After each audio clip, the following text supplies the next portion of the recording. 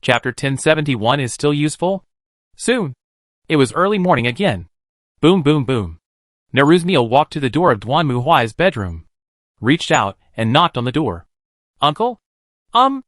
After a long while, Duan Muhuai's voice was heard from inside. It's time to get up and have breakfast. Everyone is up now. As she spoke, Naruzmiel was a little confused. You know, Duan Muhuai usually gets up early. So how come he was still sleeping after she came back from training today? This was really a bit strange. Oh, I see. I'll go there later. Duan Muhuai's voice sounded a little weak, as if he had not slept all night. However, for Naruzmiel, there was something even stranger. Uncle? What's wrong? Anything else? What did you do to Maria? Maria? I didn't do anything. Huh? But I saw her this morning. Speaking of this, Naruzmiel couldn't help but recall the scene when she saw Maria this morning. The little guy who was always lively and energetic on weekdays was curled up in a corner of the restaurant with a pale face this morning, trembling all over, as if he had encountered something terrible. Maybe she saw something she shouldn't have seen. Well, it's okay. I'll be there in a while. Well, I'll go to the restaurant first. Duan Muhuai breathed a sigh of relief when he heard Naruzmiel's footsteps leaving from behind the door. Then he stood up and stretched his sore body. This is really unexpected. Duan Muhuai spoke silently as he looked at the messy room in front of him. No wonder he said that. As Duan Muhuai said, Duan Muhuai's bedroom was in a mess, and two petite and slender bodies were lying on the bed and the ground. At this moment, Stino and Uriel had completely lost their arrogance from last night. One of them lay on the bed, and the other lay on the ground with her back, with lifeless eyes, motionless like puppets. If it weren't for the swollen abdomen that was rising and falling slightly, one would even think they had become dead. Oh, I never thought you would be so brave, Master. As the voice fell, the next moment Ling Nu appeared behind Duan Muhuai with a smile. Originally, the Bell Girl wanted to get involved, but the scene was too horrible. Even the Bell Girl was frightened. You mercilessly ravaged and toyed with the girl in front of you. I never thought that you, the Master, had such a devilish side. To be honest, this was beyond my expectation. Hearing Ling Nu sigh, Duan Muhuai also shook his head. He was not talking nonsense, but was really sighing. In fact, at the beginning, Duan Muhuai just wanted to teach the sisters a lesson like he did to others. After all, he had discovered that the reason why the sisters were so arrogant was that they were too confident in their own capital. This is understandable. Just like in modern society, everyone wants to pursue beautiful women, so they respond to their requests and compete to be licked dogs. Over time, these beauties really think that all men will listen to them. Of course, they are not unaware that the ultimate goal of these men is to covet their bodies. After all, if they were not beautiful women, there would not be so many licked dogs who would take the initiative to come to their door. But the problem is that this gives them a wrong perception of reality, to the point that they believe that almost all men will do anything to get them, and will succumb to their every idea. Well, most normal men are like this. But what about gangsters? Who the H.L. is trying to be your bootlicker? Brothers? This girl is so pretty. Let's take her to the alley and have some fun. After you're done, I'll take your money away. If you dare to talk nonsense, I'll just stab you to death. Do you believe it? After being slapped hard and facing the gleaming knife, those arrogant beauties finally realized that everything they relied on was meaningless and worthless in the face of naked violence.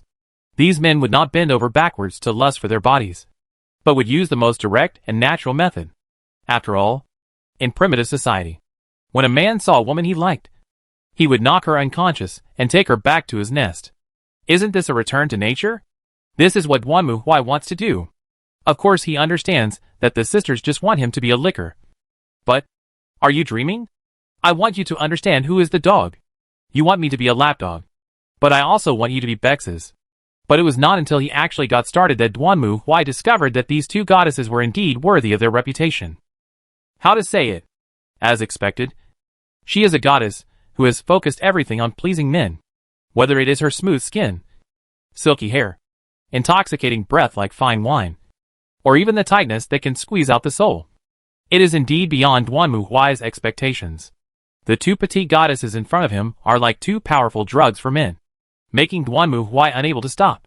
Duan Muhuai had a similar experience with Ling Nu before. But Ling Nu used special skills from female ninjas. It can be said that without these skills, Ling Nu would be no different from an ordinary girl. But these two goddesses are truly extraordinary. How should I put it? They are indeed the embodiment of men's idealized dreams. Just being obsessed with them is enough to make Duanmu Huai open the floodgates, and he is completely unable to stop his obsessive desire. So much so that he now feels backache. After all, it's been a whole night. Now Duanmu Huai feels that his brother is completely numb. Just like a person who ran a 20,000-meter marathon and can't even feel whether his legs exist. Duanmu Huai now has a similar feeling. Well, I touched it, and it's still there. That's okay. Little sister Maria wanted to come over to join in the fun. But the owner scared her away.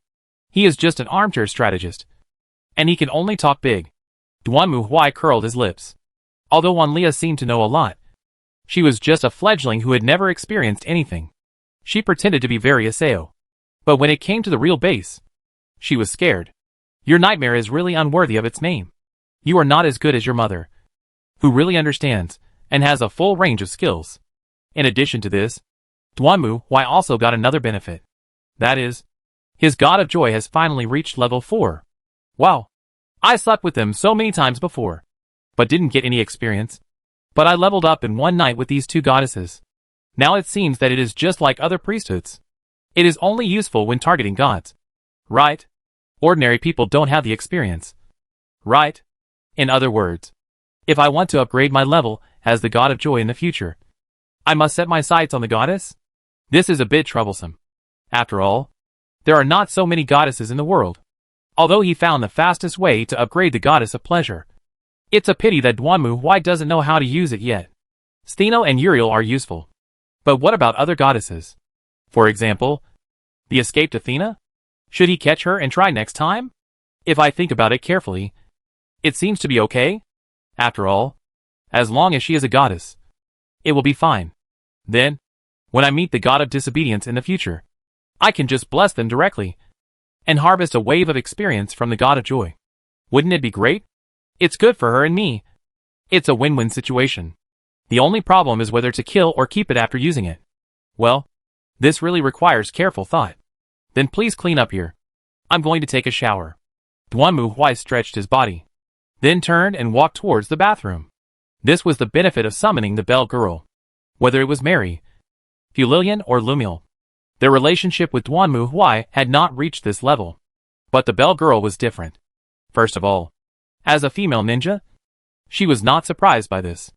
And from a certain perspective, the Bell Girl was also a master who taught Duanmu Huai many skills. The two of them were also close friends. How dare you treat us like this? At this time, the girl goddess lying on the bed slowly raised her body and stared at Duanmu Huai. Judging from the tone of her voice, it should be Stheno. Huh? You guys came to me on your own initiative. Okay. Duanmu Huai turned his head and looked at Stheno with a look of disdain. Are you kidding me? How can a grown man like me be frightened by such a little female ghost? Since you guys took the initiative to deliver it, don't blame me for being rude. What's the matter? Is there a problem? Don't think it's over. We will make you submit to us completely and become our slave like the other heroes. Give us everything you have. This is my line. I will teach you what a master-servant relationship is. By then, you will become my most obedient pets, wagging your butts to beg for my favor. Hearing this, Stheno's expression was also cold. Are you challenging the goddess? You are so foolish and ignorant. If you leave us, you will eventually become a useless person who can do nothing but beg for our charity. By that time, we will definitely laugh at your stupidity and recklessness, and then abandon you completely. It's a pity that the way you cried and begged for mercy on the bed last night was not very convincing. Just wait. I promise to turn you into silver slaves who can't be satisfied by anyone except me. When that time comes, you will take the initiative to beg me to love you. I am really looking forward to that day. Duanmu Huai and Stheno stared at each other fiercely, and even a hint of anxious ionized air could be heard in the air. If I had to give this scene a name, well, the Gorgon sisters want me to confess the God's Brain War? It will definitely sell well. Chapter 1072, Is there such a development? After taming Stheno and Uriel, Duanmu Huai went to school after breakfast. After all, he still had a lot of work to do. For example, three-way discussion. To be honest, Duanmu Huai has never seen this kind of work in China. After all, generally speaking, most students in China are required to take the college entrance examination. At most, the teacher will only help you consult which university to apply to and what major to choose. Of course, these all depend on the score line. In fact, the interviews here are similar. Teachers communicate with parents and students, and then ask about students' future ideas and prospects. Duanmu Huai had complained to Zhu Rui before, but the latter, actually, I haven't thought it through. This is normal. Many students have never thought about what they will do in the future before the college entrance examination. As the class teacher, Duanmu Huai naturally has to do this work. Fortunately, some students in his class have already decided on their future paths. For example, Kusaka Reina has decided to go to music college and continue playing the trumpet. Mary has also commented that her skills are quite good and she will have a bright future if she pursues a professional career. But some people have other things to report. That's all the information Ria-sama asked me to report. Sitting in front of Duanmu Huai, Tachin Kitten spoke expressionlessly. That's right. This person came to report to Duanmu Huai on the follow-up of the last attack by the old Demon King faction under the pretext of a three-way meeting. According to Rias, after the previous attack, the old Demon Kings of the Demon World were basically wiped out, because they were not only stupid enough to attack Duanmu Huai, but their leaders also went out of their way to cause trouble for the current Demon King, Surzex. Of course, they were not stupid, and according to the ideas of these old Demon Kings, they originally wanted to raid the ranking competition, capture Rias, and use her as a hostage to force Surzex to submit. As a result, the Inquisition killed all the kidnappers. And the unlucky guy, who had no bargaining chips, was naturally ruthlessly wiped out by the current Demon King. From this point of view, these guys are really pitiful. Of course, these have nothing to do with Duanmu Huai, but it cannot be said that they have nothing to do with him. Because Rias also brought bad news to Duanmu Huai. The ranking competition is temporarily terminated. Upon hearing the news, Duanmu Huai's brows immediately frowned. Yes, considering that the opponent will raid the ranking competition this time, and perhaps they will make similar moves in the future. So for safety reasons, the ranking competition has been temporarily suspended. It will not start again until a better way to ensure the safety of the ranking competition is figured out, which may take some time. So troublesome. Duanmu Huai was a little unhappy when he heard the news. After all, the only way to unlock the list now is the ranking competition. As for the national competition of the Wind Band Club, it will take a few more months, at least until the third semester. Killing the God of Disobedience does not seem to be a main quest. At least when Duanmu Huai killed those two before, he did not give any rewards. It is estimated that the same will be true for Athena this time. By the way, Athena disappeared after last night. The only thing Duanmu Huai can be sure of is that she is definitely not in this city at the moment. Otherwise, with his divine power, it would be impossible for him not to be aware of her presence at all. Of course, it is also possible that Stheno and Uriel suck too much, making Athena too weak to notice. But if that's the case, there's nothing we can do about it. This is a matter of the demon world, and Duanmu Huai has nothing to say. Then please tell Rias that we hope the three parties can put more effort into finding the divine tools. After all, the coming of the God of Disobedience is also troublesome for them. Right? Yes. After the three-way talk, Duanmu Huai also came to the classroom. When the noisy students saw him come in, they immediately shut up. Although most people found that Duanmu Huai was not as scary as he seemed after he became their class teacher, his aura still made these students involuntarily willing to listen to him. Okay, I think you're all getting impatient, so I won't waste any more time talking. Duanmu Huai first nodded to the deputy head teacher, Zhu Yongkai, who was standing next to him, and then looked at the students who were sitting obediently below.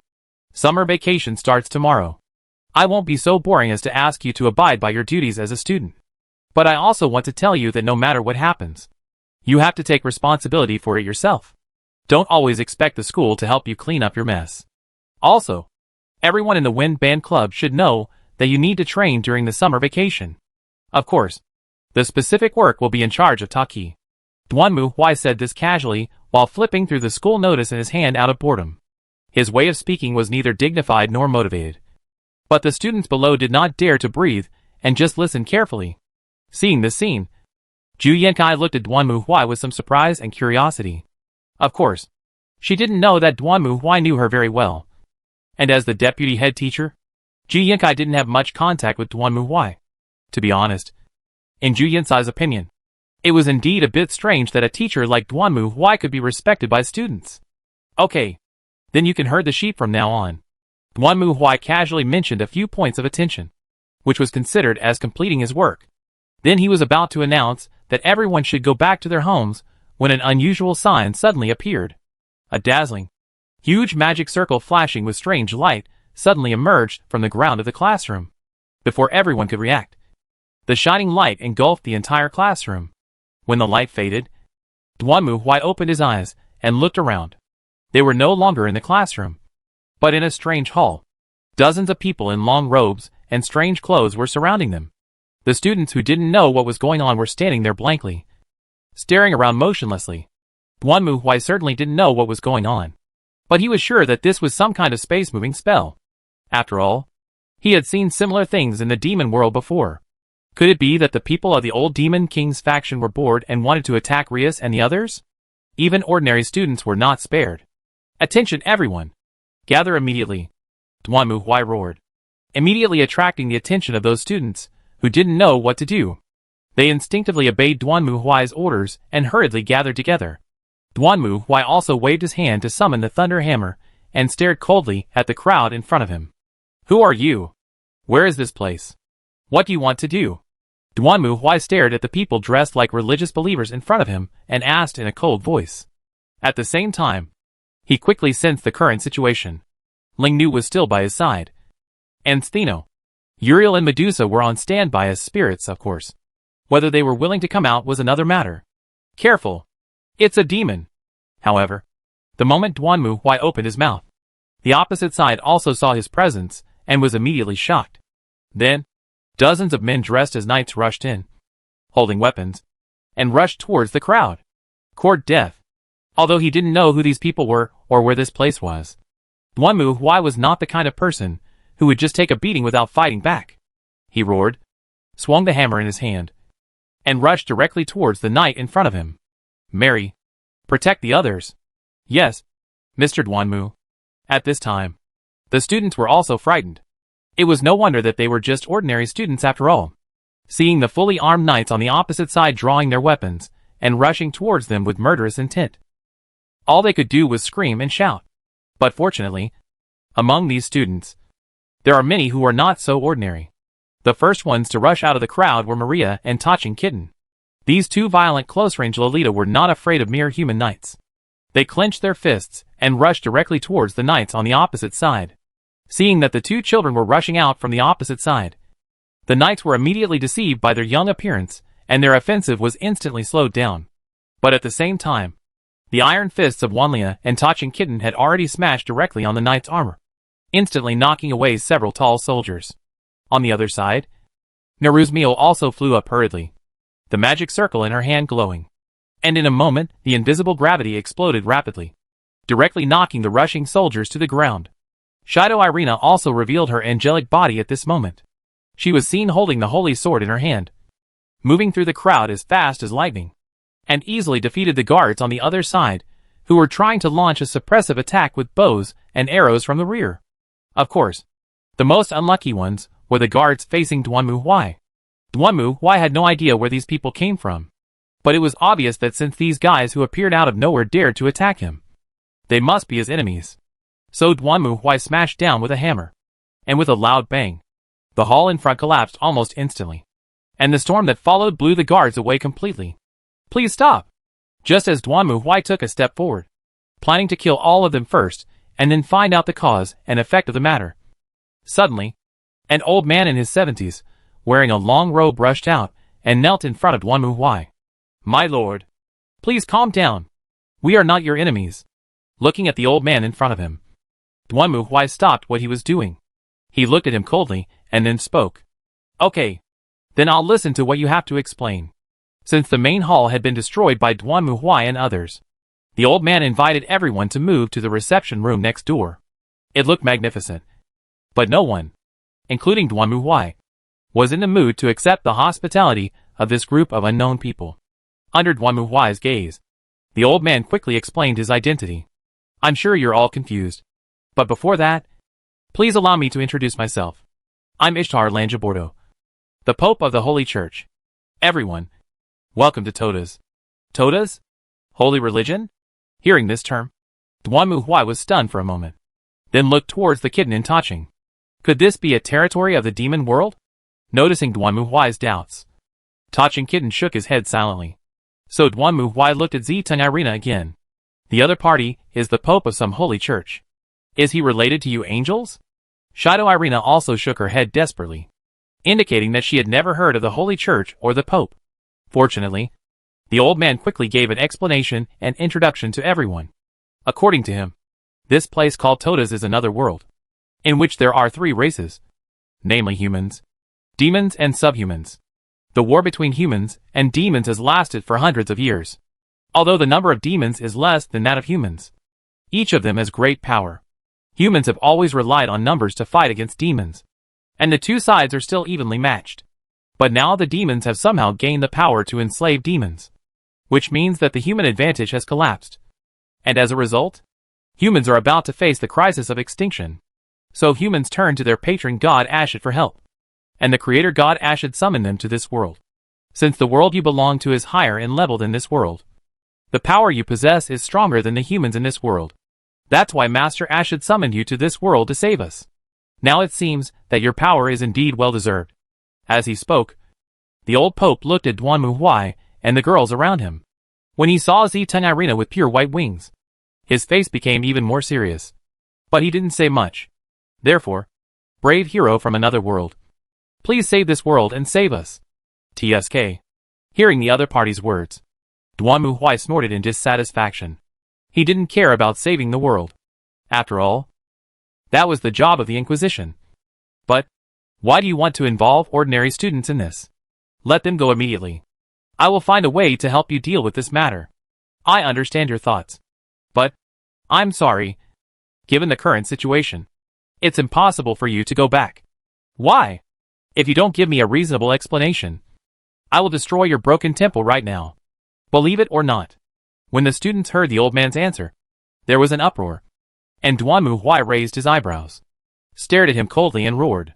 Faced with Duan Muhui's anger, the old Pope was so frightened that he fell to his knees, trembling constantly.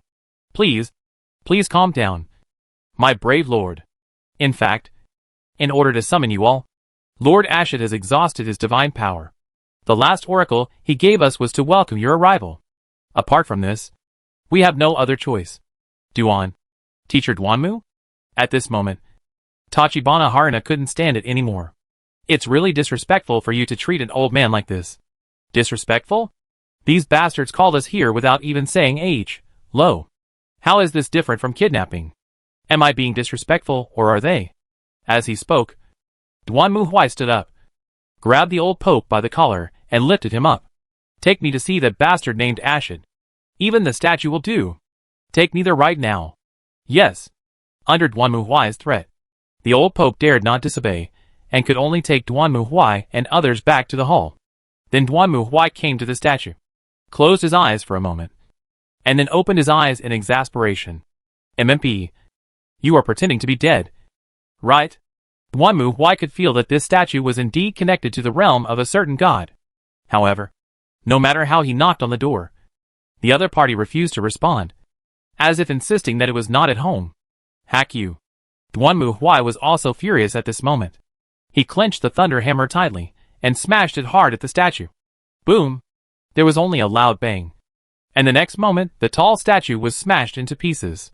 Seeing this scene, both the church believers and the students were so scared that they were speechless, while Duan Muhui stared coldly at the remains of the statue, and retracted his gaze after a moment. Well, it seems that he is really not at home. Damn it. Duan Muhui is really insane. If it was just him or a few people, it would be fine. But it even involved ordinary students. That's another matter. He happened to be the judge of the tribunal, and saving humanity was his job. I'm so angry. I really want to pin this bastard to the ground and rub him. Fufufu. This is the price you pay for disrespecting the gods. Stupid master. At this time, the ridiculous Theno and Uriel could also be heard. How do you feel now? However, in response to the twins' ridicule, Duanmu Huai simply gave an order. In the name of the command spell. From now on, Steno and Uriel will be in a state of excitement. You are not allowed to climax without my permission. Master, you actually... Okay. Now it's quiet, Mr. Duanmu. At this time, Mary also came over and whispered in Duanmu Huai's ear. I understand that you are angry, but the current situation is not favorable to us. If this is really a new world, then I suggest that we should first figure out the situation of this world, and then make a decision. Well, it seems that this is the only way now. Hearing what Mary said, Duanmu Huai took a deep breath and suppressed the boiling anger in his heart. Then he walked up to the old pope and stared at him. So, what's next? Chapter 1073, Otherworldly Events. According to the old pope, they were now in the sacred mountain, and at the foot of the sacred mountain there was a kingdom, which was the most powerful resistance force of mankind. The old pope's original idea was to invite them to that kingdom, and then the other party would welcome them. But before that, Duanmu Huai found a room and gathered everyone together.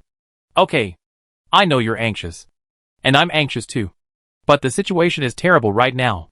Duanmu Huai paced back and forth in front of the students with an angry look on his face. Is there anything else you want to say? Hearing Duanmu Huai's question, the students also looked uneasy.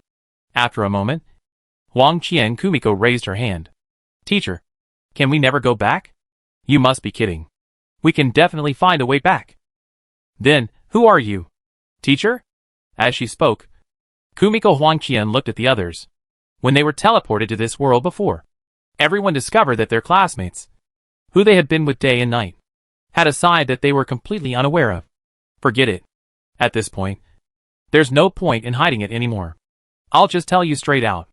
Duanmu Huai had no sense of confidentiality, so he quickly introduced the situation of the tribunal and the three forces. After listening to Duanmu Huai's introduction, the students were also shocked. The Inquisition is an organization that protects humanity. Are Mr. Duanmu and Ms. Mary both members of it? Irina-san is actually an angel? Taha-san, Naru-san, and Maria-san are demons? That's so cool. What was somewhat unexpected was that, after listening to Duanmu Huai's explanation, these students became excited instead. After all, they are now in their second year of junior high school. No one doubted that Duanmu Huai and the others were lying, although Duanmu Huai's statement was indeed incredible. In the previous battle against the temple guards, the girls did show extraordinary and unimaginable fighting power. In addition, these children were modern people and had been influenced by novels and animations, so they quickly accepted this fact. There were also a few girls who were originally on good terms with Shido Irina, who now ran to Irina and curiously reached out to touch her wings. And those boys were also very excited at this moment. Teacher, that old man said that we are heroes. Does that mean we also have great power? Oh, what a little devil. Hearing the boys' excited discussion, Duanmu Huai snorted coldly. Then he reached out and knocked on the table. Be quiet. You are all so stupid. Can't you see it? Why? Duanmu Huai was still very intimidating. Hearing his roar, the other students immediately sat down and shut up, looking at each other in confusion, wondering what they had said wrong again. Do you remember why that old guy summoned us here? What did he say? In response to Duanmu Huai's question, everyone was silent for a moment. And then Duanmu Huai randomly pointed to a boy. You answer. Yes. Teacher. He said that the humans in this world are threatened by demons and are on the verge of extinction. So he asked for our help to eliminate the demons and protect humans. Speaking of this, the boy also looked excited, and it seemed that he had read a lot of similar light novels and animations. Upon hearing the other party's answer, Duanmu Huai grinned grimly. Oh, why? You feel excited? Not really. But this is really amazing. Isn't it? After hearing the boy's answer, the other boys nodded. This was normal. Which man doesn't have the fantasy of protecting humanity, fighting against the devil, and saving the world? Well, you're so excited when someone asks you to die. If this were a test, you'd be out right away. At this point, Duanmu Huai's expression became serious, and the others were also startled. Send to death? Nonsense. Didn't you just say that the old man summoned us here to let us fight against the demons? This means war. which means you have to go to the battlefield to fight. What? Do you think it's easy for you to survive on the battlefield? There is also a game over in the game. You don't think you can complete it with one life? Hearing this, the boys who were so excited just now suddenly calmed down, as if a bucket of cold water was poured on their heads. Perhaps they played the game too much. So they forgot that this was not a game, but reality. They were not controlling the characters in the game to pass the level, but they had to fight in person. The other students were also frightened by Duanmu Huai's words. But that old man looks very kind and gentle. That's nonsense. They are begging you to die. So of course you should be nicer. Do you think they will say right away, "For us? You should die?" Do you think you will help such people? I can tell you that the people in this world will definitely be humble and respectful to you, and very friendly to you. But this is not unconditional, because in their eyes, you are the brave ones who have to fight against the enemy to protect them. That's why they think so highly of you. You should all have some self-knowledge. There is a saying in my country that those who are nice to you are either treacherous or thieves. You must remember this when you enter society in the future. If someone you don't know is nice to you for no reason, he must be after something from you. As he spoke, Duanmu Huai slammed the table. And here, they are after your lives. Do you understand? Yes. Louder. Haven't you eaten? Strictly speaking, I didn't eat it. Yes. Although it was already dinner time and everyone's stomachs were growling with hunger, they still mustered up the energy to respond loudly. Very good. Duanmu Huai nodded with satisfaction and turned away. Kitty. Mio. How are things going over there? At this moment, not far from Duanmu Huai, Taching Xiaomao and Naru's Mio were constructing a teleportation array for demons. After all, the demon world where demons lived was also a different world. Since demons could use this teleportation array to travel back and forth between the demon world and the human world, it should work in this world as well. But unfortunately, Taching Kitty shook her head, and Naru's Mio also looked frustrated. Sorry, Uncle, it doesn't seem to be working. Why? It may be too far. Or it may be that the magic power is not enough. Or it may be that something is blocking our perception. In short, we can't sense the teleportation array that was originally located in our world. Is there a specific solution? This? I have no idea. If the teacher were here, maybe he could come up with something. What did Fu Lilian teach you? Looking at the speechless Naru's Mio, Duanmu Huai rolled his eyes, and Naru's Mio lowered her head. The teacher only taught me the basics of magic. She said that I only need to practice this for the time being. I need to practice for 30 to 50 years before moving on to the next step of teaching. Because I don't have much talent. The more she talked, the quieter Naru's Mio's voice became. She was helpless about Duanmu Huai, which was normal. From Fu Lilian's point of view, Naru's Mio was basically a 16-year-old magic illiterate. And it must be much more difficult to eliminate illiteracy than an elementary school student who started from a young age. But 30 to 50 years is too long. If magic doesn't work, what about science? Duanmu Huai opened his personal terminal. To be honest, although the other party said that this was a different world, he didn't really believe it. The reason was very simple. He had already traveled through a different world once. And logically speaking, he would not travel through it again. In Duanmu Huai's opinion, this so-called different world was more like an alien civilization similar to the Earth. If this was the case, then he might be able to contact the tribunal. However, the result is the same. It seems like there is some interference. Looking at the data jumping on his personal terminal, Duanmu Huai frowned. He was not an expert in this area, but he could see that his communications were obviously interfered with. There is no need to say what comes next, given the nature of the tasks in the game. Where there is interference, there is a source of interference. Once the source of interference is eliminated, then maybe we will be able to contact Lumiel and the others. So the task now is to find the source of the interference.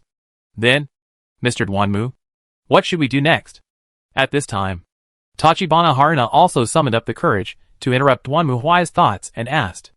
After all, Duanmu Huai was very courageous, and the students did not dare to interrupt his thoughts casually. But Tachibana Haruna was a teacher after all. To be honest, facing this abnormal situation, she was of course confused. But no matter what, compared to the confused high school students, she was at least an adult. First, determine the situation in this world. Then see how this group of people intend to treat us. And then consider the next plan. Duanmu Huai spread his hands helplessly. Although he was very unhappy. What Mary said was right.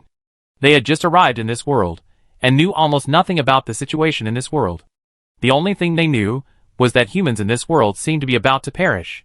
Of course, this alone is obviously not enough. The Inquisitor must protect humanity, but he must also investigate the truth behind it. However, Duanmu Huai prefers to solve problems with his fists rather than his brain. After all, he usually entrusts this role to Anne or Mary, compared to using his brain. He felt that using his fists was more direct, and based on Duanmu Huai's experience, most of the time problems can be solved with fists. In short, you all need to clear your heads. Don't let the other party blow you up so much that you don't know your last name. Do you understand? Duanmu Huai gave the students another word of advice, and after making sure that they had listened to his words, he opened the door and stepped out of the room. The old bishop and the believers were waiting there. When he saw Duanmu Huai appear, the old bishop smiled attentively. But before he could open his mouth, Duanmu Huai suddenly pointed at him. And then, crack! As a light like a camera flash suddenly flashed. Everyone was stunned. And only then did Duanmu Huai put down his hand. Okay, now you can explain it to us, but I have to remind you first that it's best not to talk nonsense. Of course, I will explain it thoroughly to all the heroes. Perhaps knowing that Duanmu Huai and others would not be easily fooled by him. The old pope had to put aside his original attitude and humbly explain their situation to everyone. In simple terms, this world is a bit similar to Naruzmio's world, which is also divided into angels and demons. And then, the angels of God and the demon armies started an eternal war. As for humans, they became the one caught in the gap between the two sides. Similarly, angels and demons will also use humans to enhance their own strength. However, unlike the reincarnated demons or angels like Tachin Kitten and Zitun Arena, the angels mainly guide and lead the strong among humans to stand with them to fight against the demons. After all, once the demons win, humans will be completely enslaved by the demons. In this case, humans naturally stand in the angel camp and launch an offensive against the demons. Of course, there is white and there is black. Although most humans worship angels, some humans have fallen into the devil's accomplices for various reasons. They mixed with the blood of the devil and became half human and half demon. In the world of Faerun, they are actually the same as tieflings. That's why humans call them demons. In the end, the angels successfully defeated the demons and sealed away the 7 demon kings.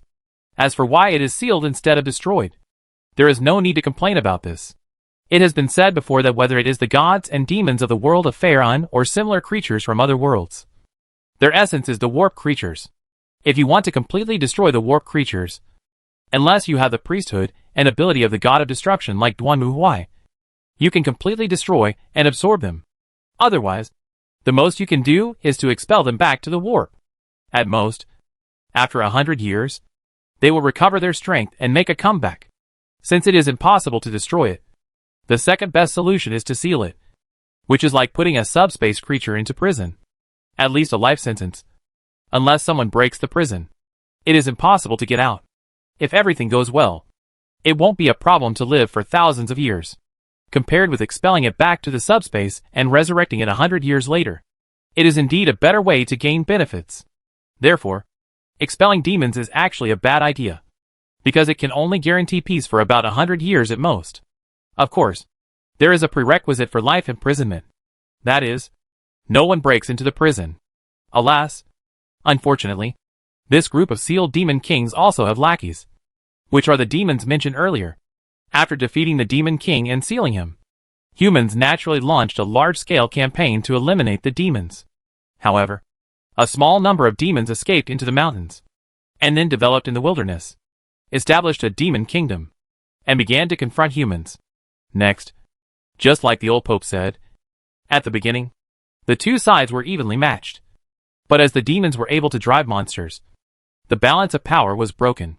But the problem now is not just as simple as the demons being able to drive monsters. But more importantly, they have evidence that the demons have unlocked the seal of the Demon King, and therefore have gained the power to drive monsters. Once the seals of the 7 Demon Kings are all released, humanity will truly suffer a devastating disaster. Well, why not ask the gods and angels for help? Hearing this, Tachibana Harna asked in confusion.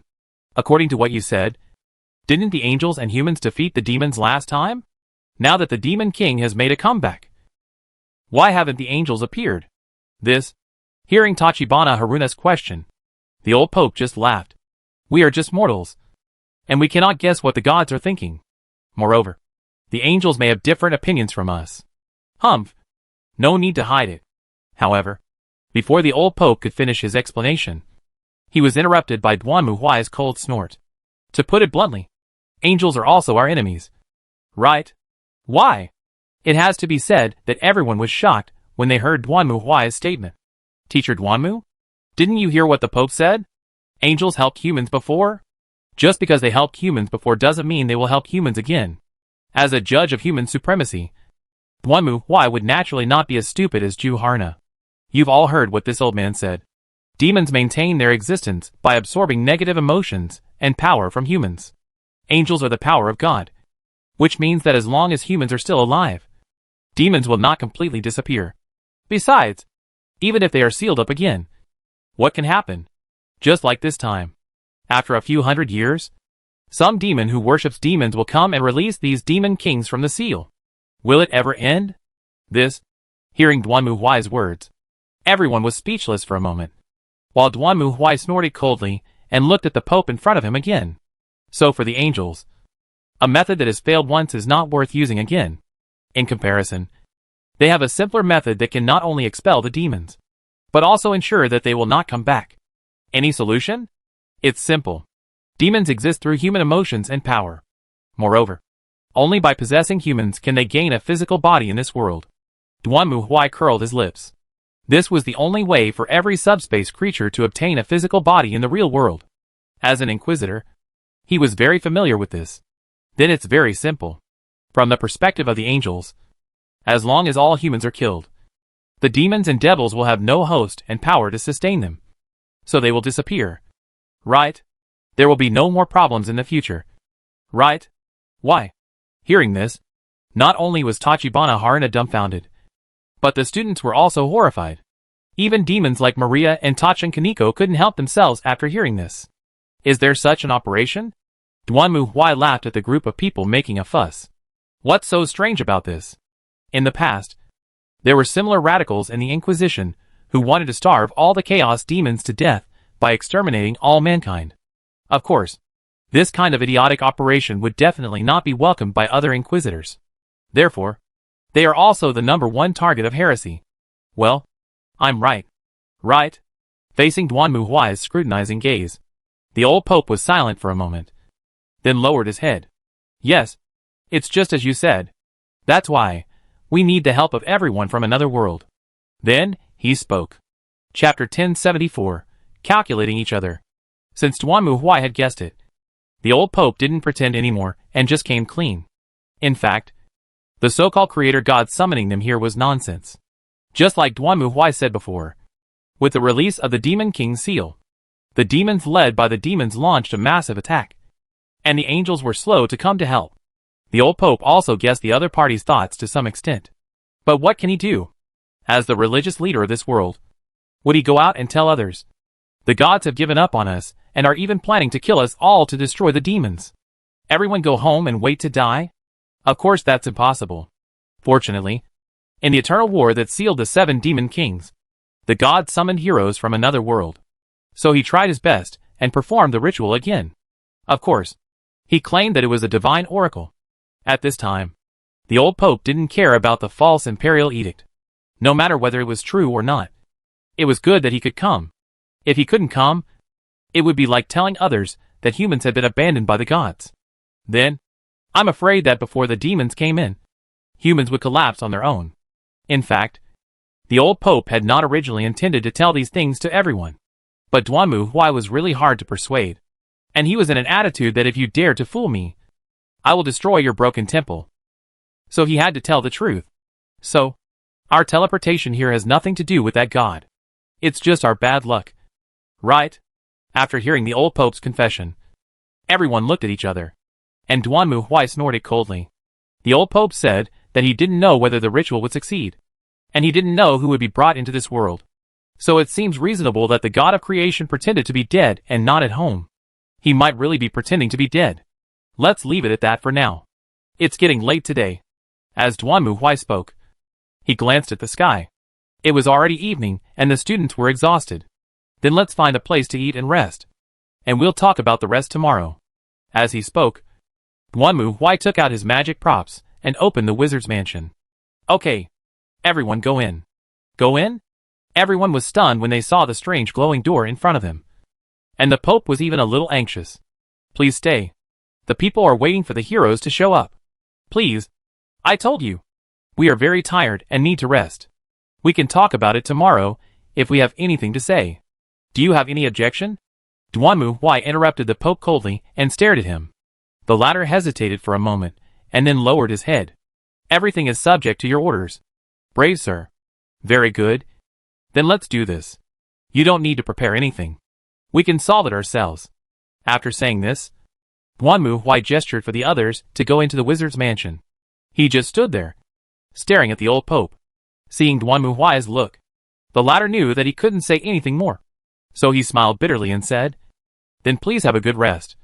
Brave men. And left with the others. Snort.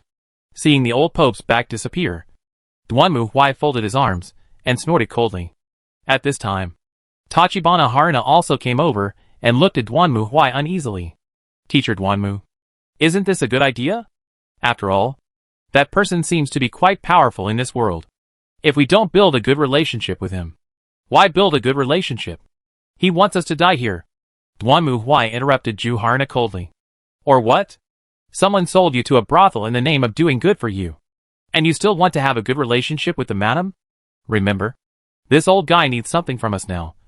So we can't act too weak. Otherwise he will definitely take advantage of us. Didn't you notice that this old guy has been testing us just now? Why? Hearing Duanmu Huai's answer, Tachibana was shocked. She felt that it was pitiful that the old Pope was ordered around by Duanmu Huai. He was so old. And he even had to bow his head to apologize to Duanmu Huai, which made her feel a little guilty.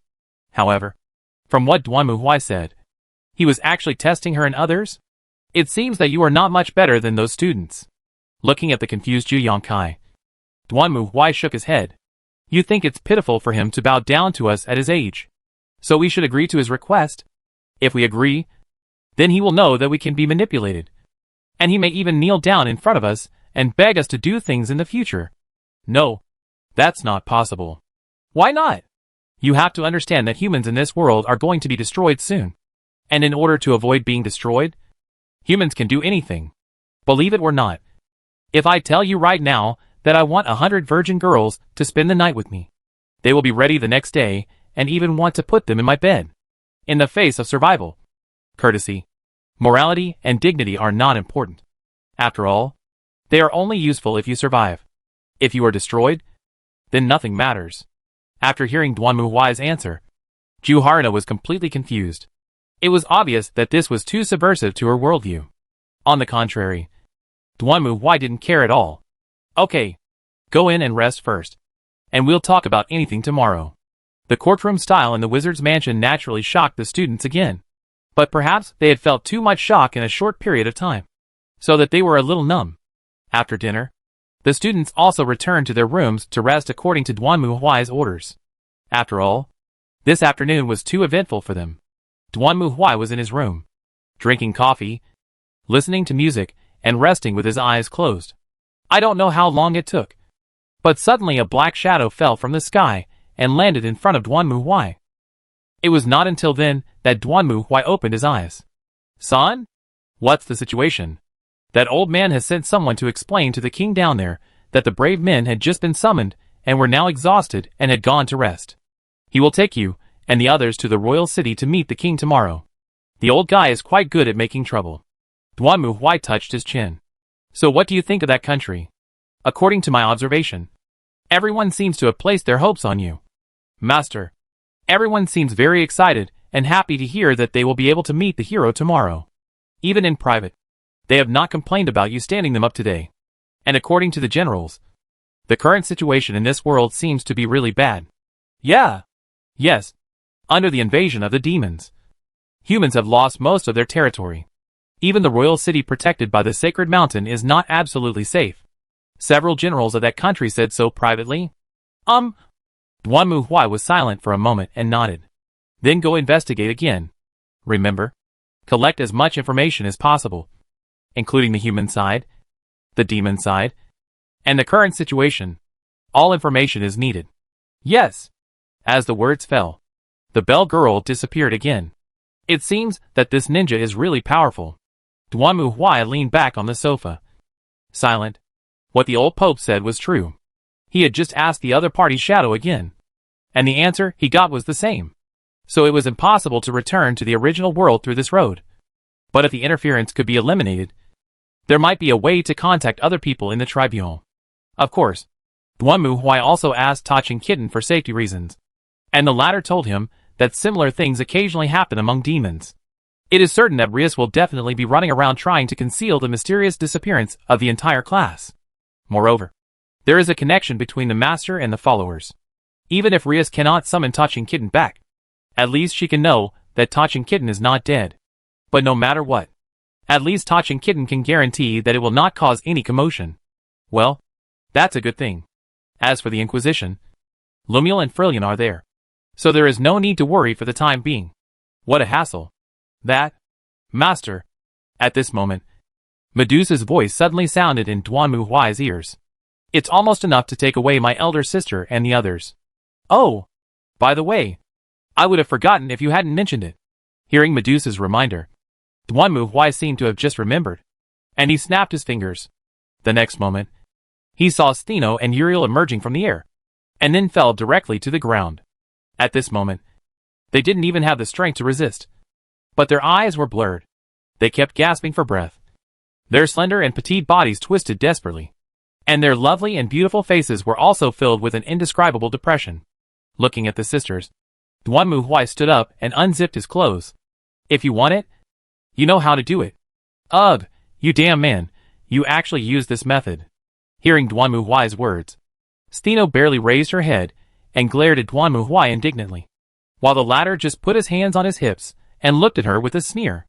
However, at this moment, Uriel seemed like a traveler in the desert who saw an oasis. Her eyes were shining, and she crawled to Duanmu Huai almost using her hands and feet. Then she stuck out her tongue, like a traveler thirsting for nectar. It seems that she has made her choice. Looking at Uriel, who lowered her head in front of him, Duanmu Huai laughed and then looked at Stheno. How about you? In that case, I'll just have to play with Uriel first. As he spoke, Duanmu Huai stretched out his hand. After all, I still prefer obedient children. Chapter 1075 Station. The next morning, Duanmu Huai gathered all the students together. Okay, I think now that a night has passed, you have all calmed down. Do you understand what to do? His teacher, looking at the students who were answering Duanmu Huai's questions with full energy. Tachibana Harna sighed silently beside them. In fact, when she returned to her room and lay on the bed to rest last night, she finally understood what Duanmu Huai meant. No matter what. For those children, they suddenly came to a strange and unfamiliar world, and were forced to be called heroes and asked to fight on the battlefield. It is certain that this would make the children's minds extremely confused, and they would not be able to think properly. If they followed the other party's arrangement in that situation, they would be trapped by the other party.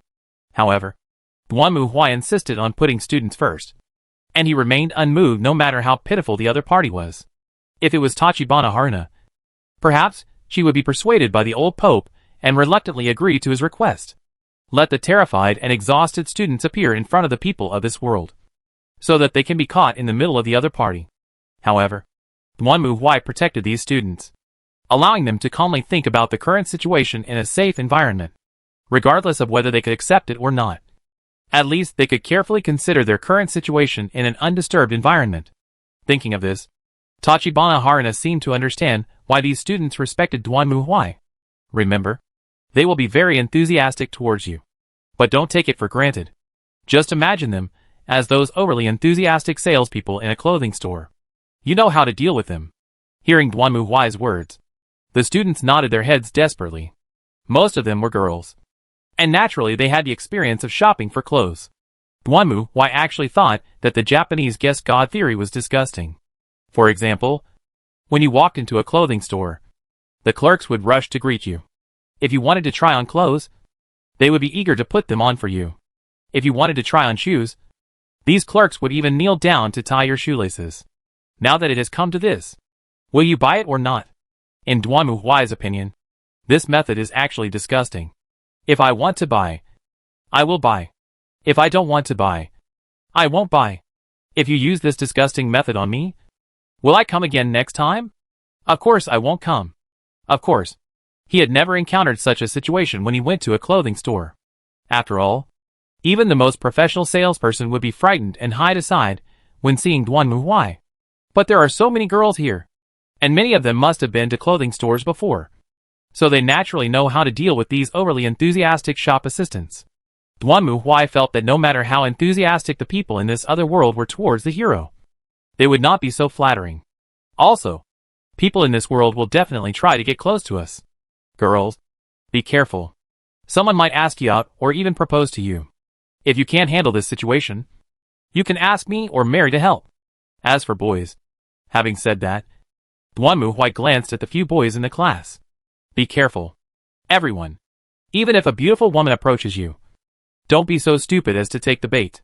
Remember, no matter if they say they are attracted by your handsomeness, gentleness or anything else, it is because you are heroes. If you are not heroes, they will not even look at you. If the king of this country has a daughter, he might want to marry her to me. Is it because I am handsome? After hearing Duanmu Huai's words, the students below also chuckled, and the originally tense atmosphere relaxed a lot. Anyway, this is the situation. Just treat this as a relatively dangerous off-campus trip abroad. Duanmu Huai waved his hand, and the students calmed down. Duanmu Huai had already told them that the angels and demons who stayed there would help conceal the situation, and would also use some means to make their parents and friends mistakenly believe that they had left temporarily. So at least, they would not worry about their safety. Now they themselves have not encountered any life-threatening threats, and they don't have to worry about whether their parents will be sad because of their disappearance. Most people have calmed down. At least for them. Most of the worrying problems have been solved. The only thing that cannot be solved is when they can go home. Then let's go! After that, Duanmu Huai took back the wizard's mansion, and then, surrounded by the old pope and believers, came to the kingdom of Heilig under the sacred mountain. Facing the arrival of Duanmu Huai and others, the king and his ministers held a warm welcome ceremony when they walked into the royal city. Accompanied by the ringing of bells, citizens on both sides lined the streets to welcome them and even scattered flower petals.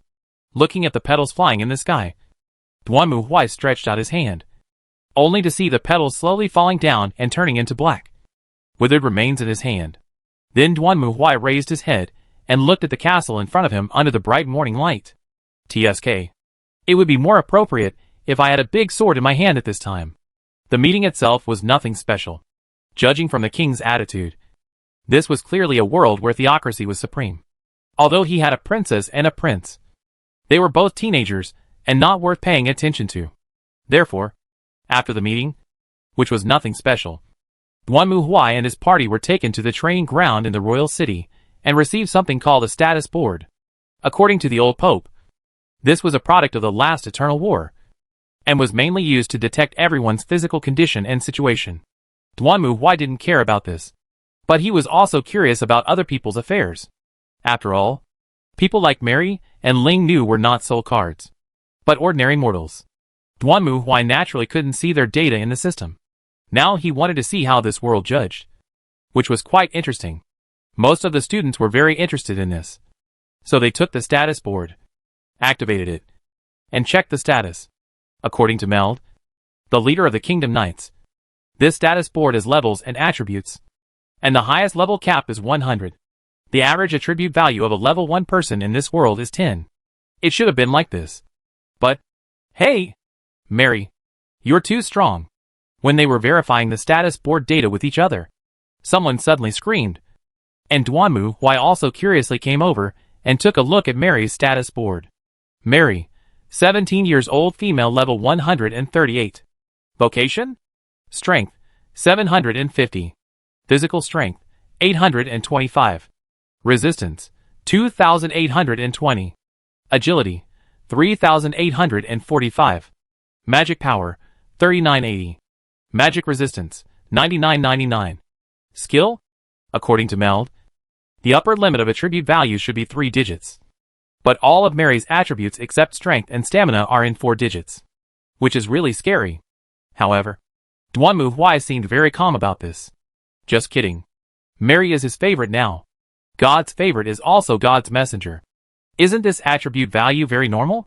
But Mary's vocation and skills are? Which means that the status board of this world cannot detect her abilities. Well, this is normal. Duanmu Huai does not think that the things in this world have the ability to analyze Mary's golden eyes. In addition, the levels of others were not low. Taho Kaneko and Maria were both around level 70. Shido Irina was level 85. And Naruzmio was also level 50. This was also normal. After all, unlike ordinary students, they had gone through several battles. Not to mention anything else. The previous ranking competition of the old demon faction attack gave them a lot of experience. Of course, as for ordinary students, they are basically at level 1. And their physical attributes are mostly around a few dozen points.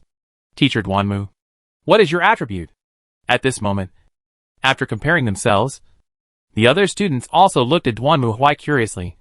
But Duanmu Huai just glanced at them and threw the status board over. See for yourself.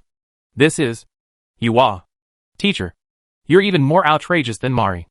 Looking at the level 999 and all attributes 9999 on Duanmu Huai's status board. Everyone gasped. What a horrible number. This is definitely a modifier. This is too much. Of course, like Mary, Duanmu Huai's vocation and skills are also, which shows that the level of things in this world is indeed limited. As expected of the brave hero, your strength is truly extraordinary. Even Captain Meld was greatly surprised. You know, as the leader of the knights of this country, he is already one of the top masters in the world. But even Meld's level is only 62. And his average status attribute is around 300. With this attribute value, he can't even compare with Tachin Kaneko and Maria. He can only compete with Naruzmio, who is currently at the bottom of the list. By the way, even Naruzmio's magic power is in the 4 digits.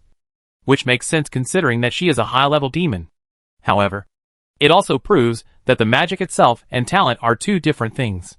Seeing that when he was regarded as Fulian as illiterate, he knew that he had no intelligence in this attribute. Duanmu Huai just shrugged his shoulders and said, You go to 9,999, because you can only go to 9,999. And I go to 9,999, because this thing can only display up to 9999. This is definitely different. Naturally, this matter was reported to the king by Captain Metal. This is unbelievable. Could it be that the status board is damaged? Even the king of Laocheng was shocked after hearing the report of the Mandar's head. I was a little skeptical at first.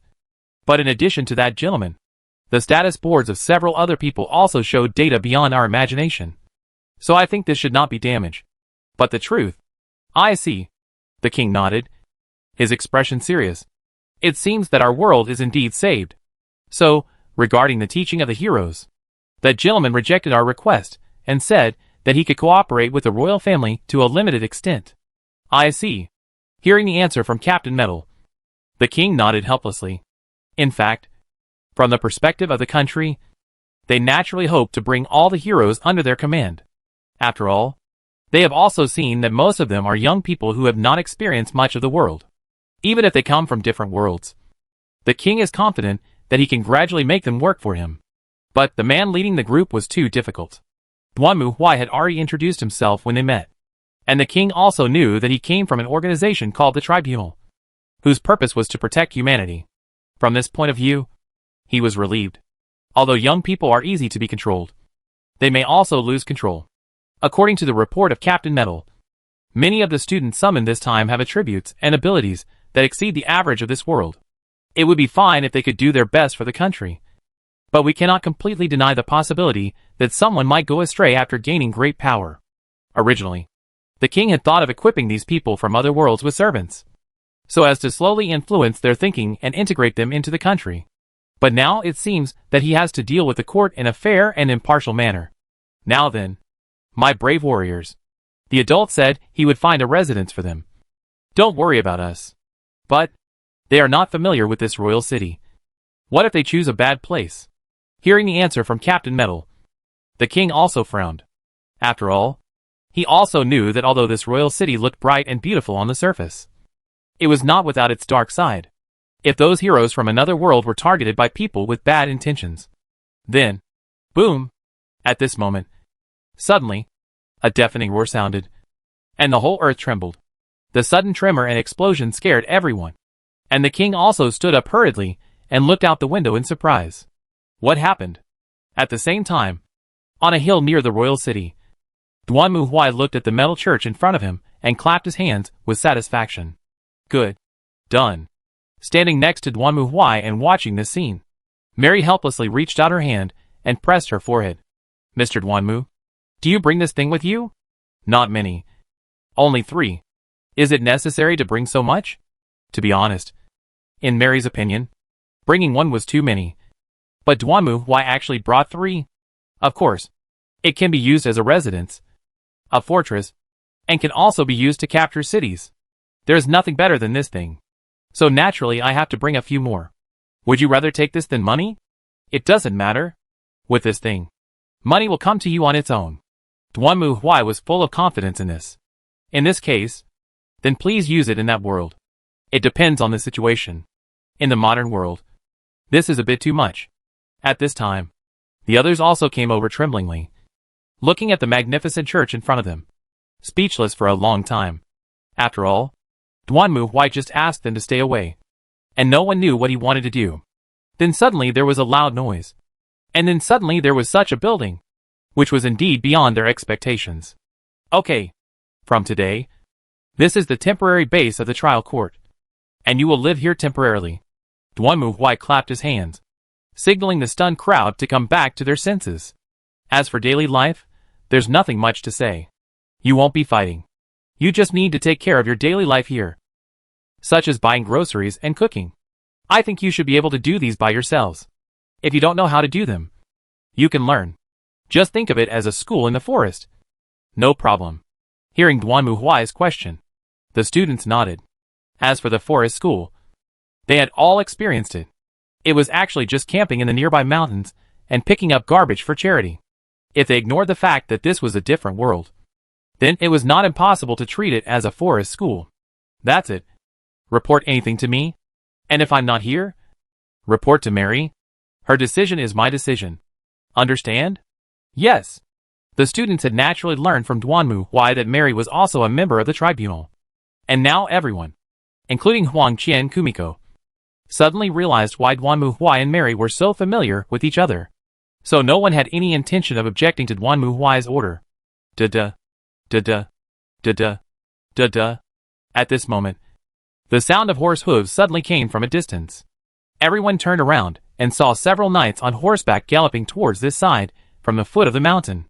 Seeing this scene, Duan Muhuai winked at Mary. You see? Don't you run over your long legs? Chapter 1076 Crisis at the Front. I never thought that the Inquisition would possess such a powerful force. Captain Meld couldn't help but sigh as he looked at the huge steel church in front of him. After receiving the king's order, he immediately led a team of men to the hillside where the sound came from. Although the mountain was located near the royal city and was not a dangerous place, the sound was too loud, and some people even spread rumors that the demons were about to invade the royal city. So he hurried over. May I ask how you did that?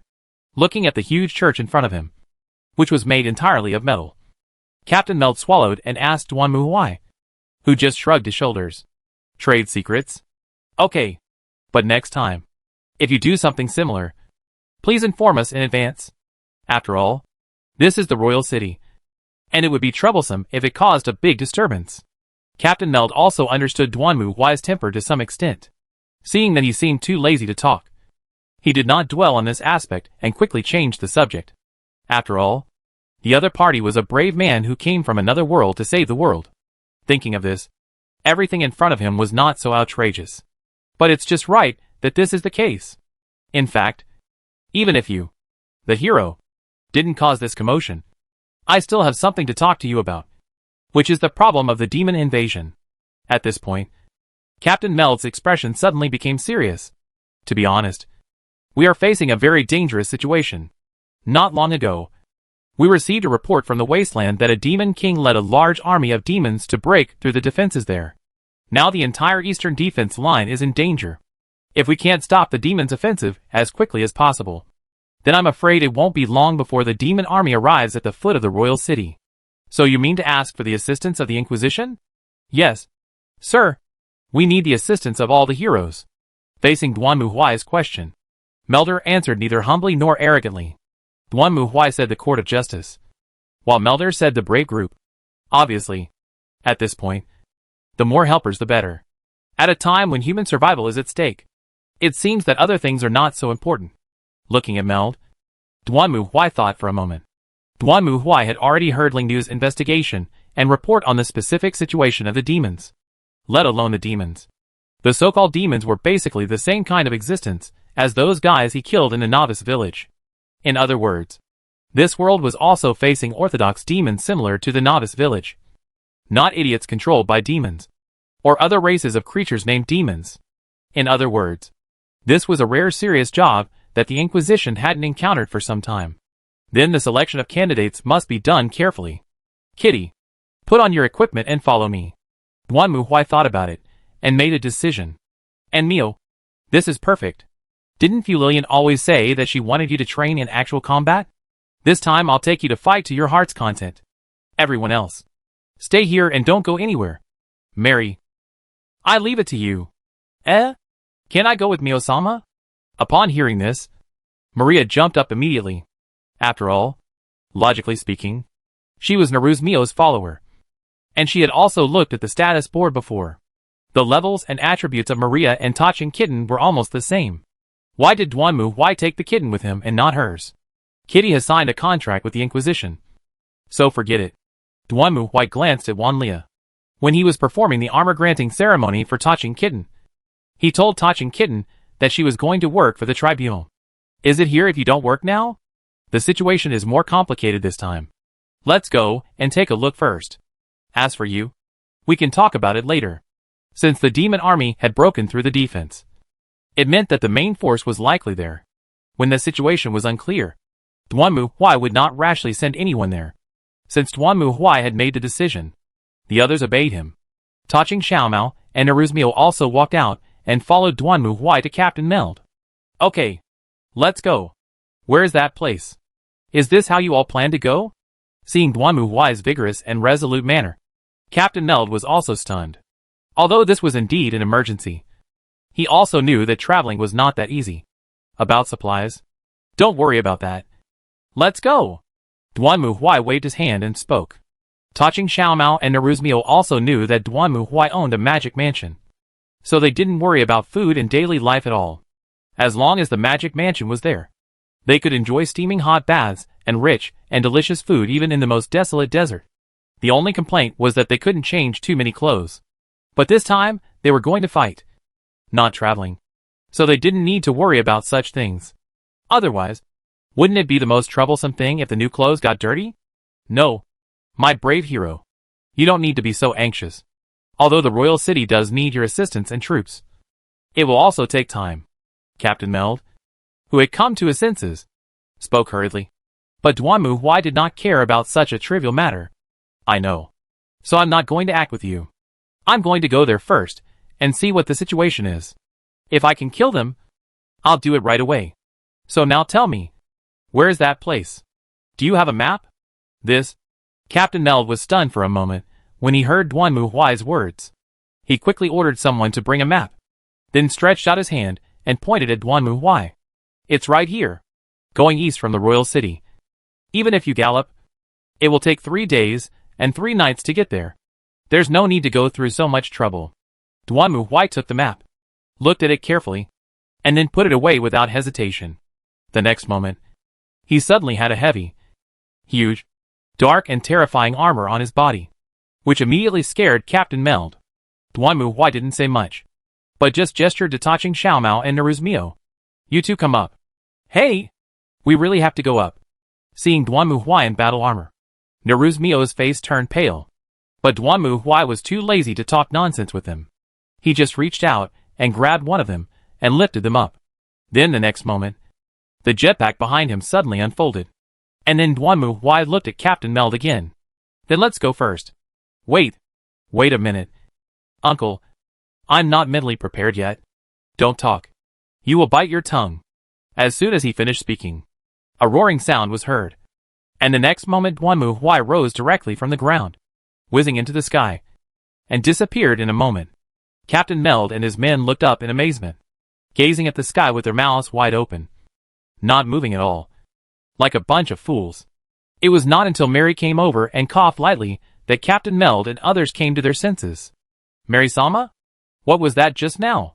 The hero. As you can see, Captain Meld, Mr. Duanmu has a way of moving that is far beyond your imagination. I suggest that you all prepare as soon as possible.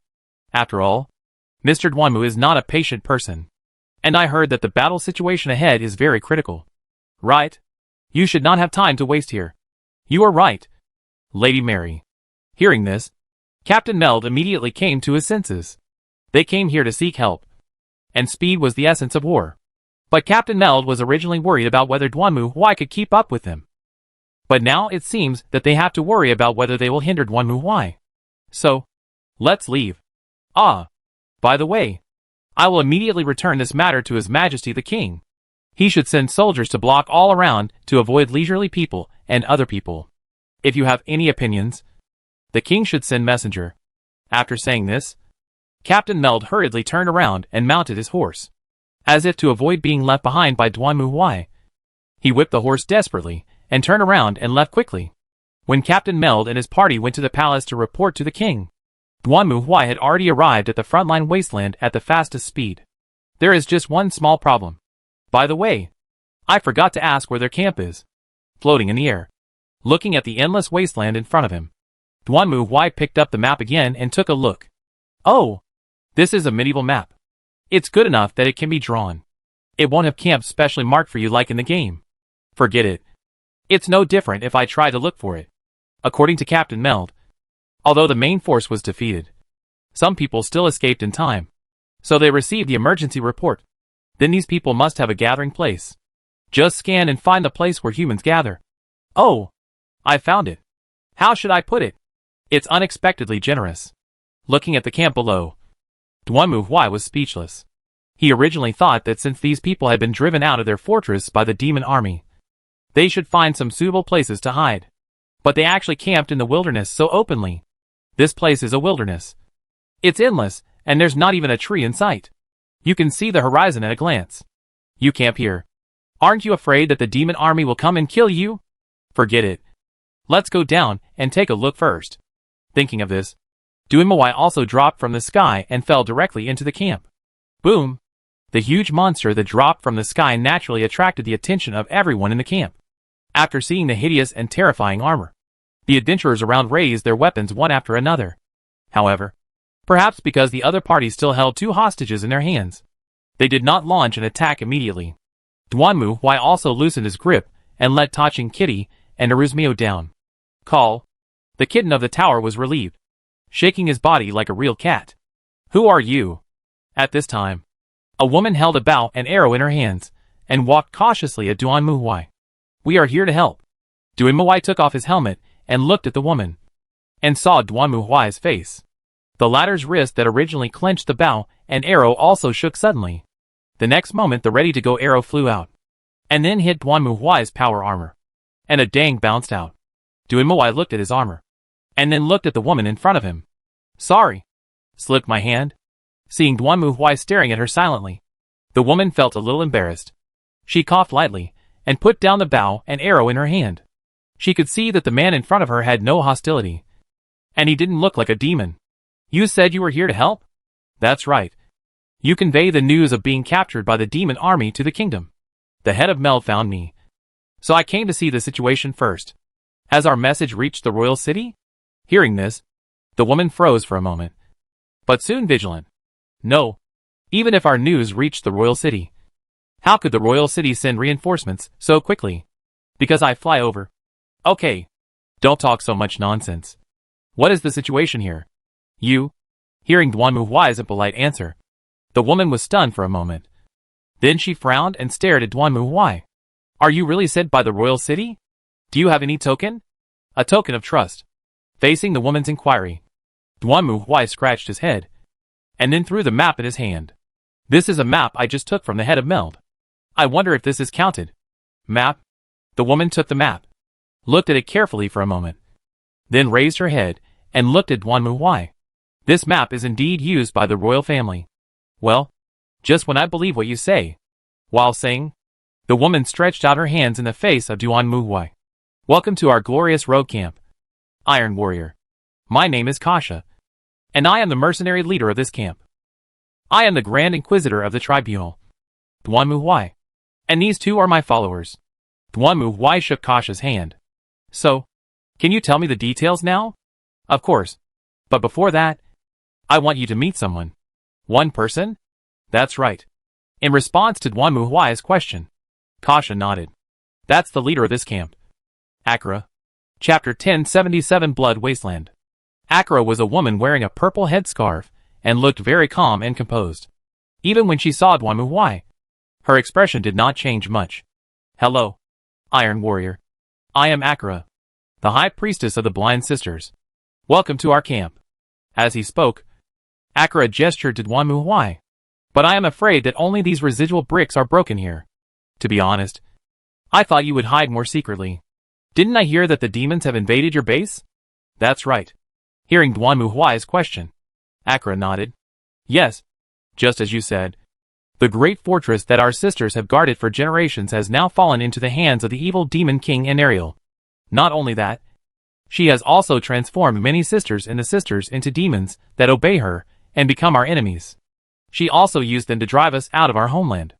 It's a shame to say that the guardians of the sisters are now either dead or wandering in the wilderness. At this point, Akira smiled bitterly. Like me. No need to say polite words. Duan Muhuai waved his hand. In short, we just need to kill that girl named Enariel. Where is your base? I'll go kill her now, and that'll be it. This is not that simple. This Iron Warrior. Hearing Duan Muhuai's nonchalant answer, Akira's eyes twitched. She had seen reckless people before, but she had never seen anyone as reckless as this one. Enariel is not an ordinary demon. She is the Queen of Pain, one of the 4 great demon kings. She is very powerful. Although I can see that your strength must be extraordinary. Iron Warrior, you should be patient in the face of a demon like Enariel. Moreover, even if you defeat Enariel, we will not be able to recapture the base for a while. Oh, how do you mean? Duan Muhuai raised his eyebrows and looked at Akira, who was silent for a moment before speaking. You may not know this, but the entire Blood Wasteland is now almost completely occupied by demons, and the power of evil has desecrated this land. The demon army led by Enariel is certainly terrifying, but our biggest threat right now comes from our former companions. Please keep it short. If this is the game, Duan Muhuai will take the task directly to Skip. Okay. Really? We have a very outstanding sister named Blood Crow. She used to be an excellent brave and hero. But when Andaliar invaded the monastery, the Blood Crow sisters were defeated. Not only that, Andaliar also resurrected our brave and loyal sisters with her cursed evil power, making her become her own. Loyalty to. Having said this, Akira lowered his head. Right now, Blood Raven is using evil power from Enariel to revive the long-sleeping corpses in the cemetery, attempting to create a terrifying undead army. Kasha once sent several people to try to stop her, but they all failed. So I just need to go to the cemetery and kill the Blood Crow. Right? That's fine. Where is the cemetery? What a bunch of nonsense. But in the final analysis, I still have to be a thug. This is not a game where I can't skip. It's really a headache to listen to NPC issuing tasks and going through the motions of explaining the plot. Leave the camp and follow the main road. After passing through the bloody wilderness and reaching the cold land, you will find the cemetery. Okay, let's do this. Duan Muhuai nodded, picked up his warhammer, turned around and left.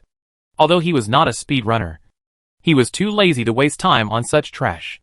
So, Kitty, Mio, the two of you go kill the guy called Blood Crow. After leaving the camp, Duan Muhuai decisively gave orders to Taching Xiaomao and Naruz Mio. You want me to go? Nonsense. Why else would I bring you here? This is the job of the Inquisition. If you want to join the Inquisition, you must be mentally prepared.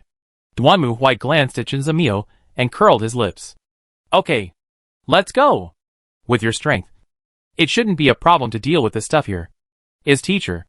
Okay, uncle.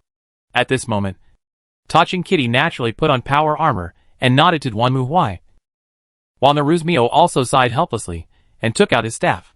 Later, one after the two, followed the muddy trail in the direction of Duan Muhui, and walked into the wild field. The entire blood wasteland was dark. It was still daytime, but the surroundings were as dark as night. Even the light could only illuminate a small area in front of them. Looking further away, all you could see was the endless darkness.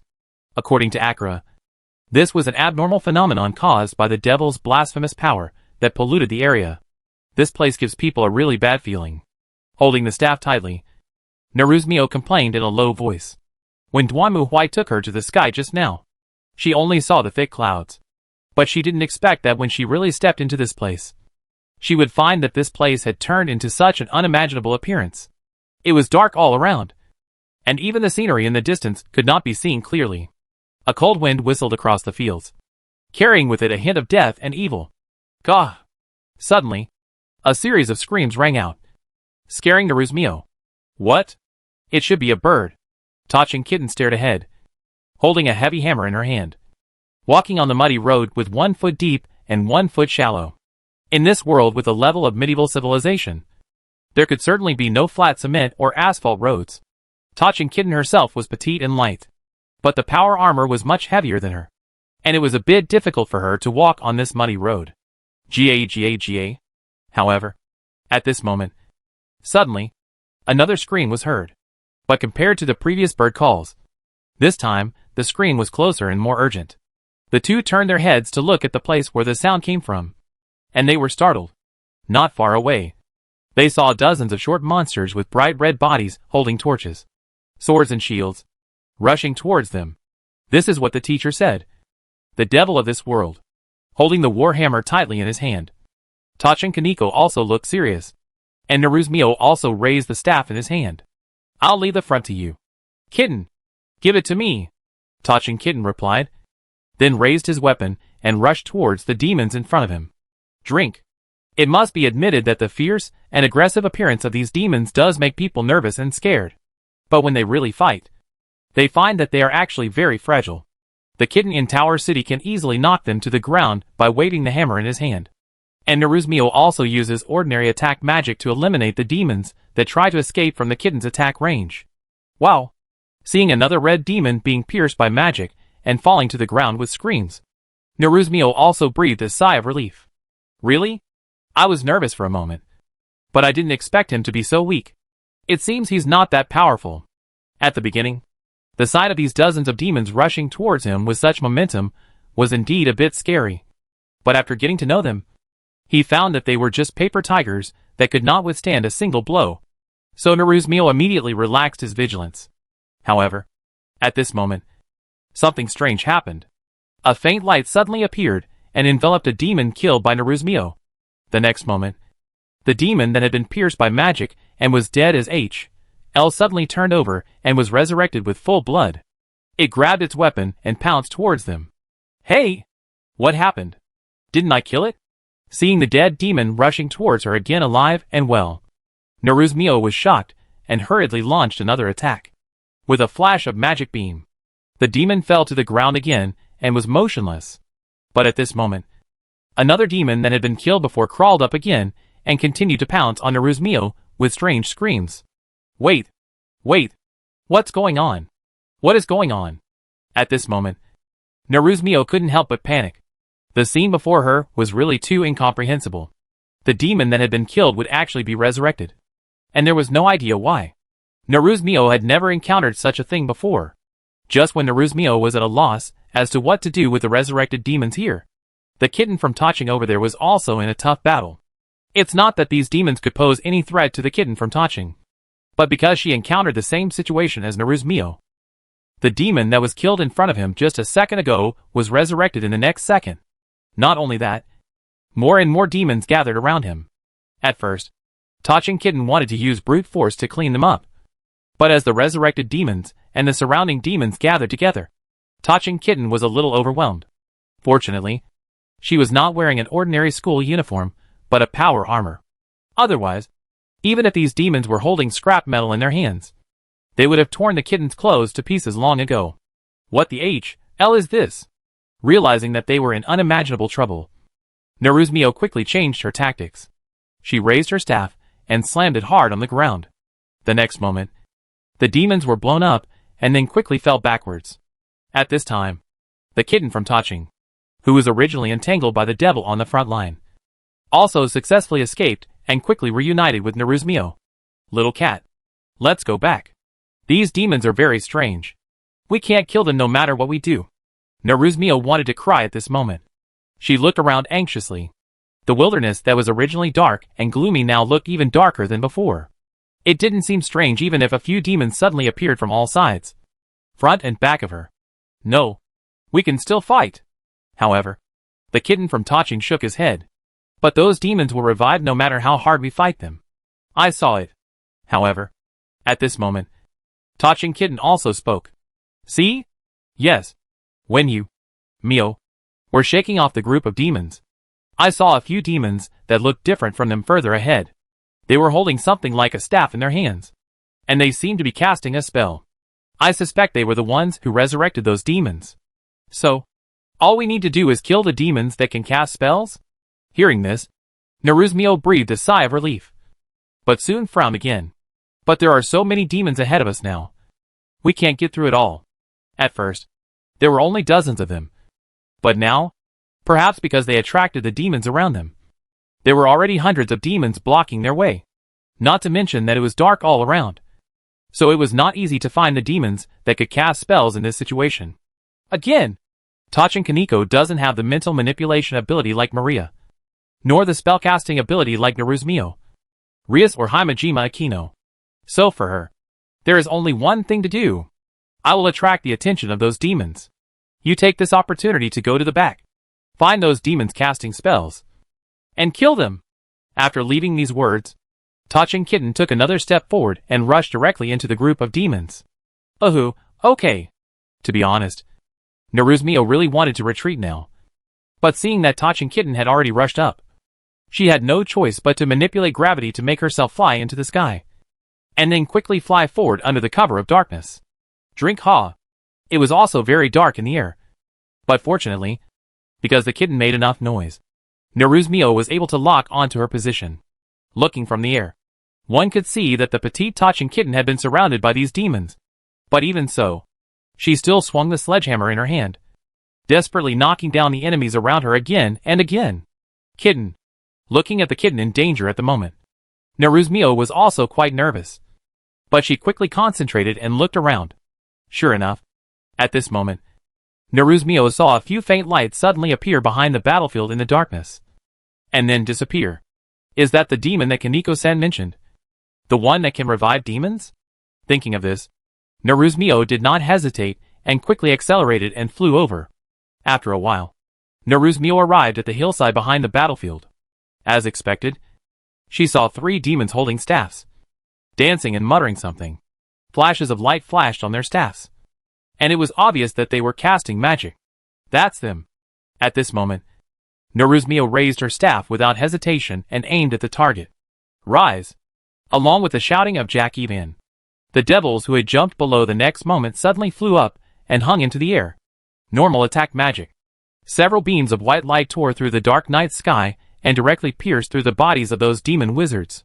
Those demon wizards just struggled for a moment, and then turned into corpses and fell to the ground. Just as Tachin Kitten thought. After killing those demon wizards, the remaining demons no longer showed their previous ability to die and live again. They were quickly wiped out by Tachin Kitten and Naruzmio in one wave. By the time the last demon fell, the 2 men were sweating profusely and gasping for breath. I never thought that the demons in this world would be so troublesome. Neres was impressed, and the Taser Kitten nodded. It seems that we have to be careful. While the 2 were resting, they did not notice that Duanmu Huai was standing beside a stone wall more than 1 meter high not far away, watching them. Well, you did a good job. Seeing Taching Xiaomao and Naruzmio on their way again, Duanmu Huai nodded with satisfaction. Although he could also help, this was a task assigned to them by Duanmu Huai, and he also wanted to see how these 2 would perform when facing a real demon. At present, it should be no problem to give them a passing grade. Thinking of this, Duanmu Huai shrugged his shoulders. And then his tall figure disappeared again in the shadow of the stone wall, even though the wall is only 1 meter high. Chapter 1078 Falling from the Sky. After confirming that Tachin Kitten and Naruzmio were enough to deal with those minor troubles, Duanmu Huai quickly changed direction and headed east of the Blood Wilderness. Although Akira did not intend to tell Duanmu Huai about the specific location of the monastery for safety reasons, it would not be difficult for him to fly around in the sky. Right? In short, keep going east, and you will definitely find a place that looks like a monastery. Just as Duanmu Huai was running around in the wilderness, trying to find Andariel's location, his sight was suddenly attracted by a small light in the distant wilderness. After all, the entire wilderness had become extremely dim due to the erosion of subspace energy. In this case, any light would naturally be more eye-catching. So Duanmu Huai also changed direction and flew towards the place where the light came from. It was not until he got close to the light source that Duanmu Huai realized that this place was not a bonfire party, but a small town. The town was completely in trouble, and the bodies of slaughtered humans could be seen everywhere. Among them, there were countless demons and undead creatures coming in and out, making it as lively as a festival. Oh, it looks like there's a bonfire party going on here. Seeing this scene, Duanmu Huai's face also darkened. Of course, he had heard Akira talk about the current situation in the wilderness. In this era of underdeveloped communications and transportation, ordinary people obviously have no power to fight back against creatures like demons. Obviously, this town is also the same. It has been completely destroyed by the demons, and the demons are dancing on the graves above. Humph! You're really courting death.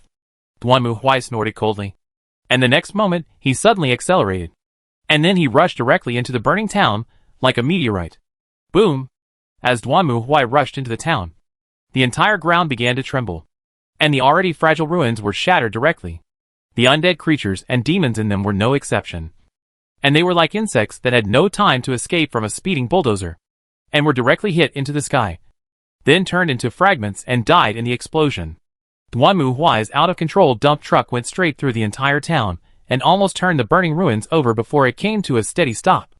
At this moment, the entire town has been completely turned upside down, and the demons and undead creatures that were wreaking havoc here have naturally been completely destroyed.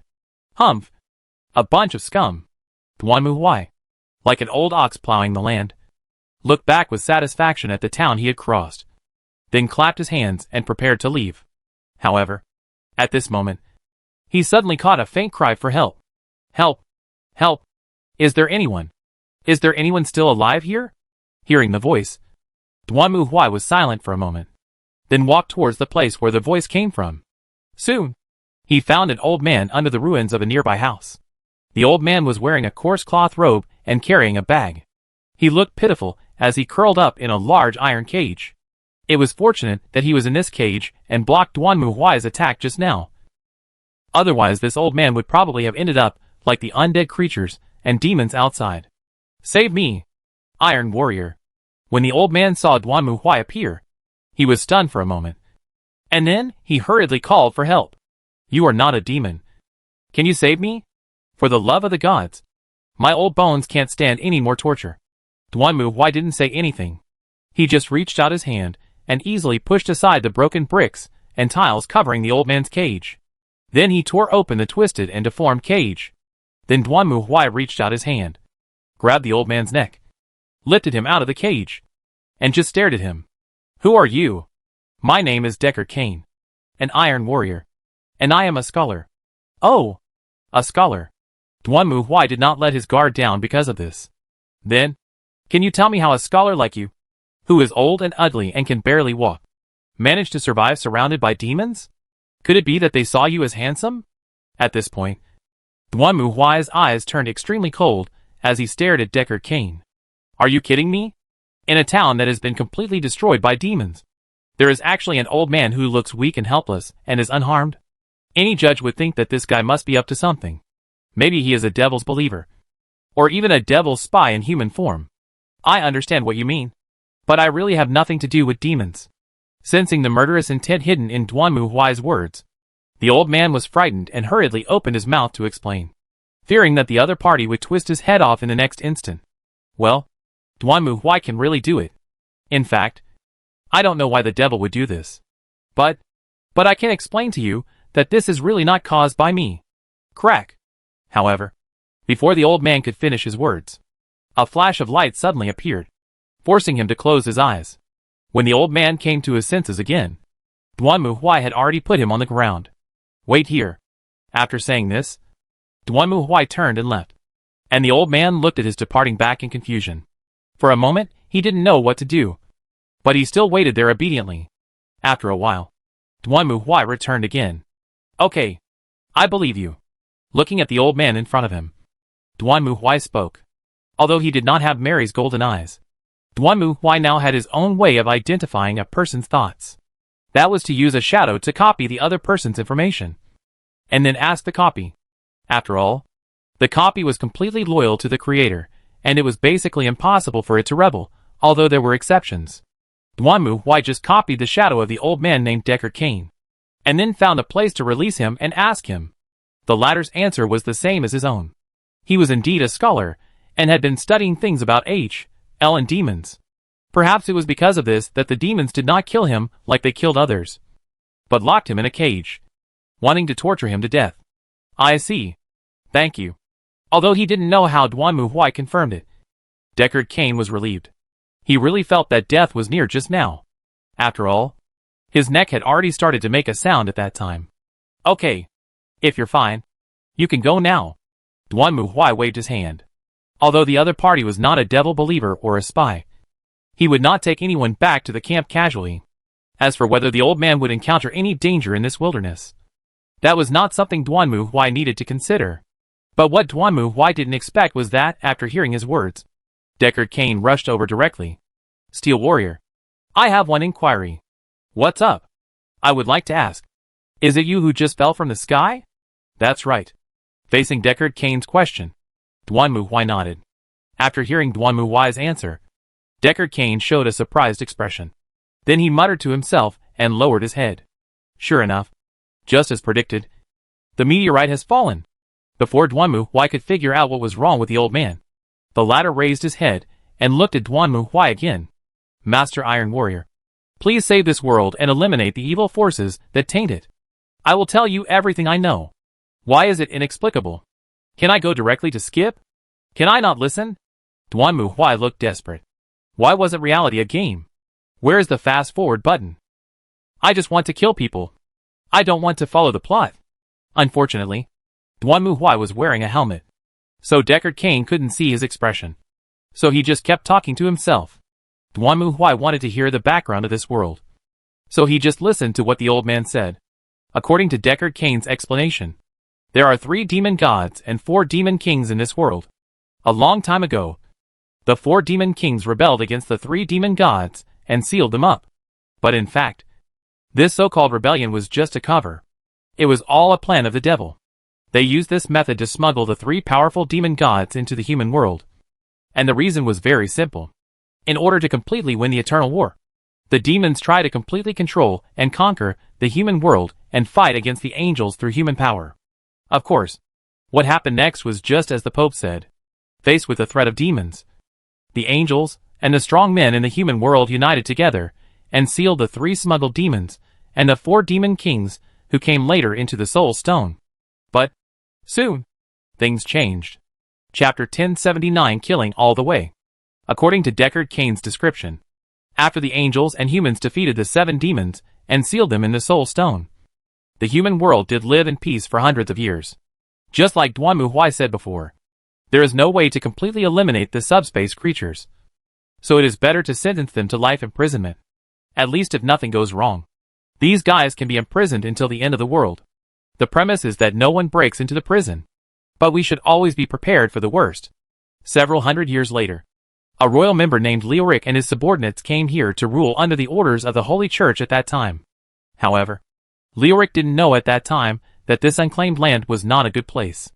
There was a ruin under it, and in the ruins, Diablo, the Lord of Terror, one of the 3 great demons, was sealed. Is this a coincidence? This was certainly not a coincidence. In fact, it was a conspiracy from the beginning to the end. At that time, A demon who believed in the demon god infiltrated the holy church and followed Leoric to this territory as an entourage. His purpose was very simple. That is, to let Leoric remove the seal of the King of Terror and become its incarnation in the world. After all, if the creatures of the warp want to appear in the real world, they must have a host to possess. At that time, the smart, brave, and strong Leoric was chosen and became the sacrifice offered by the demon to Diablo. The plan went smoothly. When Leoric came here to rule, he was soon chosen by the Lord of Terror. The Lord of Terror initially intended to completely occupy Leoric's body, but Leoric's firm will prevented his plot. But this does not mean that the Lord of Terror's plan has failed. After all, no human can always resist the nagging from the Lord of Terror.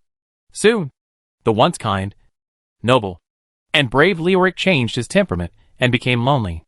Under the influence of the Lord of Terror and the demons lurking around him, Leoric began to think that everyone else was plotting a rebellion. So he launched a brutal massacre. Even his wife, ministers, and subordinates were not exempted. He even listened to the slander of the demons, launched a war against neighboring countries, and sent his eldest son to the front line. Although the Lord of Terror was unable to take over Leoric's body, everything the mad Leoric did greatly enhanced its power. During the Great Prince's expedition, the Lord of Terror and the demons turned their attention to Leoric's second son and kidnapped him. On the other hand, Leoric's frontline troops were defeated as expected. When his captain of the guard returned to the palace, Leoric was furious and wanted to execute his confidants. The captain of the guard also fought back and finally killed Leoric with his men. But this is not the end. The moment he was killed by his own confidant, Leoric's remaining sanity was destroyed by anger, and he completely devoted himself to the power of darkness. At the same time, the King of Terror, who successfully resurrected with the body of the second prince, also used his power to turn Leoric into an undead king, becoming its pioneer in killing and spreading fear in the human world. The entire territory has completely fallen into darkness and evil. At this time, Leoric's eldest son also returned from the front line.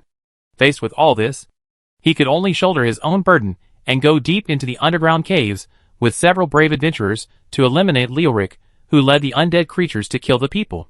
He also successfully defeated the King of Terror, who possessed his brother and tried to resurrect him, and sealed him up again.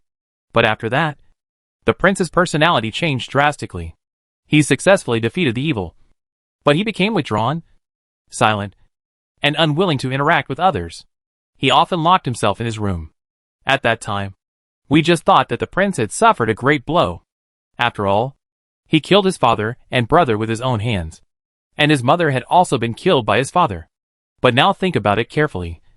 Maybe at that time, his soul had already been occupied by Diablo. According to Deckard Cain, just a few years ago, the prince lived in this town called Tristram. But he disappeared quietly, and no one knew where he went. It was only known that he seemed to go east. Now it seems that the prince has become the incarnation of the King of Terror, and it was he who successfully lifted the seal of the other demons. Of course, these are just history. And now there are the most pressing issues. Andariel's arrival has awakened the evil souls of this once traumatized and cursed land. And the king who was sleeping in the tomb has also been resurrected. It was her army that destroyed this town. Iron Warrior, we must defeat Leoric and put him into a long sleep. I know. Duanmu Huai answered casually while raising the warhammer in his hand and swung it forward, smashing the skeleton army, blocking the way into pieces. That's why we're here. Right? That's right. Duanmu Huai was not sitting on the roadside listening to Deckard Cain's chatter. After that, he wanted Deckard Cain to take him to the lair of the Undead King, the nearby Tristram Cathedral. As for the background story just now, he could just treat it as a storytelling on the radio to pass the time on the way. But the key to defeating the Skeleton King is his former crown. Without the crown, we can't open the seal. I told you it's not necessary. Duanmu Huai once again helplessly interrupted Deckard Cain's mumbling. In fact, Deckard Cain had mentioned this matter before, but Duanmu Huai felt a headache when he heard it. He hated this kind of quest the most. To put it bluntly, Leoric's necropolis was sealed and could only be unlocked with his crown. So Deckard Cain originally wanted Duanmu Huai to find Leoric's crown, but Duanmu Huai directly and decisively refused. He hated this kind of stupid quest the most. After wasting time to find the crown, would he still have to find the gem on the crown? After finding the gem, he would have to repair the crown and find a blacksmith. It would be fine if the blacksmith was easy to find. But what if it was hard to find? How long will it take to repair the crown before taking it back? Isn't it just a seal? Are you kidding me? Am I a fake god of destruction? Who cares if it's a seal or not? Can it be more powerful than my magic of destruction? If it doesn't work, I'll just put a hot melt bomb down there and blow the shitty place upside down. Who has the time to go through the process? I just want you to die. That's it. Iron Warrior. After killing the undead creatures that blocked the way, Duan Mu Huai, led by Deckard Cain, came to a church. Inside the church, there stood a heavy stone door that was tightly closed. As you can see, the gate to Leoric's tomb has been completely sealed, and Leoric is now a dead body. We must use the crown to fix it to Leoric's corpse in order to completely defeat it. Although Deckard Cain was trying to persuade him, Duan Mu Huai didn't care at all. He directly blocked Deckard Cain's persuasion, moved his wrist, and walked forward, facing the heavy and tightly closed stone door in front of him. Duan Mu Huai raised the thunder hammer in his hand and smashed it down hard. Boom! The moment the thunder hammer hit the stone door, the heavy and huge stone door was smashed into pieces as if it were made of tofu. Then Duan Mu Huai strode in, with the hammer in his hand without saying a word. Watching Duan Mu Huai disappear into the stone gate in a daze, Deckard Cain felt terrible. He stared with his eyes wide open, unable to imagine what he had seen. You have to know that Leoric's seal is not that of a small fish or shrimp.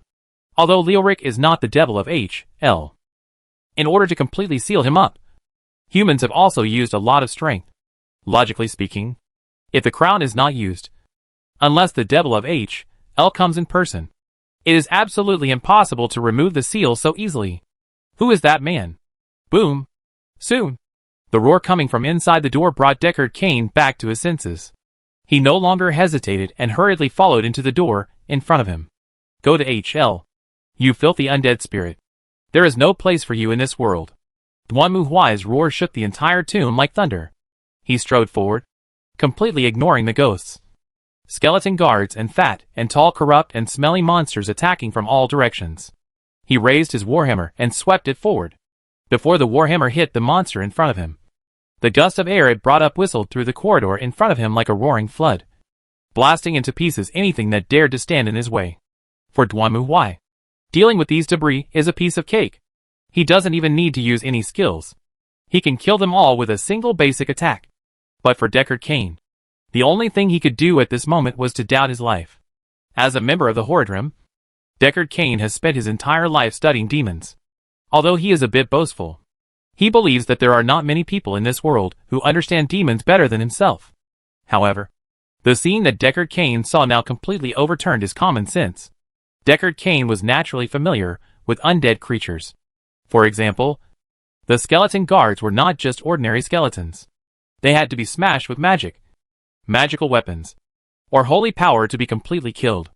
Otherwise, even if you smashed it into pieces, it would recover. Also, physical attacks have no effect on ghosts. After all, ghosts are spirits, not entities. And this is how it should be. But what on earth is going on? Seeing Duan Mu Huai sweeping his hammer without hesitation. And then, the undead creatures in front of him were blown into pieces and completely broken. Deckard Cain felt terrible. Just watching Duan Mu Huai's battle made Deckard Cain feel that his decades of research on demons had been completely overturned. Are the undead so vulnerable? Why could this Iron Warrior destroy so many undead spirits so easily with just a few swings of his hammer? Is there something I haven't researched thoroughly enough? Deckard Cain followed Duan Mu Huai all the way forward. Not only could the undead spirits on the road not stop him, but even the sealed gates could not stop the footsteps of this terrible warrior. Deckard Cain saw Duan Mu Huai not even looking at the tightly closed iron gate in front of him, and he rushed into it like a mad bull. You know, that's a door made of a mixture of meteorite iron and magic gold. Even Duan Mu Huai can't break it open. Then, there was a loud bang and Duan Mu Huai continued to walk forward against the door. The door frame that was originally connected to the wall next to him was lifted up by him, and then thrown aside by Duan Mu Huai. Is this really something a human can do? Leoric, come out and die. Duan Mu Huai kicked open the last door, and at the same time, a figure appeared in front of Duan Mu Huai. Foolish mortals, you will never be able to defeat me. Staring at Duan Mu Huai, Leoric's ghost let out an angry howl. But the next moment, Duanmu Huai suddenly stretched out his hand and grabbed its neck. He actually grabbed the soul with his bare hands. Seeing this, Deckard Cain was completely dumbfounded. And even Leoric was confused. Although no expression could be seen on his skull at the moment. It could be seen from the soul flames that kept jumping in his eye sockets that Leoric had obviously never thought that there would be such a development. That's it. Filthy undead. Your existence itself is a stain on this world. Go to H.L. obediently. Your soul will be completely annihilated, and you will never be able to rise again. As Duanmu Huai spoke, he raised the right hand that was holding Leoric, and then squeezed it hard. No! This was the last wail of the unfortunate Skeleton King. It only had time to let out this scream before the blazing black flames erupted and completely engulfed it in an instant. Then, the flames surrounding the Skeleton King suddenly expanded and exploded like a ball. Then, with a ding sound, something flew out and landed on the ground next to it. At this moment, Deckard Cain's jaw dropped to the ground. He looked at Duanmu Huai and didn't know what to say for a moment. In fact, at this moment, Deckard Cain really wanted to pounce over and grab Duanmu Huai to see what kind of species he was. That's Leoric, the king of the dead. Even the hero Aiden had to work hard to defeat him. But how come you can defeat him so easily? Is this scientific? Is this reasonable? What on earth is going on? Just as Deckard Cain was roaring in his heart, Duanmu Huai had already turned around and stared at him. Okay. That's done. Ah. Yes. Hearing Duanmu Huai's question, Deckard Cain nodded absent-mindedly. With Duanmu Huai's elimination of Leoric, the source of all evil, the originally gloomy cemetery now looked much calmer. And even the undead that were running around before disappeared without a trace. Who are you anyway? The Iron Warrior? At this moment, Deckard Cain stared at Duanmu Huai, his eyes becoming tense. Deckard Cain had never seen anyone who could catch an evil spirit with bare hands. Not to mention that the last ball of black flame was not the holy flame from heaven, but a condensation of some kind of cold, terrible, death power. Could it be that the Iron Warrior in front of him is also a demon? No. But if he was a demon, why would he come to destroy Leoric? I said. I am the Grand Inquisitor of the Inquisition. Duanmu Huai said this lightly, then walked forward and came to the place where Leoric exploded. He saw a big sword lying on the ground. This great sword looks pretty good. Duanmu Huai picked up the sword and shook it. His power about the sword did not seem much. Mainly because the shape of this sword was very good at Duanmu Huai. Well, a big sword. And paired with this armor, with skulls all over the body. Duanmu Huai took the sword and looked at a mirror nearby. Then walked to the throne. Swept away the corpse of Leoric, which had become a pile of broken bones because of the loss of soul. And sat on it. He was seen sitting on Leoric's stone throne with a big sword in one hand and looking up at the mirror in front of him. Let me see. Hey. It's not the smell of the ice toilet. Duanmu Huai struck a few poses and started mumbling something. Full Metal. Iron Warrior. At this moment, Deckard Cain also came over carefully. If you want to identify the attribute of this sword, I can help. Oh. I'm just playing with it. After posing for a few times, Duanmu Huai felt that the sword was not good enough. So he lost interest in it and threw it to Deckard Cain. The latter took the weapon thrown by Duanmu Huai and was speechless. With Deckard Cain's experience, he could naturally see that the weapon in front of him was a very outstanding dark gold weapon. Generally speaking, for adventurers, this is the strongest equipment second only to the ancient ones. However, Duanmu Huai actually threw it away. This is Leoric's weapon. Although people are dead, can you give me some respect? Just as Deckard Cain was complaining in his heart, Duanmu Huai's voice came to his ears again. Okay. I'll go back first if I'm fine. Hey! Steel Warrior. Wait for me. Chapter 1080. A bad start? In the end, Duanmu Huai couldn't resist the old man's persistence and took him back to Rogue Camp. What I didn't expect Duanmu Huai was that Deckard Cain seemed to be a celebrity. Whether it was the previously tedious mercenary Captain Katha or Akira, he respected Dickakin. By the way, Kitty and the others haven't come back yet. Duanmu Huai walked around the camp and asked curiously. We haven't received the message yet. This time, facing Duanmu Huai, Kasha seemed a little embarrassed. It was no wonder. After all, Deckard Cain told her and Akira in detail how Duanmu Huai had swept through the Tristram necropolis and crushed Leoric to ashes. To be honest, Kasha was completely unwilling to believe what Deckard Cain said. After all, it was simply a grandfather beating his grandson. She had never seen an adventurer with such a strong power that could directly defeat Leoric's undead army. But the evidence was irrefutable.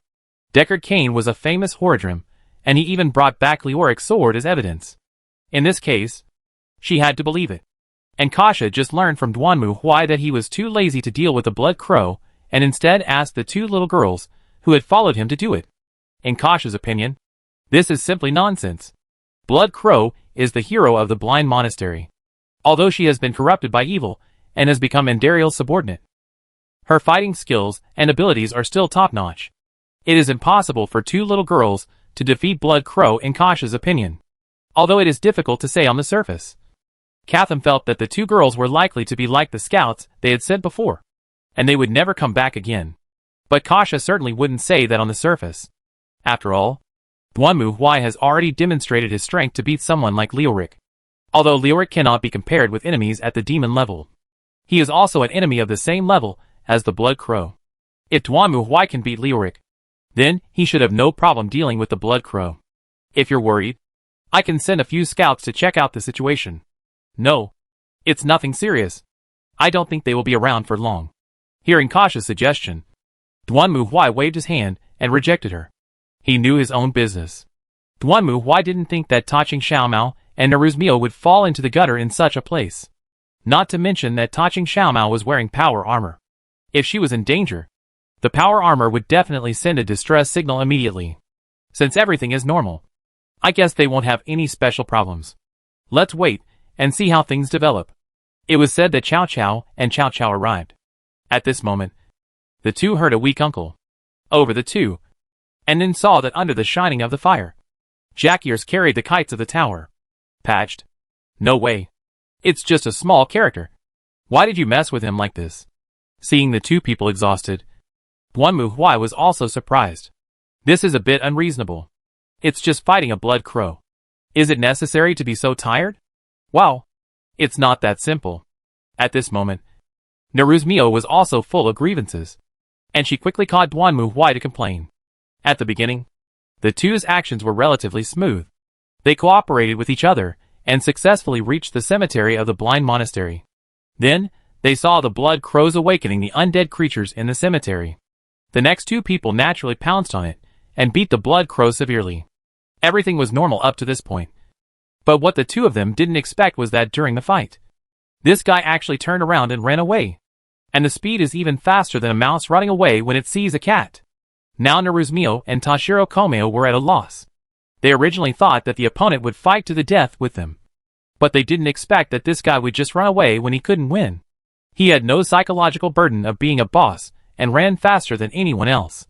Taching Kitten, like Duanmu Huai, was a power-oriented person. Not very fast. Fortunately, Naruzmio could manipulate gravity. And now she hurriedly chased after him with Taching Kitten. Blood Crow ran in front, and the two chased after him. After circling the wilderness for most of the time, they finally forced Blood Crow into a high tower. Originally they thought that the Blood Crow had no way to escape. But what they didn't expect was that there was actually a master in this tower. That's right. There's actually a countess under this tall tower. Joining in the fun, the situation suddenly developed from the second one to the second and second. And the kitten of Jakiva and Tassara were also aggressive. But when the brave was one on the narrow road, they all pushed the other party here. Can they turn around and run? Fortunately, in the closed underground space, Blood Crow finally lost his ability to walk the dog.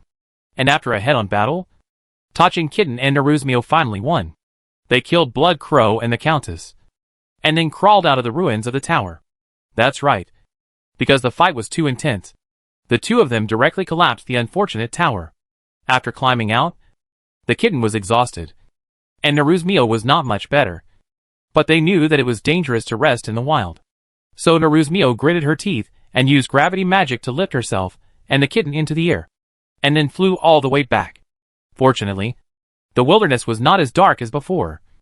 Otherwise Naruzmio would not even be able to find which direction the gate of the rogue camp led to. But this is too ugly for you. I can't do anything about it. It's because that Blood Crow is so fast that we can't catch up with him. Naruzmio was also feeling aggrieved when she spoke. The Taching Kitten was good at attacking, but not good at speed. although Naruzmio could use her own magic. The speed of the blood crow was too fast. Just like the fish you tried to catch in the river with your bare hands. It was so slippery that you couldn't catch it, and it kept circling around you, which could make you angry to death. Finally, at the bottom of the tower, Naruzmio was so angry at the blood crow that she used a magic to collapse half of the underground cemetery before she tied up the blood crow and let the tower city kitten send her to heaven. As a result, the tower was completely destroyed. Duanmu Huai was laughing at Naruzmio, while Kasha was completely dumbfounded. Although Duanmu Huai thought that the appearance of Naruzmio and Taching Xiaomao was ugly. In Kasha's opinion, this was even more shocking than when she heard that Duanmu Huai killed Leoric with his bare hands. As a local mercenary leader, Kasha naturally knows everything about this place. Tower City Kitty and Naruzmio don't know what the Countess is, but Kasha knows. The Blood Donation Countess under the Forgotten Tower is also a great demon in the legend of this wilderness.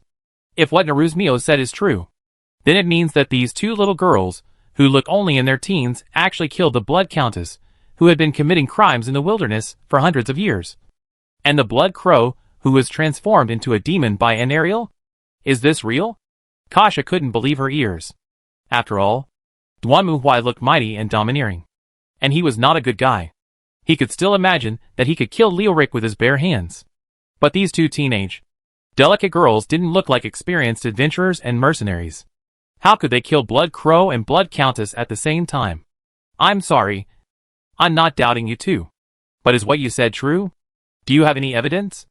Evidence? Hearing Kasha's question, Naruzmio and Taha Kaneko looked at each other, and the latter took out a longbow and a staff. When they died, they exploded. We couldn't bring them back. These are the only things left. Do they count? This, looking at the things that the kitten from Tower City handed over. Kasha's face was also stiff. She didn't know what the staff was, but Kasha was very familiar with this bow. It was the weapon of Blood Raven, who was like a sister to her. She always kept it with her. And after Blood Raven was controlled by an Ariel, Kasha did see her use this bow to kill other sisters. Now that the bow was brought back, then, it was estimated that the two of them were probably not lying. Okay. Thank you for your hard work. Go back and rest. Duanmu Huai also knew that he shouldn't be too harsh on them.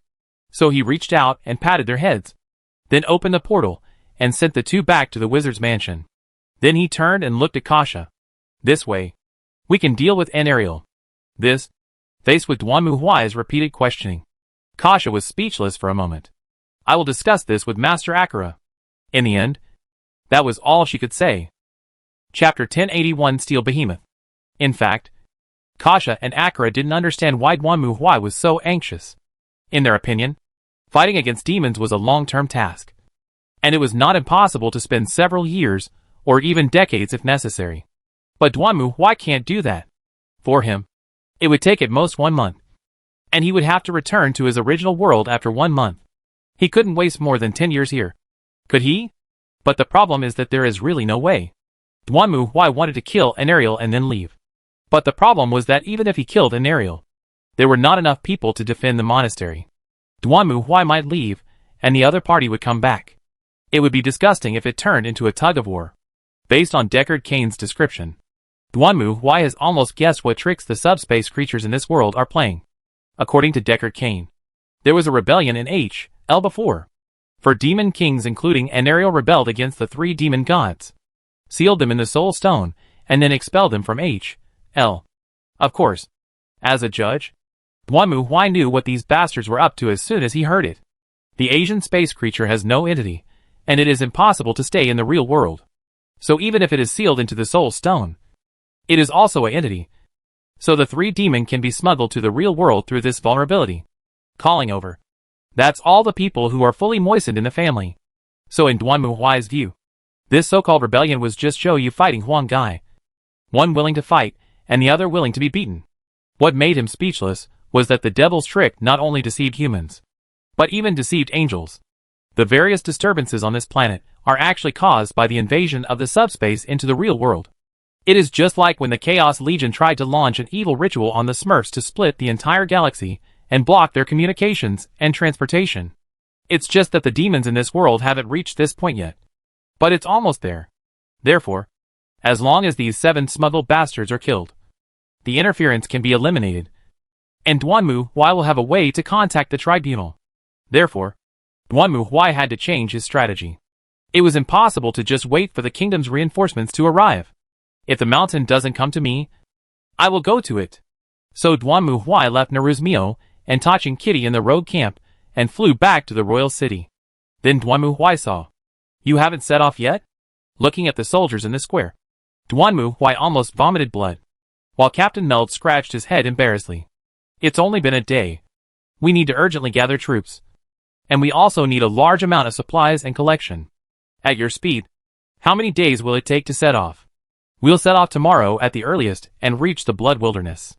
It may take about 7 days. Duanmu Huai was filled with despair when he heard Captain Meld's answer. Damn.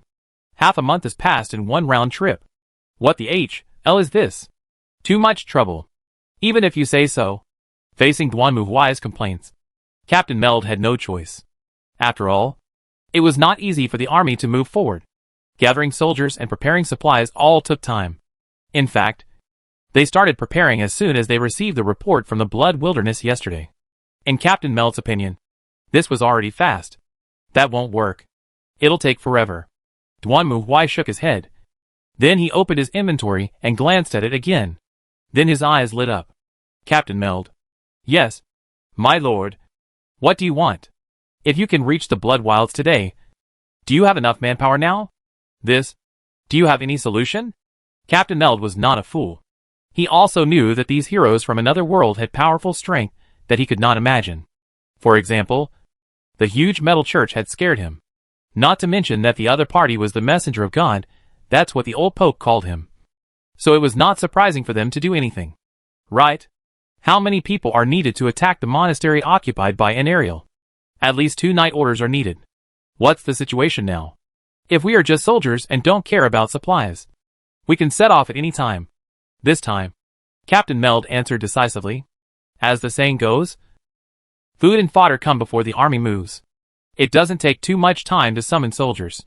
The main problem is that the food and fodder consumed on the road is the biggest expense. You can't let the soldiers and horses go to the battlefield on an empty stomach. What's the point of that? Is there a more spacious place outside the city? The army can be gathered on the plain outside the east gate. What do you have in mind? I have something that should be able to transport enough soldiers to the Blood Wasteland within a day at the fastest speed. Duanmu Huai glanced at the inventory and answered. Hearing Duanmu Huai's answer, Meld was also delighted. If that's the case, I can gather the soldiers right away. Well, follow me. Duanmu Huai also set off immediately, bringing Captain Meld to the east gate of the royal city, where they saw a green field.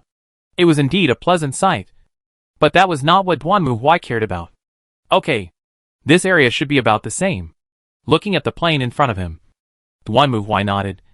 Then he gently swiped his hand across the inventory.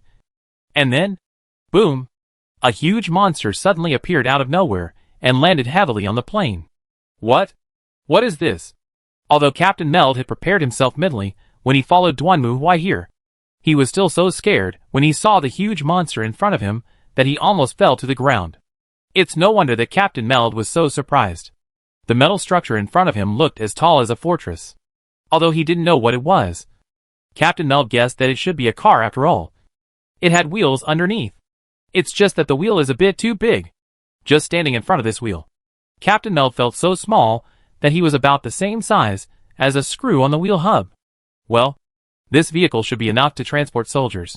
Duanmu Huai clapped his hands and looked at the pale-faced Captain Meld beside him. This was the toy M510 Mammoth Super Heavy Mobile Siege platform that Duanmu Huai had obtained from the UNSC after he had killed the Star Alliance in another galaxy. This is a huge vehicle that is 70 meters long, 32 meters wide, 27 meters high, and weighs 484 tons. The reason why Duanmu Huai likes this thing is very simple. That is, it is big enough and the interior space is spacious enough. Although the tribunal did have its own vehicles, with Duanmu Huai's height and the size of the Night Guard, a transport vehicle could not fit several people. On the contrary, large transport vehicles such as the Mammoth were the most comfortable for Duanmu Huai to sit in. Even its interior space seemed as spacious as a square to Duanmu Huai, and it was not as crowded as a can of sardines on a green train. After all, with his size, It was not easy to find a transport vehicle that made him feel spacious. If there is a downside, it is that it cannot be driven on the highway, which is a bit of a pity. Of course, it can run anywhere in the wild, so there is no need to worry at all. So when the UNSC expressed its gratitude to Duan Muhuai, the latter fell in love with this thing at first sight and took it away decisively. This thing is divided into 3 layers, upper, middle and lower. Each layer can accommodate dozens of night guards. Obviously, it can also accommodate more ordinary human soldiers who are much smaller than night guards. It should be no problem to carry hundreds of them in this car. As a qualified soldier, Captain Meld's IQ was naturally online. After going in for a look, he immediately discovered the terrifying nature of this metal behemoth. Just kidding. This metal behemoth alone, let alone the monastery, even if it came to attack the royal city, the royal city would not be able to withstand it. The city wall is not even as high as the body of this thing, and it might collapse with a single collision. After witnessing the horror of this metal behemoth with his own eyes, Captain Meld made a decisive decision and immediately gathered the soldiers to prepare for departure. When the soldiers arrived at the plane according to Captain Meld's orders, they were frightened when they saw the metal behemoth. Fortunately, soldiers are soldiers, and Captain Meld also explained to them that this is a weapon of God brought to us by God's messenger. So the soldiers immediately accepted this, and quickly got into the transport vehicle, since Duan Muhuai guaranteed that they could reach the rogue camp as quickly as possible. The crowd did not bring too many supplies. After all, if things really didn't work out, they could just come back and transport them when the time came. Right? The most important thing right now is to transport the soldiers over first. So, everything is ready? The reinforcements arrived quickly. It didn't take much time for the first group of soldiers responsible for heading to the Blood Wilderness to gather. Duan Muhuai also looked at Captain Meld. The only thing he cared about now was to transport the soldiers to the front line as soon as possible and then kill an aerial. Yes, my hero. Captain Meld was also fully armed at this moment, his expression nervous and a little excited. He stood beside Duan Muhuai, looking at the scenery outside through the window, his body straight. It's ready and ready to go. Very well. Then, let's do it. Following Duan Muhuai's order, the next moment, the huge metal beast let out a thunderous roar and galloped forward. Chapter 1082 City Building. At the same time, in the rogue camp, Toshiro Kaneko and Naruzmio were sitting in front of the campfire, bored and dazed. After all, they had nothing else to do except staring blankly. The entire Blood Wilderness was dark because of evil power. There was only some light in the place where the fire was shining. The people in the rogue camp were either preparing for battle or out on patrol. Only a few merchants stayed here to sell things. But the 2 of them didn't have the currency of this world. So even if they saw something they could only stare blankly. So they had to sit by the campfire and stare blankly. By the way, Kitty no longer wears the power armor. And the reason is very simple. This power armor is indeed very powerful in terms of protection. But after putting it on, Kitty discovered a big problem. She couldn't fly anymore. Yes, as a demon, Tachin Kitten should be able to stretch out her wings and fly in the sky. But that was her school uniform, and she could open a hole from the back. However, this power armor was so tight that no air could get through it, and Tachin Kitten's wings couldn't get out at all. In addition, this thing was too heavy, so even if Tachin Kitten stretched out her wings, she couldn't fly, which was why she had to rely on Naruzmio to use gravity magic to send herself back in the end. So when not fighting, Tachin Xiaomao would put away the power armor. She couldn't wear it 24 hours a day like Duan Muhuai. Hey, when will Uncle come back? Looking at the dark and gloomy sky in front of her, Naruzmio sighed helplessly. Duan Muhuai said he wanted to go back to see the situation of the reinforcements from the royal city. So he left the 2 of them and ran away without saying when he would be back. Could it be that he would not come back today? Kitty, what time is it? 3 o'clock in the afternoon. I thought it was almost time for bed. As she spoke, Naruzmio yawned. The weather in this damn place was almost the same during the day and at night, which made her schedule a little messed up. If she hadn't heard the kitten's answer, Naruzmio might have thought it was already 11 or 12 o'clock in the evening. Just as the 2 were staring at the campfire in a daze, there was suddenly a noise outside, as well as shouting and the sound of people running hurriedly. What happened?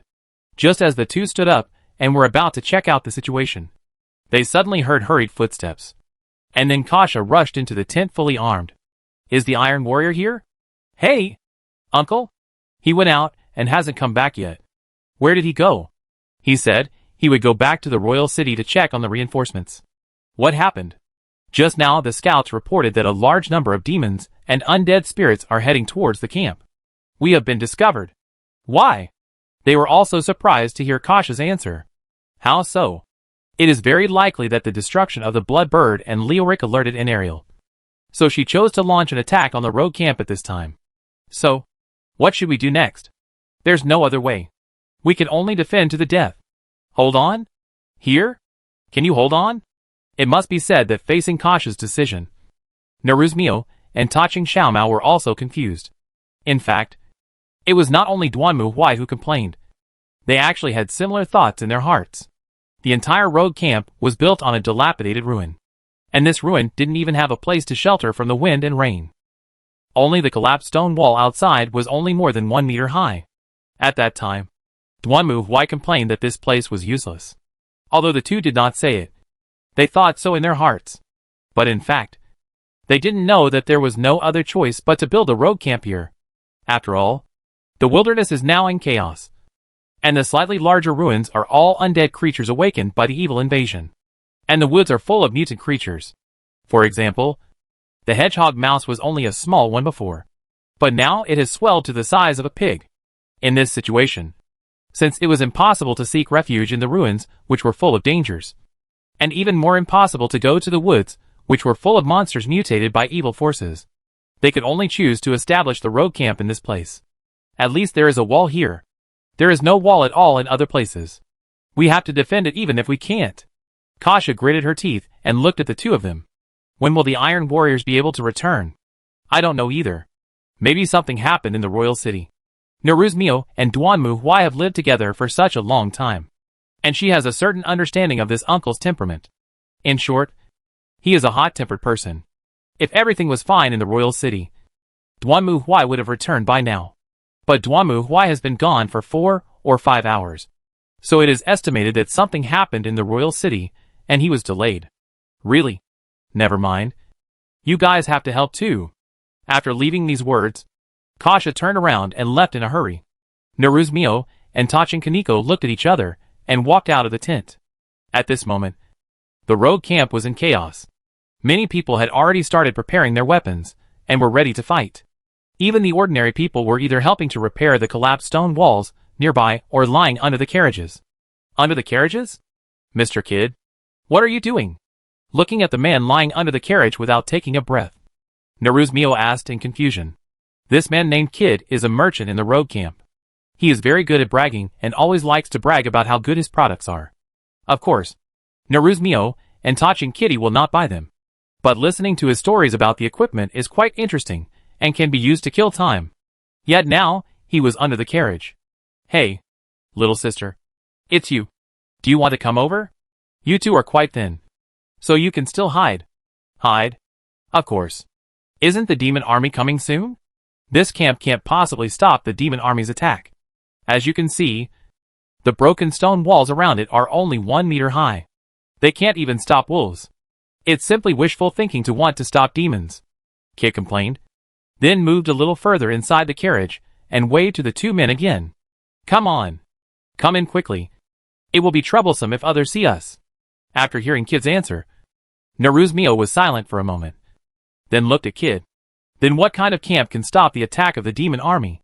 What's the point of saying this now? Although he didn't know why Naruzmio asked this question, Kid still answered it. If you want to stop the demon's attacks, you have to have high and thick walls, like the fortress in the World Mountain Range. The barbarians there also relied on their fortresses to stop the demon's attacks time and time again. There is definitely no way to deal with a broken camp like this. Hearing this, Naruzmio's eyes lit up. And then, she quickly turned around and left. Tachin Komeo glanced at her and hurriedly followed behind Naruzmio. All that remained was Kid's pitiful cry. Hey, where are you going? Hey, aren't you afraid of death?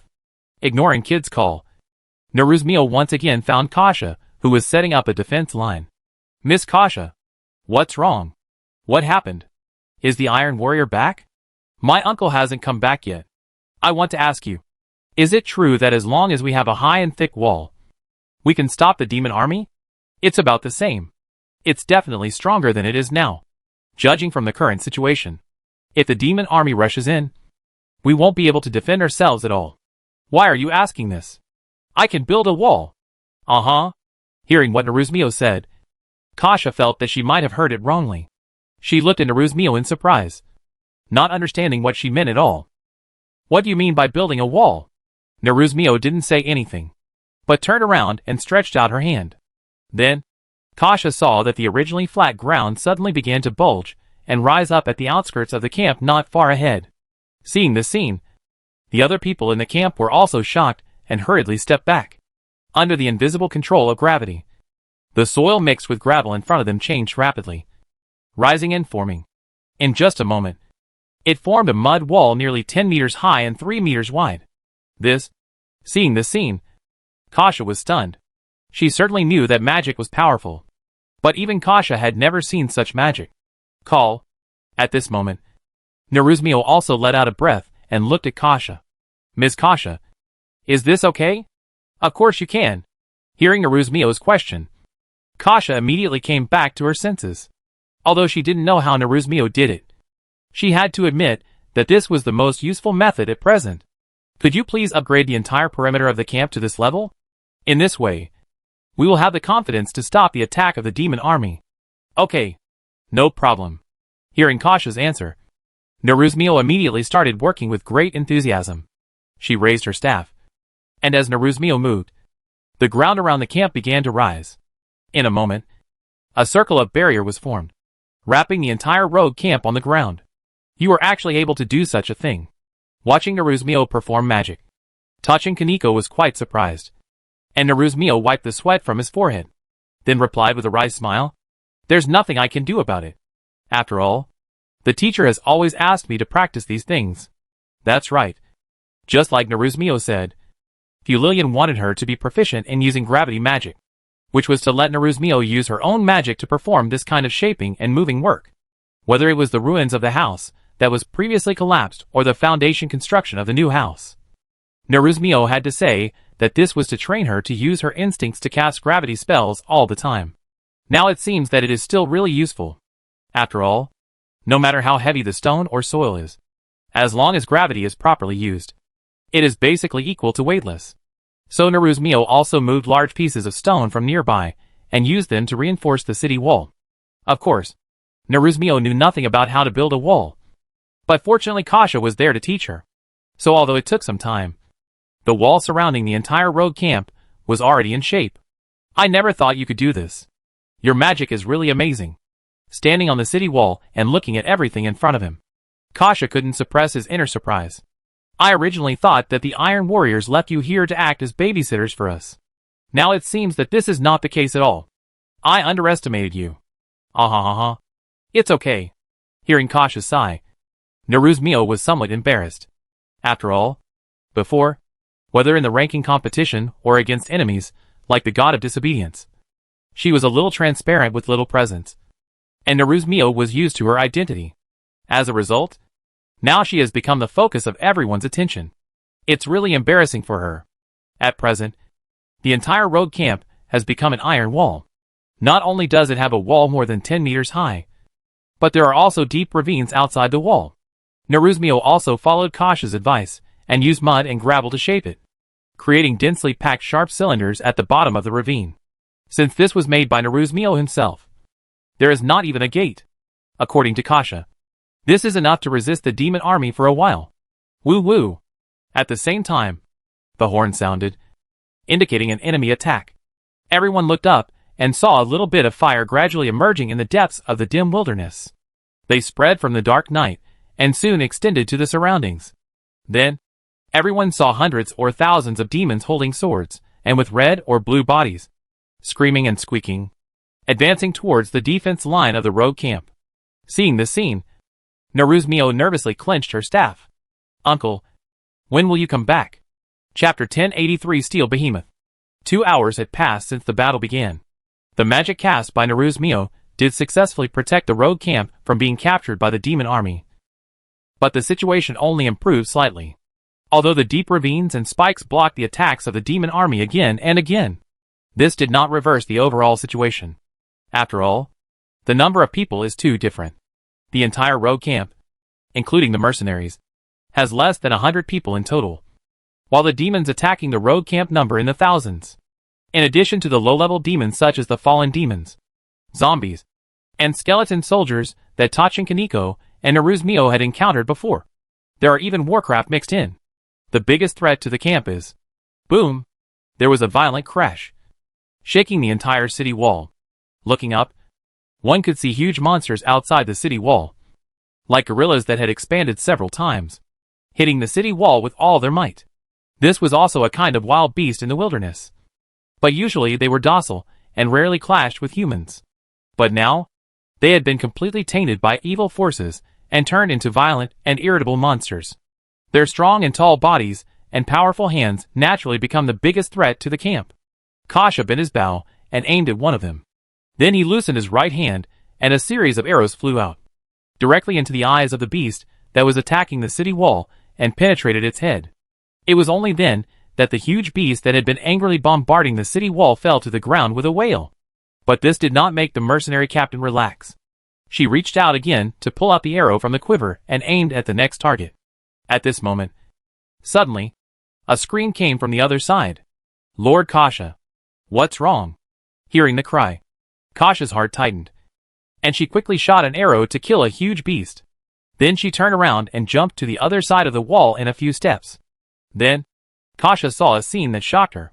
In front of her, a beast that was even bigger than the other beasts, and was burning with flames, was rushing towards the wall of the rogue camp. I saw its eyes glowing, and its open mouth spewing sparks, leaving a trail of blazing flames wherever it went. Oh no! It's a mutant monster! Seeing the huge beast rushing towards the city wall like an out-of-control truck, Kasha's face changed drastically. The mutant beast was a special mutant. Since evil invaded this wilderness, some beasts that originally looked ordinary had the power of controlling elements like demons. And the huge beast in front of him was obviously also a mutant. We must not let it rush in. While shouting, Kasha ordered the other sisters to cooperate with her to draw out the ice arrows and aim at the target in front of them. Release the arrow. Following Kasha's order, dozens of ice arrows flew out and hit the mutant beast with flames all over its body. However, in front of the fierce flames, the ice arrows that were enough to completely freeze the demon were useless and could not even stop the beast. Oops. Seeing that the attack was ineffective, Kasha was also horrified. However, at this moment, a petite figure suddenly jumped up from the city wall. The Tower City Kitten, wearing power armor, raised the sledgehammer in his hand and smashed it head-on at the mutant monster in front of him. Boom! A heavy crash sounded, and the Tachin Kitten smashed the mutant beast's forehead with a hammer, finally stopping the latter from continuing to attack the city wall. Both sides trembled suddenly and took a few steps back. Then, the Tachin Kitten landed and immediately continued to move forward, rushing towards the mutant beast. Oh, whoa! The mutant beast howled in pain after being hit by the kitten. It clenched its fists and smashed down hard at the kitten. The flames on its body also burst out and blasted towards the enemy in front of it. However, facing the scorching flames, the kitten did not dodge or evade, but rushed forward. The flames that were enough to melt the earth passed through the surface of the power armor worn by the kitten like a breeze. At the same time, the kitten had already run under the mutant beast, raised the warhammer in its hand, and smashed it hard between the legs of the mutant beast. Ouch! It was obvious that even the mutant monster could not endure this kind of pain. It let out a heart-shaking scream, and then fell to the ground without moving. Seeing this scene, many people on the city wall felt a chill in their crotch. Seeing that the kitten in Tower City was safe, Naruzmio, who was standing on the city wall, was relieved. She also wanted to join the battle, but was stopped by Kasha, as the only mage who could quickly build a city wall. Kasha asked Naruzmio to hold on to the end and be responsible for repairing the defense of the camp instead of using her magic power to deal with those demons. With the mutant beasts being knocked down, the demon army's offensive temporarily slowed down. Of course, this was only relative. Although there were no huge beasts threatening the city walls, the fallen demons still screamed and climbed up the city walls like big geckos. The mercenaries standing on the city walls also waved their weapons and killed the demons that climbed up one by one. Oh my god! Where did my uncle go? Why hasn't he come back yet? It turns out that some people just can't stand being nagged.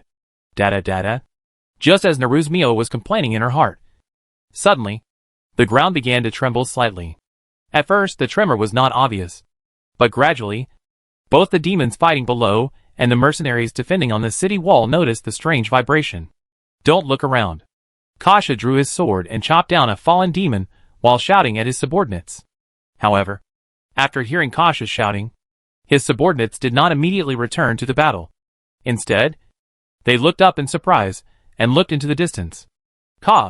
Lord Kasha, look over there. What happened again? Kasha looked in the direction of her subordinate's finger with a bad look. And then she just stood there in a daze. In the distance, in the pitch-black night, so dark that one could not see one's hand in front of one's face, two sparkling objects penetrated the night sky and shone towards this side. What is that? It can't be the eyes of a monster, someone whispered. But no one dared to refute this absurd idea. After all, it did look like the glowing eyes of some monster. Could it be some terrible demon? As everyone looked on in confusion, a huge monster tore through the night and appeared in front of them. What is that? Siege vehicle? It's no wonder that everyone would have such an idea. After all, in their eyes, this thing looks like a siege vehicle that has been magnified dozens of times. However, this thing doesn't look easy to mess with. Especially the murderous aura, the blood-red color all over, and the skull pattern on the hood, which makes people terrified. Damn it. Is this also a trick of the devil? Seeing this huge monster rushing out of the darkness, even Kasha felt a little desperate. But she still mustered up her courage, gritted her teeth, and desperately came to Naruzmio's side. Ms. Mio, can you stop that monster? If that thing rushes over, the whole camp will be destroyed by it. Why? Hearing Kasha's request, Naruzmio was stunned for a moment. Destroy it? Yes. That must be some new weapon of the devil. We must stop its attack. After hearing what Kasha said, Naruzmio's expression was a little complicated. But she hesitated for a moment, and then shook her head. But Miss Kasha, I don't think this is necessary. Because that person is not an enemy. Not an enemy? Yes. I think it must be my uncle who is back. You mean? The one operating this weapon is the Iron Warrior. Looking at the stunned Katham, Jackie Cyan also smiled silently. In fact, she was in a complicated mood now. After all, Jakiva has been in the trial court for a long time. She has long been used to the style and aesthetics of the trial court. If she hadn't seen Kasha's reaction, Naruzmio would have forgotten that with the style of the Inquisition, no matter which world they were placed in, they would always look like villains. To be honest, this stuff is mixed in the devil army. No wonder Kasha thought it was some kind of devil's weapon. Gugada. As the giant chariot approached, the demon army that was originally besieging the camp immediately changed direction and rushed towards the giant chariot. How should I put it, seeing this scene? Naruzmio had only one thought. Remarkably brave. The fact is just as Naruzmio thought. In front of this giant chariot, the demon's charge was meaningless. The rotating giant wheels ruthlessly crushed the demon army, turning a large number of demons into meat paste in the blink of an eye. Then the hatch under the chariot opened. And then fully armed soldiers roared out and rushed towards the scattered demons. It's the royal army. Seeing these soldiers and the flags they raised, the mercenaries in the camp also shouted loudly. It's the royal army. We are saved now. With the arrival of the mammoth, the siege of the demon army collapsed, and the remaining demons completely collapsed under the attack of the kingdom army soldiers, and were basically wiped out. It was not until this time that Naruzmio breathed a sigh of relief, and then dug a gate to connect the originally isolated camp with the outside world again. Soon after, Akira and Kasha also met Captain Meld. It turns out, I didn't expect that the adult of the Steel Warrior was actually the brave who was summoned from a different world. After listening to the introduction of Captain Meld, Akira and the others suddenly realized the situation. They had felt that Duan Muhuai and the others did not look like people from here. But at that time they just thought they were mercenaries from a distant country, and never thought they were from another world. So this terrifying steel giant also comes from the world of the hero? Yes. To be honest, this thing is really convenient. It is extremely useful for both transporting troops and fighting. If it weren't for this, I'm afraid we would have to wait several days before we could meet up with you all here. I'm afraid we won't be able to wait until then. Hearing what Captain Meld said, Kasha smiled bitterly and spoke. Then she looked at Captain Meld curiously. But Captain Meld? You don't look well? Well? Faced with Kasha's concern, Captain Meld's face tightened. Nothing. Just a little thing. Meld was embarrassed to say that in fact Duanmu Huai had not expected that this battle-hardened knight commander would actually suffer from motion sickness. You ride a horse every day. Yet you get car sick? As a result, Captain Melda was lying on the railing outside and vomited almost all the way. He finally recovered just now, which made Duanmu Huai sigh in amazement. But if you think about it carefully, it is not surprising.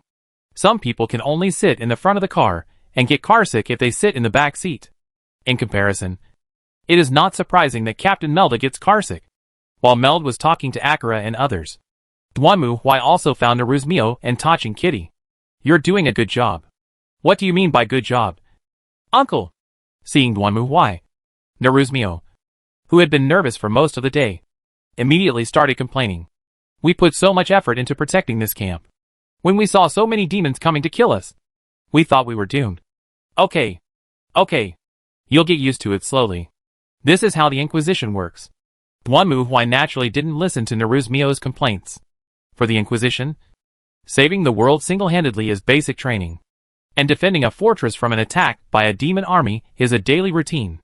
This little trouble is not even dangerous in the work of the Inquisition. At most, it is just training, real or fake.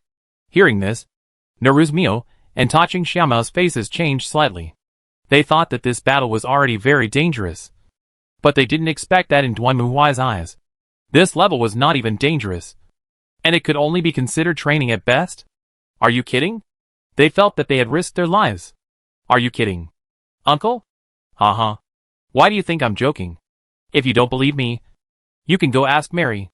We all called like this, so you should get used to it sooner. I don't think I'll ever get used to it. At this moment, Naruzmio was completely desperate. Chapter 1084 The Giant Beast Roars. Naruzmio was desperate. But for Akira and others, they were full of hope. I didn't expect that there would be such a powerful weapon in the other world. Standing in front of the mammoth, looking at the giant chariot in front of him that was taller than his own fortress, Kasha's eyes were shining with excitement. Are we going to take this to attack an aerial? Of course. Now that we're here, wouldn't it be a waste if we don't just attack them? Duanmu Huai didn't care. In fact, he really needed to do it in public, so that when he went to fight the Demon King in a duel in the future, people wouldn't have to worry about him losing. So in order to be able to fight boss safely in the future, and Ariel, just go on your way with peace of mind. After a night's rest at the road camp, everyone boarded the mammoth and set off again, heading towards the monastery of the Blind Sisters. Duanmu Huai was naturally responsible for driving this thing, which was much simpler than driving a car, and it also had a certain semi-automatic intelligent route planning. If there were no military satellites in this world, Duanmu Huai could even just leave it alone and let it go to the destination. This time, in addition to the kingdom's army, many guards from the road camp also joined in. However, including Kasha, everyone's expressions were very serious and the atmosphere was very solemn. Why do I feel like Miss Kasha and the others are not easy to talk to? Naruzmio walked over and took a look, then returned to the cab and spoke in a low voice. Because the next people they are going to deal with are their former companions. They must be mentally prepared. Duanmu Huai answered casually while looking out the window. Hey! My old companion? You've heard about it, right? And Ariel attacked the blind monastery and transformed many of the monastery's members into demons. Didn't you fight the Blood Crows before? Come to think of it. To be honest, the only impression that Blood Crow, Naruzmio, and Tachin Kitten had was that she was as slippery as a catfish and ran very fast. So much so that they had forgotten that she was once a human being. In other words, what we will face next will be a large group of enemies, like the Blood Crows. When she thought of the depression of being kite followed by the Blood Crow, Naruzmio wanted to cry.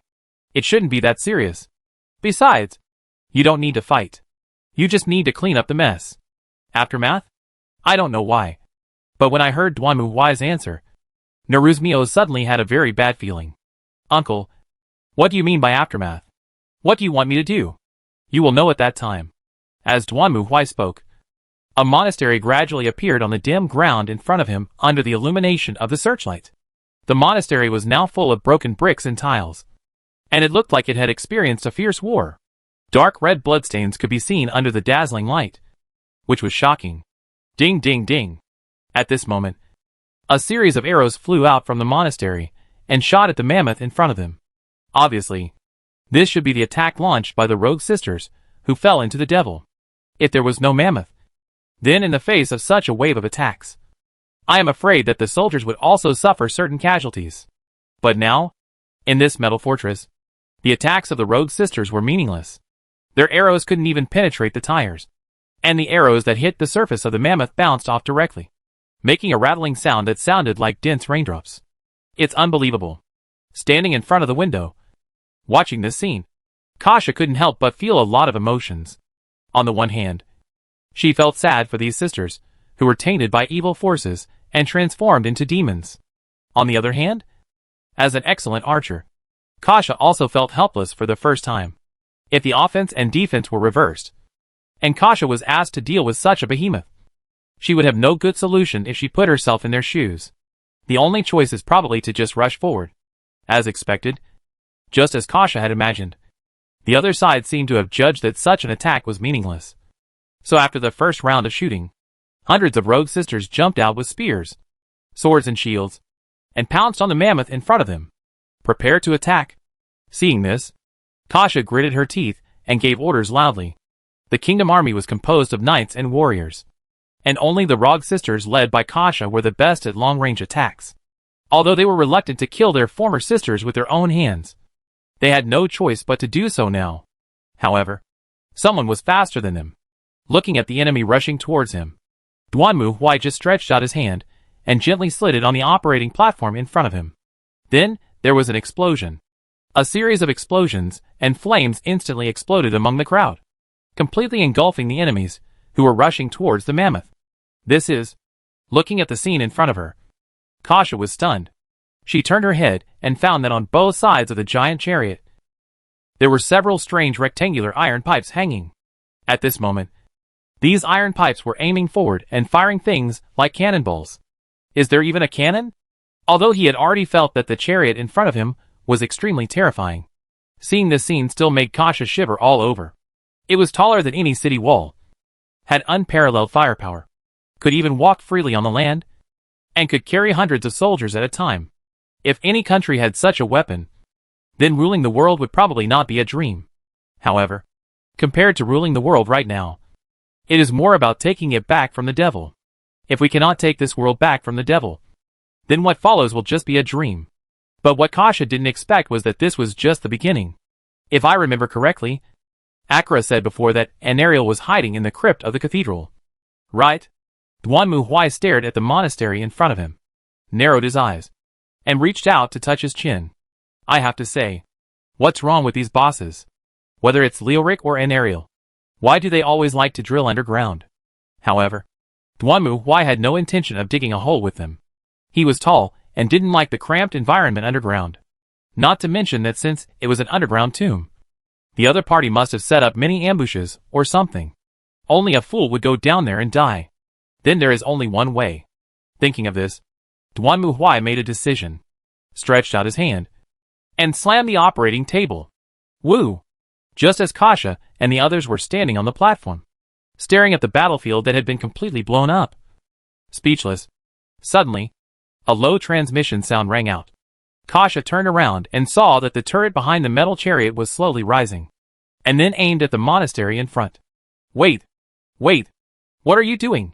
Seeing this scene, Kasha seemed to have thought of something and was suddenly shocked. But it was too late. Boom! The plasma torrent that erupted from the BFG 9000 roared out and slammed directly into the monastery in front of it. The roaring and surging energy destroyed the outer barracks and prisons like a flood, and rushed directly into the inner corridor, completely lifting up the thick soil, and directly blew the historic cathedral of the Blind Sisters into the sky. Seeing this scene, almost everyone present was stunned and speechless. Duanmu Huai ignored them and jumped directly from the car and came to the battlefield in front of him, which was emitting thick smoke and flames. Anariel, get out here and die! Duanmu Huai's murderous roar echoed over the ruins of the monastery that had been ripped open and was in a horrible state. Soon, a cold, low voice sounded. How dare you be so disrespectful? You foolish mortal. Along with this voice, a thick dark green fog emerged from the broken pit. And then a figure almost as tall as Duanmu Huai emerged from it. It was an ugly demon who looked completely colorless, with goat-like hooves, flaming red hair standing up like a scion, and spider-like tentacles growing behind her. As she appeared, countless demons poured out like a bombed cockroach nest. I'll let you experience what real pain is.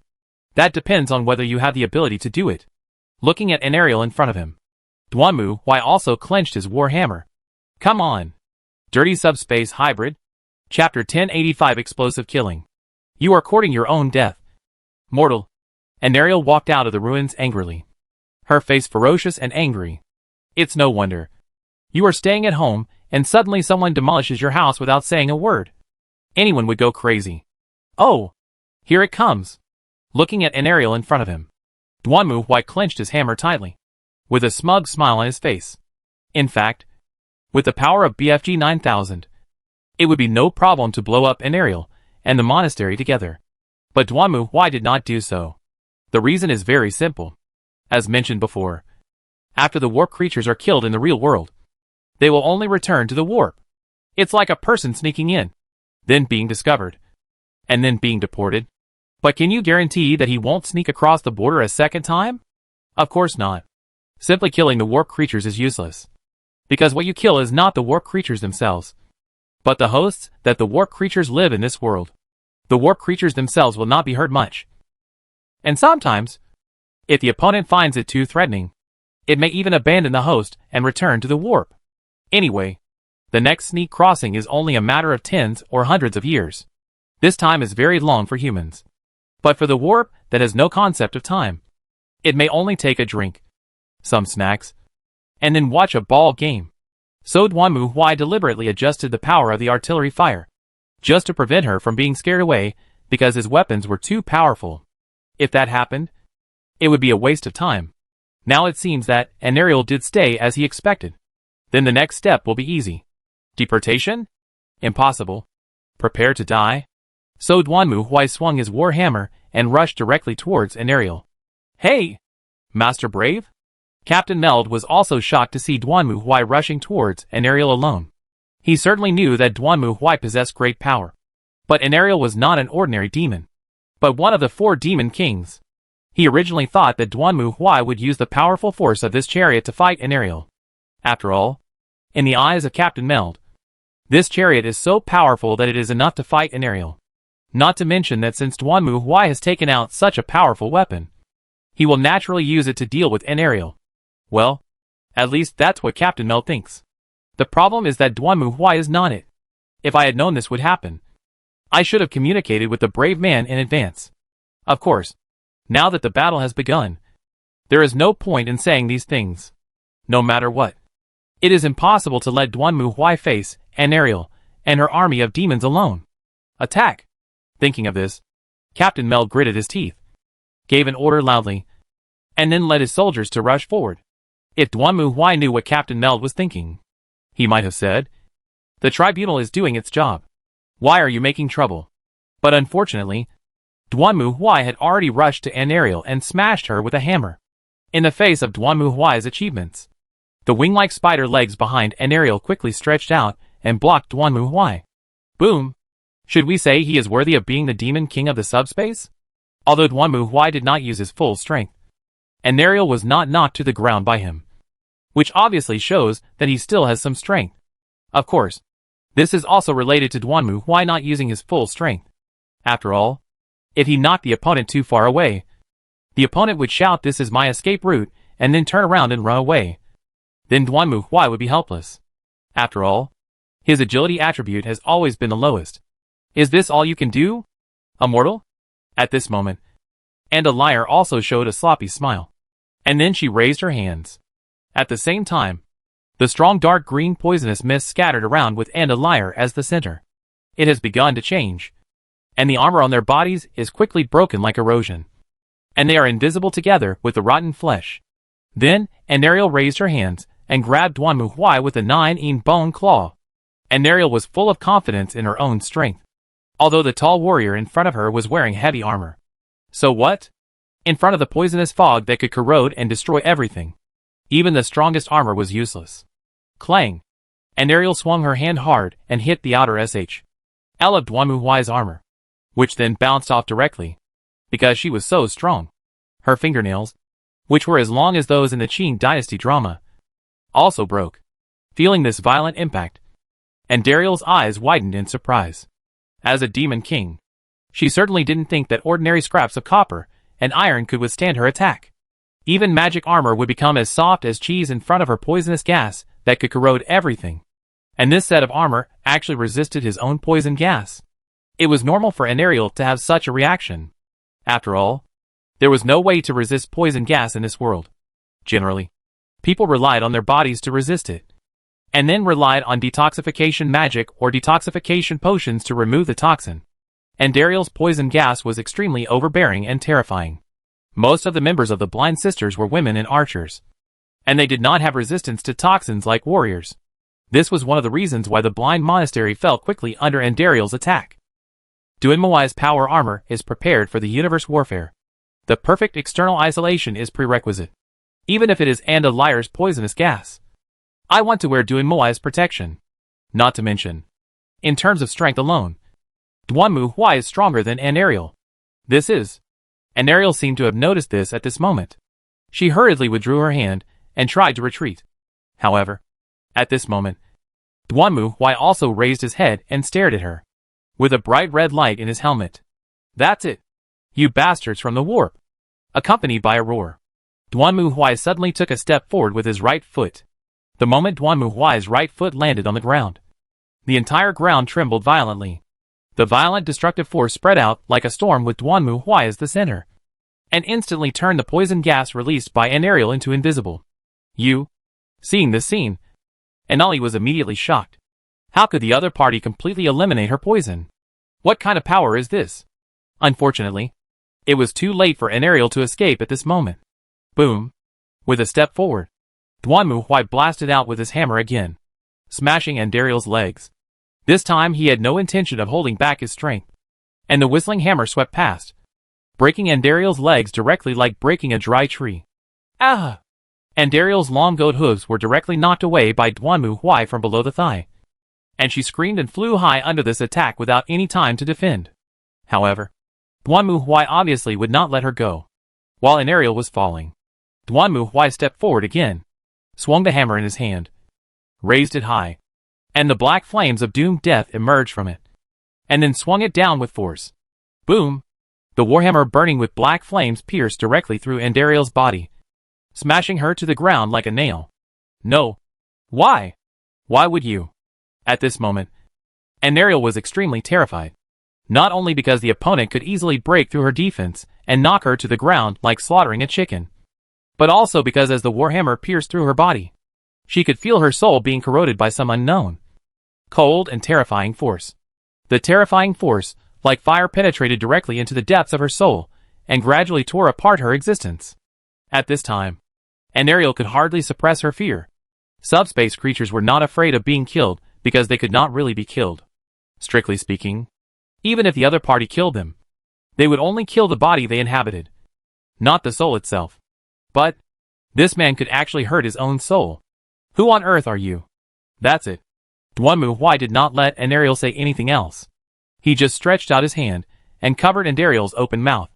Duan Muhuai did not intend to let others know that he could completely eliminate the existence of subspace creatures. After all, if it was just to expel subspace creatures, then many well-known heroes could do it. However, the only one who can completely destroy the creatures in the subspace from the root is Duan Muhuai, the god of destruction. Being expelled simply is a bit annoying for the warp demons. But after being expelled so many times, one more time doesn't matter. They have long been used to it. But being completely killed was another matter. At that time, these subspace demons would definitely jump up and launch a crazy attack on him, like a cat whose tail was stepped on. If it was just Duan Muhuai and a few others, it would be fine. He also brought a whole class of burdens with him. So Duan Muhuai didn't intend to make it more difficult for himself. So, just go and die. Looking at the horrified look in Ariel's eyes, Duan Muhuai whispered. And then, he suddenly exerted force with his right hand, and the iron glove was inserted into Andariel's skull. Then Duanmu Huai grabbed her skull and pulled it out suddenly. Ah! This was not Andariel's scream.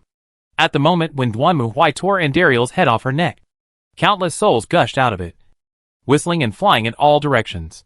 Obviously, these were all souls devoured by Andariel. At this moment, as the existence that bound them collapsed, these souls were also liberated.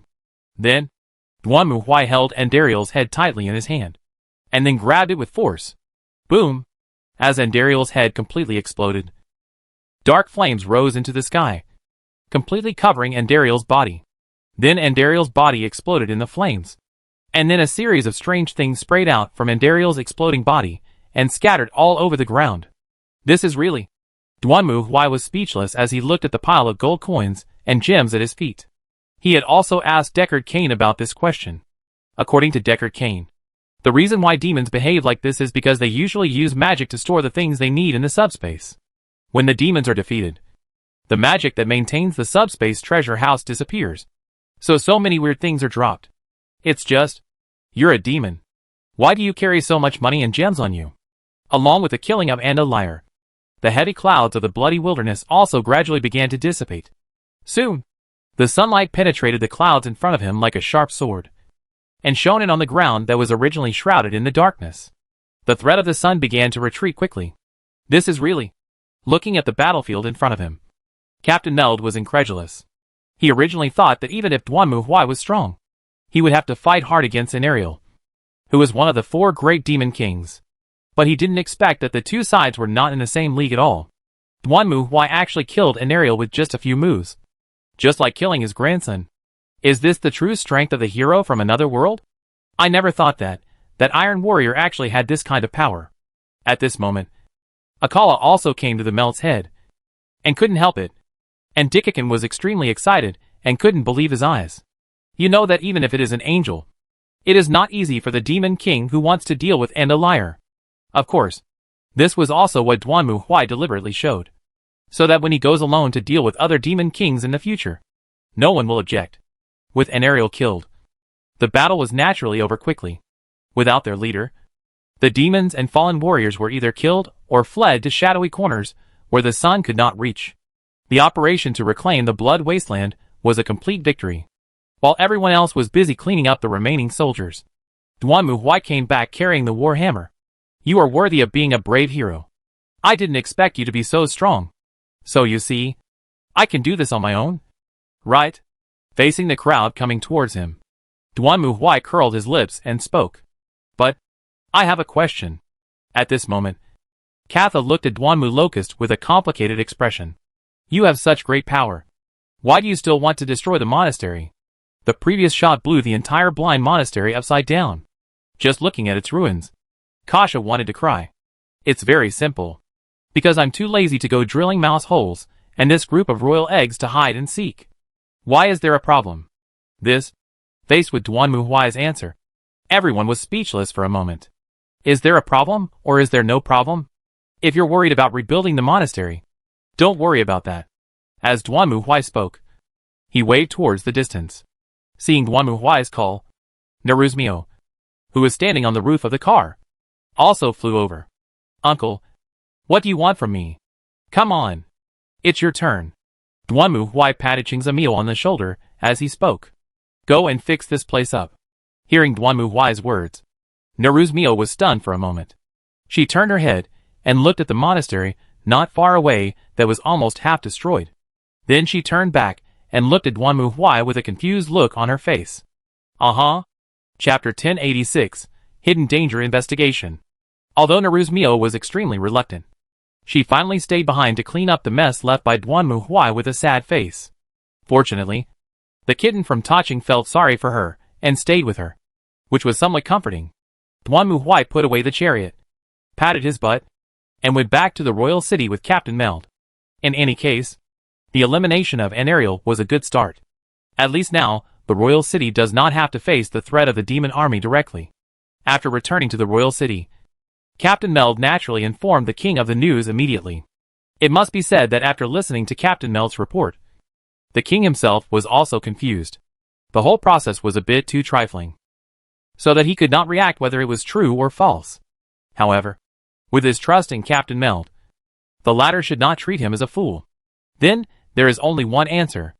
I never thought that the hero could kill Anariel, one of the 4 great demon kings, so easily. It's really... Okay. I think we can skip the boring politeness. Duanmu Huai interrupted the king directly. Now you can see that your so-called demon king is no match for me.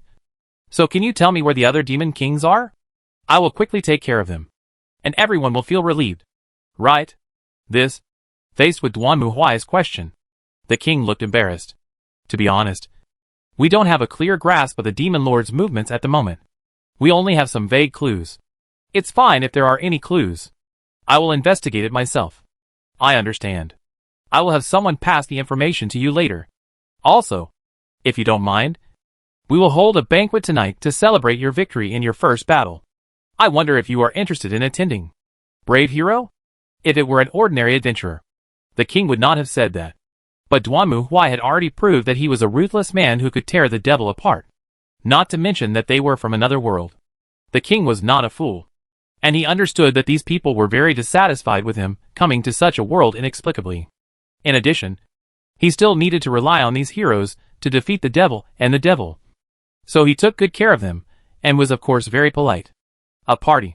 Hearing the king's question, Duanmu Huai showed a speechless expression. He actually had no interest in this kind of upper-class banquet.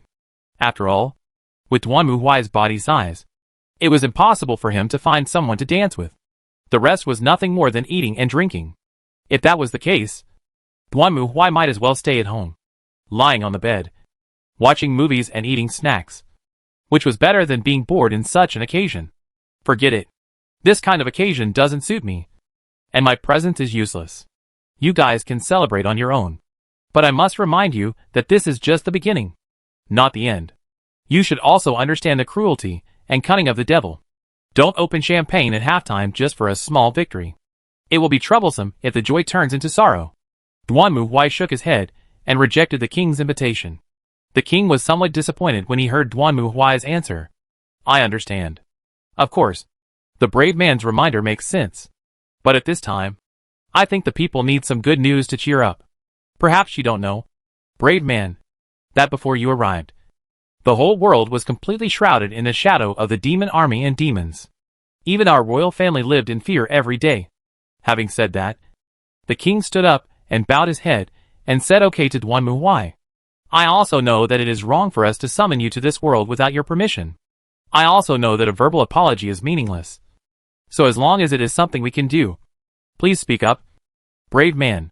In order to protect my country and my people, we must rely on the power of the brave. Protecting humanity is the policy of the Inquisition. We will not sit idly by and watch humanity perish. It is the Inquisition's duty to destroy the monsters in the subspace. You don't have to worry about that. Duanmu Huai gave a calm answer. That's good. By the way, in order to facilitate communication, I would like to send a special envoy to the Inquisition. If possible, I can also prepare servants and guards for you heroes. The envoys can come, but servants and guards are not needed. They are not children anymore, and they should learn to take care of themselves. After saying this, Duanmu Huai nodded to the king. Well, it's all right. I'll be leaving first. Okay. I will send a special envoy to contact you as soon as possible. Watching Duanmu Huai turn around and leave, the king smiled bitterly, sat back on the throne, and looked at the princess. At this moment, the prince who had been silent beside him suddenly spoke out in dissatisfaction. Father, that brave man is too arrogant. You invited him so much, but he doesn't care at all. That's not the way to say it. After all, whether our country can continue to exist, and whether we can resist the demon army depends on you heroes. And you also know that they were summoned to our world without knowing it. So it's normal for them to have opinions about us. Put yourself in their shoes. If one day you were inexplicably summoned to a dangerous place, and the people there asked you to risk your life to protect them, what would you think? This, after hearing the king's teachings, the prince pouted and stopped talking. After all, he was just a little kid in his teens. But didn't the heroes say that protecting humans is their duty? There's no need for father to be so humble. Why? Hearing his son's unconvinced answer, the king sighed and looked at the princess again. Indeed, As the prince said, Duanmu Huai did say the duty of the tribunal is to protect mankind. But the king was not a fool, and naturally knew that Duanmu Huai was talking about human beings rather than country. In other words, he didn't care whether the country was destroyed or not. As long as humans could survive, it was okay. Duanmu Huai said this when the two parties first met, and he repeated it again now. What he meant was that the attitude of the trial court had not changed, which meant that the two parties had not yet been able to establish a closer relationship. To put it bluntly, defeating the Demon King is the duty of the Inquisition, not out of friendly relations with the country. The king knew that it was not a good idea to forcibly summon a hero from another world to protect his country. The relationship between the two sides was now completely cold.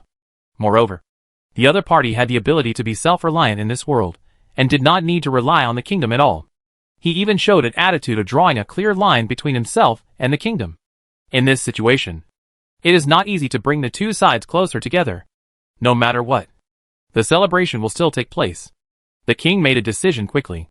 On the one hand, it was to appease the uneasy mood of the people, and on the other hand, it was to publicize the deeds of the Inquisition and the hero among the people, so that the people would be more enthusiastic and admire the hero. This was also a way to promote the feelings of both sides through the people. In any case, after knowing that the Inquisition was their savior, the people of the kingdom should not be too rude when facing the people of the Inquisition. Therefore, holding a celebration is not a bad thing. On the contrary, if it is left unchecked, it will be troublesome if friction arises between the people and the court of Inquisition. The king definitely doesn't want to be an enemy of a ruthless man who can tear the devil apart with his bare hands. While the king was preparing for the celebration, Duanmu Huai returned to the church and relaxed. "I'm back." "Welcome back, Mr. Duanmu." The one who greeted Duanmu Huai was naturally Mary. "Hey, Mary. How's everybody doing?" Everyone has adapted to the new environment quite well, but maybe a little too well adapted. What do you mean? Hasn't everyone used that silver plate to test their vocations and attributes before? Quite a few people seem to be very interested in this, and want to try to use these abilities. This is normal. Apart from the threat of death, if modern people could awaken some superpowers or magic, it would be extremely cool. Who wouldn't want it? Some students want to try fighting, and are willing to receive training. Young people are really full of vigor and vitality. Duanmu Huai shrugged, and Mary looked beside Duanmu Huai. "Mr. Duanmu, where are Miss Mio and Miss Kitty? Didn't they follow you to the Blood Wilderness?" "Oh, they are staying there to clean up the mess. It will probably take them a few days to come back." Having said that, Duanmu Huai thought for a moment. Everyone's excited? That's about right. In my opinion, it may have something to do with the fact that there is nothing to do in this world. Even teacher Tachibana is secretly practicing her abilities. Although Duanmu Huai really wanted to solve the problem of the Demon King as soon as possible, he also had to be careful on his own side. People like Naruzmio, Maria and Tachin Kaneko would be fine, but ordinary students would naturally change when they suddenly gained unimaginable power. It seems that before dealing with the next Demon King, I should first deal with my own affairs. I see. Thinking of this, Duanmu Huai made a decision. Go and notify everyone, and have them fill out a form, mainly stating their abilities and characteristics, and whether they are willing to go to the front lines to fight. I understand. But Mr. Duanmu, do you really want them to join the battle? Hee. In response to Mary's question, Duanmu Huai just laughed. You'll know when the time comes. Then, he spoke. Chapter 1087 Students. The next morning, Duanmu Huai received information from other students.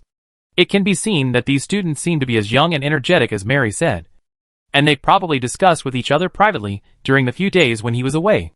The reason is, just look at Kumiko Omi, and you will know. That's right. After receiving everyone's information, Duanmu Huai first found Huang Qian Kumiko. The reason is very simple. Huang Qian Kumiko is a student that Duanmu Huai is more familiar with in his class, and Duanmu Huai knows her a little bit. The little girl is young, but she has a lot of ideas, and she is the kind of person who goes with the flow and follows the atmosphere of everyone. So in Duanmu Huai's eyes, Huang Qian Kumiko is basically the weather vane of the class. Looking at how Huang Qian Kumiko chooses, he can almost guess what most people in the class think. Really? Let's fight. Looking at the words choose to fight written on it, Duanmu Huai sneered. Based on his understanding of Huang Qian Kumiko, She was not the kind of hot-blooded girl. It was probably because the others were so interested that she had to follow suit. However, it can be seen from this point that the students in the class are just like what Mary said. After gradually settling down, they began to want to make trouble. The reason why Kumiko Huang was involved was simple. Because her vocation was a brave warrior. Seeing this, Duanmu Huai almost laughed to death. I have to explain here that the missions of Duanmu Huai, Naruzmio, Maria, Tachin Kaneko, Shido Irina and Mary are all question marks. Perhaps it is because the level of this world is too low to judge what kind of existence they are. It falls into the category of being incomprehensible. Therefore, strictly speaking, Kumiko Huang is the hero appointed by this world. No wonder she was dragged into this. After all, she was appointed. Ha ha ha. Duanmu Huai could imagine how depressed Kumiko Huang was. Based on his understanding of Kumiko Huang, she probably had no motivation to save the world. It's purely a case of being forced into doing something. If Duanmu Huai and the others were not in this world, he would really like to see how Huang Qian Kumiko would fight the devil unwillingly as a hero. That would be very interesting. Next up is Kumiko Omi's best friend, who is not happy about it. Reina Kusaka. She also wrote about combat. But to Duanmu Huai's surprise, her calling was actually that of a barrier master. To put it bluntly, it is a defensive profession that creates a barrier to protect companions. Frankly speaking, this does not match Duanmu Huai's impression of Kusaka Reina. Because in Duanmu Huai's opinion, Kusaka Reina is the kind of person who does her own thing and is extremely aggressive. When she chose the trumpet solo, she didn't care about the relationship between seniors and juniors at all, saying that she should play solo because she played better than her senior Nakasego Kawari, which almost pissed off the senior to death. So Duanmu Huai always thought that Kusaka Reina should be some kind of attacking profession. But he didn't expect it to be a defensive profession? Looking at the information in his hand, Duanmu Huai thought for a moment. He didn't think that Kusaka Reina would like fighting. Could it be because Huang Qian Kumiko was a hero? So she had to protect her good friend No Brain? Forget it. It's not something I should care about anyway. Next is Asia. This fallen angel representative has always been a very popular character in the class. And her vocation is a healer. Which is normal. Duanmu Huai remembers that the ability she possesses is the power to heal even fallen angels and demons. Which is a professional match. As for her, she chose not to participate in the battle. Which was normal. Killing a person would cause her mental breakdown. So it would be better to expect a sow to climb a tree than to expect her to do so. Especially after being punished by Duanmu Huai before. I am afraid that Asia has long been traumatized. Of course, Duanmu Huai also paid attention to the sisters Tachibana Haruna and Tachibana Rui. Tachibana Haruna's occupation was to be an agriculturalist. A completely non-combat profession. But it was very useful. After all, her skills included soil recovery, automatic harvesting, and temperature regulation. It could be said that she was simply a self-propelled humanoid greenhouse. She also wrote a paragraph at the end of her information, saying that the king invited her to assist in agriculture and hoped to get Duanmu Huai's permission. Well, Duanmu Huai can understand this. After all, food is the first necessity of the people. Before the troops move, food and grass must be prepared. Now the human beings in this world are threatened by demons. Most of the land is either polluted by evil forces or uncultivated. With the level of civilization in this world, the level of agriculture must be low. Food production cannot be increased. And now there are refugees everywhere. Okay. Duanmu Huai approved it decisively. Then there is Rui Tachibana, whose vocation is a sorcerer, which in the game is a profession that casts curses on enemies. Originally, this profession should fight on the front line. But perhaps because they are sisters, Rui Tachibana also wrote a paragraph at the end, saying that she plans to find a few people to protect her sister to prevent her from being deceived. It seems that Rui Tachibana also learned from her sister about the king's invitation to Haruna Tachibana to help the country. So she plans to help take care of her sister. Duanmu Huai could understand this. After all, what did Tachibana Haruna say? She seemed to have the qualities of a scumbag attractor. And her own vision was not very good. So it was natural for her sister to worry. And this job is just right. If Tachibana Rui sees a scumbag approaching her sister, she will probably curse him silently. Well, as long as no one dies, she can do whatever she wants. Okay.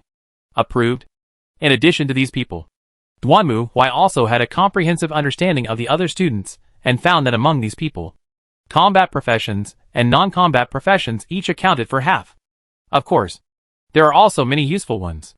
For example, Mahiru in her childhood. Duanmu Huai remembered that she was also a famous beauty in the class, and her academic performance was also very good. But her vocation turned out to be a civil engineer. That's right. Unlike Naruzmio, who used gravity magic, this was a serious civil engineering ability. So Duanmu Huai planned to assign her to Naruzmio, and the two of them would fall into the abyss of the civil engineering pit together. Naruzmio would probably feel better if there was someone to die with her. There is also a Wanada Katoko in Duanmu Huai's memory. This girl was almost no different from an elementary school student. The reason he remembered her was because the reason the other party asked her to be his intern in physical education class was that she was kidnapped when she was a child, and one of her eyes was gouged out, and one of her legs was amputated. She currently uses prosthetic eyes and legs, and holds a crutch in her hand. To be honest, this is quite curious. No matter how evil Duanmu Huai is, he would not let people with prosthetic limbs run in physical education class. Her profession is an illusionist. Unlike her usual quiet and lovely appearance, she seems to be very eager to use this ability to fight. But this is not a combat ability. Although she is very enthusiastic, it is too dangerous to let a disabled person go to the battlefield. In addition, she is not a combat profession. So Duanmu Huai simply assigned her to Tachibana Rui and asked her to accompany Tachibana Rui to protect Tachibana Haruna. Illusion plus curse. There should be no problem. And a Wanaga Katoko's brain is also very useful. Remember? She is the daughter of a big company. She is just right for dealing with those kingdom nobles with ulterior motives. There is also Hanazono Yurizu, a girl with a very unique temperament in the class, who always wears an eye patch on her left eye. However, unlike a Wanada Katoko, this girl has no problem. She is just suffering from a Chinibu syndrome. After she came to this world, she gained the ability of a summoner, which basically summons a bunch of tentacles to bind the enemy. And she often says some very Chinibu lines at this time. I feel like I am the one who enjoys it the most among all the summoners. As for Takiyo Tomo, Kodori Usui, Ichiki Hiwari and others, there is no need to introduce them any further. In short, some people want to fight, and some people don't. Of course, most of the class are girls, so those who want to fight are naturally a minority, and the few remaining boys all choose to fight, regardless of whether their profession is a combat type or not. Well, this is normal. After all, as a man, you would feel embarrassed to act like a coward in front of a bunch of girls. Right? What's more, all the girls want to fight, and it would be embarrassing for a man like you to hide behind them. For example, Shuichi Tsukamoto. He is also a member of the Wind Band Club, a classmate of Kumiko Omi, and her childhood sweetheart. Duanmu Huai heard from Mary that Shuichi Tsukamoto seemed to have a crush on Kumiko Omi, but the latter just regarded him as an ordinary childhood sweetheart. Not only that, Reina Kasaka didn't seem to want him to get involved between her and Kumiko Omi. Shuichi Tsukamoto's vocation is a necromancer, which is a combat-oriented profession. But because it is a profession that controls corpses and skeletons to fight, it is not very popular with girls. Even so, he still wants to join the combat team. Probably for Kumiko Kumi. Boom boom boom. Just after Duanmu Huai made the distribution, there was a knock on the door. And then Mary walked in. Mr. Duanmu, the envoy sent by the kingdom has arrived. Oh, I know. Judging from your appearance, you probably aren't a serious messenger. Looking at Mary with a sly smile on her face, Duanmu Huai raised his eyebrows. Mr. Duanmu will know when he sees it. Soon, Duanmu Huai met the envoy sent by the kingdom, and he also knew where the smile on Mary's face came from. Hello, brave sir. I am Liliana S.B. Heilig. I am here as a representative of the kingdom under the order of my father. Thank you for your guidance. Standing in front of Duanmu Huai was a 14-year-old blonde beauty wearing a dress, who looked like the embodiment of the word princess. Well, Duanmu Huai remembered seeing her in the palace. She was the king's eldest daughter, and the princess of this kingdom. By the way, sending the princess as an envoy. Well, Duanmu Huai knew why Mary laughed. Messenger, you understand the significance of your coming here. Yes, I came here to improve the communication between our country and the Inquisition, and to avoid unnecessary misunderstandings between the two sides. And if you have any needs, you can also ask the kingdom through me, as long as it is within our ability. We will try our best to meet your requirements. Well, I just happen to need your help with something. Duanmu Huai had no intention of being polite, since the other party said so. He also made his request decisively. May I ask, what is this? Our boys here have been restless lately, so I think it would be a good idea to give them a little training. I hope the kingdom can send people to train them to a certain extent. Really? Hearing this, Liliana couldn't help but be happy. After all, the powerful strength of the brave group has been proven, and now other braves also seem to want to join the battle. This is definitely good news for the humans who are currently struggling to support. I understand. I will inform my father of this matter as quickly as possible. Please rest assured. Then I'll leave it to you. Hearing Liliana's answer, Duanmu Huai chuckled. Feel the fear of military training. Little ones. This is something you can't imagine. Chapter 1088, Kill and be killed. For the people of the kingdom, this is a day of celebration. One of the 4 great demon kings, the Queen of Pain and Ariel, has been destroyed. The Blood Wasteland has been recaptured, and the crisis of the kingdom's destruction has been resolved. The king also announced this good news, saying that under the hammer of the Inquisition, the Demon King has been completely destroyed. Everyone can celebrate. As a result, the royal city was decorated with lights and filled with a festive atmosphere. In the courtroom not far outside the royal city, there was a completely different scene. Hold your chest high. Keep your head up. Stand firm. Don't move. Meld, the head of the group, paced back and forth in the square in front of the church, staring at the dozen students in front of him. There were both male and female students, but at this moment they were all wearing sports uniforms, standing straight and motionless in the sun. Looking at this scene, Duanmu Huai nodded with satisfaction. Well, that's how it has to be. It has to be this way to make it taste good. Hey, it would be even better if I had a piece of watermelon in my hand. Thinking of this, Duanmu Huai reached out his hand to Mary. Mary, any juice? Have. I'd like a glass of ice. Okay, Mr. Duanmu. Mary took a glass of juice and handed it over, and Duanmu Huai raised the glass and drank it in one gulp. Woohoo, cool. Hearing Duanmu Huai sigh, the students who had been standing under the scorching sun for almost a whole morning began to twitch their faces, clench their fists, and their bodies trembled slightly. Stand up straight and don't shake. Captain Meld was also merciless. He picked up the sword and hit one of the trembling students on the butt with the scabbard, causing him to stand up again. Wow, they are so miserable. Seeing this scene, the students from the logistics team nearby were all sweating. At first, they thought it would be some interesting military training, but they didn't expect that the other party would ask them to stand at attention without saying anything. And they stood there for the whole morning from breakfast until now without moving. Even they felt terrified watching from the side. I couldn't even imagine what it would feel like to be there. Okay, take a half-hour break.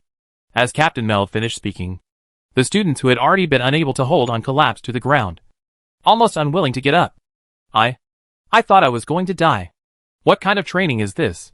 What's the point of it? The students lying on the ground were also sighing, and some were complaining. At this time, Duanmu Huai put down the cup in his hand, walked in front of everyone, and looked down at them. What? That's not enough? This is just the beginning. Now you know that learning how to fight is not an easy thing. But this has nothing to do with the battle. It just makes us stand here. Of course. What do you think fighting is? As he spoke, Duanmu Huai's eyes turned cold. Have you watched too many animations and novels and think that fighting is an exciting and refreshing thing? Don't be ridiculous. Even if you have talents far beyond those of people in this world, it doesn't mean you can use them well. Besides, if you can't even pass this test, then you will have no chance of passing the next one. The next test? It's simple. Kill people. Why? Hearing Duanmu Huai's indifferent answer, the students were stunned. They looked up at Duanmu Huai in surprise. What? Haven't you reacted yet? On the battlefield, you have to kill each other. If you don't kill people, you will be killed. If that's the case, why are you on the battlefield?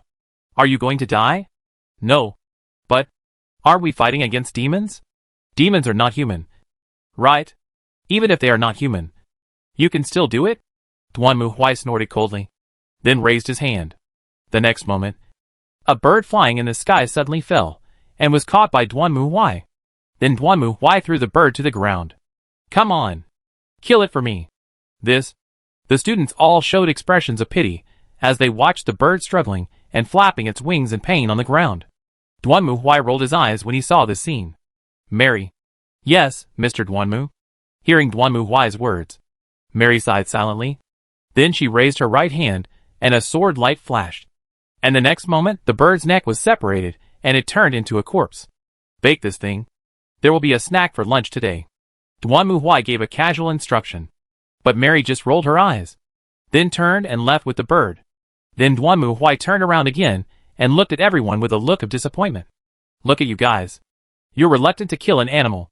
And you have the guts to kill a demon? You must be kidding me. But this bird is innocent. After hearing what Duanmu Huai said, a student quickly refuted, and Duanmu Huai glared at him. Innocent? What will you do if you have no food when you go out to fight? Little deer and little rabbits are cute. Right? But if you don't kill them for meat, where will the food come from? Or do you think they are innocent? So you want to starve yourself to death? Or go to battle on an empty stomach? Or you can just eat insects? They are really flowers in a greenhouse. One by one. You don't think the chicken you eat grows from a tree. Duanmu Huai looked at the students, who had nothing to say, and snorted. This was a habit that people in the city had developed. When he was a child, he helped his family to kill chickens and fish. That was basic training. Young people these days would make a fuss and shout for a long time when they saw a fish jump. As if killing a chicken was more terrifying than killing a person. Although some of these students can cook, they only use processed ingredients, such as frozen chicken. If you ask them to make a dish by killing a chicken, that would be a real death sentence for them. And it's not just demons. There are also devils and cultists who believe in demons. These are all human beings. But we have to kill them all without mercy. If you can't do this, don't do it as soon as possible. Otherwise it will be a waste of time. After saying this, Duanmu Huai turned and left, leaving behind only the students who were trembling with fear at his murderous aura. Oh, so scary. It's been a long time since I felt this kind of terror of being killed by a teacher. You are right, Master Brave. At this time, Captain Meld also came over and looked at the students with a serious expression. To be honest, this was indeed beyond his expectations. Because in this world, whether it was a child from a poor family or a noble family, at least some of them would kill. The poor needed to live, and the nobles hunted. For the people in this world, taking a life was not something that was incomprehensible. But he didn't expect that these students from another world were so mentally fragile that they couldn't even kill an animal in this world. Only those spoiled rich girls would have this problem. On the battlefield, there is only life and death, not victory or defeat. If you stay alive, it means you have to take the lives of others. This is the iron rule. If you are unwilling to do so, you will die on the battlefield. This is what fighting is like. So you still have to be mentally prepared. After saying this, Captain Meld shook his head and turned away. It seems that the problems of these young men from another world are more serious than he thought. He originally thought that they were all like Duanmu Huai, but now he thinks that it is indeed impossible. At this time, everyone got up from the ground and sat at the table next to them, and Mary brought them some juice. Please use. Thank you, classmate Mary. You're welcome. But I also want to make it clear that Mr. Duanmu's warning is completely correct. Destroying the enemy means taking the lives of others. This is not the leisurely situation in the game. On the battlefield, if you don't kill, you will be killed. Even if you hesitate for a moment, it may become the reason for your death. So, as she spoke, Mary looked at the others and smiled bitterly. If you can't accept it, it's better not to continue training. Killing people is not an easy and pleasant thing.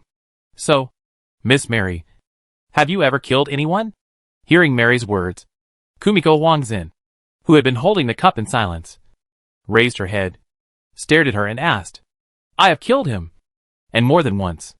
So, Miss Mary, how did you feel at that time? At that time. In response to Kumiko Huangqian's question, Mary thought for a moment. Honestly, I didn't think anything of it. Why? If it were a novel, it would probably describe a lot of psychological activities during the battle.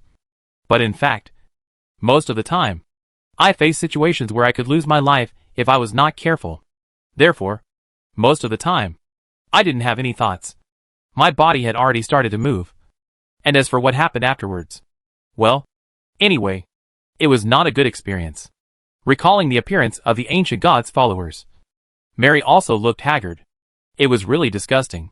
Thinking of it, she even lost her appetite for lunch. Of course, I have also killed boys who were about my own age. Why? Hearing Mary's sigh, the students opened their eyes wide in surprise. Who is that person to you? Classmate Mary? Why did he kill him? Isn't this a relationship problem? It's not as exaggerated as you think. Faced with the questions from her classmates, Mary quickly waved her hands. He's just an ordinary high school student. Well, that's not quite right. He looks like an ordinary high school student, but his true identity is a ghoul who feeds on humans. Eat human? Yes. So I killed him at that time. Although he cried and asked me if there was anything wrong with him just wanting to live. But if he lived, it would mean that he would kill or eat humans. The duty of the Inquisition is to protect humans at all costs. So I had no choice but to kill him. So, after hearing Mary's answer, the students who originally wanted to listen to gossip were somewhat disappointed. But they did not dare to say anything more. Seeing the other's screwed expressions, another person tried to ease the atmosphere. Yes. By the way, Miss Mary, has Teacher Duanmu also killed anyone? He must have killed quite a few. That's right. Teacher Duanmu stood there and looked like a murderer who was very bad. Perhaps because they were tortured by Duanmu Huai. Everyone was targeting Duanmu Huai. He looked like a murderer. And after what he said just now, it was hard not to suspect that he was a bloody executioner. Well, facing everyone's questions, Mary's expression froze slightly. Well, it's a lot. How much is a lot? Thousands? Tens of thousands? There should be at least trillions. After hearing Mary's answer, the students were silent for a moment. I'm sorry, Mary-san. Did I hear you wrong? Yeah.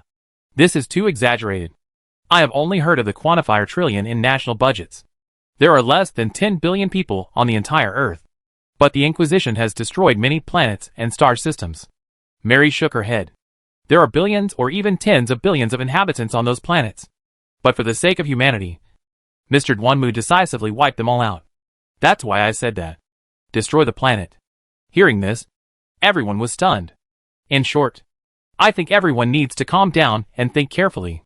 Realizing that the topic had gone a bit off topic, Mary coughed lightly and changed the subject. The purpose of the Inquisition is to protect humanity at all costs and eliminate all threats to humanity. This is why Mr. Duanmu and I fight for it. Because we are fighting for this goal.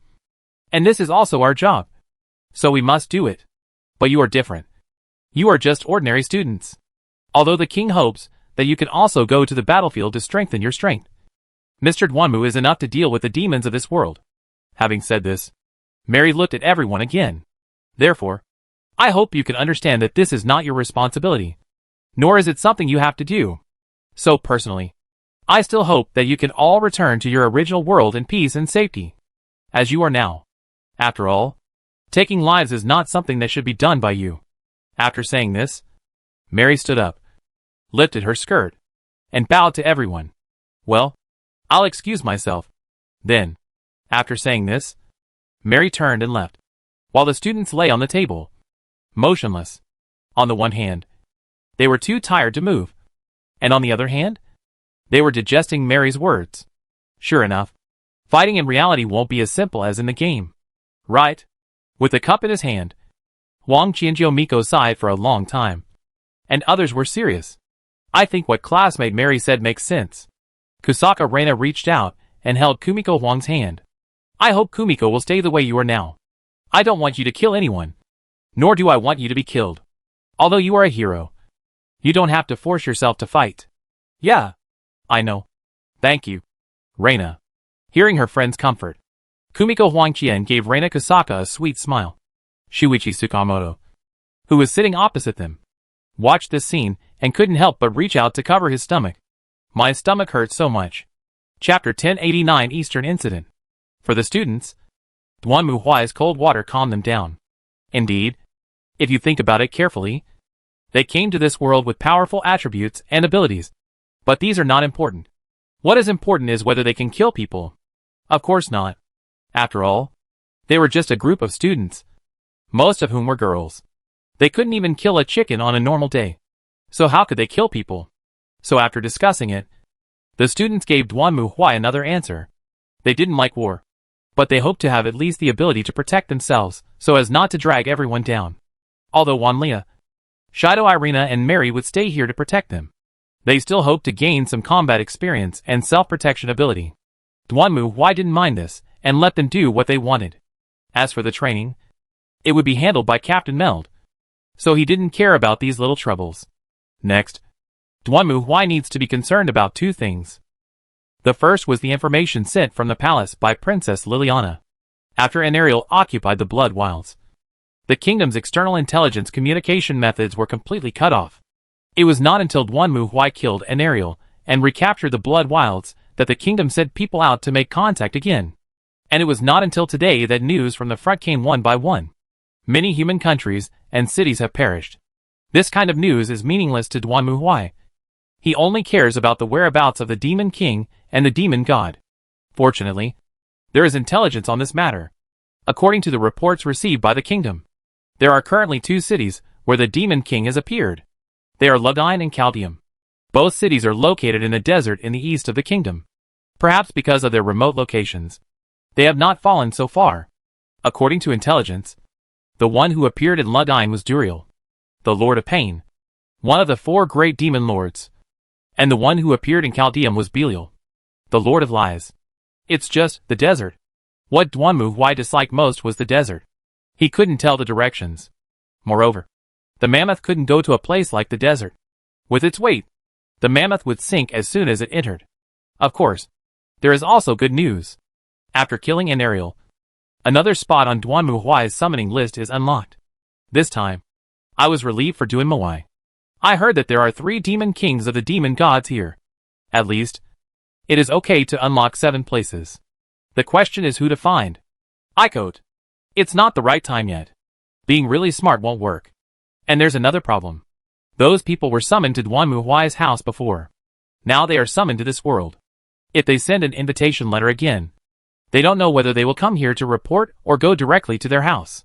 Of course, if they go there directly, it's easy.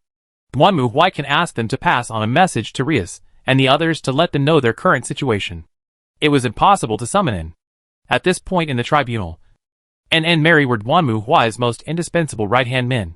If Duanmu Huai was not there, the tribunal had to have one of them to ensure that there would be no problems. Since Mary came with him, and could not be summoned, and with N's personality, if she was only called instead of Gulia, she would probably get upset, which would be very troublesome. So Duanmu Huai decisively chose a little guy who would not bring him trouble and would bring him good luck. Unfortunately, sure enough, this was chosen according to where I am. Duanmu Huai curled his lips while stroking the fluffy little white rabbit in his arms. That's right. In the end, to be on the safe side, Duanmu Huai sent the invitation letter to Tutu. And the latter, like Lingnu, ran over happily. It's just that Lingnu usually stays by Duanmu Huai's side as a black cat, while Tutu still turns into a little white rabbit. But that's not the problem. The problem lies in her luck. Now Duanmu Huai feels that she needs some luck. After all, he was going to the desert city to find the Demon King. It would be fine if the other party came out directly like Anariel did. But he was afraid that these thieves were like rats and refused to show their heads, which would be a big trouble. So bring a rabbit with you to add some luck. It would be best if you encounter the boss as soon as you enter the city gate. As for Tutu, Duanmu Huai just gave her a soldier chess piece in exchange. After all, Tutu is just a mascot that brings good luck to Duanmu Huai.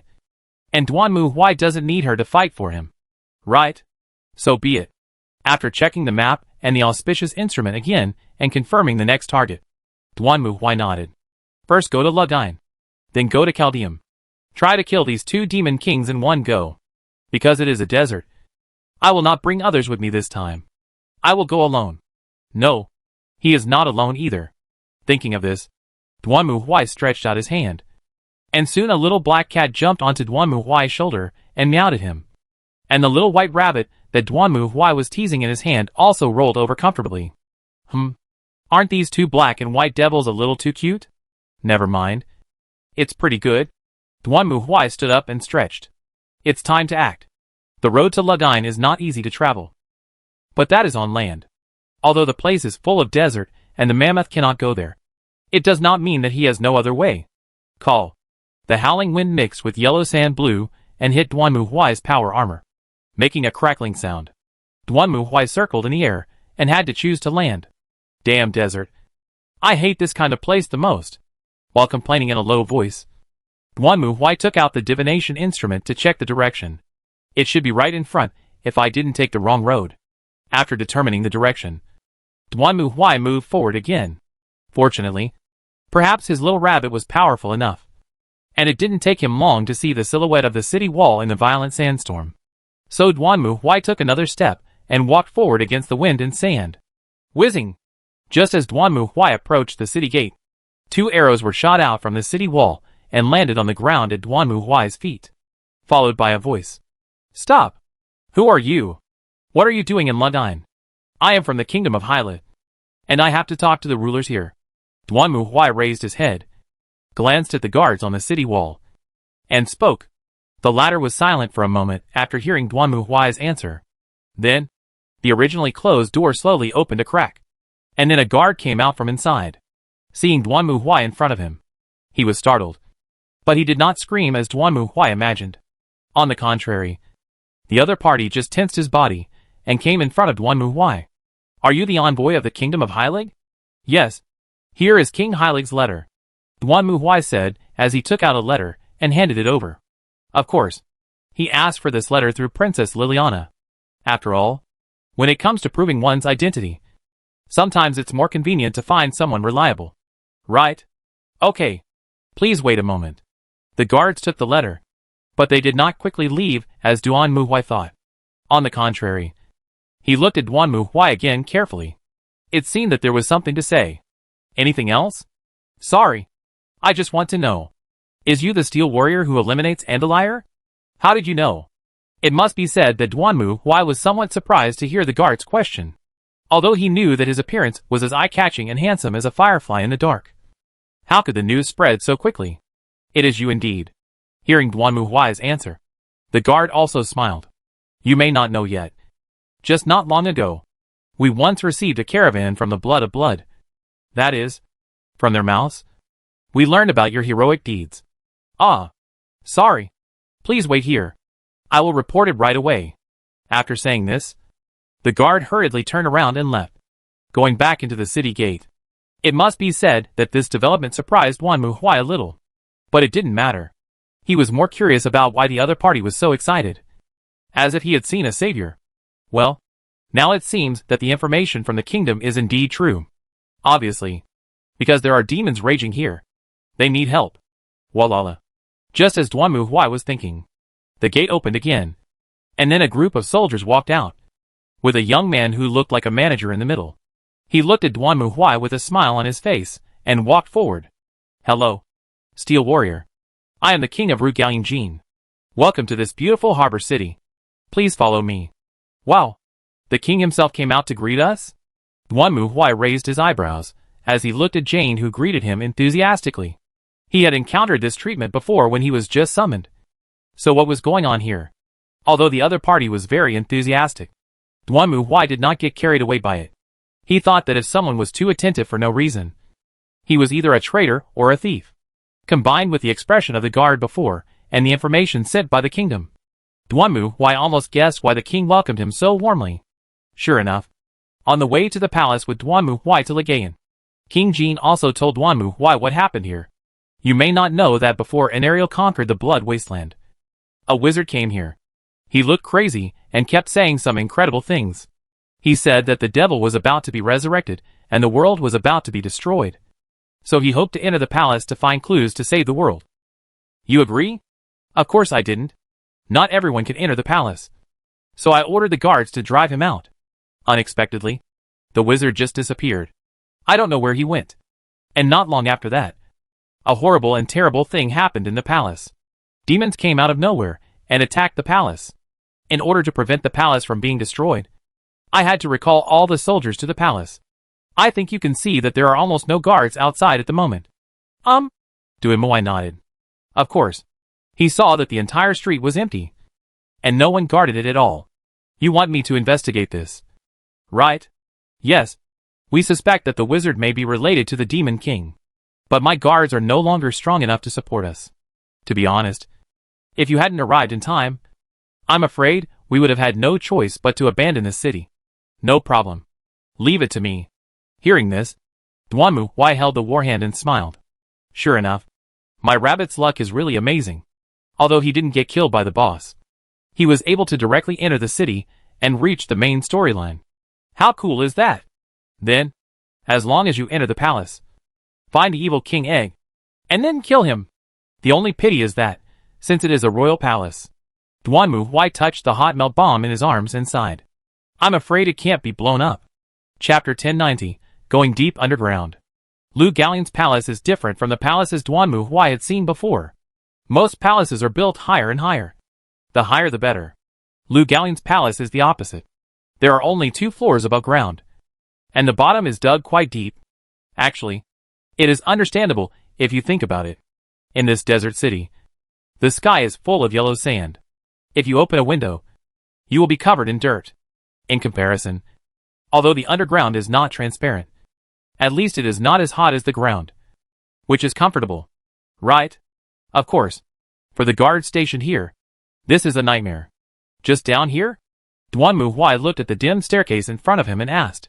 Hearing his question, the guard next to him also answered tremblingly. Yes. Yes. Master Brave. Those devils are just below. We can't help it.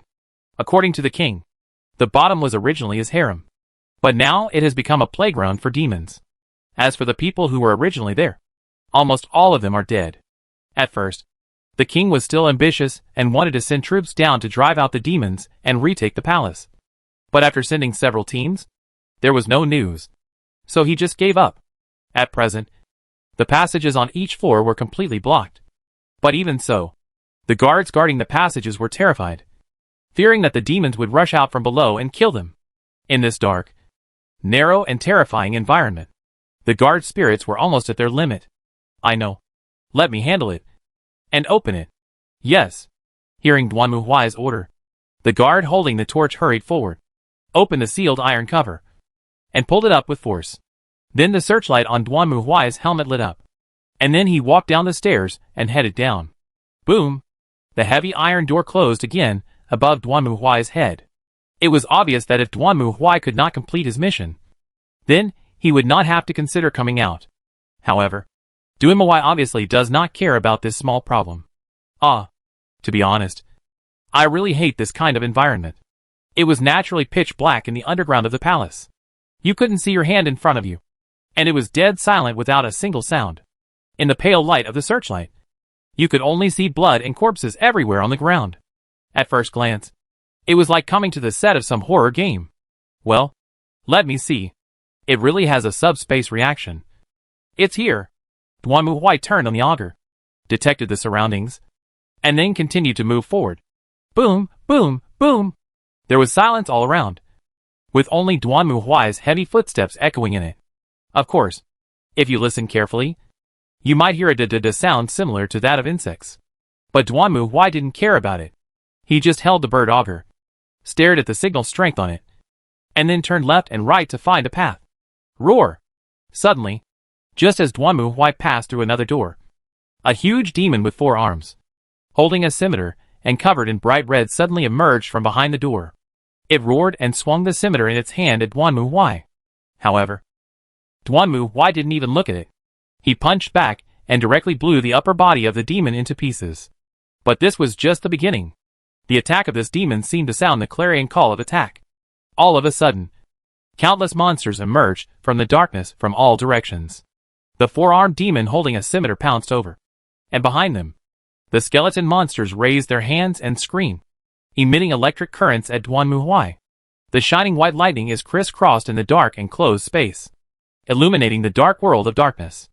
If it were an ordinary person, he would have been turned into charcoal without a trace of his body under such an attack.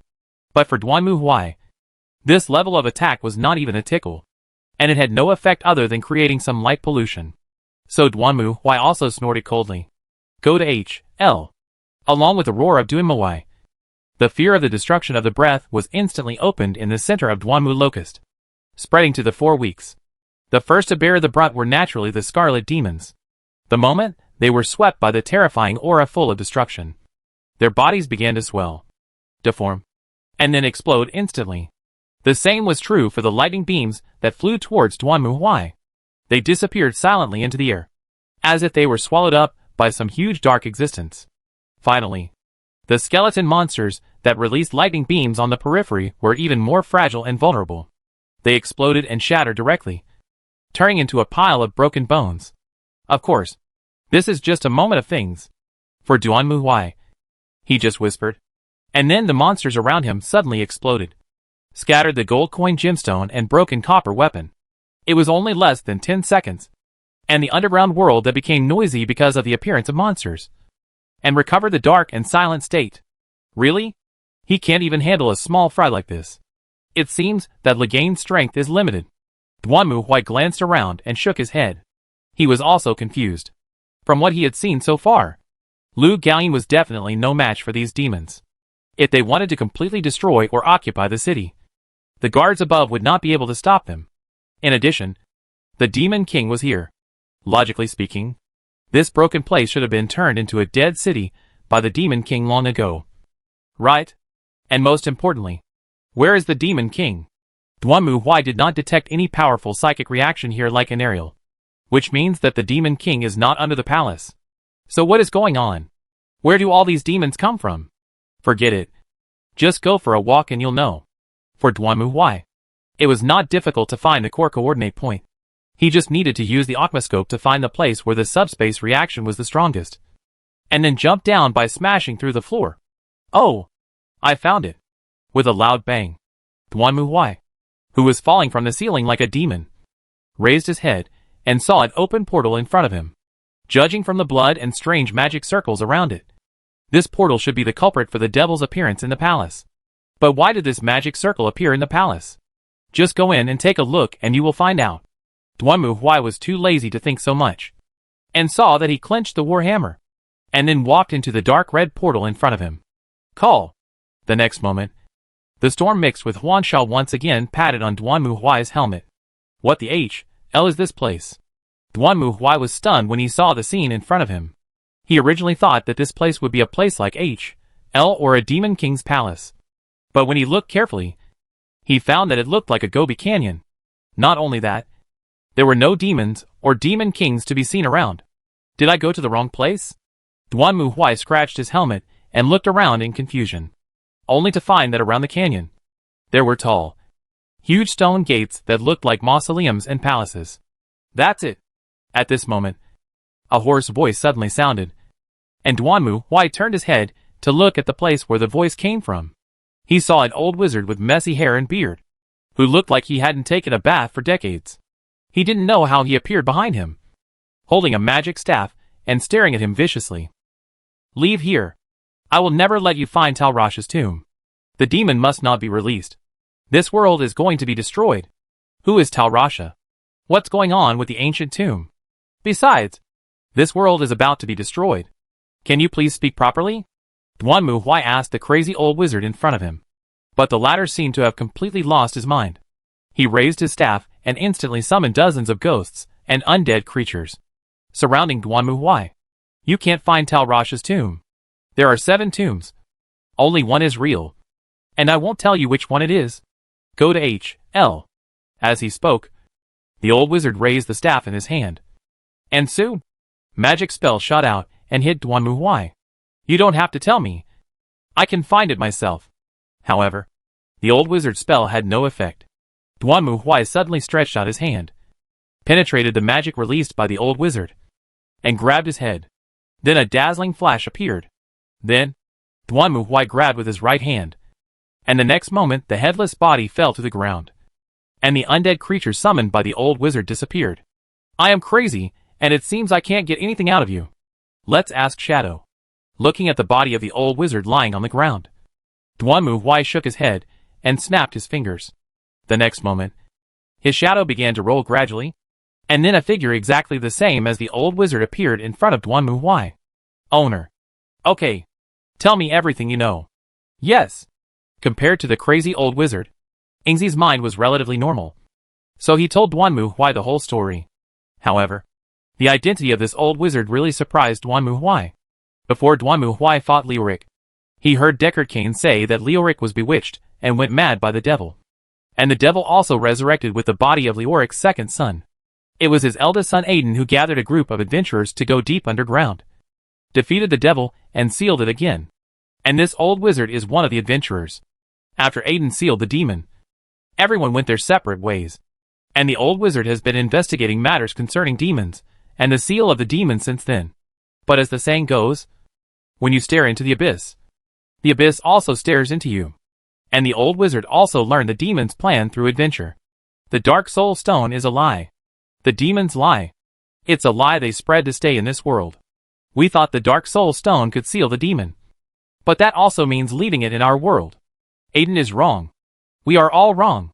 And from the old wizard's shadow, Duanmu Huai learned another piece of news that left him speechless. That is, after Prince Aiden defeated the demon and sealed it in the Dark Soul Stone again, he did not find a place to put the Dark Soul Stone, but directly inserted it into his own forehead. Hearing this, Duanmu Huai was full of question marks. Is this prince still sane? What is this operation? Alas, this operation was not invented by someone else. People did it hundreds of years ago. That's Archmage Tal Rasha. At that time, in order to seal Baal, one of the three great demons, Tal Rasha offered his body, inserted the Dark Soul Stone that sealed Baal into his chest, and then sealed himself in his own mausoleum. In order to avoid similar prison break-ins, Tal Rasha even built 6 fake mausoleums, and then used his own body as a prison to completely imprison Baal. Prince Aiden was also inspired by this story. And then? But why did you stick it in your head? The body is so big. There are so many places to put it. Why do you have to put it in the head? Tal Rasha didn't put it on her forehead. After the old wizard learned this, he hurried to find Prince Aiden. But Prince Aiden had already left Tristram. The old wizard's own situation was not much better. Although he learned the devil's plan, his mind was greatly stimulated and gradually began to collapse and fragment. He could only stumble and follow the most profound impression in his mind to go to Lugarin, in order to prevent others from finding Tal Rasha's tomb and releasing Baal. He planned to stop them before everyone else. Even Shadow couldn't explain what happened afterwards, because by then, the old wizard's sanity had been completely shattered, and he had turned completely into a madman. All in all he knew was that only one of the 7 ancient tombs of Tal Rasha was real, and the others were fake. If you want to open the real ancient tomb, you must find the Horadric staff. And if you want to reassemble the Horadric staff, you also need the Horadric cube. Hearing this, Duanmu Huai's face turned green. Damn. You are teasing me on purpose. Right? Do you think I have the patience to look for this and that? And that and this? Okay. I get it. After listening to the report from the old wizard Shadow, Duanmu Huai waved his hand to take it back, then looked around. Well, 7 gates and 7 tombs, which means one of them is real. Right? It's too troublesome to look for them one by one. Thinking of this, Duanmu Huai reached out and silently took out the hot melt bomb from his arms. Still bombed. Chapter 1091 The King of Pain. In the dark tomb, deep in the darkness underground, a huge figure was slowly walking forward along the cave. It was an extremely ugly demon. Its lower body resembled a fat maggot, and it had several pairs of worm-like limbs that kept wriggling on the ground. Its upper body was filled with the smell of corruption and stench. Sharp bone spurs protruded from its body, swinging constantly with the demon's movements. It is none other than Duriel, the Lord of Pain, one of the 4 great demon lords. But it did not deal with humans like other demons, because for Duriel, it had more important work. After passing through the cave, Duriel came to a huge underground hole. In the center of this underground hole, a prisoner was tied up. He was a tall warrior wearing armor. However, from the things like wings of light emerging from his back, it can be seen that this prisoner is not human, but an angel. Hello, old friend. It's time for torture. Staring at the prisoner in front of him, Duriel laughed and moved forward to the angel. He looked at it carefully. Of course, there was no face under the hood covered by shadows, and naturally there was no expression. But Duriel didn't care. He just raised his right hand, stretched out the bone spur on it, and stabbed it forward at the warrior in front of him. Woo! As Duriel moved, the angel groaned. Just hearing his painful cry made Duriel tremble with excitement. As the king of pain, Duriel loved to inflict pain, whether it was on others or himself. In Duriel's eyes, any pain was supreme enjoyment and satisfaction. Why? Haven't you given up yet? Angels? What are you waiting for? No one will come to save you. And sooner or later the human world will become part of H.L. Those fragile humans are not our opponents at all. And your companions have already given up you. So what are you still insisting on? Shut up, your stinky mouth, devil. The angel struggled a bit and roared loudly. Don't even think about tempting me. I will never yield to you. Then it looks like we have a lot of time to enjoy ourselves. Ha. As he spoke, Duriel opened his mouth and stretched out his long tongue, licking the angel's pure white armor. The holy aura on it also burst out instantly, causing Duriel's tongue to feel a burning pain. However, this kind of pain was nothing to the king of pain. He laughed obscenely while slowly licking the angel's body.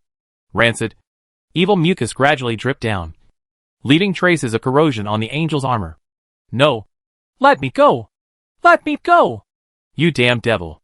For an angel, even being touched by a demon was already considered a blasphemy. Not to mention that the other party was actually showing an expression of enjoying the best food and playing with him wantonly, which was an intolerable humiliation. He shouted angrily, trembling his body, trying to struggle and resist. Ha! That's it. That's how it should be. However, the angel's resistance made Darura more excited. It raised his arms and stared at the angels restrained in front of him, and his eyes exuded excitement and joy. Keep struggling, tremble, and suffer. We have plenty of time to linger here. I really want to know, after I have defiled every inch of your body, how long can your soul last in the light? Ha! The struggle and resistance of angels are always so pleasing. Come, let us get to know each other more deeply. One day you will understand the true meaning of pain. And at that time, as he spoke, Duriel raised his hand, and his sharp claws stroked the angel's hood as if he were a lover, and the latter turned his head away in disgust, trying to avoid it. Seeing the angel's reaction, Duriel just sneered. Then he opened his mouth again, stretched out his tongue to lick the angel's armor, and then slowly slid down. At this moment, the angel seemed to realize that no matter what he did, it would only make the demon king more excited and happy. So he closed his mouth and stopped talking. But even so, his body was still trembling slightly. As a messenger from the highest heaven, he never thought that he would be insulted like this one day. However, at this moment, the entire cave suddenly began to tremble slightly, which made the angel look up in surprise. And Duriel also looked around in confusion, not understanding what was happening. But it was only for a moment. Boom! The next moment, the thick cave ceiling was instantly blown open by a huge explosion. The violent explosion and airflow was past, mixed with flames, and rushed into the cave, enveloping the angel and Duriel. What's going on? This level of fire was not enough to kill a demon king. At this moment, Duriel turned around hurriedly, trying to figure out what was going on. At this moment, a voice suddenly sounded. Ah! I found it. Along with this voice, Duanmu Huai descended from the sky, holding a thunder hammer in his hand and smashing it down directly. Facing this sudden attack, Duriel only had time to raise his hands. The next moment, he saw Duanmu Huai swinging the hammer in his hand hard, hitting Duriel's hands heavily. Then he saw Duriel's fat and disgusting body being smashed into meat paste like a moldy and spoiled tomato. And it exploded completely. Boom! With just one strike, the king of pain Duriel was completely killed, and Duanmu Huai also fell heavily to the ground, causing the entire ground to collapse. At his feet, Duriel, who had been turned into a meat paste, and the useless things that the other party had exploded were on the ground. Huh? It's right. It's right. After feeling that Duriel's soul had been completely annihilated, Duanmu Huai also stood up, holding his war hammer, and nodded with satisfaction. He had no intention of going to any ancient tombs at all. That was a waste of time. So Duanmu Huai directly detonated a hot melt bomb, blowing up all 7 ancient tombs. He knew that a being like the Demon King would definitely not be killed by a hot melt bomb. So the next step was to find the appropriate subspace fluctuations and smash them down. It's okay. Get a job. Then 5-star praise. And then find the next family. Just as Duanmu Huai stretched and prepared to leave, a voice suddenly came from behind him. Please wait a moment. Hearing this voice, Duanmu Huai turned his head and found that there was another one not far away. What the H.L. Angel? Looking at the white light band behind the other person, Duanmu Huai twitched his eyes. To be honest, this is the first time he has seen angel wings like this. Who are you? Duanmu Huai walked forward and looked at the faceless black man in front of him. Under the hood was black, without even a face. Was he a pure energy creature?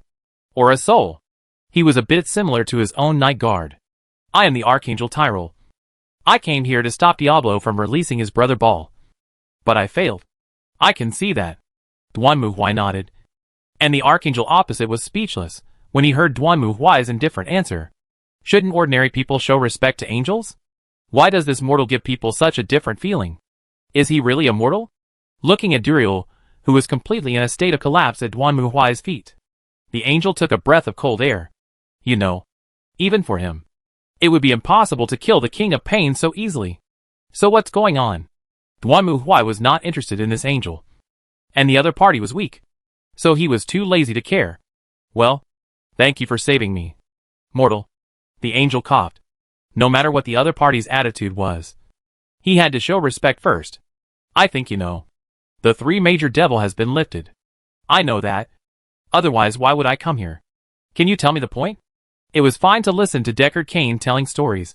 But did I have to listen to this angel telling stories too? Was this ever going to end? Facing Duanmu Huai politely back, the latter also stagnated. In short, we must stop their conspiracy. Oh, do you have to help too? No. Hearing Duanmu Huai's question, the angel shook his head. I'm already in pieces. And the energy connecting me to this world is rapidly dissipating. I'm afraid I don't have much time. Hey, wait a minute. Watching Duanmu Huai turned around and left. The angel hurriedly stopped him. What's wrong? Do you know where the 3 devil is? Of course I know. Hearing Duanmu Huai's question, the angel nodded. You have to pass through the ocean and go to the capital of the Eastern Empire, Curister, where the Temple of Sachanum is, where the King of Hate Mephisto is. Balt and Yapolo go there. Okay. Thank you for the information. I'm leaving now. Wait a minute. Seeing Duanmu Huai turned around again, the angel also hurriedly raised his hand. As a token of my gratitude, I can open a portal to Ludine for you. You can go back there through this portal. A portal? After hearing the angel's speech, Duanmu Huai thought about it. Can you open me to Kaltim? Why? Faced with Duanmu Huai's question, the angel was stunned for a moment. Kaltim? Yes. According to the information I got, there is a demon king who seems to be doing things in Kaltim. If you want to open the door directly, it is best. Okay. I know. Hearing Duanmu Huai's answer, the angel nodded, then raised his hand and opened the portal. Go, adventurer. We must. However, before the angel could finish his words, Duanmu Huai turned around and walked into the portal without even paying any attention to him. At this moment, the angel felt as if his glass heart was about to break. At least let me finish my lines. Chapter 1092, The Beginning of Trouble. Tyrell did teleport Duanmu Huai to Chaldeum. But the problem was the location. Well, this is AHL of a place. Duanmu Huai was speechless as he looked at the city surrounded by refugee camps. Outside the city walls, there were densely packed old tents everywhere. As for the situation, he had already captured someone to ask about it. At present, the demon army was rampant, and people had no choice but to leave their homes and flee. Many people chose Chaldeum, but now the city has been completely closed, and no one is allowed to enter the inner city. So these refugees can only camp outside. Of course, they can't hold on for long.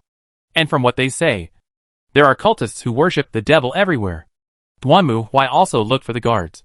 But this time the letter of introduction from King Heilig did not work.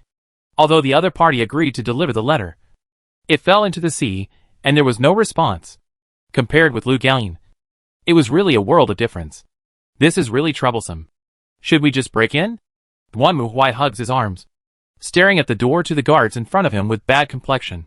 For the trial court, the demon is always the first.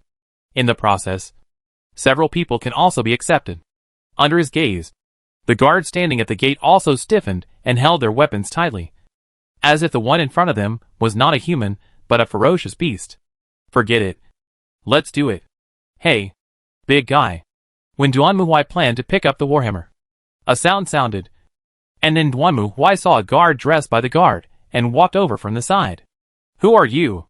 My name is Aishira, and I'm the commander of the Iron Wolf. Let me ask you, are you the Iron Warrior who killed an Ariel in the Blood Wasteland? It's me. Duan Muhui nodded. What's so surprising about this? With his height and the power armor, there is no one else like him in the world. You want to enter the palace? That's right. Duan Muhui nodded and then glanced ahead. But it seems that your emperor doesn't welcome me.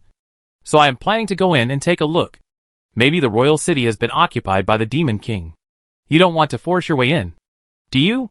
Hearing Duan Muhui's answer, Aishira's expression changed slightly, while Duan Muhui laughed and tightened the war hammer in his hand. Why don't you try and find out? If your goal is to destroy the Demon King, then I think I can provide you with some information. Seeing this scene, Aishila hurried forward and grabbed Duan Muhui. Please be patient, Iron Warrior. Okay, what information do you have for me? Hearing what the other party said, Duan Muhui thought for a moment and temporarily put down the war hammer in his hand. He let Aizila pull him aside and tell him. In fact, the reason why the king blocked the inner city is very simple. Recently, the cultists of the Wizards Association who believe in the devil have launched a large-scale attack on many locations. A large part of these refugees were rescued by us from the Wizards Association. But the matter did not end there. In fact, there have been many kidnapping incidents in the refugee camps. And many refugees have disappeared for no reason. At this point, Aisla frowned. Some people say that these cultists are arresting people to sacrifice to the devil and hold evil blasphemous rituals. We have investigated this, but have not gained anything. In order to prevent the cultists from infiltrating the inner city, His Majesty the King chose to completely seal it off. You would rather close down the city than investigate the situation? Iron Wolf is short-handed. Aisla shook her head. The king replaced our original responsibility of protecting the inner city with the royal guards. So we currently lack sufficient power to investigate this matter. Since you once killed an Ariel, I think you must be a very powerful adventurer. So I hope to get your help. But that doesn't help me. Duan Muhui stared at Ai Shila. I'm here to investigate the situation regarding the Demon King. Not to run around for a bunch of missing refugees. If you can solve the problem of the Wizarding Society, then I will find a way to persuade His Majesty the Emperor to meet with you. After hearing Aishi's answer, Duan Muhui was silent for a moment. Although he was unwilling to waste time. But he had to admit that eliminating the evil cult that worshipped the devil was also one of the main tasks of the tribunal. Of course, this was a bit of a waste of time. Never mind. And since the commission appeared when I was with Rabbit, perhaps I should regard it as the main task? At least it can't be a large side quest that takes 30 hours. For example, when you walk into the forest with a relaxed and happy mood, and then meet someone at the entrance asking you for help. You think it is just an ordinary side quest and foolishly choose to help. So the nightmare began. If it's the same here, he'll destroy this broken city when he comes back. After all, Duan Muhui has plenty of hot melt bombs in his arms. While Duan Muhui was embarking on his mission journey, the students who stayed behind were also undergoing rigorous training. Well, of course, that's from their perspective. After all, in the original world, they would not fight monsters. Drink, Kumiko Huangqian shouted, raised the sword in her hand, and swung it hard at the monster in front of her. The sharp blade pierced into the body of the hard-haired rat. The touch made her body stiffen. But soon Kumiko Huangqian gritted her teeth and moved forward, killing the hard-haired rat directly. Careful! At this moment, Kusaka Reina, who had been standing next to Kumiko Huang, raised her hand, and then an invisible barrier unfolded around her. With a few clangs, the sharp spikes flying from all directions were blocked outside the barrier. Just as the hard-haired mouse in the distance was about to fire the sharp spikes on its body again, a skeleton soldier rushed over with a long sword and shield in hand, and chopped it into a meat paste in 2 or 3 strokes. Kumiko, are you okay? At this moment, Tsukamoto Shuichi also ran over angrily and asked. As a necromancer, he himself had no attack power, and could only summon skeleton soldiers to fight. So in the battle, as a man, he could only stand behind and watch his childhood sweetheart fighting desperately in front. To be honest, he was not used to it. Ah, Shuichi. It's okay. Hearing Shuichi Tsukamoto's concern, Kumiko Huangqian smiled and shook her head. Then she looked around. This way. All the monsters here will be cleared out. This should be. Kusaka Reina looked around and spoke. Then we can go back and report to Captain Meld. Hearing what Kusaka Reina said, Huangqian Kumiko also breathed a sigh of relief. Since the students made up their minds, they soon began practical training under the leadership of Captain Meld. In fact, there is nothing much to say. Just like ordinary adventurers, fighting monsters near the royal city. Although Anariel and her main army have been completely annihilated by Duanmu Huai, the monsters mutated by evil magic are still fleeing everywhere, causing great trouble and impact to nearby farmers. So these students stepped into the actual battlefield. Frankly speaking, everyone was really in a rush at the beginning of the battle, especially when it came to killing those monsters. The feeling of swords hitting living animals was not pleasant at all. So much so that Kumiko Kumi vomited directly after her first successful attack. After all, although she is a hero now, she is just an ordinary high school girl who has done this. But after a few times, Kumiko Huangqian got used to it. I can only say that human beings have a strong ability to adapt. Here, someone is poisoned here. Ah, wait a minute. Just then, a student's voice called out from behind. And then another black-haired girl wearing glasses ran over. No problem. Leave it to me, purify. The girl opened her arms, and a halo spread out, instantly purifying the injured and poisoned students nearby. Whoa. Be careful. Birdie! Seeing this scene, Shuichi Tsukamoto was also shocked and hurriedly controlled his skeleton warrior to dodge. If they are touched by your purification, my skeleton soldiers will be doomed. Okay? Sorry. The girl who put her hands together apologetically to Tsukamoto Shuichi is called Kotori Yusei, and she is also a member of the frontline combat team.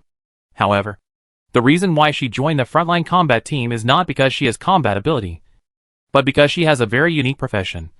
The Saint. That's right. Just like Kumiko Huang's hero, the Saint profession is also a cheat. If the hero is a bug on the offensive side, then the Saint is a plugin on the auxiliary side. Healing, assisting, removing curses, and enhancing attributes are all no problem. And the Saint's ability in Bird Swim is ridiculously strong. Shuichi Tsukamoto had suffered from her before. Shuichi Tsukamoto's necromancer needed a complete skeleton to summon skeleton soldiers. As a result, one time, Kotori used a purification cover and directly reincarnated Shuichi Tsukamoto's skeleton soldiers, leaving Shuichi Tsukamoto in tears. Moreover, because even the soul was reincarnated, he could no longer summon that skeleton soldier, so he had to find another one. From then on, Tsukamoto Hidaichi would stay away from Kotori whenever he saw her. You really treasure your skeleton guards. Seeing this scene, Reina Kusaka, who was standing next to Kumiko Huangqian, snorted softly. I heard that you even sleep with it at night. Aren't you scared? Are all boys like this? Oh, I'm worried too. But what can I do? Shuichi Tsukamoto also sighed helplessly. The necromancer in reality is not like the one in games or animations, where you can summon and disappear at will. Instead, once summoned, they are basically bound to you. Not to mention, according to the rules of this world, everyone can only gain experience and upgrade by doing what is in their duty. So for Shuichi Tsukamoto, his skeleton guard is his experience bag. After all, he has no experience in fighting monsters by himself. And Kanako saw you bathing this skeleton in the bathhouse in the middle of the night last time? You almost scared her to death. Did you know that? What's the matter? Since we're fighting side by side, we should definitely wash ourselves clean. Besides, don't you think this is actually pretty cool? I don't understand how boys think. Kusaka Reina shrugged her shoulders, and Huangqian Kumiko also smiled bitterly. Besides, they are just skeleton guards. Even if they are alive, they are still men. It is normal for two men to take a bath together. But this skeleton lady is a girl. At this time, Ikihiwa, who was passing by, heard the conversation between Tsukamoto Shuichi and Kusaka Reina, and also interrupted curiously. She is also a member of the combat team, and her vocation is a necromancer. At first glance, she is a bit similar to Tsukamoto Shuichi's necromancer, but they are not quite the same. Necromancers mainly manipulate corpses, while necromancers communicate more with souls, and can also summon souls to possess bodies for battle.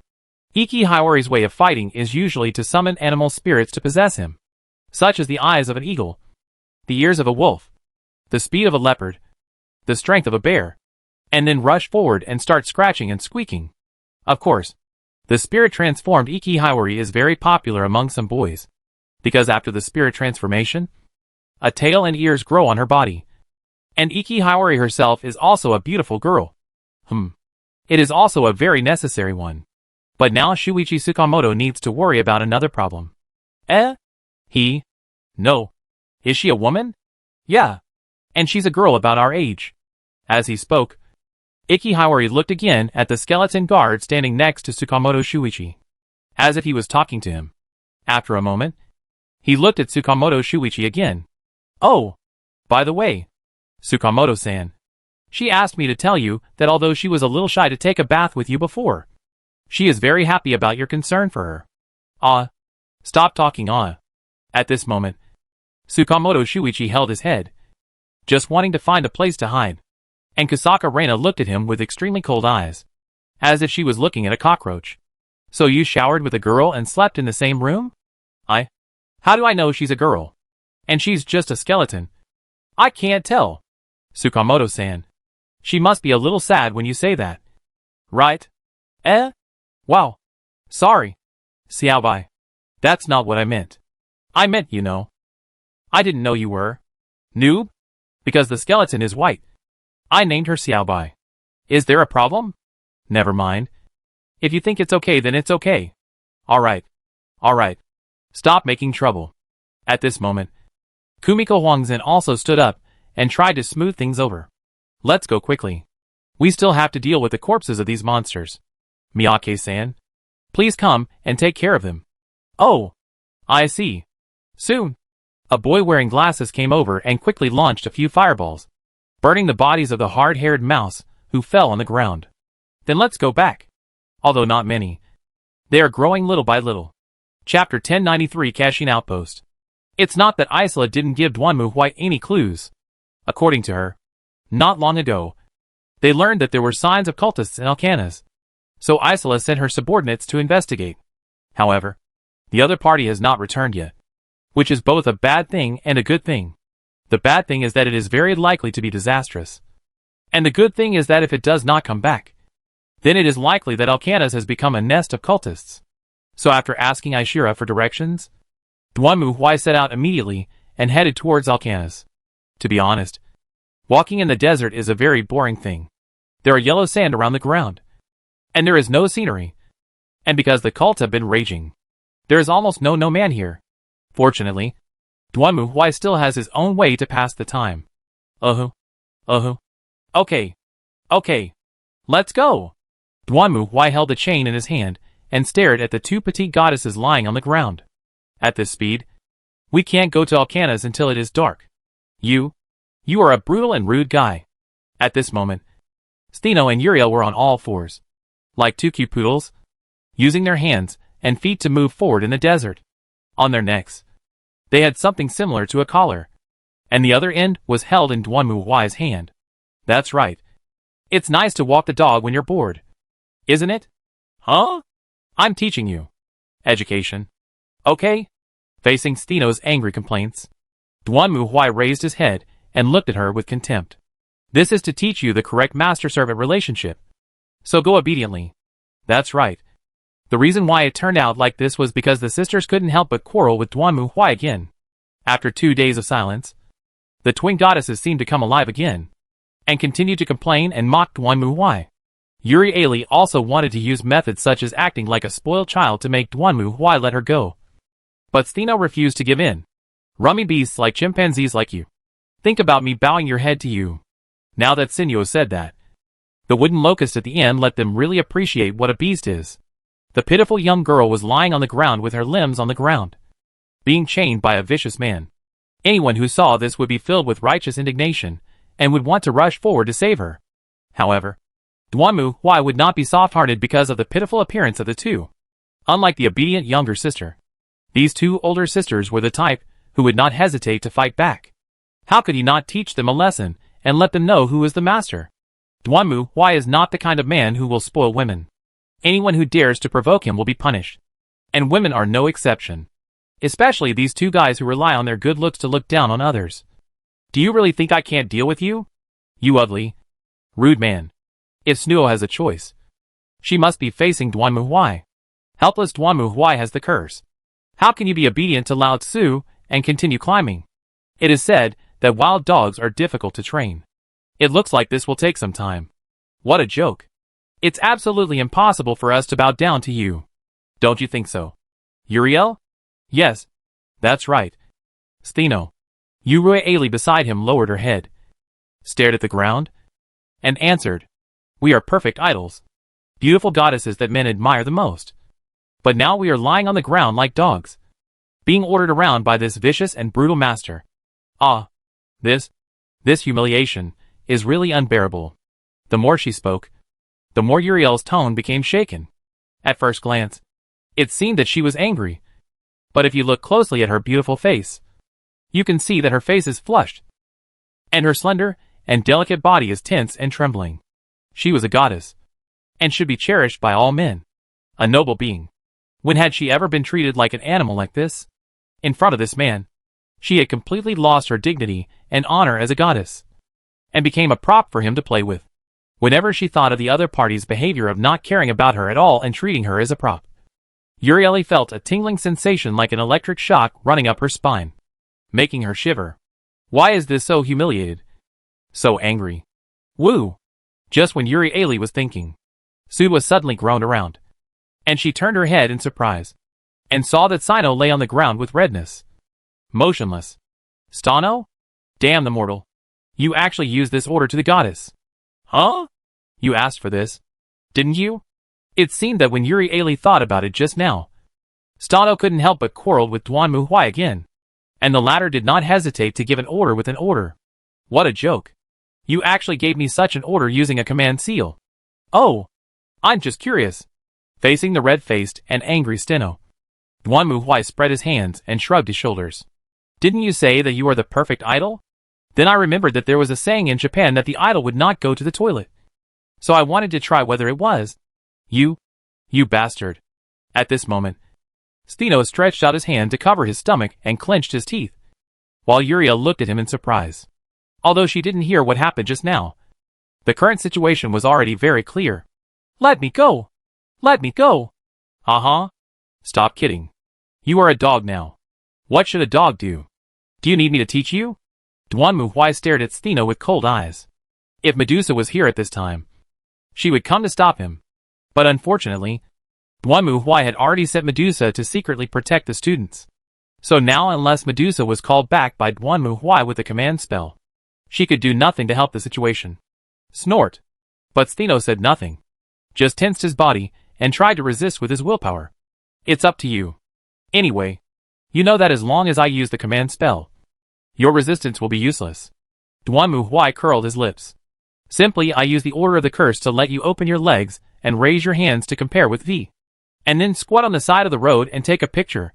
Hearing Duanmuhui's speech, Sinuo shook his body, while Uriel worriedly stared at her sister. I understand. Finally. Perhaps Steno also made a judgment. She bit her lips, lay on the ground, and then raised her right leg. Wow! Omit. The faint sound of water disappeared in the deserted wilderness, and Steno buried his head in his arms and sobbed. Woo! Woo! Very good. Do it well. This is the obedient dog. At this time, Duanmuhui stepped forward, stretched out his hand, and touched Sinuo's head, while the latter just curled up into a ball, and he couldn't move, but he sobbed slightly. At the same time, in Duanmuhui's eyes, the mark of submission in Steno's attribute column was upgraded from LV1 to LV2. Steno. Seeing this scene, Uriel beside her had mixed feelings. She just stared at Steno, who was being stroked on the head by Duanmuhui, with a hint of, really just a hint of envy and expectation in her eyes. After the education of the two goddesses came to an end, Duanmuhui asked them to transform into spirits again, and then continued on their way. This time, Steno did not say anything back and followed Duanmuhui's orders obediently. As for Uriel's reaction, it was a bit complicated.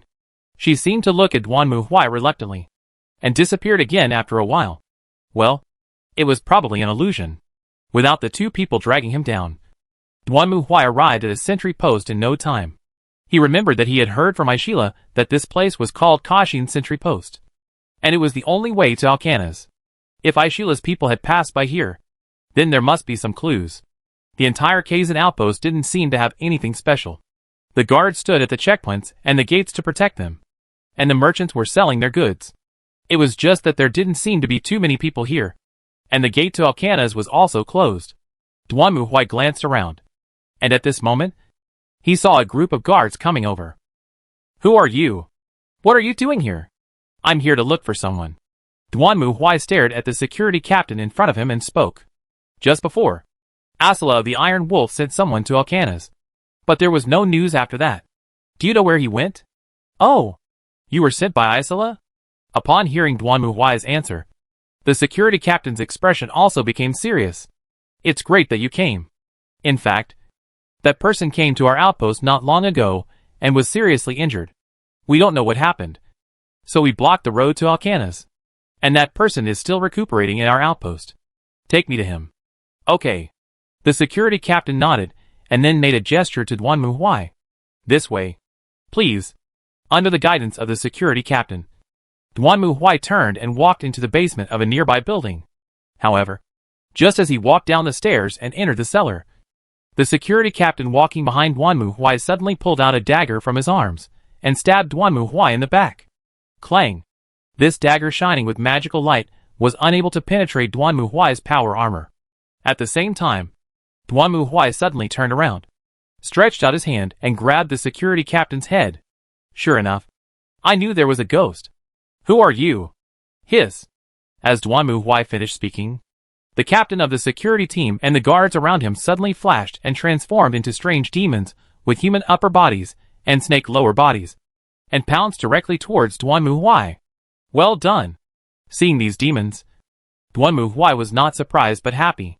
"This means you have found the right place." Chapter 1094. There is only one truth. Killing these demons was a piece of cake for Duanmu Huai. With just a whirlwind slash, all the demons that pounced on Duanmu Huai were smashed into meat paste. Boom! Along with the warhammer, the devil around him exploded, and Duanmu Huai put away the weapon at this time and scanned around. To Duanmu Huai's surprise, according to the information displayed by the divination instrument, there were actually signs of life here. Didn't the devil just now deceive me? All in all, just go and take a look and you will know. Thinking of this, Duanmu Huai continued to walk forward. The door at the end of the corridor was locked, but Duanmu Huai didn't care. He simply opened the door and walked in. It looked like a warehouse, but what was inside was not goods, but a person. They were locked in iron cages in groups of 3 or 5, looking uneasy. Seeing Duanmu Huai striding through the door and walking in, these people screamed and huddled together. Duanmu Huai stepped forward, carefully looked at the crowd in front of him, and scanned them again. No problem. It's not the illusionary illusion from before, but real human beings. In other words, those demons captured people and locked them up here? What do they want to do? Damn demon!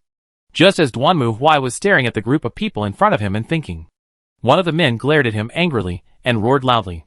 "Don't think we will surrender to you. Even if I have to die, I have decided to die with honor as an imperial soldier.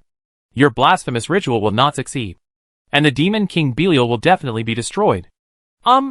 Hearing this, Duanmu Huai raised his eyebrows, walked to the man's cage, then reached out and tore the sturdy iron cage open. "What do you think happened to the demon king? Who are you?" "I am Captain David of the Iron Wolf. You can kill me or chop me up as you like. We Iron Wolf are all strong men. We will never frown." "Man? But isn't Isla a woman?" Duanmu Huai curled his lips. "Okay. I'm not a demon. I'm an adventurer. Isla said you guys haven't come back yet, so she asked me to come find you. So what's going on with you guys? You're not a demon?"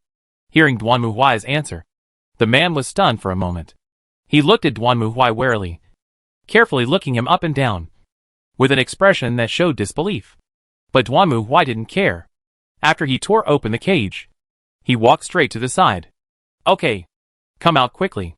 I have something to ask you. Asila said that you were sent to Alcana's to investigate. Why are you locked up here? Are you really sent by Isola? Although the man was still wary of Duan Muhuai, he and his companions carefully walked out of the cage. He signaled his companions to help others escape, while staring at Duan Muhuai carefully. To be honest, the man still thought that this might be some kind of devil's conspiracy. But he couldn't understand why the devil did such a trick. But since Duan Muhuai asked, the man might as well just say it directly. As you said, Lord Ishira sent me to lead a team to Alcanas to investigate. But in fact, this is a trap. Trap? Yes. As you can see, this outpost has long been the camp of those damn cultists and demons. They have transformed into sentinels and guards here. When we first came here, we didn't suspect anything. But after drinking the drinks provided by the other party, my companions and I all passed out. When we woke up, we were already locked in a cage, and all our equipment had been taken away. Will the devil not kill you and keep you for the new year? They said that we should use us as the sacrifice. It is that the devil is doing a cruel and cunning plan, which requires a lot of sacrifice. In addition to us, they also use this camouflage to capture many civilians and businessmen. Damn. Alcana's information. Maybe these cults deliberately spread out in order to attract us to be fooled. So do you know where the devil is? I don't know about that. In the palace. At this moment, another voice suddenly sounded. The two turned around and saw a haggard man limping towards them. That demon king is definitely in the palace. There is no doubt about it. How do you know? Who are you? I'm the captain of the garrison here. Originally, I was responsible for guarding the Qasim outpost. The man in front of him was already emaciated, skinny, and staggering as he walked. It was obvious that he had been imprisoned here for a long time. Kason. Captain Tailang was also surprised when he saw the other party. Why are you also? Wait. What did you say the Demon King is in the palace? Like I said, not long ago, we received an order from the palace, saying that there were too many refugees from Chaldeum, and there was a threat of rebellion. Therefore, the palace guards were required to replace the guards to defend the Qasim outpost. I didn't think much about it at the time, but I didn't expect that after the exchange of defenses, the other party suddenly turned hostile and imprisoned me and my subordinates. It was then that I realized that those guards were all demons. But this doesn't mean that the Demon King is in the palace. Right? That order has the king's seal. Otherwise, how could I agree to the change of guard? And don't you have any doubts at all? Obviously, we Iron Wolves are the most loyal guards of the Empire. But why did the palace dispatch us to fight against the cultists? And then find a group of people who came from nowhere to guard the royal city? Hearing this, Captain Tailang was speechless for a moment. And Duan Muhuai also narrowed his eyes. In other words, the rampant cultists were just a decoy. And the real devil had already taken control of the palace? If the other party is the king of lies, then playing some tricks really seems like something it would do. Anyway, you'll know when you get back. I'm going to go back first. You guys can do whatever you want. Thinking of this, Duan Muhuai also made a decisive decision. He originally felt that there was something wrong with the royal city, and now he was more certain of his suspicion. What if all those royal city guards were disguised as demons? Hey! Isn't that just right? There is nothing more interesting than Muzu. So Duan Muhuai decisively turned around and left. When Captain Tailang came to his senses and chased after him, he only saw the corpses of demons on the ground. As for Duan Muhuai, he had naturally disappeared without a trace long ago. With a destination in mind, Duan Muhuai stopped slacking off and rushed back to Chaldeum at the fastest speed. At this moment, Iron Wolf's commander, Isola, was checking refugees at the city gate and was also stunned when he saw Duan Muhuai striding over. Iron Warrior, why did you come back so soon? I wanted you to investigate. Your captain is not dead. He will be back soon. If you have any questions, just ask him directly. I'm busy now. Don't bother me. However, Duan Muhuai didn't even stop. Just said something to Aishila, and then continued to walk forward. Seeing Duan Muhuai's murderous look, Aishila instinctively felt that something was wrong and hurriedly followed him. In a moment, Duan Muhuai arrived at the gate of the inner city again. The soldiers guarding there saw Duan Muhuai coming again, and hurriedly raised their weapons to block his way, while shouting loudly, "Stop! The royal city is ahead!" Boom! However, before the guard could finish his words, Duan Muhuai had already swung his hammer and directly knocked the two soldiers in front of him away. They were smashed onto the city wall like projectiles, and then fell to the ground. This sudden scene scared almost everyone. The commoners and nobles who were begging to enter the royal city screamed and ran away when they saw this scene. Aishila, who was following behind Duanmu, was even more shocked when she saw this scene. Wait, Iron Warrior. What do you want to do? Are you going to make an enemy of Chaldeum? Shut your mouth and look carefully. Duanmu grabbed Aishila and forced her to look at the two corpses. Then Aishila saw that the bodies of the two guards had turned into half-human, half-snake monsters. This is, all the Imperial guards are disguised as demons. The Demon King has already infiltrated the inner city of the royal city. You can ask your subordinates for the details. I am going to charge in, Duanmu said, and threw Aishila away. Then clenched his war hammer and ran forward. In front of him, the fully armed guards also raised their weapons. And then, their forms instantly changed into demons, blocking Duanmu. Of course, this level of resistance was meaningless to Duanmu. He didn't care about the spear stabbing at him at all, but rushed forward and knocked away all the guards blocking the entrance of the royal city. Then he raised his war hammer and smashed it hard on the ground. Boom! The entire royal city was shaking, and the citizens of Chaldeum outside thought that a natural disaster had occurred and screamed and fled in all directions. How come? When Aishila stood up from the ground, the surroundings were already in chaos. She stared blankly at the corpses of the demons on the ground. Although Aishila had already noticed that the situation in the palace was not normal recently. But the Demon King had already controlled the royal city? So the king they are loyal to is. Boom! Along with the roar of the explosion, the earth shook again, and the surrounding walls and pillars collapsed one after another. At this time, Aishila realized that it was not the time to think about these things. She hurriedly cheered up, glanced at the palace, then gritted her teeth and rushed in. You damn subspace bastard. Get out here and die. At this moment, Duanmu had completely entered the killing mode. He held the war hammer in his hand and kept moving forward towards the palace. Anyone who dared to stand in front of Duanmu, whether human or demon, was ruthlessly crushed and killed by him. Since this royal city has been controlled by the devil, then in the style of the Inquisition, it can be determined that all mortals here have the possibility of being corrupted. The best way to sterilize is always high-temperature disinfection. Boom! Duanmu struck out with a hammer, and the burning flames erupted, completely engulfing the buildings around the royal city. For a moment, there was a sea of fire everywhere, and the raging flames even turned most of the royal city into a burning brazier. The guards who turned into demons screamed and burned to death, and the ordinary servants and ministers were not much better. They screamed and tried to escape, but to no avail. If the flames of destined death were to touch it even a little, they would quickly consume the entire body and completely destroy it. Help! Ah! A fat man rushed out of the corridor screaming. Most of his body was already covered in flames. However, even so, the human instinct for survival still made him subconsciously want to escape. Although he didn't know where to run, he just had to run. Unfortunately, he only ran a few steps before he was completely engulfed by the flames. He fell to the ground motionless, wailing. Duanmu didn't even look at this, but just walked forward. Beside him, the burning flames spread out in the direction of Duanmu's walking, as if they were guards surrounding the king. The blocked door melted under the burning of the flames, and Duanmu walked up the steps and came to the center of the palace hall. I never thought that an adventurer could achieve this. Standing on the platform was a child who looked only in his teens. On both sides of the platform, fully armed guards were protecting him. The latter stood there, looking at Duanmu with a strange smile on their faces. Is this really a good idea? There are many innocent people in the royal city. This fire will burn them to death. Is this your honor as a hero? No sacrifice is too great to accept, and no betrayal is too small to tolerate. Duanmu looked at the child in front of him with cold eyes. In order to eliminate the foul subspace bastards, some losses are inevitable. Ha! Interesting. Well, let me see what you can do. Hearing Duanmu's words, the child in front of him burst into laughter. And with his laughter, the surroundings suddenly turned into dark green clouds.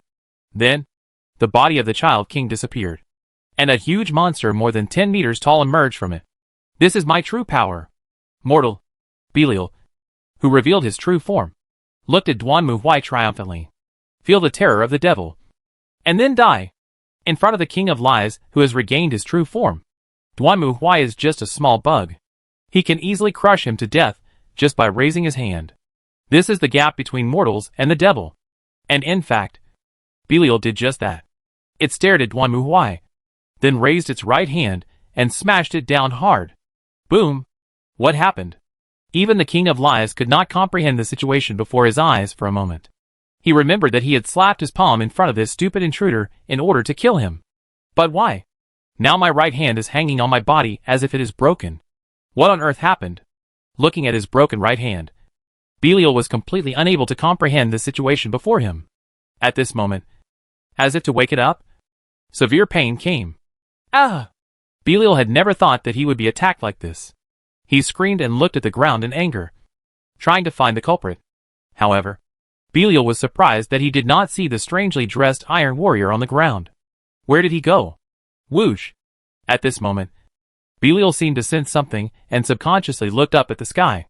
Then he saw a dazzling fireball falling from the sky and coming in front of him. And then, Duanmu Huai's hammer, which was burning with flames and wrapped with thunder and lightning, smashed heavily on Belial's head, smashing his smooth forehead into pieces in an instant. Then he rushed in directly, pierced through Belial's head in an instant, and smashed it hard on the ground. No! With its head pierced, Belial only had time to let out a roar of resignation. It raised its hands in despair, trying to grab something. However, the next moment, its body disintegrated, shattered, and then completely exploded, and its soul and body completely dissipated. What the King of Lies? Standing up, Duanmu Huai looked at Beelzebub, who had completely exploded, and curled his lips. It's the same problem as cunning and deceit. There's no point in making so many conspiracies and tricks. In the final analysis, it all comes down to fists. Right? As long as my fist is big enough. No matter how many schemes and tricks you have, they will all be useless. Right? Chapter 1095 Gradually Turning. Honestly speaking, I never expected things to turn out like this. Looking at the report in front of him, King Heilig sighed heavily.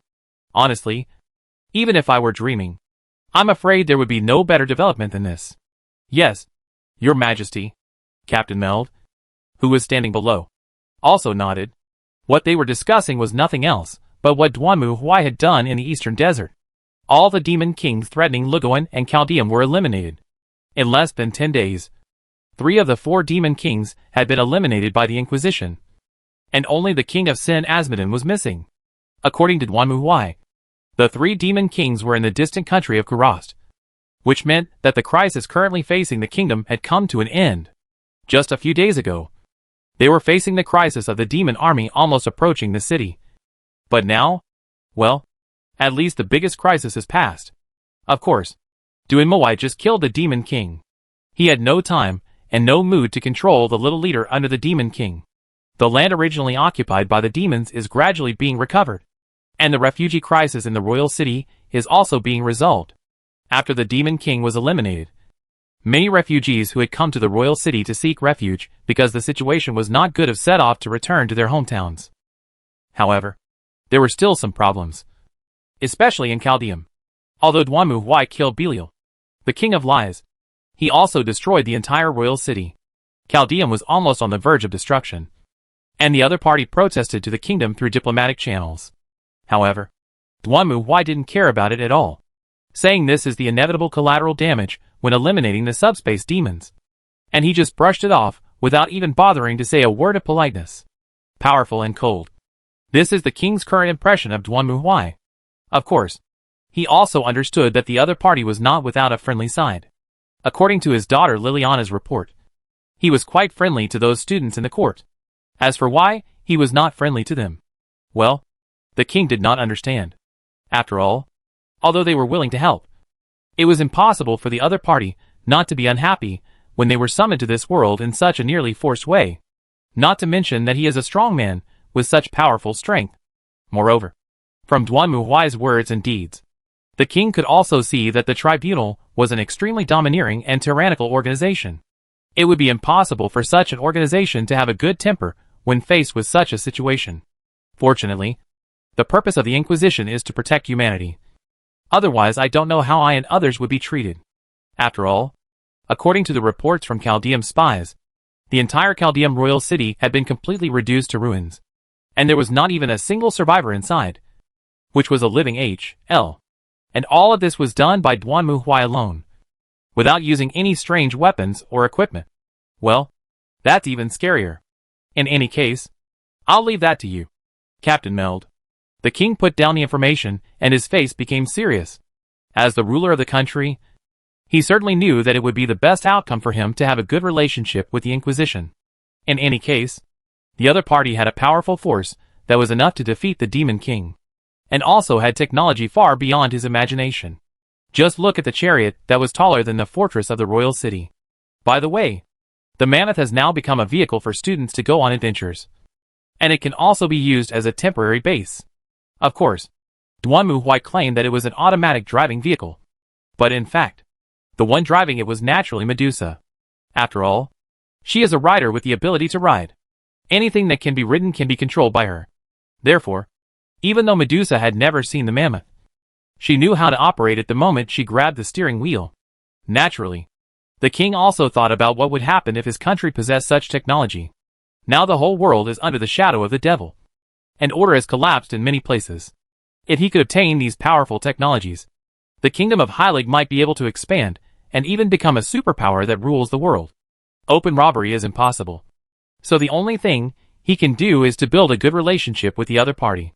His daughter Liliana is smart and likable, and Captain Meld has a lot of contact with them, so it is most appropriate to let them do the task of building a closer relationship with the Inquisition. Then, Mr. Judge, he is currently still researching how to get to Kurast. After all, it is quite far away. That's right. Just like Captain Meld said, Kurast is across the sea, and the journey is long. Duanmu Huai certainly can't fly there with just a jetpack. However, the problem is that he currently has no vehicles that can be used in the air or in the sea. If he takes a ship in this world, it will take at least 1 or 2 months to get there. Needless to say, Duanmu Huai will definitely not take a ride. Maybe I should bring a fighter plane next time. Oh, I forgot about that. If you bring fewer of these, Mr. Duanmu, maybe you can still put them down. Sitting at the table, looking at the map, Duanmu Huai sighed speechlessly. Hearing his complaints, Mary brought a cup of tea and placed it in front of him, and answered at the same time. I don't really have a boat, Duanmu Huai said as he looked at his inventory again. As a judge, he did have warships, but these warships flew in space, not floated in the water. So, how about asking someone to bring one over? Hasn't Mr. Duanmu already unlocked the quota? Duanmu Huai killed Duriel and Belial in succession, and 2 more were unlocked in the invitation list. However, what Duanmu Huai is considering now is not who to summon. But, that's true. But what should we bring? The last time we asked Lemiel to bring her muse, it was stuck for dozens of days. We can't bring anything bigger than that. Duanmu Huai shook his head. The Inquisition went with the style of giant ships and big cannons, and basically followed the principle of bigger is beautiful, more is better. So no matter what, the things of the Inquisition were all quite large in size. So what about that? At this moment, Mary put forward her own idea. Which one? That robot. I remember those robots were also quite big, but not as big as the Muse. Right? And they could fly, too? Ah, you mean that? After hearing Mary's suggestion, Duanmu Huai remembered that he had collected a bunch of useless humanoid robots in the world of Mecha Wars. Those things could indeed run all over the space. So it seemed that diving into the water would be no problem. And they could also fly long distances for a long time. Is that thing still there? I remember Mr. Duanmu put them in the warehouse after he came back. Oh, it seems to be the case. Because there is nothing to use it for. Duanmu Huai patted his forehead. He basically forgot about the mecha he had recovered. After all, Duanmu Huai himself generally didn't need this kind of humanoid mecha. But will it work? I remember that those things seemed to be only at the level of carrier-based aircraft. Duanmu Huai's impression of the mecha in that world was actually humanoid carrier-based aircraft, which could only fly within a radius centered on the main ship, aircraft carrier. As for whether it could cross the ocean, he had never considered it. Main ships such as the Archangel could definitely do it. But the problem was that it was larger than the Muse, and it would take about half a year to wait for it to come over. Miss Maria is very passionate about these things. Maybe she would know something about them. Well, okay. Then I'll call Maria over first. Duanmu Huai was familiar with this former, who was about to be transferred to a motor oiler. And she was also on Duanmu Huai's list of enhancements. After all, Maria was currently the head of Duanmu Huai's military weapons research and development department. And her physique was only at the average level. So Duanmu Huai also planned to enhance her. Of course, for Maria, using soldiers is enough. So Duanmu Huai quickly wrote a letter, explaining the current situation, and asked Maria to find a small vehicle or mecha that could move for a long time. At least it had to be smaller than Lemuel's Muse. After all, the larger the volume, the longer it would take to cross. Okay, let's see the results next. After sending the invitation letter, Duanmu Huai stretched and leaned back in his chair. Speaking of which, Princess Liliana invited you, Mr. Duanmu, to have afternoon tea? No, I'm not interested. She's just a child. Mr. Duanmu, you're too rude. Just because they are children, they are not interested. Duanmu Huai curled his lips in response to Mary's words. We have been in this world for quite some time. I was thinking about returning before the holiday is over. Although the interference is weakened, it is not yet to the point where we can communicate. Duanmu Huai opened his personal terminal while speaking. After he killed the 3 demon kings, the previous signal interference was indeed weakened. But to put it simply, it went from no signal to intermittent signal with only 1 bar. Now it seems that these demon kings are still no match for him. The main ones must be the 3 demon gods. 1 month, or at most 2 months.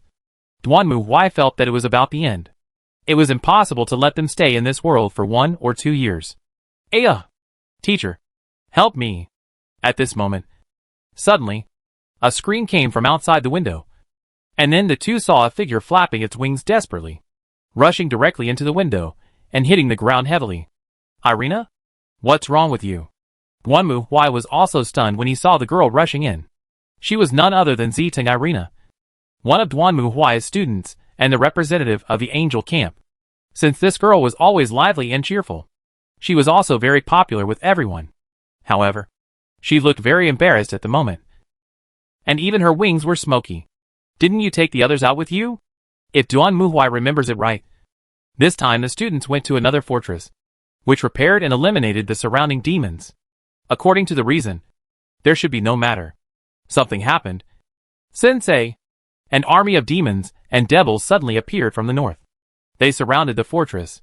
And now everyone is trapped there. Demon? Hearing this word, Duanmu Huai narrowed his eyes immediately. He knew about demons since he came to this world. To put it bluntly, they were just like beastmen. A mutant race whose blood was turbid and corrupted because of their worship of chaos. They were also the ones who released the seal of the demon god and tried to destroy this world. But Duanmu Huai didn't see any demons along the way. And he didn't expect that they would run to the north? According to Irina Shido, everyone initially arrived at the fortress mainly to repair it and assist in the transportation of supplies. But they happened to discover the traces of the demon army. Although the demon army's sneak attack plan failed because of everyone's actions, this group of demons and monsters still launched a fierce attack on the fortress. Those students also stayed behind and chose to defend. Only Shido Irina was sent out to report because she had wings and could fly. So she was also anxious and flew all the way back to the tribunal after getting rid of the demon chasing her. I see. I'll go now. Where is that place? It's the Bastion Fortress in the north. Chapter 1096 Fortress Defense. The snow is falling, and the cold wind is howling. However, in this icy northern land, Bastion Fortress is bustling with activity. Even a little too hot. Countless rockets flew through the sky and crashed into the invisible transparent barrier. Kusaka Reina raised her hands, her face tense. Around her, there were already corpses everywhere. Some were demons, and some were humans. But she was in no mood to care about these things. All she had to do now was to fulfill her duties and do everything well. Reina. Kumiko Huangqian also ran over panting. The girl who was always a little lazy and carefree seemed to be a different person now, with blood all over her body. But even so, she seemed to be safe and sound. Seeing that her friend was not injured, Reina Kusaka was somewhat relieved and put down her original worry. Then she turned her head to look at Kumiko Huangqian and asked, Kumiko, are you okay? What's the situation over there? The commander said, we can still hold out. I just don't know how long we can hold out. As she spoke, Kumiko Huangqian looked outside the city wall. Looking ahead, she saw a vast expanse of white land. And the dark demon army that almost covered the entire land was heading towards the fortress. They roared wildly and launched an attack on the fortress. The enemy numbered tens of thousands.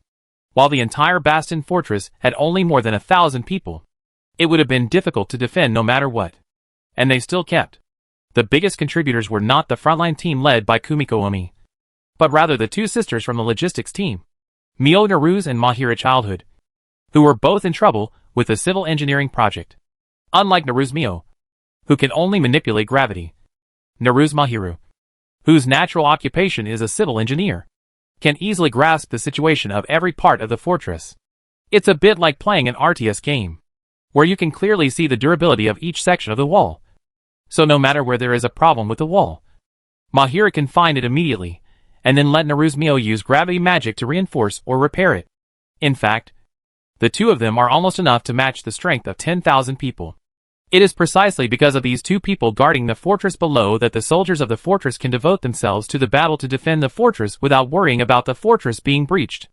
Other than that, Buzz, just as the demon army was approaching the fortress again, suddenly, a dazzling flash of light erupted from the city wall. A huge whistling beam of light directly penetrated the entire battlefield, and then swept from left to right. The monsters wherever it passed were reduced to ashes, and were completely swallowed up by the raging torrent of energy. Immediately afterwards, missiles exploded, engulfing the entire battlefield in flames of war. Fortunately, we brought this. Otherwise I am afraid it would be really dangerous. Kumiko Huangqian looked at the side with a complicated expression, and Reina Kusaka nodded. No matter how powerful they were not enough to compete with tens of thousands or hundreds of thousands of enemies. The reason why they were able to block the opponent's attack, in addition to the geographical advantages of Bastion Fortress itself and the activeness of the civil engineering duo, was the mammoth in front of them. To be honest, in the beginning, facing so many enemies, no one knew what to do. It was the civil engineering duo who came up with a solution. Naruse Mio manipulated gravity to lift up the huge chariot, and then Childhood Mahira used all her strength to make a platform, and then placed the chariot on the city wall to use as a fortress cannon. It was precisely because of the mammoth's terrifying main gun and uninterrupted missile bombardment, combined with the Bastion Fortress's own catapults, that the attacks of the demons and monster armies were repelled time and time again. The mission of Kumiko Huangqian and her team was also very simple. That is, to protect the tank from being occupied or destroyed by the enemy. After all, the enemy was not stupid. And after discovering that the tank was the biggest threat on the battlefield, the demons also launched a fierce attack. Although the main guns and missile launchers of the mammoth could destroy most of the main attacking forces, there would still be some fish that slipped through the net. And Kumiko Huangqian and her team's mission was to clean up these fish that slipped through the net. You're not hurt? No. I'm fine. But the soldiers here are dangerous, and many people are seriously injured. Thank goodness the little bird is here. Otherwise who knows what would have happened. In addition to the Doki duo and the mammoth, the one most needed in the fortress at present is Yusho Kodori. Her saint level is extremely high, especially her regeneration and healing abilities. Not only can she heal wounds, but she can even regenerate lost limbs. Unlike people like Kumiko Umi who have extremely high attributes, the soldiers of this fortress do not have such powerful strength, so they will inevitably be seriously injured in the fight against the demons. But as long as he doesn't die on the spot, even if he loses limbs, Kodori Yusei can restore him to his original state. So at this moment, the field hospital in the rear was in a tragic scene. Soldiers covered in blood and with broken arms and legs were often seen being carried in. After a moment, they recovered and picked up their weapons again and rushed to the battlefield again. To be honest, I was a little scared. It was a break, and Kumiko Huang was standing by the wall, watching the area below. The previous shot had cleared most of the enemies on the battlefield, but soon some would slip through the net, and if they didn't take a break now, they wouldn't be able to hold on. Kano-san's ability is so powerful that even if she returns to her original world, she will probably be the focus of attention. But for some reason, even though she can heal perfectly, when I think about the healed person having to get up from the bed and rush to the battlefield again the next moment, it feels like some kind of torture. Ha ha ha. Hearing what Kumiko Huangqian said, Reina Kusaka also smiled bitterly. Indeed, it is quite scary when you think about it. Boom! Suddenly, at this moment, the city wall began to shake violently. Feeling this vibration, the two of them tensed up and looked around. Then Kusaka Reina seemed to have discovered something and quickly pointed to the side. There! Kumiko! In the direction of Reina Kusaka's finger, a bug as huge as a train suddenly crawled up. Then it opened its mouth. And then dozens of demons jumped out of it, screaming, raising their weapons, and rushing towards the two. This again. Leave it to me. That's right. This is exactly how the demons try to occupy the city wall. These giant insects can automatically climb up the city wall.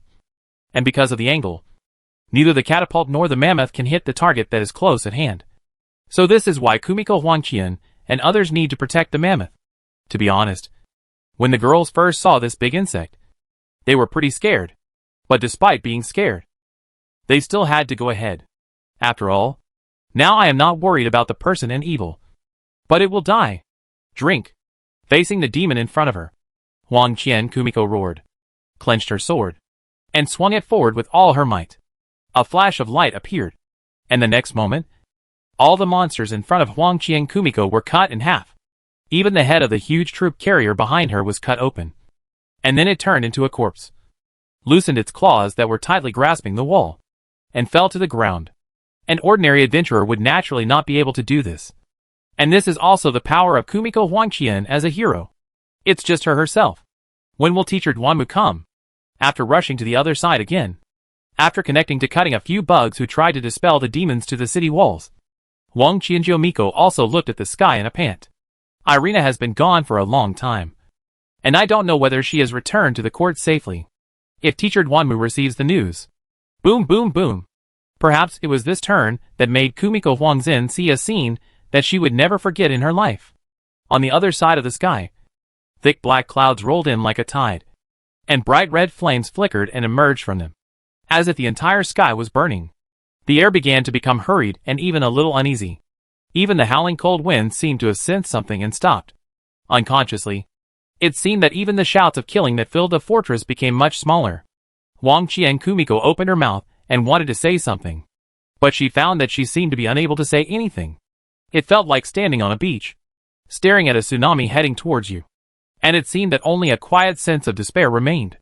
That is, before Huangqian Jiomiko reacted, I saw that the thick dark clouds had already come over the fortress. And they swallowed the whole sky ruthlessly and domineering. They all changed the direction. What's wrong? What happened? At this moment, Kusaka Reina also looked nervous, and turned around anxiously to look around, while Huangqian Kumiko seemed to have thought of something, and her eyes suddenly lit up. They were very familiar with this feeling of fear. After all, they had suffered a lot in order to adapt to this feeling. Right? And there is only one person who can bring this fear to them. Teacher. As if in response to Kumiko Huangqian's call, a figure fell out of the clouds like a flaming meteorite and landed heavily in the center of the battlefield. Boom!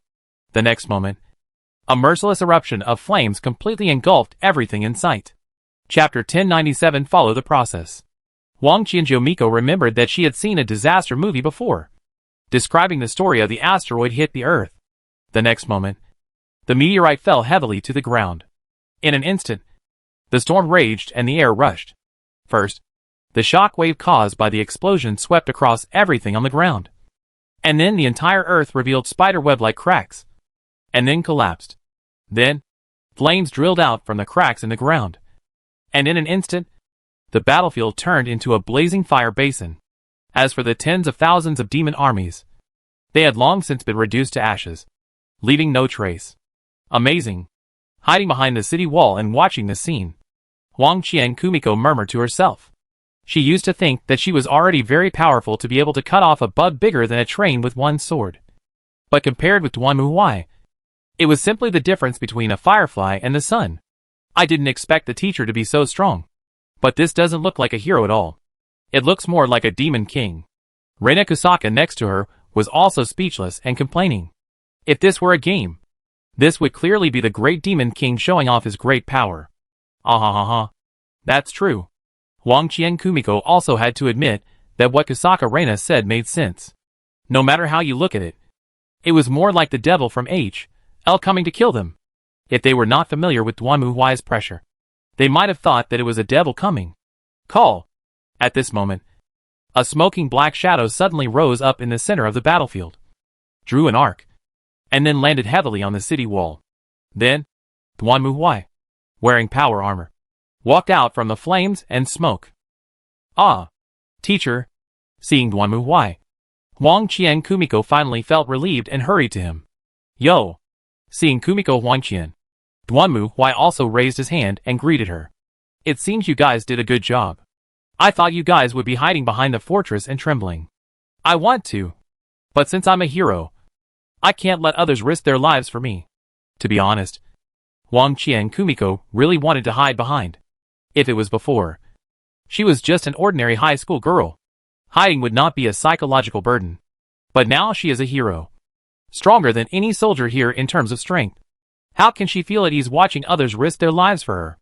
Of course, if I really can't win, I will still run away. But it doesn't hurt to try a little harder before that. Well done. Hearing Kumiko Huangqian's answer, Duanmu Huai smiled and reached out to pat her on the head. What about the rest? I'll go and call. After Duanmu Huai appeared, the battle was over. The entire battlefield was destroyed, and the demon army was completely destroyed, without even a hair left. When the other students heard that Duanmu Huai was coming, they were also very excited and hurried to the city wall to report. I can see that you guys are working very hard. Duanmu Huai nodded as he looked at the students who were exhausted, dirty, but still full of energy. Although it was a little unexpected, they had now experienced the war and grown into qualified soldiers. Well, if it were these people, they would be taken to the court of justice now. No, they are still too naive. Duanmu Huai thought for a while and decisively dispelled this idea. Okay, I won't say any more nonsense. Looking at the students in front of him, Duanmu Huai smiled and then opened the door of the wizard's mansion. You must all be tired. Leave the rest to me. You can go take a shower, eat, and rest. That's great. Hearing this, the students at this moment were like hearing the bell for the last class. They jumped up excitedly and rushed into the wizard's mansion. Just as Duanmu Huai said, what they needed most was rest. Although it was only a few hours from the beginning to the end of the battle. For these students, this high-intensity war almost made them feel like they had lived a long life.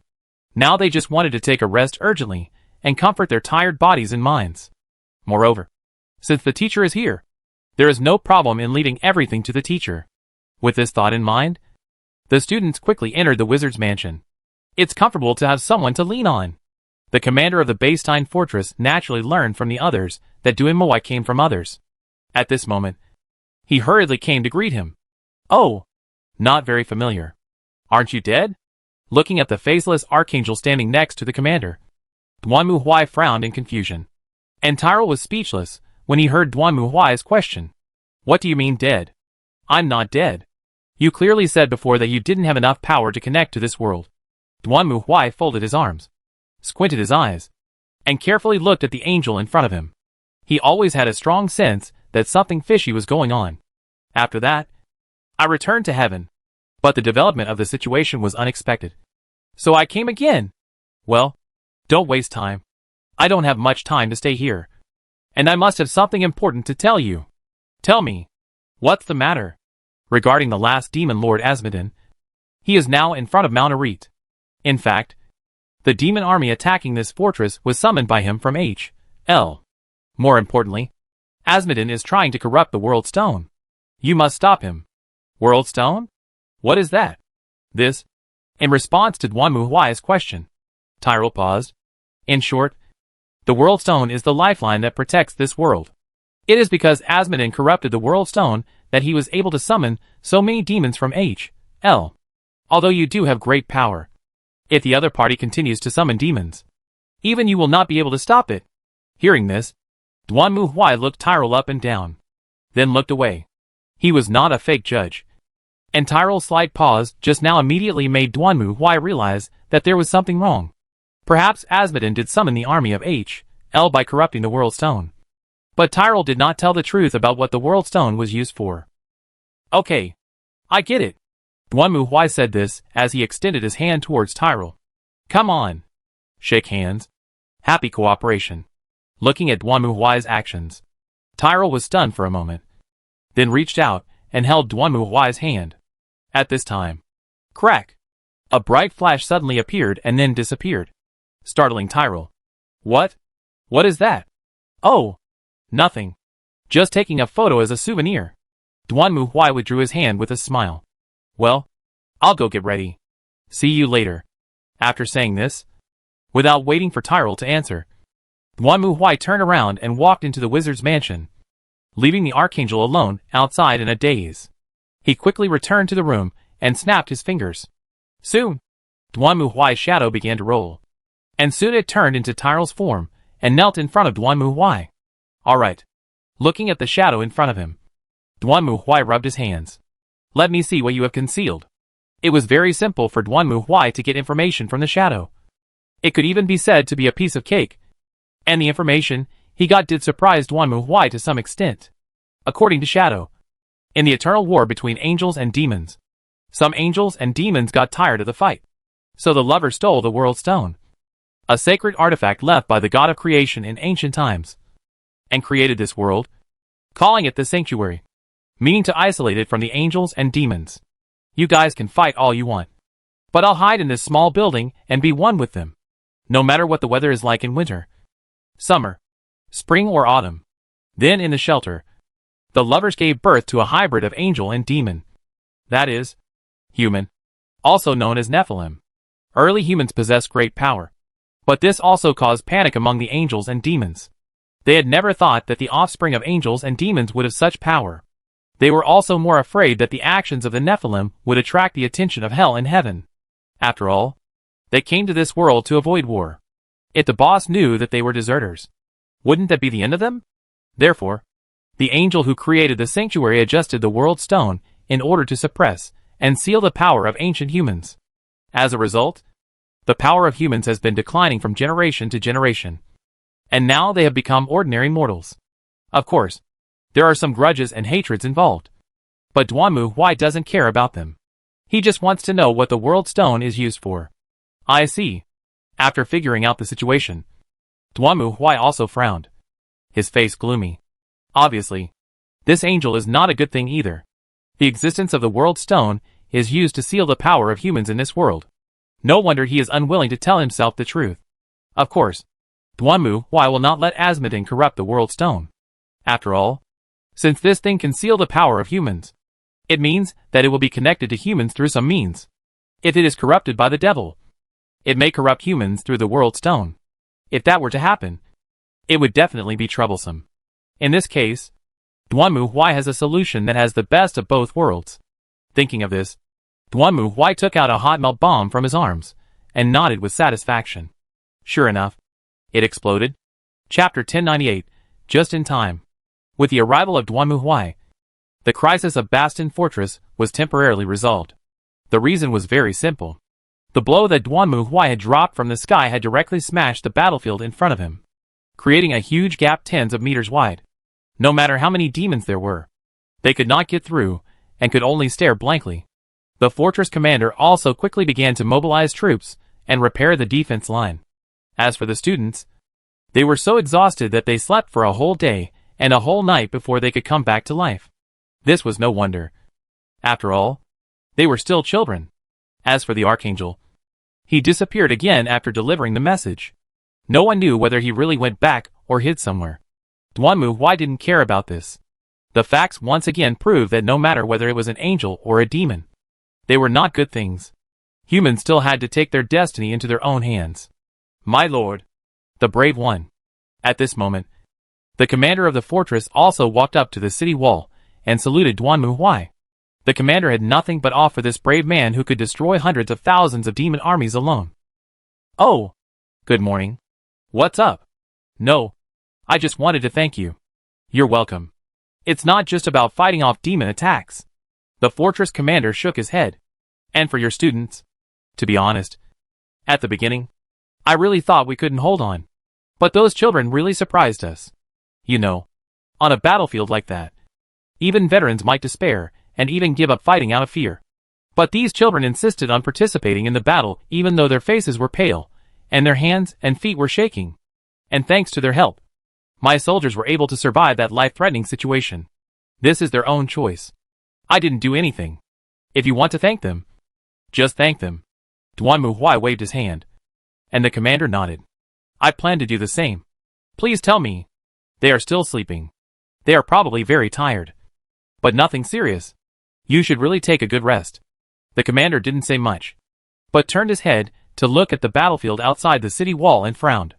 To be honest, although I was prepared for the demons to attack, I was surprised that the demons would get involved. Aren't demons followers of the devil? It's normal for them to join the battle. That's true. But I don't know how the demons gathered such a huge army. Oh, by the way, I was just asking casually. Yes, Sir Hero. What is the problem? Where is the demon country? The demon country? It's in the canyon on the other side of Mount Arete. Oh, could you please help me draw it on the map? Of course it's no problem. But my brave hero. You are? Hee. Facing the commander's puzzled look, Duan Muhuai just smiled and played with a rose knot in his hand. It seemed that he was just chatting casually. Nothing special. Just asking. Is that so? The commander silently marked the location on the map that Duan Muhuai took out, and said nothing. Well, some things are better not known. Well, my hero, I still have work to do, so I'll take my leave now. Okay. After a salute to Duan Muhuai, the fortress commander turned and left. But at this moment, boom! Just as the commander of the fortress was about to walk down the wall, suddenly, there was a loud noise in the sky. Then, there was a dazzling flash. When the commander subconsciously turned his head to see what happened, a sudden airflow rushed towards him and blew the commander away. Fortunately, Duan Muhuai was quick to catch him. Otherwise, if he fell off the wall, he would have to be replaced. Enemy attack. The commander, who was caught by Duan Muhuai, was still in shock. He didn't even have time to figure out what happened before he shouted and ran to the city wall to look outside. However, there was nothing there. Hey! What happened? What on earth was that just now? Just when the commander was confused about the situation, he suddenly felt a large dark shadow covering his head. So the commander raised his head. And then, what the hell is that? Above the commander's head, a strange metal creature was floating there. It spread its wings like a bird, and the whole thing looked like a strange triangle. It also had a pair of foot-like things facing the ground. Sprang huge air waves. Is it some kind of weapon of the devil? Just when the commander's mind was in a mess, Duan Muhuai's voice sounded in his ears. Oh, sorry. This is our Inquisition stuff. I see. You scared me, my hero. After hearing Duan Muhuai's answer, the commander finally felt relieved. He also knew that the Inquisition had many strange things, such as the huge metal chariot before, which was already amazing. He didn't expect that they could even build something that could fly in the sky. Excuse me. I need to find a place for it to land. I think the platform over there is okay. Of course. I'll take my leave then. I also need to inform the soldiers not to cause panic. After knowing that this was the Inquisition's thing, the commander left with peace of mind. And Duan Muhuai also made a few gestures, indicating that the mecha should stop on the platform next to it. Originally, this place was used to carry the catapult. But since the catapult was broken, it was still quite useful to use it as a temporary landing platform. Soon, the mecha landed, and then the hatch opened. Duan Muhuai saw a figure in a red robe coming down from inside. There were two mechanical arms hanging behind him. Seeing this scene, Duan Muhuai twitched the corner of his mouth, then walked forward and lifted up the other's robe. Wow! Sir Knight, why do you lift my clothes as soon as we meet? Under the robe is a girl with blue hair and a high ponytail. She is Maria, one of the 4 witches in the Dual City world. It's not that you look like this. I thought you had transformed yourself like those old guys. Duan Muhuai opened his robe and took a look at the mechanical prosthesis behind Maria. Fortunately, it was not a direct biochemical transformation like the oil man, but a backpack-mounted device. You are bored and want to learn something else. Why not learn to be an oil man? Do you want to be weak physically and ascend mechanically? If Shizuka finds out, I'll be surprised if she doesn't fight me to death. Duan Muhuai was speechless when he saw Maria in front of him. This was also a genius scientist. Duan Muhuai would not let go of a talent who could make a tank in a medieval magic world. So he brought her to the tribunal and mainly took charge of the tribunal's weapons research and development work. Maria really made Duan Muhuai less worried, as most of the time, she was able to solve the problems on her own. The only bad thing about her is that she seems to be very fascinated by the Mechanicus and the god of machines. Now she has started to cost the oil man? How can this be tolerated? Hey, but this is really useful. I can operate it to do things when my hands are too busy. Now I understand how convenient it is to have more hands. Anyway, you can have fun. But don't take it seriously. Duan Muhuai patted Maria's head. He didn't want there to be another engine oil man in the courtroom. I know. But your request is too much. Sir Knight. I can't handle it alone without a few hands. Nailed it? Hearing Maria's complaint, Duan Muhuai raised his eyebrows. And Maria nodded. Yes. According to your request. Sir Knight, I decomposed them and put them in a space bag. And then brought them here. That's great. When can we start working? Now? Then find a deserted place and start working. So urgent? Maria was shocked by Duan Muhuai's request. While Duan Muhuai nodded seriously. I have a bad feeling. Or maybe you came at the right time. After Lumiel's previous attempt, Duan Muhuai had discovered that it would take too long to bring a warship directly over. So he thought of another way, which was to let Maria directly disassemble the original ship, put it into a space bag, and then bring it over to this world for assembly. Only Maria could do this kind of thing, and anyone else would be confused. Now it seems that Duan Muhuai's idea is quite reliable. It is obvious that the system's time travel only looks at the size, and not the quantity. In order to disassemble this thing into a pile, Maria probably used hundreds of space bags. However, even if there are hundreds of space bags, their size is much smaller than a mecha. There is a reason why Duan Muhuai is so anxious. After learning the truth about the World Stone, he was a little worried that the angels would do something desperate. It was not difficult for Duan Muhuai to destroy the World Stone. But the problem was that once the World Stone was destroyed, the seal that suppressed humans would disappear, and humans would gradually regain their original power that was enough to scare angels and demons. So will the angels just sit back and watch humans become stronger again? Duan Muhuai said. I don't believe you at all. How is that possible? What he is most worried about now is that he might blow up the World Stone. And then the angels will come down to Earth and attack humans. Especially Duan Muhuai of the Kingdom of Hylixi currently has a lot of things in his hands. But he really doesn't have anything particularly useful for air defense. Fortunately, Maria arrived in time, which made Duan Muhuai feel relieved. Since Maria is here, it means that my idea has been successful. The next step is to reassemble the originally disassembled things. How many days will it take? Just me. That will take at least half a month. Hearing Duan Muhuai's question, Maria looked at him with her eyes wide open in surprise. No matter how capable she was, she couldn't work like this. I'll send some service skulls to assist you. That will take at least 10 days. Maria calculated and gave the answer again. Very good. 10 days then. Duan Muhuai thought about it and nodded. As long as the plan went smoothly, these 10 days would not be an intolerable loss for him. I'll give you 10 days. You must complete it in 10 days. I will do my best. Sir Knight. Chapter 1099, Strolling Around. Teacher, you won't go back to the royal city with us? Standing at the gate of Bastion Fortress and looking at Duan Muhuai, Huang Qiankumiko was a little surprised. I still have some things to do. Walk around. Wander around.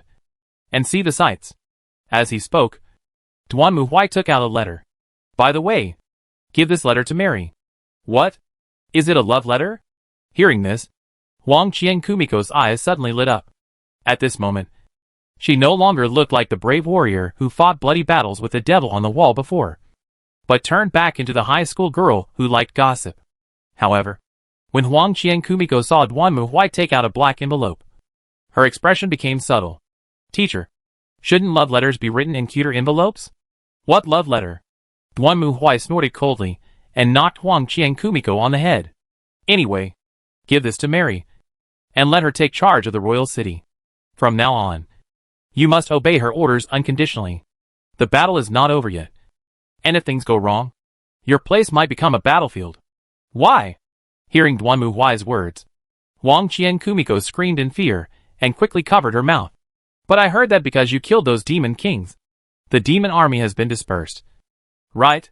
Some of the demons we were chasing also ran away. Right? Hee hee. Sometimes, Danger doesn't necessarily come from demons.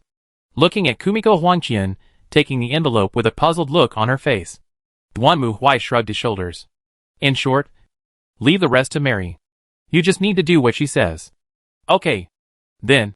Teacher. We'll go back first. Let's go. Be careful on the road.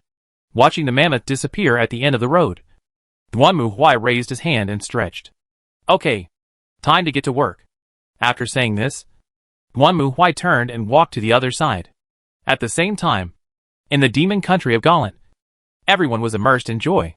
Lord Asmodin has successfully captured Mount Areep. The corruption of the World Stone has begun, and our world is about to be destroyed. In the banquet hall, the Demon King raised his wine glass high, smiled brightly, and said loudly, while the demons below also raised their glasses to celebrate. Unlike humans who have forgotten the past, the demons have passed down stories about the truth of this world from generation to generation. But compared to humans, the demons have completely joined the demon camp and built a country that believes in demons. This is the demon country Galant. Their goal is to become the vanguard of demons, completely conquer this world, and make this world completely ruled by demons and demons. For the demons, all this was so difficult. As minions of the devil, they were hated by everyone in this world. There was no other place to stay except the wilderness deep in the forest. However, the demons obviously did not think that their ancestors had made a wrong choice. Since angels and demons were fighting for humans, it was obvious that they could only gain power by joining one side. As a result, the demons hate humans so much that they always want to completely conquer the world and then return the humiliation suffered by the demons 100-fold. The wishes of generations have finally seen the light of day. Lord Asmodin, one of the 4 demon kings, personally led the army of demons and demons to capture the impregnable Mount Areep and began to corrupt the World Stone. Once the World Stone is completely corrupted, it will not only become a passage between H.L. and this world, but it can even turn all humans into the same existence as demons through the World Stone.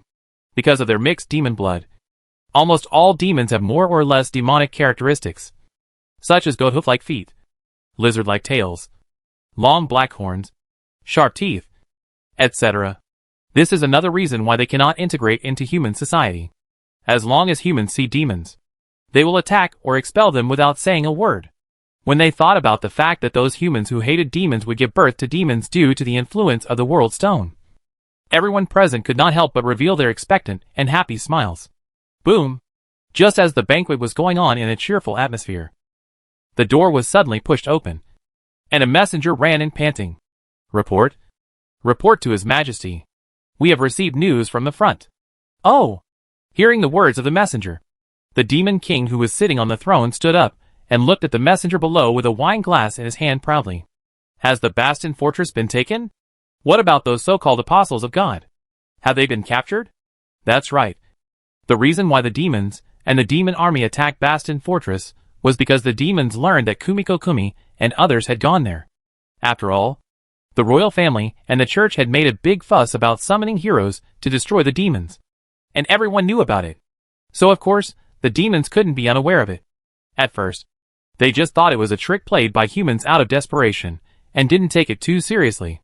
It was not until Duanmu Huai killed Anariel that the demons began to pay attention to these so-called apostles of God. They even made a lot of plans to kidnap or assassinate these apostles of God. But their plans did not succeed. Outside, these apostles of God almost acted in groups.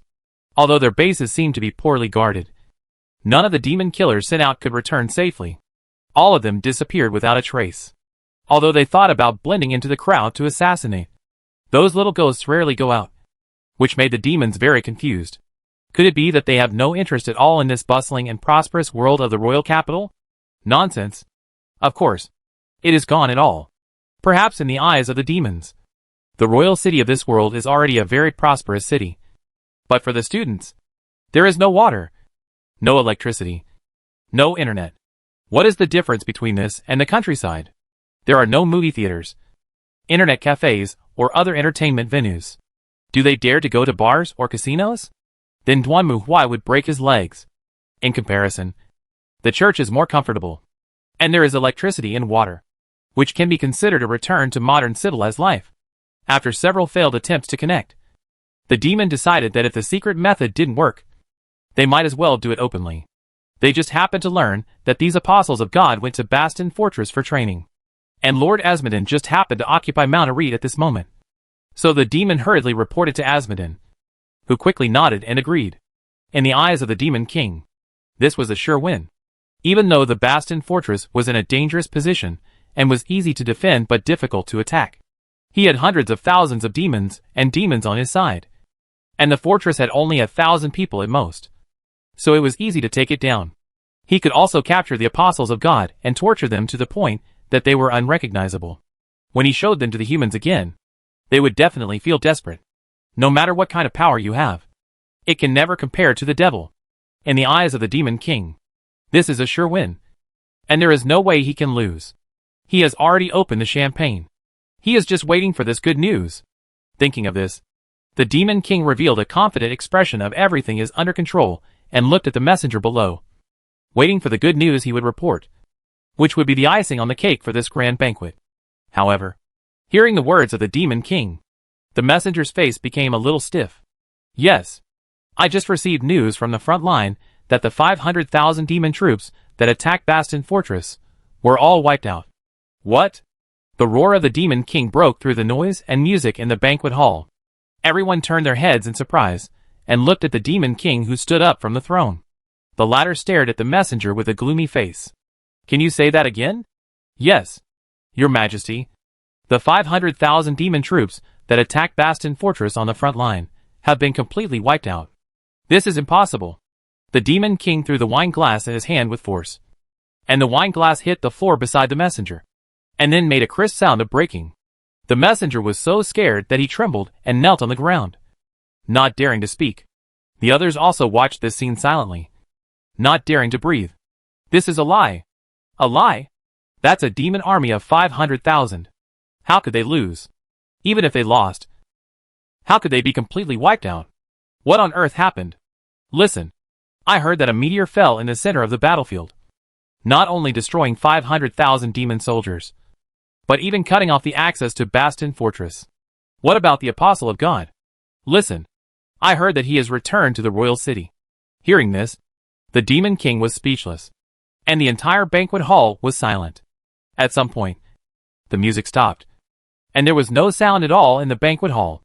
Everyone heard the news, and they looked at each other, not knowing what to say for a moment. What finally broke the silence was the roar coming from outside. Bang! What's wrong? What happened? Hearing this noise that shouldn't have happened, the Demon King frowned and asked. Then, without waiting for an answer, he walked to the window and looked out.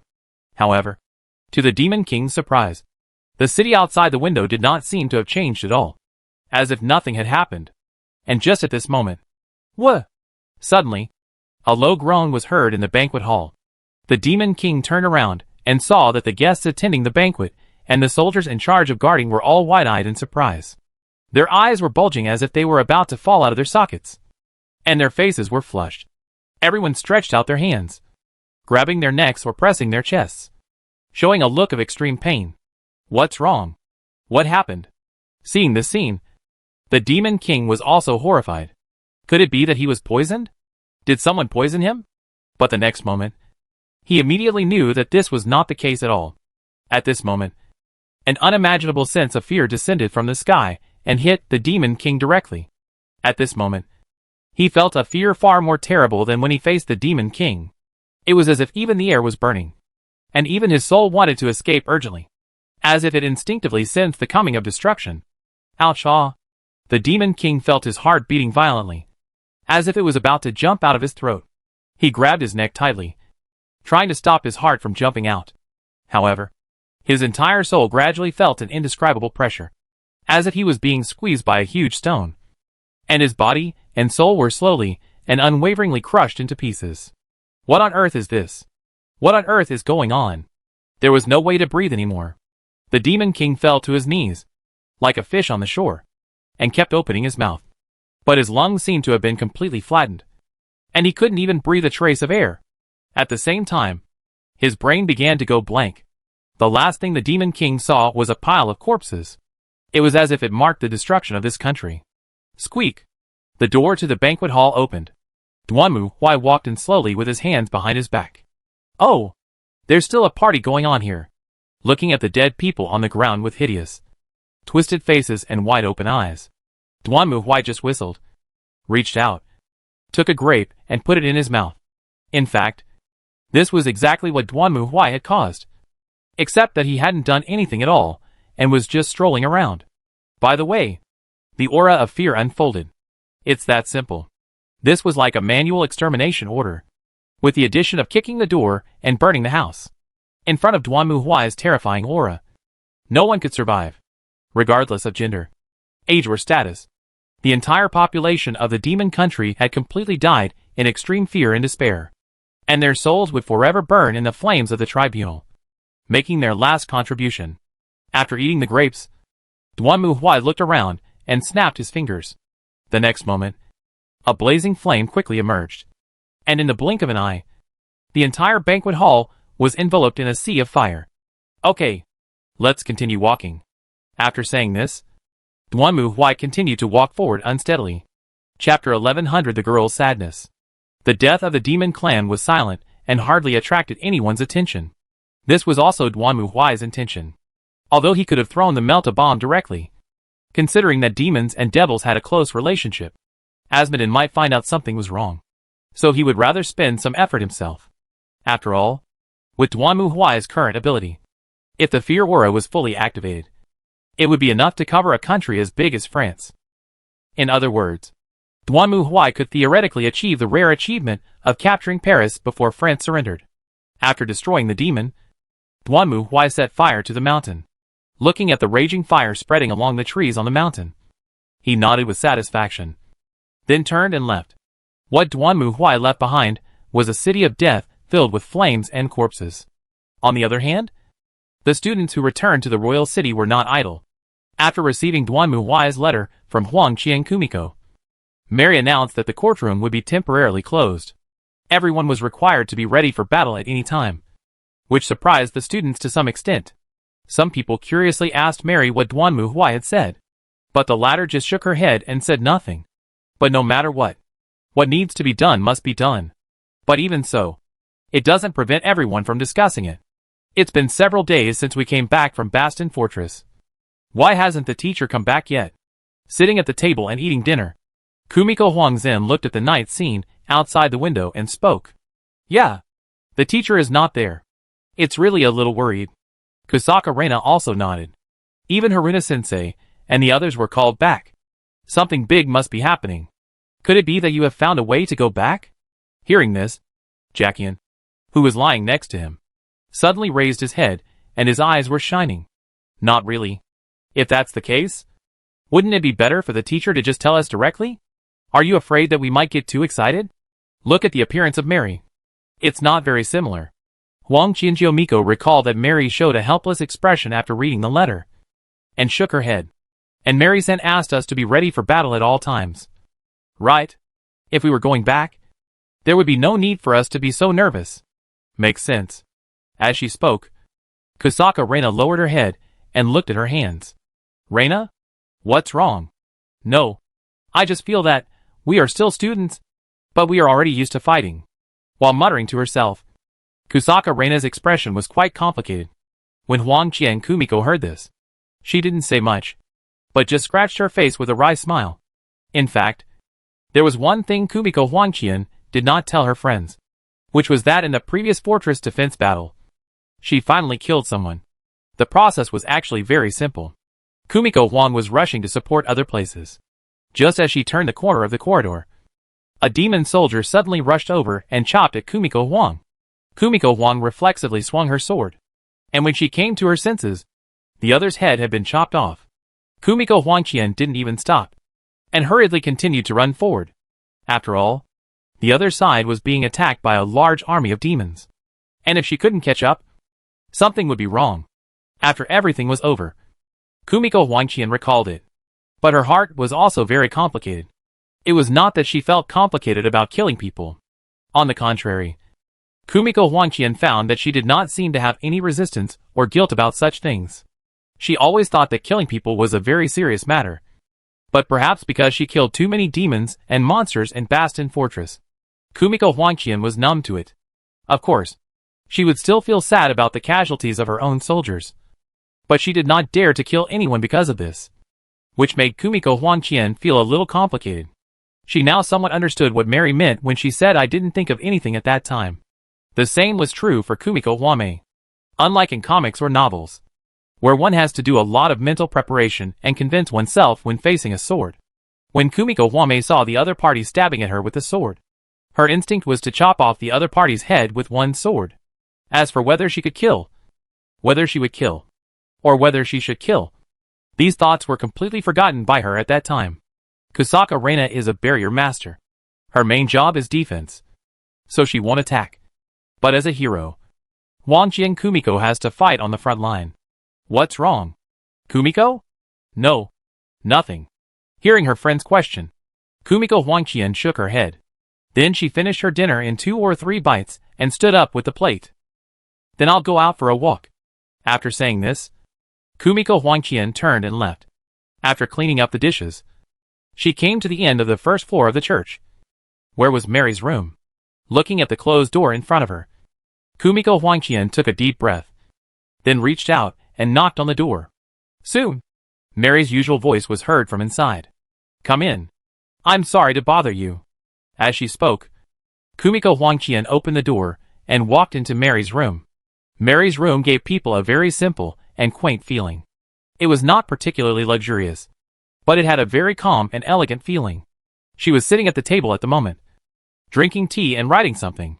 Seeing Kumiko Huangqian coming in, Mary smiled at her and closed the notebook in her hand. Student Huangqian, what do you want to talk to me about? I'm a little embarrassed to say this. At Mary's signal, Kumiko Huangqian sat opposite her and spoke somewhat embarrassedly. Actually, I'm a little troubled. That is, when I was in the fortress, Kumiko Huangqian seldom consulted with others, but she was very open with Mary. Mary poured tea for Kumiko Huangqian and listened to her troubles quietly. In other words, what makes Huangqian feel uneasy is not because he killed someone, but because he felt uneasy about killing someone without any feelings. Right? Yes. Generally speaking, it shouldn't be like this. I've watched those TV shows and read novels, and they all say that after killing someone, you'll have nightmares, and you'll think about the situation again and again, and you'll even become increasingly haggard, lose your appetite, and carry a strong sense of guilt. To be honest, I was mentally prepared, but the result was, there is nothing wrong. I enjoy everything I eat and sleep well. This made Kumiko Huangqian doubt whether she was still human. Everyone has different ideas. What's written in the book is just what most people think is common sense. Of course, the facts may not be certain. Is that so? That's right. Just like what Huangqian said. Murderers will cry and repent, because that's the only way for the public to see it. If it's a murderer who enjoys killing and gets excited when talking about the victim's tragic death, the TV station won't follow up on the report, let alone allow the program to be broadcast. That seems to be the case. I'm not Huangqian, so I can't say I fully understand what he's thinking, but I can be sure that he's a very strong person. Really? I thought I was the cold-hearted type. No. Huangqian also said that seeing the soldiers who died in the fortress would make you sad. Right? If you are really that kind of cold-hearted person, you won't care about anyone's death. It's normal to be sad about the death of a companion, and it's not strange not to feel anything about the death of an enemy. I see. After hearing Mary's answer, holding the hot tea in her hand, Kumiko Huangqian felt much more at ease. And I think you don't have to worry, Huangqian. Even if anything happens, Mr. Duanmu will definitely help you. Well, I know that teachers are very reliable. Huangqian Kumiko nodded. Although Duanmu Huai looked fierce, the sense of security he gave people, that is, I can hold up the sky even if it falls down, was the main reason why she could sit here and chat with Mary over tea. After all, she thought that no matter what happened, the teacher would definitely help them solve it, just like before. Even though they were surrounded by so many demons, the teacher was able to handle them in just a few moves. Recalling the scene at that time, Huangqian Kumiko couldn't help but be a little dazed. Huangqian-san. Eh? Ah. Mary's voice came again, bringing Kumiko Huangqian back to her senses. She quickly put down the teacup and stood up. Thank you. Sorry to bother you. You're welcome. After saying this, Kumiko Huangzhen turned and left Mary's room. Then she closed the door, leaned against the door panel, and let out a long breath. Ugh. When I think back to the time when the teacher suddenly fell from the sky, my heart starts beating really fast. This should not be out of excitement or fear. On the contrary, I always feel that the teacher at that time was super handsome. He looked like a devil. But Kumiko Huang was not afraid at all at that time. Instead, she felt that the teacher at that time was just like the Prince Charming who saved the princess. Although he was not that handsome and did not ride a white horse, he was more like the villain Dark Knight in fairy tales. Could it be that? No, no, no, no. Thinking of this, Kumiko Huangqian's face suddenly turned red, and she shook her head hurriedly. I'm not Rina. How is that possible? Putting the inexplicable thought behind her mind, Kumiko Huangzhen turned and walked to the other side of the corridor. Chapter 1101. Everything is ready. When Duanmu Huai came back from his walk in the demon country, Maria's progress was quite smooth and had already taken shape. Well done. It seems that converting you into a follower was the right decision. Standing on the bridge, Duanmu Huai nodded in satisfaction as he watched the battleship gradually take shape and be assembled. Maria, who was working, rolled her eyes helplessly when she heard Duanmu Huai's sigh. I think this is abuse. Your Excellency the Inquisitor. It's no wonder that Maria said that. God's loved ones are no better than ordinary people. One of their characteristics is that they are full of energy. To put it bluntly, they can go without sleep for 10 days and 10 nights without any problem. Well, it's okay to go without sleep for 10 days and 10 nights. So Maria was miserable. Even if she loves mechanical weapons, she is still a human being. She can lie down and take a nap when she is exhausted. Now, after being transformed into a follower by Duanmu Huai, Maria basically has no concept of fatigue. Now she works hard like a robot that works all year round and has no emotions. Fortunately, Maria brought her own mecha. Otherwise she might not be able to handle such a large battleship. Speaking of which, such a small battleship should be fine. Right? Looking at the battleship in front of him, Duanmu Huai curled his lips and asked. This time, what Maria brought here for on-site assembly was the smallest Cobra-class destroyer in the Inquisition fleet. To be honest, compared with other battleships, this size is not at the same level at all. Duanmu Huai was already accustomed to large battleships such as the Emperor-class and Moon-class. To him, the Cobra-class battleship in front of him was no different from a sardine. Your Excellency the Inquisitor said that you needed the smallest ship that could fly in space. This is the only one I could find. If your assumptions are correct, I think we should be able to return safely. That's right. Duanmu Huai asked Maria to assemble a warship just in case. What if he couldn't go back even if he killed these demons? Then he could only think of a way himself. So Duanmu Huai asked Maria to bring a warship that can sail in the universe. At that time, even if the means of crossing are useless, he can still directly input the coordinates through the webway to go back. Right? Of course. This small warship can't expect to have heavy firepower like the Emperor class that Duanmu Huai usually uses. It only has a pair of pitiful torpedo tubes and a laser turret. The armor is also the weakest among all warships. It is basically a one-shot hit.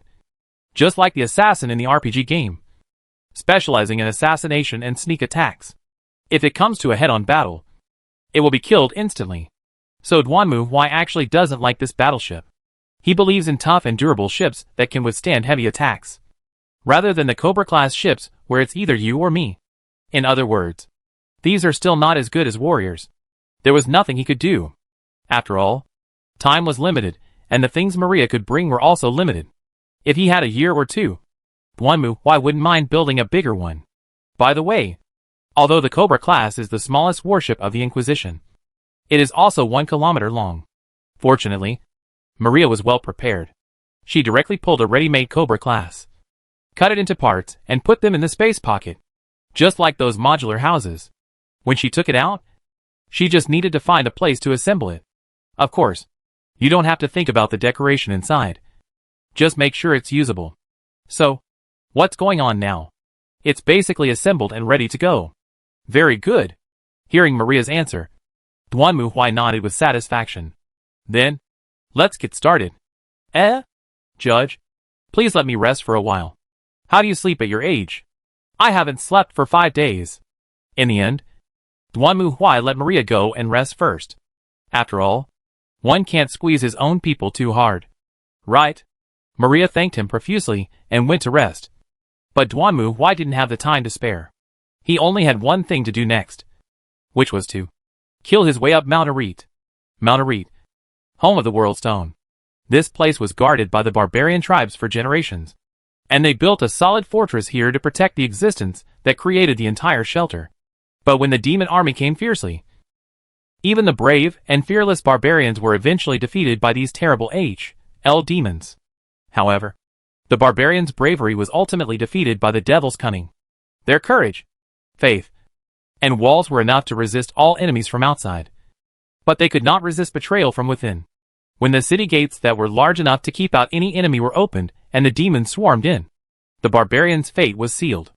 At this moment, this solid fortress was covered with blood and corpses, death and fire everywhere, proving once again that any collapse from within would be the most fatal. But now, some are challenging that view. Boom! The heavy city gate exploded like firecrackers. Even the demon army could only use the door of the trick to be fragile like a piece of glass at this moment. It was completely broken in front of the unparalleled power. Filthy warp bastard. In the name of the Inquisition. Feel the fear. Duanmu Huai's roar echoed in Mount Arete, and the loud sound even shook the snow on the mountain and rolled down, turning into a huge avalanche. However, Duanmu Huai didn't care about this. He just held the warhammer tightly and rushed towards the demon army in front of him alone. Kill him!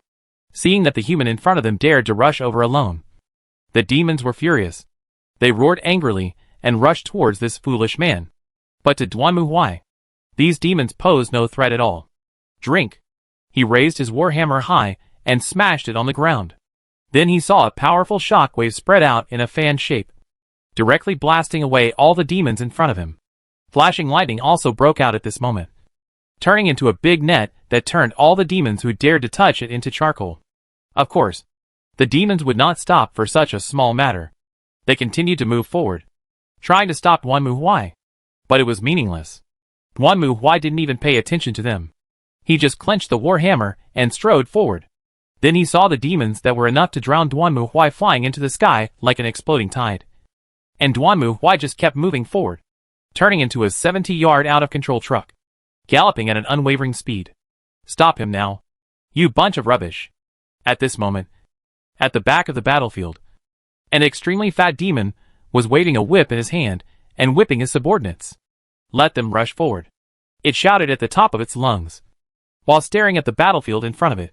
The demons being whipped by it were useless, although they had already rushed forward and even used their bodies to try to resist the crazy warrior. Everything they did was still in vain. Gah! A monster with a twisted shape, like a humanoid spider, suddenly jumped up, spread its limbs and hugged Duanmu Huai, and opened its bloody mouth to bite Duanmu Huai's head. At the same time, dozens of self-explosive demons with upper bodies, like inflated balls, rushed out of the crowd and ran forward quickly with their legs. Boom! Immediately afterwards, there was an explosion. The violent explosion even wiped out a large number of the demon army around. Call. Seeing this scene, the demon was relieved. But before he put down the hanging heart, he saw the explosive blood mist frying instantly, and the bloody soldiers all over his body kept rushing towards himself. No! At this moment, the demon commander had no time to dodge. It could only watch as the opponent crashed into it. Then, with a pop, the fat and tall demon was smashed into pieces. Its head turned several times in the air, and then fell to the ground with a thud, without any movement. All this on the battlefield soon reached Asmodean's ears. What did you say? At the top of Mount Arete, Asmodean turned and stared at his men. Someone broke in. Yes, Lord Asmodean. The demons outside can't stop him at all. You decide on such trivial matters yourself. Don't bother me. Asmodean snorted coldly, no longer caring about such trivial matters. Then he turned his head and looked at the World Stone in front of him with a smug smile. Asmodean didn't care if someone broke in. In fact, he had enough confidence. He had asked the demons to build a large and solid fortress around the World Stone. No matter who it was, they would never be able to break through the fortress, even including the three demon gods, Mephisto, Baal, Diablo, looking at the World Stone in front of him. Asmodean sneered, raised his hand, and made a gesture of clenching it tightly. Your era has ended, and I will use this world stone to become the strongest demon god of H.L. Even you are no match for me. As Asmodin thinks, the stone fortress of the world is difficult to break through. Even if it is Duimawai, he has to stop in front of this solid fortress. This is really an exaggeration. Duanmuhuai, covered in blood, raised his head and looked at the thick and dense crowd in front of him, and couldn't help but snorted. But fortunately, I had no intention of going up there. Now everything is ready. We just need the east wind. As he spoke, Duanmuhuai reached into his arms. Your Dongfeng Express has arrived. Little brother, please accept it. Chapter 1102. The east wind is coming. The world stone has been corrupted. Standing in front of the gate of the high heaven, Tyrell stared at the scene before him with a frown. Things have developed to this point, which is beyond Tyrell's expectations. He originally thought that the three demons would take action, but he didn't expect that Asmodin would take the lead and corrupt the world stone. If this continues, then all mortals in the underworld will mutate under the influence of the soul stone and be thrown into H.L. to become minions of the devil. Sure enough, is this burden too heavy for mortals? Tyrell certainly saw Duanmuhuai break through the demon army and rush into the world stone fortress. But after that, he did not move. It is unknown whether he encountered any danger inside. Although Tyrell knew that the human had very powerful power, even as strong as that of an angel, he was only one person after all. And this Mount Arid is so high, and there are countless demon armies in it. At this moment, Tyrier seemed to see something incredible, and his eyes widened in surprise. That is, Asmodin's huge body fell heavily to the ground. At this moment, it no longer had the courage and confidence it had just had. On the contrary, its entire body shrank, and its originally plump figure became much shriveled. Beside it, the demons that had been led by Asmodin before had now turned into lifeless corpses, lying on the ground. You damn bastard. Asmodin raised his head angrily and stared ahead. In front of him, there was a floating figure wrapped in a black robe. Behind him, wings as thin as mist spread out, indicating its identity. That's an angel. Asmodin didn't know how it appeared. This angel suddenly appeared here, and ignored all attacks. He just waved his hand, and killed all the demons present. Even Asmodin himself couldn't resist the attack of this angel. At this moment, he only felt that the strength in his body was gradually disappearing, in front of the cold breath brought by this angel. Even Asmodin felt that his life was like a candle in the wind. However, the black-robed angel in front of him didn't even look at Asmodin, but just came to the bright red world stone and stared at it. Give me a hand. Seeing this, Asmodin stood up again and glared at the angel in front of him. The stone of the world is Lao Tzu. You are a cheap hybrid, not allowed to touch it. However, the black-robed angel turned a deaf ear to Asmodin's roar. It just silently raised its hand and reached out to the world stone in front of it. You bastard. Seeing that the other party did not take him seriously at all, Asmodin was extremely angry at this moment. The flames of H.L. burst out from his body, and then he pounced directly towards the black-robed angel in front of him. And at this moment, something strange happened. Tyrell only felt as if he saw a dazzling sun, shining and blooming from the foot of Mount Arid, and the dazzling light illuminated the entire sky in an instant. Even Tyrell, an angel, couldn't help but raise his hands to cover his face, although whether there was a face in it was still a question. When Tyrier lowered his hand and looked down again, the scene in front of him was completely stunned. Mount Arid, the towering mountain, has completely disappeared at this moment, leaving only a huge basin in front of us. Mount Yarret, the world stone fortress, with everything here, disappeared. Naturally, the thousands of demons were not spared either. What exactly is going on? Tyrell stared at everything in front of him, not believing his eyes. Did the world stone explode? That shouldn't be the case. The world stone could be destroyed. But how could Asmodin allow it to be destroyed? And what could destroy the world stone? Looking at all this, Tyrell was speechless. He was completely confused and had no face. Good. Done. At the same time, deep in the pit, Duanmuhuai pushed away the rubble that was pressing on his head, stood up refreshed and stretched. Who is hacking to play with you? Is the nuclear bomb not strong enough? Of course, there were some small surprises. I didn't expect that the explosion of the stone of this world was really powerful, and I almost rolled me in. Duanmuhuai patted his chest, somewhat frightened. This was normal. Although Duanmu guessed that the world stone would explode, he did not expect that the explosion would be as powerful as his own Dongfeng Express. So this was like using a nuclear bomb to detonate another nuclear bomb. A chain explosion. Fortunately, Duanmu was the god of destruction, and he realized that something was wrong and used his ultimate magic to wipe out all the attacks and airways rushing towards him. So he escaped. Otherwise, you will end up like this person in front of you. Thinking of this, Duanmu stopped and lowered his head to look at Asmodin, who had less than 1/3 of his body left. The latter had been completely shattered by the explosion. And, after taking a closer look at Asmodin's body, Duanmu frowned immediately. Then he reached out and grabbed the remains of Asmodin and stared at it. However, at this moment, Asmodin was motionless, like a corpse that had lost its life. No, technically it is dead. This is not right.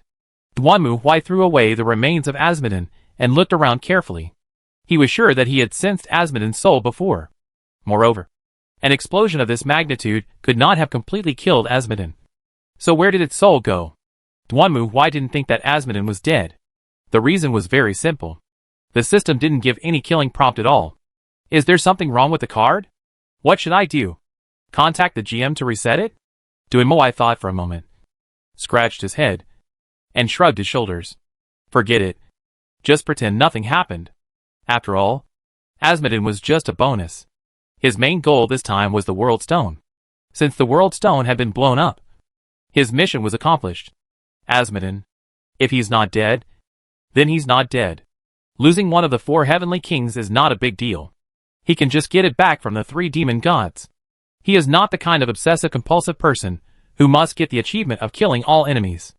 Maybe it was because the World Stone exploded and Asmodin was also sucked into it. After all, I heard that this thing is the artifact that created the world. And when it explodes it must be as powerful as a bully. Thinking of this, Duanmu curled his lips. Well, I worked so hard to place the bomb. But in the end the World Stone took my life? Forget it. Just rob it. After all, the thing has already blown up. And I can't go to it to complain. Right? Retracting his thoughts, Duanmu looked around. At this moment, Mount Arid had long disappeared, leaving only a huge pit with black flames.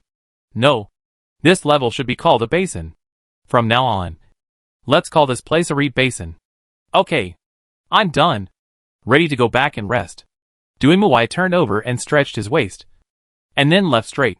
There was nothing left for him here, and the only ones left were the 3 great demons and the angels. He wanted to see what the angels of this world were planning to do. Now Duanmu was worried about how to compile the report to the king. No. How to write it? Well, just write a villain boss before dying. And you are unwilling to fail. And then come up with a wave of self-explosion. After all, this is considered a traditional art. Right? Get the report of Duanmu. The kingdom of Hyli is naturally celebrated by the whole country. The 4 demon kings have been destroyed, leaving only 3 demon gods. Although the latter is the most important. Now that humans can finally breathe and truly return to their original daily life. Then, all we have to do next is to destroy the 3 demons. And everything will be over. Princess Liliana was also very excited when she received the report handed over by Duanmu. However, when she heard Princess Liliana's question, Duanmu just laughed. Theoretically, this is the case. But who knows? Everything should be careful. After all, it is time to celebrate. Opening champagne at halftime usually leads to trouble.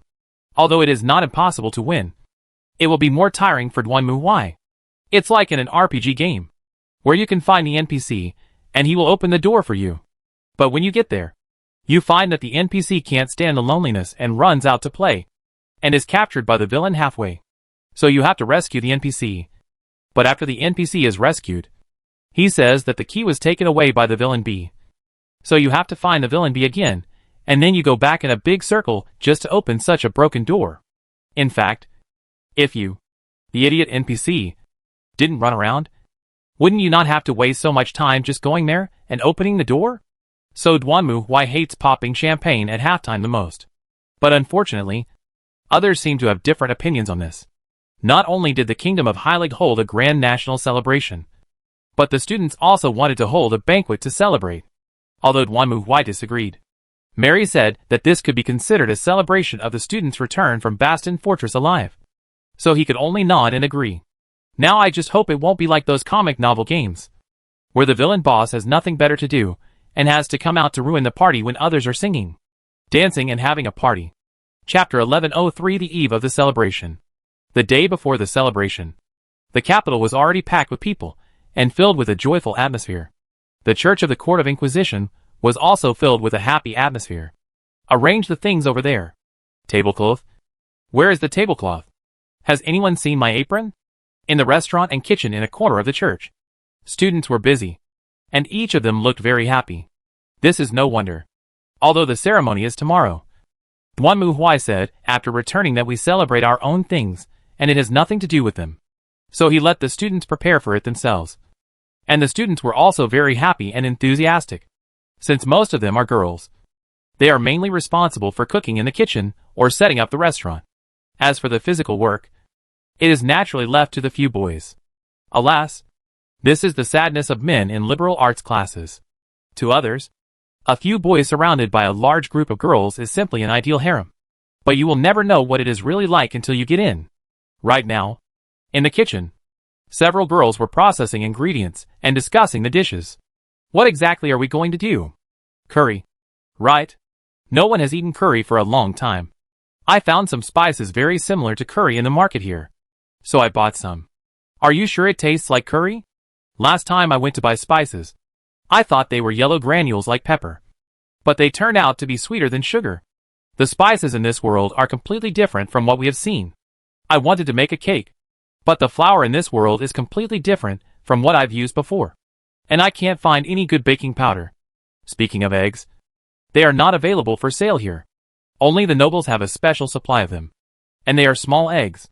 They are completely different from what I expected. The girls who were in charge of cooking were also quite worried. As the saying goes, you don't know how expensive firewood and rice are until you manage the household. If anyone can best understand the difference between the other world and the modern world, it's the girls who are in charge of cooking. The seasonings are different. The ingredients are different. And even the meat they bought has a fishy smell. This is completely different from the frozen chicken that people used to buy in supermarkets. It's not on the same level at all. The teacher said the meat smells fishy because the blood hasn't been drained out completely. And we need to hang it up to drain the blood completely. To be honest, I don't really want to see that scene. Catching birds and hunting are no longer too stressful for students nowadays. Students in the frontline group will now go into the forest, kill some animals, and bring them back as food. But for the students who are in charge of cooking, it is bad luck. They are just like the wives whose husbands come back from fishing. The former will just throw the fish away after a good fishing trip, while the latter will have to work hard to scale and remove the gills. Not to mention getting blood all over their hands. The fish may not taste good after all. After all, it is not as good as the one sold in the mall. Unfortunately, there is no such convenient thing as a department store in this world. So the girls in the cooking group can only grit their teeth and hold the knife to cut open the animal carcasses, remove the tendons, bones and skin. Now they finally understand how difficult it is to be a housewife. Although it was painful, the cooking team finally showed their best skills at the banquet. When the banquet started, dishes that the students were very familiar with were already placed in front of them. Hamburgers, French fries, grilled chicken. These are all very common things. But for the students who came to this world, they are simply delicacies from mountains and seas. It's amazing. I never thought that one day I would end up crying while eating a hamburger. A student was chewing on a hamburger and was about to cry. In the original world, hamburgers were common in fast food restaurants, and they were tired of eating them. After coming to this world, they found out how difficult it was to eat food that looked like a hamburger. First of all, the bread here was alright bread, which was not as sweet and delicious as the bread they ate, and even had a sour taste. The same is true for other things. Whether it is food, clothing, housing, transportation. Well, after traveling to this world for so many days, for the students, it is like going to the countryside to recall the bitter past and think about the sweet past. They have never thought about how important the things they are accustomed to in their daily lives are. It is true that humans only understand the importance of air when they lose it. Delicious. Even Liliana attended the party, and her eyes widened in surprise as she ate the burger in her hand. Is this the food from your world? Brave master? It's really delicious. As she spoke, Liliana looked at Duan Muhuai. When she heard that the tribunal was going to hold a banquet, Liliana had suggested that the palace could send a royal chef to help. However, Duan Muhuai refused and said that the students should make their own living. Now it was no wonder that he did so. Even in Liliana's opinion, these foods were not only unique in their cooking methods, but also tasted much better than the royal cuisine she had eaten. Okay. Duan Muhuai shrugged his shoulders and said nothing more. This is how it is in a backward world. The condiments that can be found everywhere in modern times are all products of industrialization. In this world, they are delicacies that even the royal family can hardly enjoy every meal. The meat from large-scale farming is also species modified, and it must taste better than the wild animals hunted directly from the forest. This is why game is often not as delicious as domesticated chicken. People mostly eat game for its freshness. But if they really want to enjoy the delicacy, the reformed ones are definitely better. Wild strawberries, and specially grown strawberries, taste different. Alright. When the dinner came to an end, Duan Muhuai, who was sitting at the end of the long table, stood up, clapped his hands, and shouted. Upon hearing his voice, the students who were still chatting hurriedly turned their heads to look at him and shut their mouths. We have been in this world for a while now, and I have to say that you have all done a great job, including the Bastion Fortress. To be honest, your performance really surprised me. I originally thought that even if you had the power, you would just tremble in fear and hide away crying. But I didn't expect everyone to be so brave. Well, in my opinion, you have done a great job. Hey. Hearing Duan Muhuai's praise, everyone laughed embarrassedly. After all, Duan Muhuai was not the kind of person who would praise others in normal times. Now, everyone was very happy to hear his praise. I think you may be worried about whether we can return to our original world, but I can assure you that this is not a problem. We can definitely go back. Real? Hearing Duan Muhuai's words, the students' eyes lit up. Although they had a lot of fun traveling to a different world, it was just like traveling. It was okay to go to a remote and backward place to experience life. But if possible, everyone would definitely want to return to their more modern, convenient and familiar hometown. Of course, I already have a solution. You don't have to worry about that. As for the specific situation, you will know when the time comes. Duan Muhuai waved his hand and did not elaborate. But the students breathed a sigh of relief. They knew Duan Muhuai very well, and knew that he would not speak nonsense without certainty. Since Duan Muhuai said it was possible, then it must be possible. At least that's what they thought. Next, the banquet gradually came to an end, and Duan Muhuai also stood up and left. But before leaving, he waved to Huang Qian Kumiko. Huang Qian, come to my room later. Eh? Ah. Yes. Hearing Duan Muhuai's words, Huang Qian Kumiko was stunned for a moment, then nodded. Duan Muhuai then walked out of the banquet hall without saying anything. Looking at Duan Muhuai's back, Huang Qian Kumiko seemed a little uneasy. Why did the teacher ask me to go to his room so late? Could he be trying to do something to me? Should I change my clothes? Or should I take a shower? Kumiko? Just when Kumiko Huangqian was feeling uneasy and thinking about all sorts of things, she suddenly heard Reina Kusaka's voice in her ears. She was so scared that she quickly turned her head and saw the beautiful face of her friend right in front of her. What's wrong? Ah. Nothing. The teacher asked me to go to his room later. Oh. That's how it is. Hearing Kumiko Huang's answer, Reina Kusaka just nodded and didn't say much. This surprised Kumiko Huang, as she originally thought that Reina Kusaka would be worried about her. Well, thinking about it carefully, it seems that there is really nothing to worry about. What's wrong? Nothing. In response to Reina Kusaka's puzzled question, Kumiko Huangqian shook her head. I must be thinking too much. After all, I can't see that the teacher has that kind of intention towards me. And I clearly didn't have such thought before. Although she thought so. When Huangqian Kumiko really came to the door of Duan Muhuai's room, she couldn't help but feel a little nervous. She took a deep breath, then reached out and knocked on the door. Teacher, I'm Huangqian. Oh, come in. Excuse me. Hearing Duan Muhuai's words, Huangqian Kumiko pushed open the door and walked in. Then she saw Duan Muhuai sitting at the table, and opposite him sat a petite and cute girl who looked like a junior high school student. From her iconic cane and beret, Huang Qian Kumiko immediately recognized that this was her classmate Iwanada Kitoko. Unlike the frontline group including Kumiko Omi, Kitoko Iwanada and Rui Tachibana have been responsible for protecting Haruna Tachibana during this period. The latter's duty is not to fight. But as the saying goes, food is the first necessity of the people. In a sense, Haruna Tachibana, who can improve crops and increase yields, is more important than the heroes.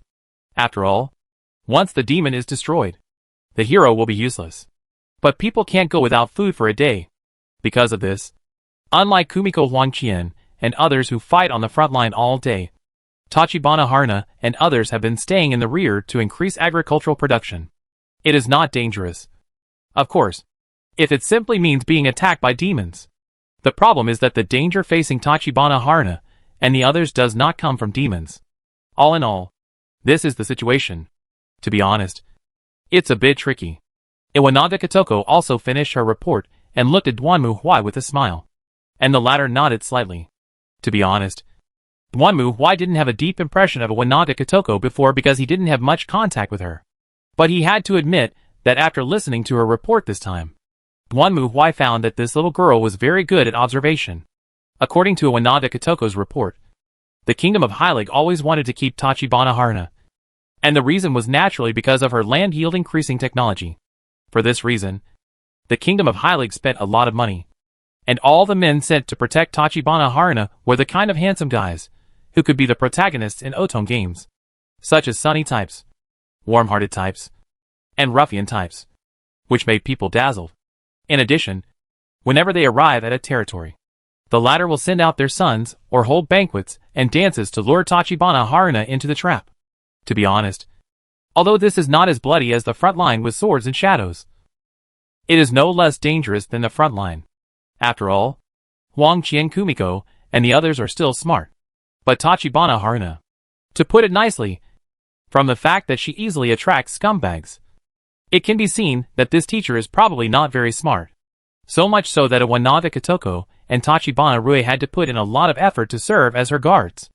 Listening to Iwanada Kitoko's report, Duanmu Huai couldn't help but think of the game he played before. The protagonist was a servant at home, and the task of the game was to prevent the mistress and the eldest daughter of the family from being attacked by outsiders such as villagers, doctors, and students. If the prevention failed, the mistress and the eldest daughter, who had no resistance, would become the objects of the Minotaur's ecstasy. Tachibana Haruna is like the heroine in the game, and Iwanada Kitoko and Tachibana Rui are like the protagonists, trying every means to stop the evil hands reaching out to Tachibana Haruna from all directions. Of course, for Duanmu Huai, failure is failure, as long as he can get a memory. He has no idea about such a woman with insufficient brains. Thank you for your trouble. You did a great job. No. As expected, no matter what world it is, these despicable adults are the same, compared to the H, L and demons that I am not familiar with. This is much easier to deal with. After all, there are no contraceptive measures in this world. They must be thinking that as long as they can get Miss Tachibana pregnant in one shot, she will stay here. Men are really naive. No matter what kind of conspiracy. In the final analysis, they still want to use this to solve it. As she spoke, Iwanada Kitoko raised her hands, made a circle with one hand, and inserted her fingers with the other hand. Okay. There are so many things for you to learn. Seeing what Iwanada Kitoko did, Duanmu Huai rolled his eyes helplessly. This little girl is good in everything except that she always likes to make dirty jokes. She is obviously a young lady. So where did she learn this from? But Duanmu Huai had to admit that this was indeed the case in many cases, especially when dealing with a woman like Tachibana Haruna. For the sake of true love, she is willing to become a mistress. Isn't it natural for such a woman to be deceived? If it weren't for Tachibana Rui and Iwanada Kitoko keeping a close eye on her, Tachibana Haruna might be lying in some noble's bed right now. Let's stop here. Seeing Kumiko Huangqian come in, Duanmu Huai also spoke to Kitoko Iwanada, who nodded, stood up, and put on her beret again. Then, teacher, I will take my leave now. Oh, by the way, just do as I say tomorrow. Okay. Please leave it to me. It will be no problem. After saying this, Iwanada Kitoko greeted Huangzhen Kumiko, then turned and left. After watching Awanada Katoko leave, Wang Zhen Kumiko sat down. Excuse me. What can I do for you? Teacher? It's about tomorrow's parade. Ah. Hearing this, Wang Qian Kumiko suddenly realized that she had heard the details from Liliana.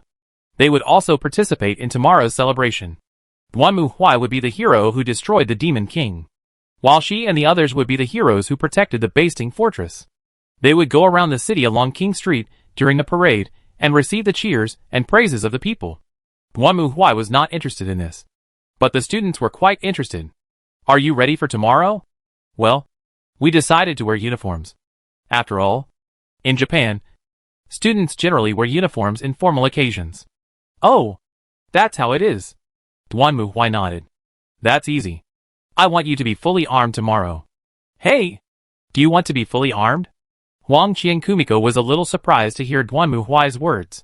They came to this world to fight, so they certainly couldn't wear the uniforms of the Ku Academy. But the armor of this world. Of course, everyone is different, so the equipment is also varied. It doesn't matter if you wear it like this on weekdays. But it's a bit difficult for the Japanese who value uniformity to wear it like this in parades and celebrations. But Duanmu Huai doesn't care about this. That's right. At most you can hang a cloak outside. And also, be prepared for battle. Sensei? Battle preparations? Are we going to fight some enemy? It's just a hunch. Anyway, go and tell the frontline team that they need to be ready for battle tomorrow and obey my orders at any time. The logistics team will stay in the church on standby. And Mary will be in charge of being ready to support at any time. Why do you think I asked you to celebrate a day in advance? I was afraid that you might not be in the mood tomorrow. Anyway, it's better to be careful and don't get too immersed in the celebration. Well, hearing Duanmu Huai's blunt answer, Wang Qian Kumiko felt a little embarrassed. But she quickly calmed down and nodded. I understand. Teacher. Chapter 1104, Celebration Day. The next morning, the parade celebration officially began. The Kingdom of Heilig also put a lot of effort into this celebration, and even prepared a float for Duanmu Huai to ride on. Duanmu Huai and the students didn't have to do anything but stand on the float and wave to the parade crowd. There were guards on both sides of the street to maintain law and order. Duanmu Huai stood in the front, and Wang Qian Kumiko and other frontline groups were on the second float behind him. After all, the royal family's propaganda was the Iron Warriors, who destroyed the devil, and the brave men who protected the Bastion Fortress from the devil's army.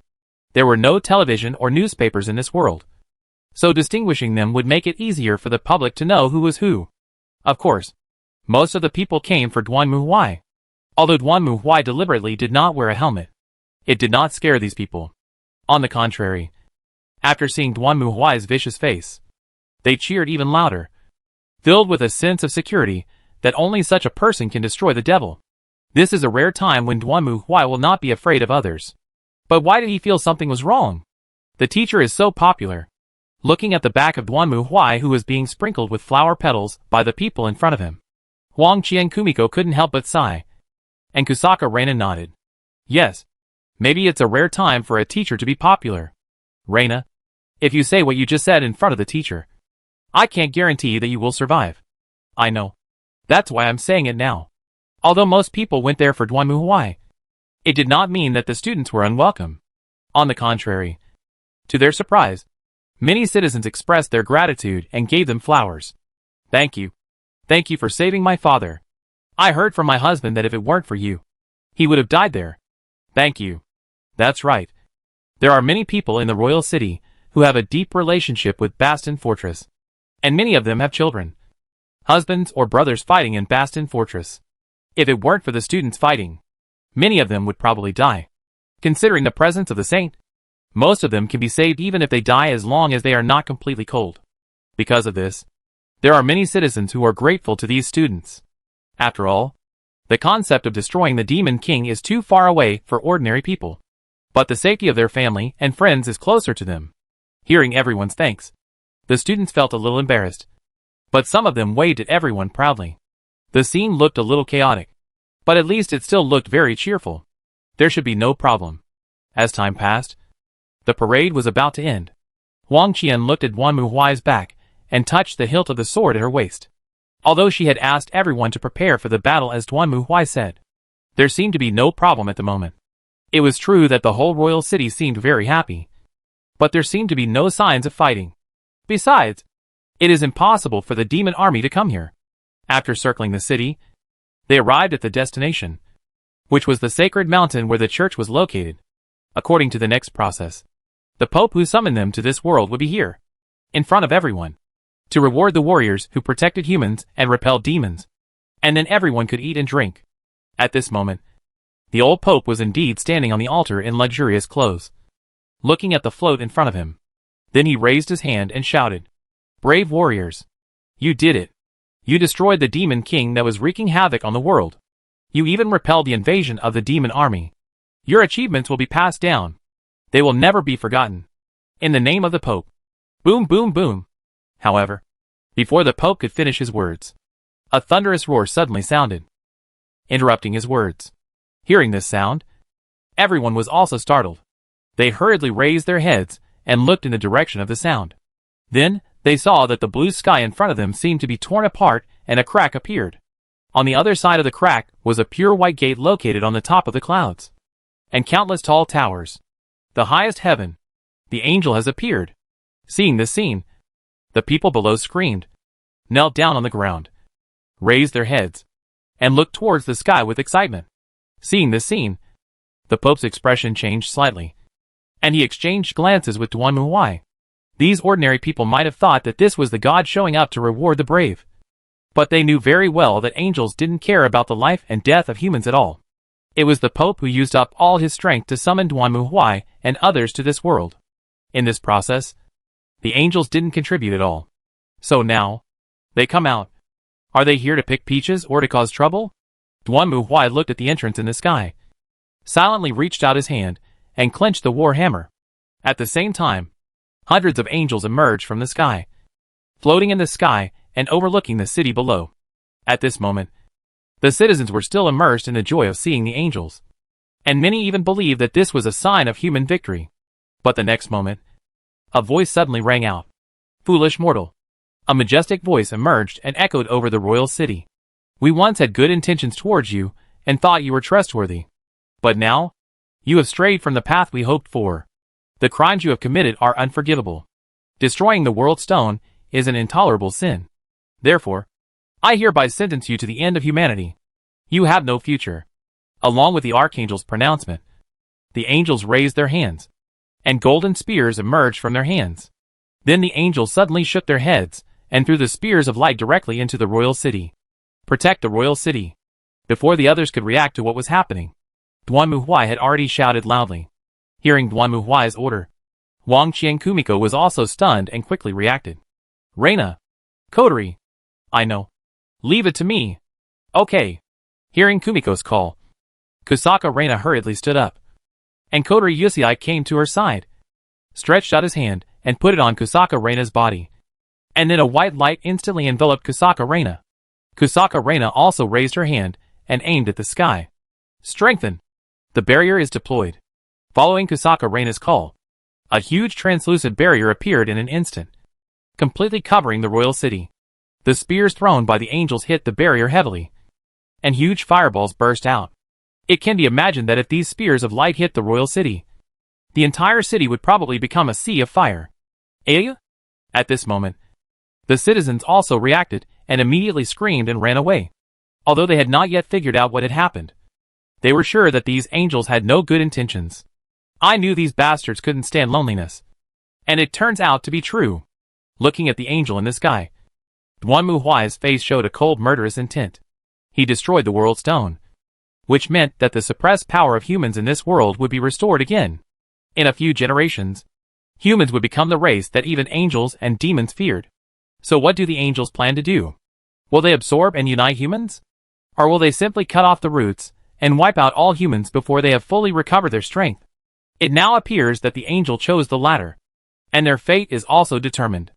Thinking of this, Duan Muhuai grinned and revealed a hideous sneer. "Do it, Mary!" Angels flew out of the holy city, lined up neatly, holding weapons, ready for battle. At this moment, the sky above the royal city was full of angels, and what they were going to do next was to completely destroy the city. Fortunately, Duan Muhuai was well prepared for this. Boom, boom, boom. The earth began to tremble. On the hillside outside the royal city, the ground under the metal church suddenly cracked open. Then, a metal giant tens of meters tall broke out of the ground. What is that? Seeing the metal giant that suddenly appeared, even the well-informed angels were stunned. The metal giant carrying the church looked like a demon's creation to them. The strange and huge metal body, and the elongated face like a skull. The bright red light emerging from it was like the eyes of a demon. Cold and without any emotion. Only cruel destruction. Just like now. Boom! The flames exploded, turning into a fire cloud that instantly enveloped the angel army in the sky. The Titan raised his hand, and its plasma annihilation cannon made a wailing charging sound. The blue-white flames whistled out like a meteor, and the fortress anti-aircraft cannon on the shoulder ruthlessly poured out high-explosive LS and laser energy beams at this moment, instantly tearing the angels, who had no time to dodge, into pieces. What it is? Seeing the angels being brutally killed in the merciless artillery fire, Archangel Imperius could no longer sit still. He raised his spear and stared at the battlefield below. At this moment, Tyrell, who was standing next to him, shook his head. Brother, stop it. I've said it before. Humans are no longer what we thought. Shut up. Hearing Tyrell's words, Imperius stared at him coldly. Last time, it was you who saved these mortals. But what was the result? Demons ravaged the earth, and even the world stone was destroyed. This time, I will not make the same mistake again. Humanity must be destroyed. As he spoke, Imperius gave another order. Go get that damn metal monster. Destroy the city. Find the culprit who destroyed the world stone, and destroy him once and for all. Following Imperius's order, the angels quickly changed direction and rushed towards the metal titan that was pouring down artillery fire. Although the metal titan's artillery fire was extremely fierce, enough to easily tear the armor of the angels and smash them into pieces, the angels relied on their small size, fast speed and agility to quickly bypass the metal titan's firepower network and rush straight forward. That's right. That's it. Destroy them. Make humans disappear from this world completely. Seeing this scene, Imperius clenched his fists and shouted loudly. However, at this moment, a scene that he could not imagine appeared before Imperius's eyes. Not far from the space crack that connected the heavens and the mortal world, suddenly, a huge, strange thing emerged from it. It looked like a strange warship flying in the air, with church buildings on the deck. Before Imperius could react, he saw that the strange warship that broke through the clouds suddenly accelerated and rushed directly to the space crack in front of him. Then he crashed into it heavily. Chapter 1105 Heaven's Gate. Even in the heart of heaven, angels still feel fear. On the platform outside the gate of the supreme heaven, thick smoke was billowing. The originally gorgeous, splendid, and noble building was completely destroyed by the Cobra class. In the black smoke, a tall figure wearing black power armor and carrying a war hammer slowly walked out. Duan Muhui raised his head and looked at the tall door in front of him that was magnificent and brilliant in the sunlight, with a bright red and cold light flashing in his eyes. He knew where this place was. Duan Muhui had heard stories about the high heaven from Tyrell's shadow. This was the King Kong Gate, and it had stood here since the high heaven began to exist. However, everything has its day of destruction. And for it, this moment is now. Thinking of this, Duan Muhui took another step and walked forward. Stop, mortal. A majestic and loud voice sounded. And then, there was a flash of light, and an angel with golden wings and wearing golden armor descended from the sky and landed in front of the gate. It held a spear in its hand and stared at Duan Muhui coldly. Don't try to taint the sacred land with your dirty blood, you vile subspace bastard. Facing the obstruction of the golden angel, Duan Muhui clenched his war hammer and roared. Your doom has come. In the name of the Inquisition, I will completely destroy you. Mortal, do you think that you have gained some pitiful and pathetic power, which is enough to compete with the angels? You are ignorant and extremely stupid. The golden angel raised his spear and pointed it at Duan Muhui. Ignorance. Arrogance. This is why you humans must perish. You only want to destroy everything in pursuit of power. You don't understand the true meaning of this world at all. We shouldn't have kept you here. Now is the time for us to correct our mistakes. And no one can stop us. What happens to humans is none of your business. Duan Muhui gripped the warhammer tightly and took a step forward. Anyone who dares to threaten the existence of mankind will be destroyed. No exceptions. Even gods will have no choice but to die. Anyone who dares to threaten humanity, and the Inquisition will be killed without mercy. Presumptuous. Hearing Duanmu Huai's rebellious speech, the golden angel raised the spear in his hand. I, the archangel of courage Imperius, will destroy you here. Feel the power of the angel. As Imperius roared, an incomparable sacred flame instantly erupted from its spear and shot directly at Duanmu Huai, turning into a sea of fire that enveloped him. However, in front of this sacred flame that would tremble even the devil, Duanmu Huai did not move at all. He just stood there, allowing Imperius to drive the flame to burn him. But he did not react at all. Seeing this scene, Imperius was also shocked. You know, even the devil dared not take on the sacred fire he controlled. But this mortal stood here as if nothing had happened. How could this be possible? This is? Is that all? Seeing Imperius helpless, Duanmu Huai sneered. Then he raised his war hammer and swept it away. The burning sacred flame completely dissipated, disappearing into the air as if it had never existed. Snort. Seeing his flames being dispelled, Imperius just snorted coldly. Then he suddenly turned into a wisp of light and smoke and disappeared from the spot. Then appeared in front of Duanmu Huai and stabbed him with a gun. Imperius's attack was as fast as lightning, and Duanmu Huai didn't even have time to dodge before the spear hit Duanmu Huai's head. However, it didn't penetrate the enemy's head as easily as Imperius imagined. On the contrary, the indestructible spear made a dull clang sound when it hit Duanmu Huai's helmet, and then bounced off directly. What?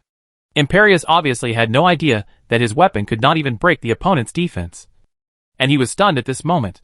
However, when he came to his senses, it was too late, because at the same time that Imperius thrust out with his spear, Duanmu Huai's warhammer also drew a beautiful arc and hit its chest. Boom! Compared with Duanmu Huai, who was not shaken at all, Imperius obviously did not have such good luck. It flew backwards like a baseball that was hit by a baseball player with all his strength and hit a walk-off single. After breaking several pillars in succession, it slid on the floor for a long distance before stopping. How can this be? At this moment, Imperius was also horrified. He lowered his head and looked at his chest. The armor there had been completely smashed to pieces, and even the energy inside had turned into light particles and leaked out. Who on earth is this guy? I once suspected that he was the one whose ancestor bloodline had awakened. But was it so outrageous? However, just as Imperius had this thought, a huge black shadow loomed over his head.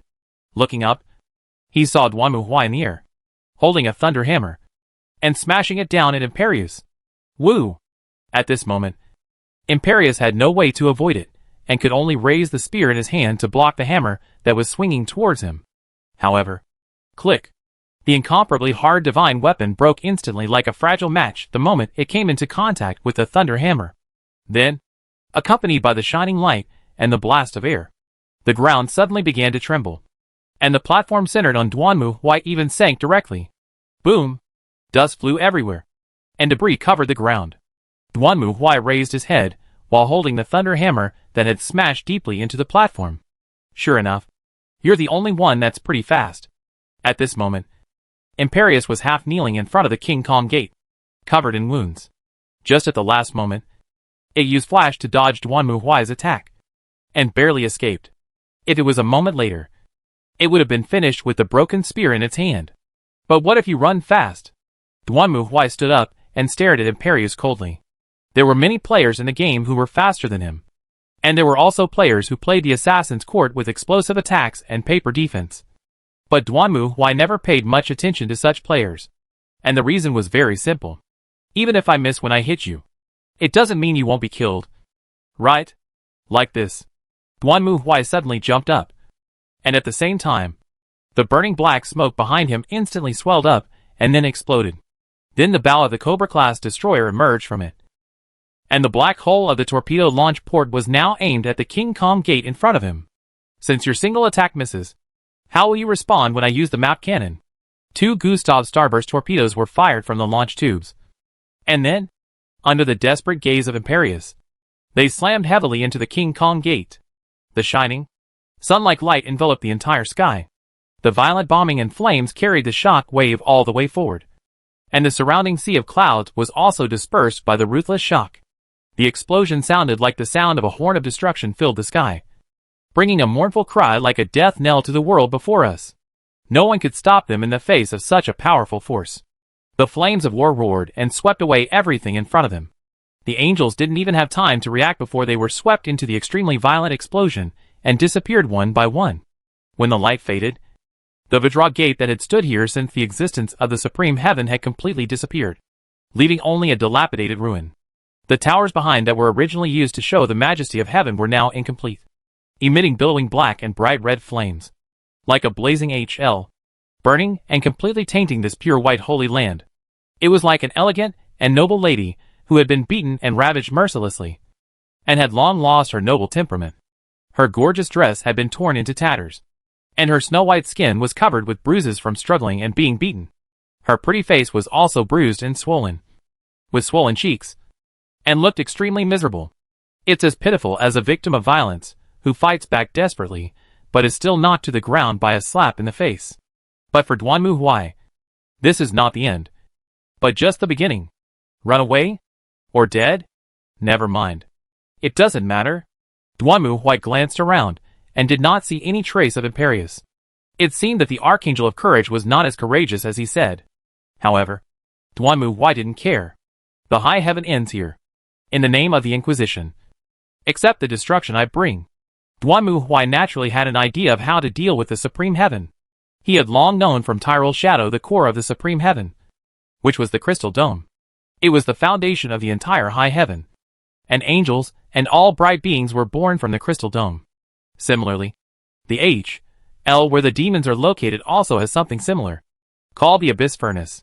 Therefore, as long as these two things are destroyed, angels and demons can be completely and thoroughly eliminated, and all existences that dare to threaten mankind can be wiped out. Duanmu Huai originally planned to attack H.L. first, but since you angels are so reckless and dare to come and cause trouble, it's okay to change the order. So now, he would go straight into the secret core of this young lady, and then kill her with one shot. At that time, the high heaven would be destroyed, and all the angels would be completely destroyed. Feel the destruction, you vile and filthy scum of the warp. Duanmu Huai raised his war hammer and strode across the completely destroyed King Kong Gate. Today, in the name of the Inquisition, the high heaven will be annihilated. Chapter 1106. The battle begins. High heaven. The highest heaven. This is a veritable city of heaven, with countless pure white towers above the clouds, just like a city built in the sky. Anyone who comes here will sigh for the grandeur and beauty of this city. But now, this city has completely lost its original luxury and magnificence, and is replaced by a mess.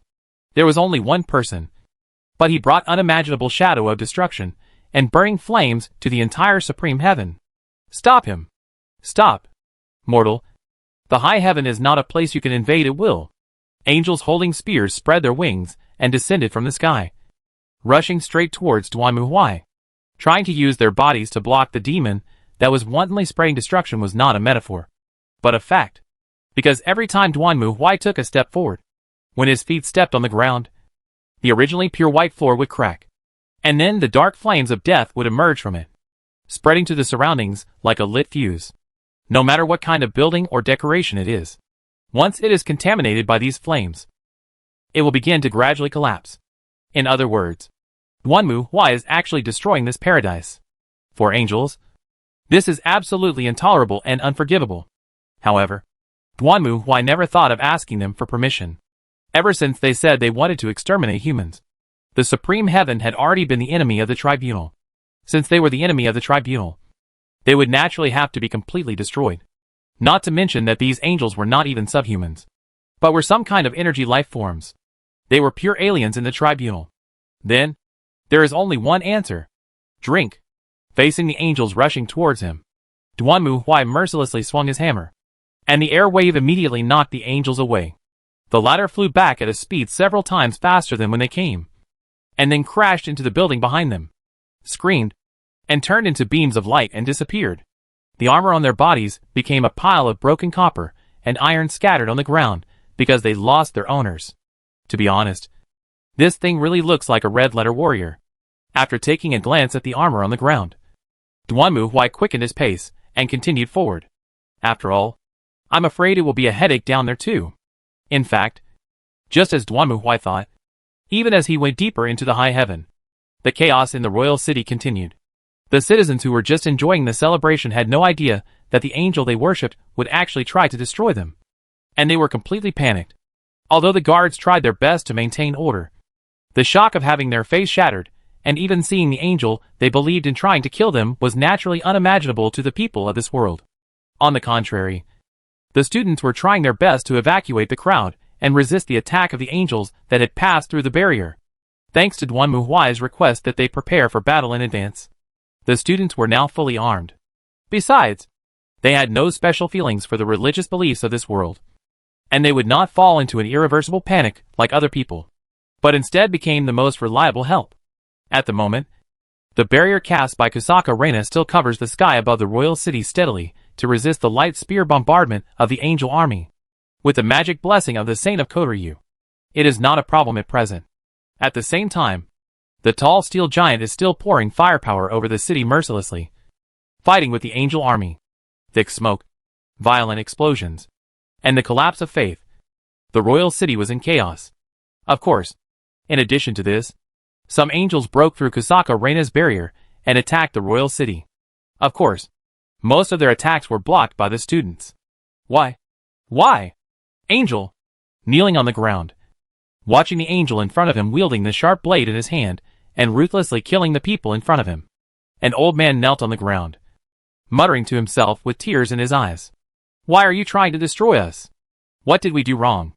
It was obvious that this old man was also a devout believer, but his voice was meaningless to the angel, who just turned his head to look at the old man, then raised the light blade in his hand and swung it down with force. Clang! At this moment, a skeleton warrior holding a big sword suddenly appeared and blocked the angel's attack. At the same time, Tsukamoto Shuichi also came to the old man and grabbed him. Grandpa, it's very dangerous here. Let's leave. Ah, but, the angel wants to kill us. How can we escape? No. Why don't you run away? If you don't run away, you will be killed.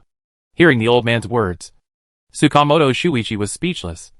And in front of him, his skeleton warriors were already wielding great swords and fighting with the angels in front of him. At this time, another angel seemed to have noticed the movement here and rushed towards the two. Seeing this scene, Shuichi Tsukamoto was also shocked, and hurriedly raised the necromancer's staff in his hand. Then he saw the corpse in front of him explode instantly, and then layers of white bones stood up, forming a wall of bones that blocked the angel's way. Well, it's normal that Shuichi Tsukamoto is unpopular, and he himself is helpless. Who says the necromancer's skills are all so disgusting and terrifying? Even the old man cried out in fright after seeing this scene. He then jumped up and disappeared into the alley at a speed that was totally unimaginable for an elderly person.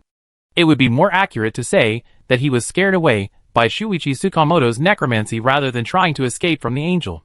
Why? Seeing this scene, Shuichi Tsukamoto wanted to cry. Boom! At this moment, the wall of bones was also broken by the angel, who raised the light blade aggressively and rushed towards Shuichi Tsukamoto again. However, at this moment, a slender figure suddenly leaped up from the roof like a cheetah, and then kicked out, directly kicking the angel on the head, knocking the latter away. Then Iki Haiwari landed steadily and turned to look at Tsukamoto Shuichi. Tsukamoto-san, are you okay? Hearing Iki Haiwari's question, Tsukamoto had nodded, and then he looked at his classmate in front of him again. The beautiful girl with long straight black hair has a pair of cute furry cat ears on her head, and a cat tail swinging under her skirt. She looks very cute no matter how you look at her. It is obvious that Iki Haiwari must have summoned the soul of a cat through the art of spiritualism to possess her. Hey, we both have the job of necromancy. Why is Iki Haiwari so cute while I am so unlucky? Thinking of this, Shuichi Tsukamoto almost cried. Tsukamoto-san? I'm fine. Shuichi Tsukamoto shook his head. Keep working hard and stop these angels. To be honest, facing so many angels, the students were not strong enough to continue. More importantly, the soldiers here did not seem to have any fighting spirit, facing the angels' attacks. Many of them even threw down their weapons and ran away. The students were dumbfounded and could not understand what was going on. After all, when they were fighting against the demon army in Bastion Fortress, even though the number of demons was endless and the demons looked extremely vicious, the soldiers still bravely moved forward, even at the cost of their own lives. However, now, when these soldiers faced the angels, they couldn't even lift their swords. What exactly is going on? But for the students, this is not the only thing they encounter. What on earth are you doing? Kumiko Huangqian held a long sword in her hand, staring at the people in front of her with dissatisfaction. Originally, Kumiko Huangqian was also trying to evacuate the civilians. When she heard the screams here, Kumiko Huangqian thought that the citizens here were attacked by angels.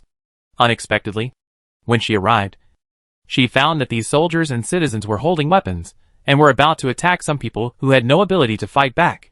Angels are attacking this city right now. What are you doing here instead of fighting?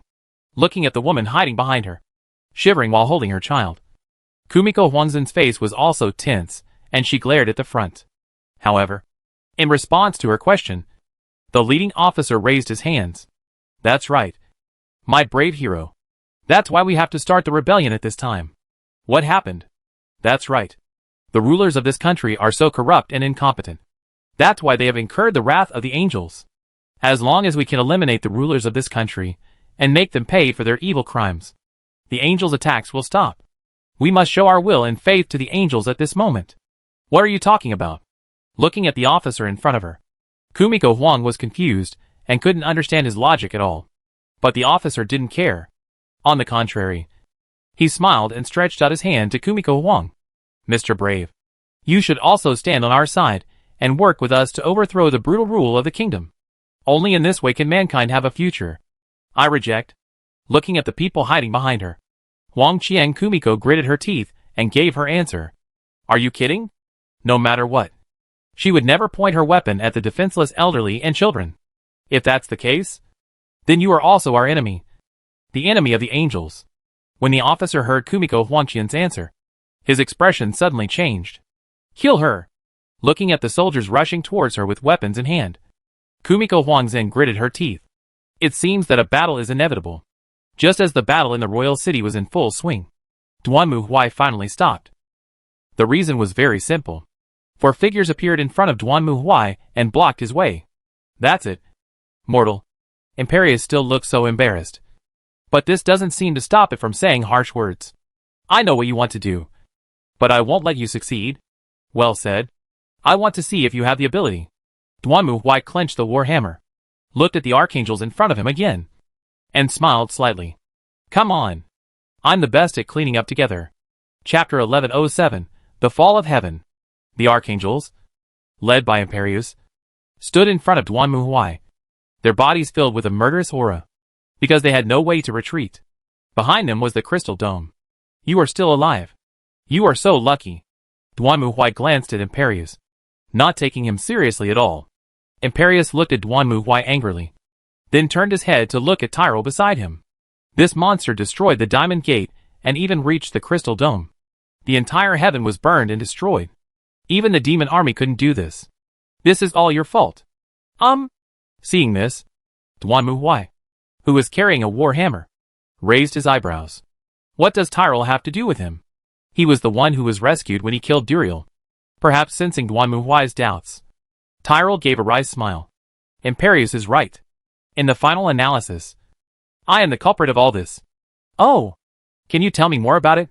A long time ago, my compatriots and I decided the fate of mankind.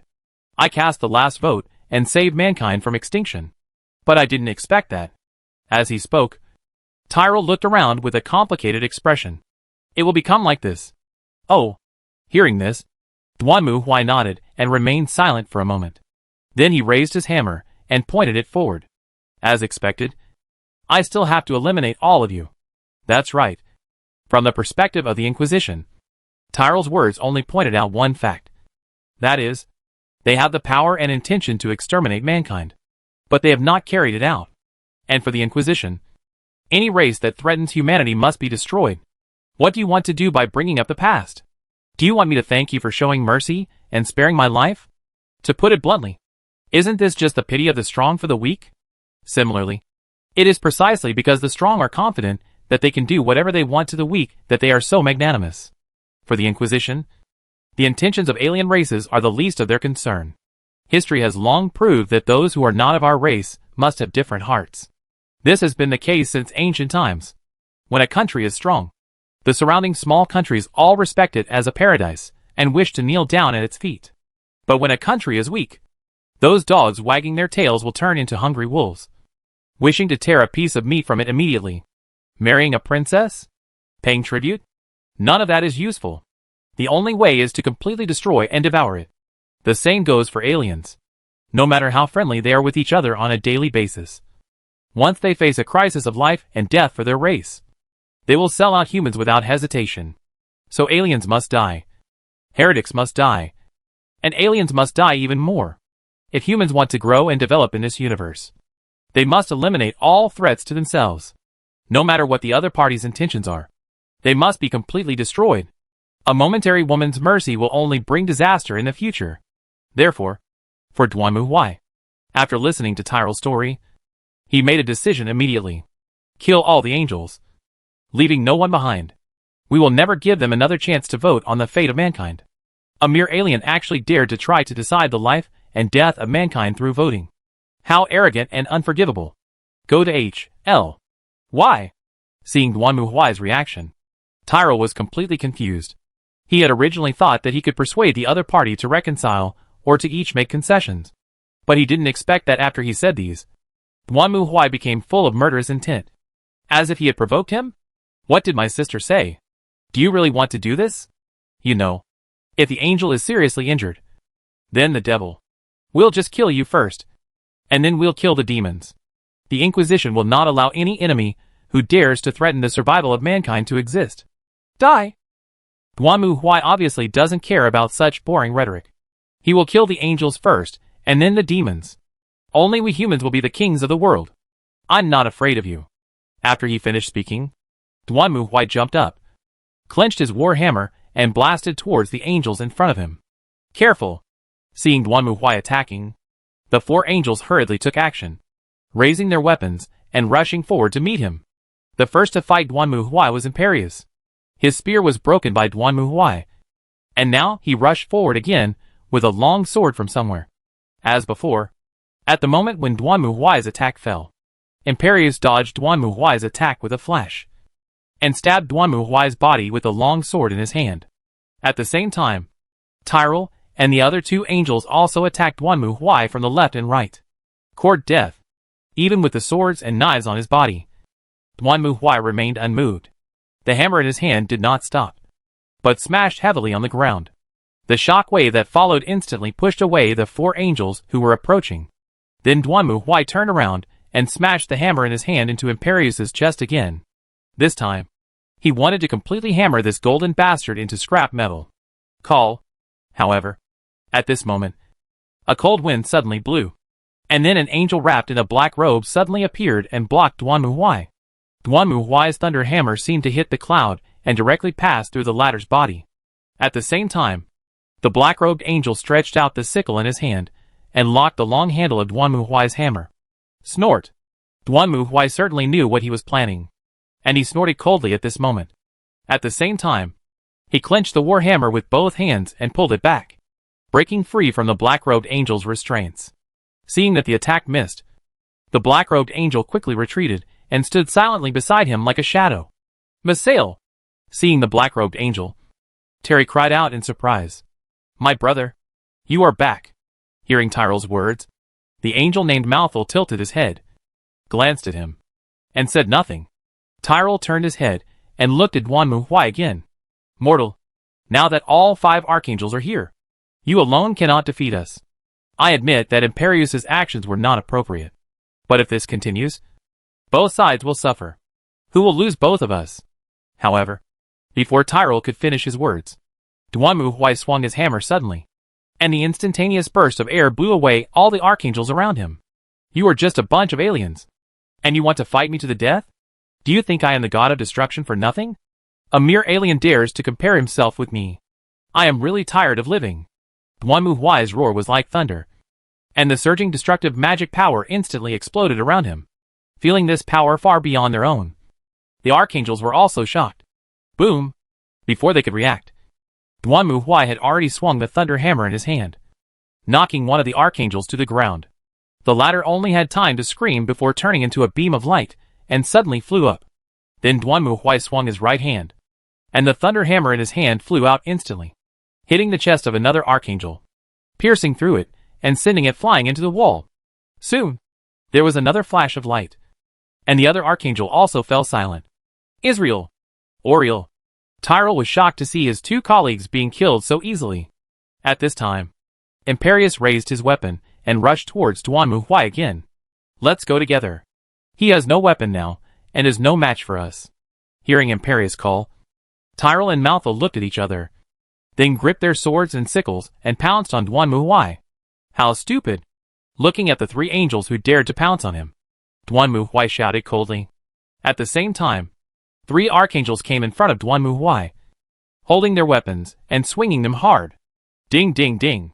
The long sword and sickle chopped on Duan Mu Huai's armor, making a crisp sound, and then bounced off. At this time, Duan Mu Huai had already stretched out his hands and grasped the necks of the two archangels Tyrell and Malthus. The destructive magic on his body turned into a dark flame, burning continuously.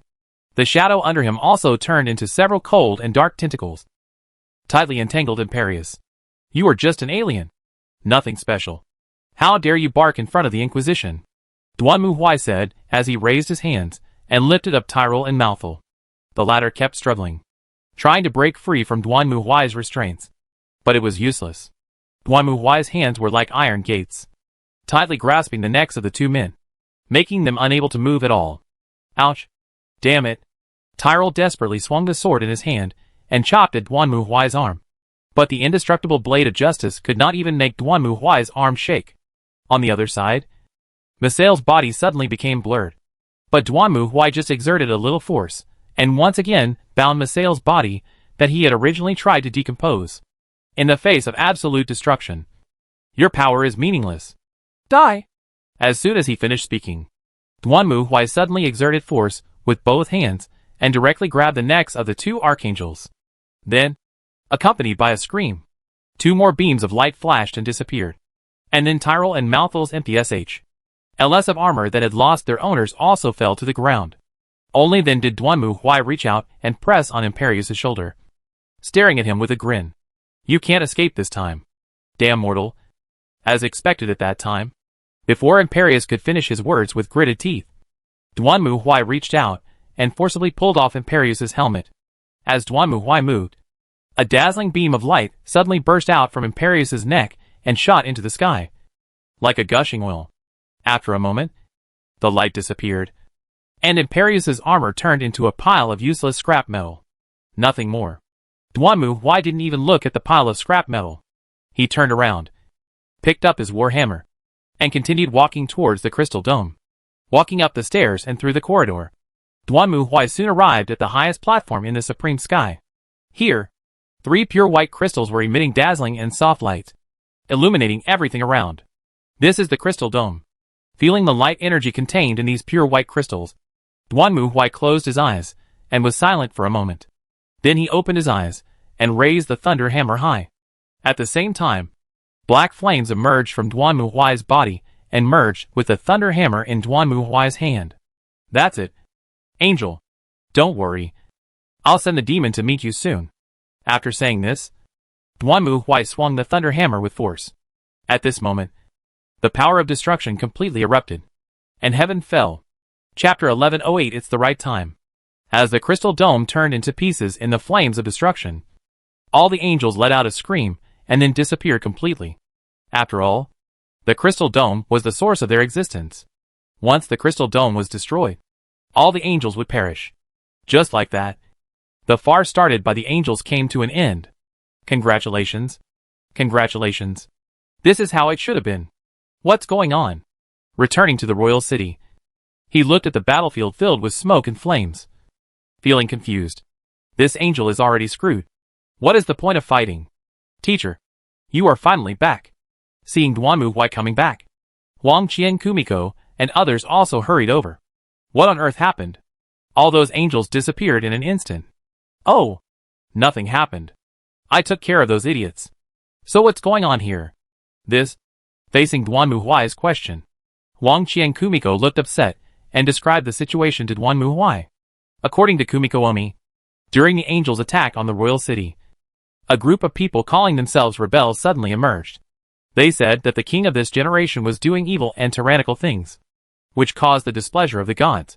So they sent angels to the human world to fight. Therefore, as long as they overthrow the royal family, kill the king and others, and sacrifice them to the gods, they can quell the anger of the gods. For modern people like Kumiko Umi, faith is limited to visiting a shrine on New Year's Eve and drawing lots. So they don't understand the other party's logic at all. However, what the students couldn't imagine was that many citizens and soldiers believed this rhetoric, rebelled directly, and tried to attack the palace. They regarded anyone who stopped them as an accomplice of the tyrant. And as heroes, the students were naturally recruited by this group of people. Of course they rejected it directly. In the students' view, you are crazy. What else do you want to do if you don't run away at this time? In the end, they just came and killed me. Now the students were at a loss. Although they had experienced the baptism of Bastion Fortress and had dealt with many demons and devils, these were all human soldiers. And there were even many civilians. Why were they rushing forward with weapons in hand and fearlessly? Therefore, the students were also tied up and did not dare to fight too violently. And because the battlefield was in the city, Mary could not let the Titan fire a shot at the bottom, which would directly wipe out the entire royal city. By the way, angels kill humans on sight regardless of whether you support the king or oppose the king.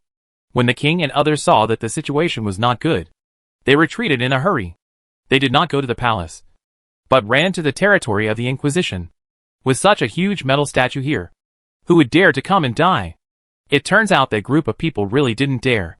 Soon, people loyal to the king and ordinary citizens evacuated the area, and the rebels took the opportunity to wreak havoc. Later, the angels that were attacking the city suddenly disappeared for no reason. Is it possible that the rebels would lay down their arms and surrender?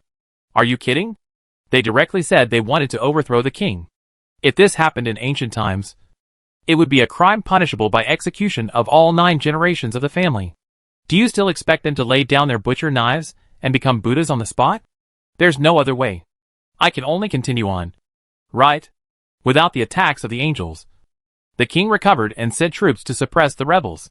This is why Duanmu Huai came back and saw the place in such a mess. By the way, Mary stopped the students from getting involved in the melee on the grounds that the Inquisition does not intervene in disputes between humans. The students were relieved by this. After all, they did not want to fight with unarmed civilians. Not to mention that some of them had cheered for them during the parade, but turned around and killed them as if they had killed their father. My lord, the brave one. At this moment, Duanmu Huai saw the king, Princess Liliana and others coming over and looking at him uneasily, while the old pope next to him lowered his head and said nothing. What is going on? Why would an angel? I don't understand. Did I do something wrong? Oh, that's a long story. Duanmu Huai did not want to hide it from them, and directly took the king and the students into the body of the Titan that had turned back into a church. Then he explained the situation in the conference room, including the impact of the existence of the World Stone on humans, that he had destroyed the World Stone, and that the angels were worried that humans would gradually regain strength enough to rival themselves and the demons. So they wanted to take the opportunity to completely eradicate them, etc. It must be said that after listening to Duanmu Huai's story, everyone present was stunned and speechless. It was okay for outsiders like Huang Qi and Kumiko, but for locals like the king and Princess Liliana, these things simply overturned their beliefs and faith. After all, they have always believed in holy light and regarded angels as the patron saints of mankind. I didn't expect that angels see humans this way. Well, now, angels. Oh, you don't have to worry about that. Duanmu Huai waved his hand. I have destroyed the crystal dome. All angels have perished. There will be no more angels in the future. What? Hearing this, the king was stunned, and the old pope jumped up. My dear hero, it is true that as you said, the angels are hostile to us. But after all, the angels and demons have been at war for so many years. If we lose the angels to attract the demons' attention, then we humans. What are you afraid of? Duanmu Huai glanced at the old pope with disdain. I have killed 5 archangels, And you are still afraid of 3 demons? Just wait for me. I will set out in the next few days to deal with the 3 demons first, and then smash that broken abyss furnace. By then, no matter if it is an angel or a demon, get out. From now on, you don't have to worry about these damn troubles anymore. It must be said that the old Pope was bewildered when he heard Duan Muhuai's answer. A world without angels and demons. To be honest, he had never thought about such a thing. Angels and demons were as natural to humans as the sun and the moon. A world without angels and demons. What would that be like? Without angels and demons. Then, what will become of us? Think about it yourself. What does this have to do with me? Duan Muhuai spread out his hands, as if it was a matter of course that the job of the Inquisition was to expel and eliminate the aliens. You should deal with your own problems yourself. Why are you asking me? As long as it does not involve the life and death of mankind. The Inquisition does not care. Pay attention or consider it. Although they were almost vomiting blood due to Duan Muhuai's answer, the king and the pope still had to nod their heads. After all, this was their job. If the truth was made public, it would inevitably cause unrest and even chaos among the people. It was only the rumors brought about by the angels' attack that made these people rise up and want to overthrow the royal family. If we tell them that demons and angels are all gone, and that the world will belong to us humans from now on, I don't know what will happen. Whether from the perspective of national rule or religious stability. We must consider this carefully. This situation, which would keep the 2 rulers awake at night, of course had nothing to do with Duan Muhuai. What does it have to do with him? He is just doing his job as an inquisitor. So you see, this is why the inquisitor is so annoying. After that, the pope and the king left in a hurry to think about how to deal with the next situation. For most students, they just listen to a story. And in Japanese light novels, games and animations, angels and gods are actually the final bosses. It is not uncommon. So they are the easiest to accept these stories. Well, most. Not all. Hey! Kitty? What's wrong with you? Looking at the Tachin kitten sitting there with a pale face, Wan Lia asked curiously, and poked the Tachin kitten's face with his finger. Maria. Teacher. The eternal war between angels and demons in this world has affected humans. So you want to destroy them all? Hearing what the kitten said, Maria nodded first, and then reacted. Isn't this different from your own world? In their world, angels and demons have always been at war. But they chose to cease fire a few decades ago because both sides were exhausted. If there is no truce, I will report this to Lady Rias after I return. Me too. On the other side, Shido Irina also wiped her sweat silently. After I return, I will explain the situation to Lord Michael. You have to know that in this world, the influence of demons and angels on humans is much greater than in their world. As a result, Duan Muhuai killed all the angels without saying a word. And then he had to destroy all the demons because the war between them affected humans. Although both angels and demons had previously speculated that the Inquisition would take action for this reason. In this world, they actually took action, without any hesitation. Kill if I say so. I won't leave any of you alive. There shouldn't be such things as crystal domes or abyssal furnaces in our world. I don't think so. I'll go back and ask Sir Michael. I'm afraid. At this moment, the representatives of angels and demons were trembling under Duan Muhuai's tyranny, and dared not speak. The news that the high heaven had been destroyed, fortunately or unfortunately, did not immediately reach the ears of their opponents and enemies. In fact, at this moment, in the deepest part of the Zakaram temple, 3 figures were gathering there. Needless to say, they are the 3 great demons that rule H.L.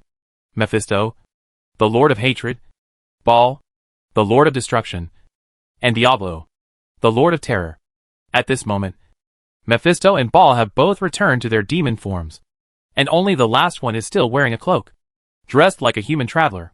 And behind a pillar not far from the 3, a wanderer was hiding carefully in the shadows, watching the 3 people in front of him. Brothers, we are finally reunited. Mephisto raised his hands and spoke. It was a little ironic that Duan Muhuai and the others had been in this world for so long.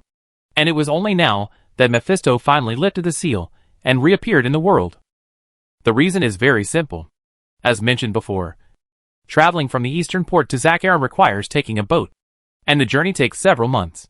So when Duan Muhuai was fighting the 4 demon kings, The Dark Wanderer, who was responsible for lifting the seal of the Soul Stone, was still floating on the sea in his boat. Alas, there is nothing we can do. After all, this is a backward civilized world in the Middle Ages. Almost by the time Duanmu Huai overthrew the high-level heaven, the Dark Wanderer possessed by the demon came to the temple in Zakharam, lifted the seal of Mephisto, and awakened the demon. As Mephisto spoke, the originally empty portal next to him was instantly shrouded in ink-like darkness, and gradually a burning light similar to the flames of H.L. emerged. The gates of H.I. have been opened, and the final victory is within reach. Having said that, Mephisto looked at the ceremony in front of him excitedly, then let the gates of H.L. open. As Mephisto spoke, the other two demons raised their hands and injected their magic power into the ceremony before them. The evil that was once defeated will rise again. He will wear the skin of a mortal to confuse all living beings. The fear that devoured them will remain in the world forever. The sky will rain fire, and the sea will be dyed red with blood. Millions of lives will be annihilated in the face of the flames of H.L. Come! Open the gates of H.L. As the three demons raised their hands, the gate of H.L. opened the next moment. At the same time, the body of the Wanderer in the cloak began to twist and deform, and then turned into a huge and terrifying demon with a bright red body. Restore your true form, my brother! Seeing this scene, Mephisto also shouted loudly, we are going to end this eternal war and let... Boom! However, before Mephisto could finish his words, the ceiling above his head suddenly collapsed, and a huge black figure fell from it, hitting Mephisto directly. The poor King of Hate had not even reacted to what happened before he turned into a pile of meat paste. I'm sorry I'm late. Duanmu Huai didn't even look at the dead souls under his feet. He just carried the war hammer, turned his head, and looked around. When he saw the open gate of H.L., his eyes suddenly lit up. Oh! It looks like I came at the right time. Chapter 1109 The Temptation of Going Home. It didn't take Duanmu Huai much time to kill the three demons. The basic process was the same as for the 5 archangels. Oh! Yes, there are 2 of them. One was crushed to death as he was getting down to the ground. It's really cool to airdrop into orbit. I don't know if it's because they just lifted the seal, but these demons didn't have much power, and they were basically smashed into a pulp by Duanmu Huai in a few moves. Then Duanmu Huai opened a portal through them and came to H.L. What's most coincidental is that the portal was actually open next to the abyss furnace. Sure enough, my own rabbit will still bring me good luck. So Duanmu Huai unceremoniously swung his hammer and smashed the abyss furnace, turning it into a pile of broken pieces. The demons also disappeared, turning into a pool of blood without a trace. Now all the angels and demons are dead, and Duanmu Huai's mission is completed. After eliminating the subspace fluctuations of heaven and hell, the 2 planets that interfered with the shelter, Duanmu Huai finally connected with the outside world. Mr. Judge, where on earth have you been? Lumiel on the other side of the screen changed her usual quiet and gentle image and almost screamed. To be honest, your sudden disappearance really scared us.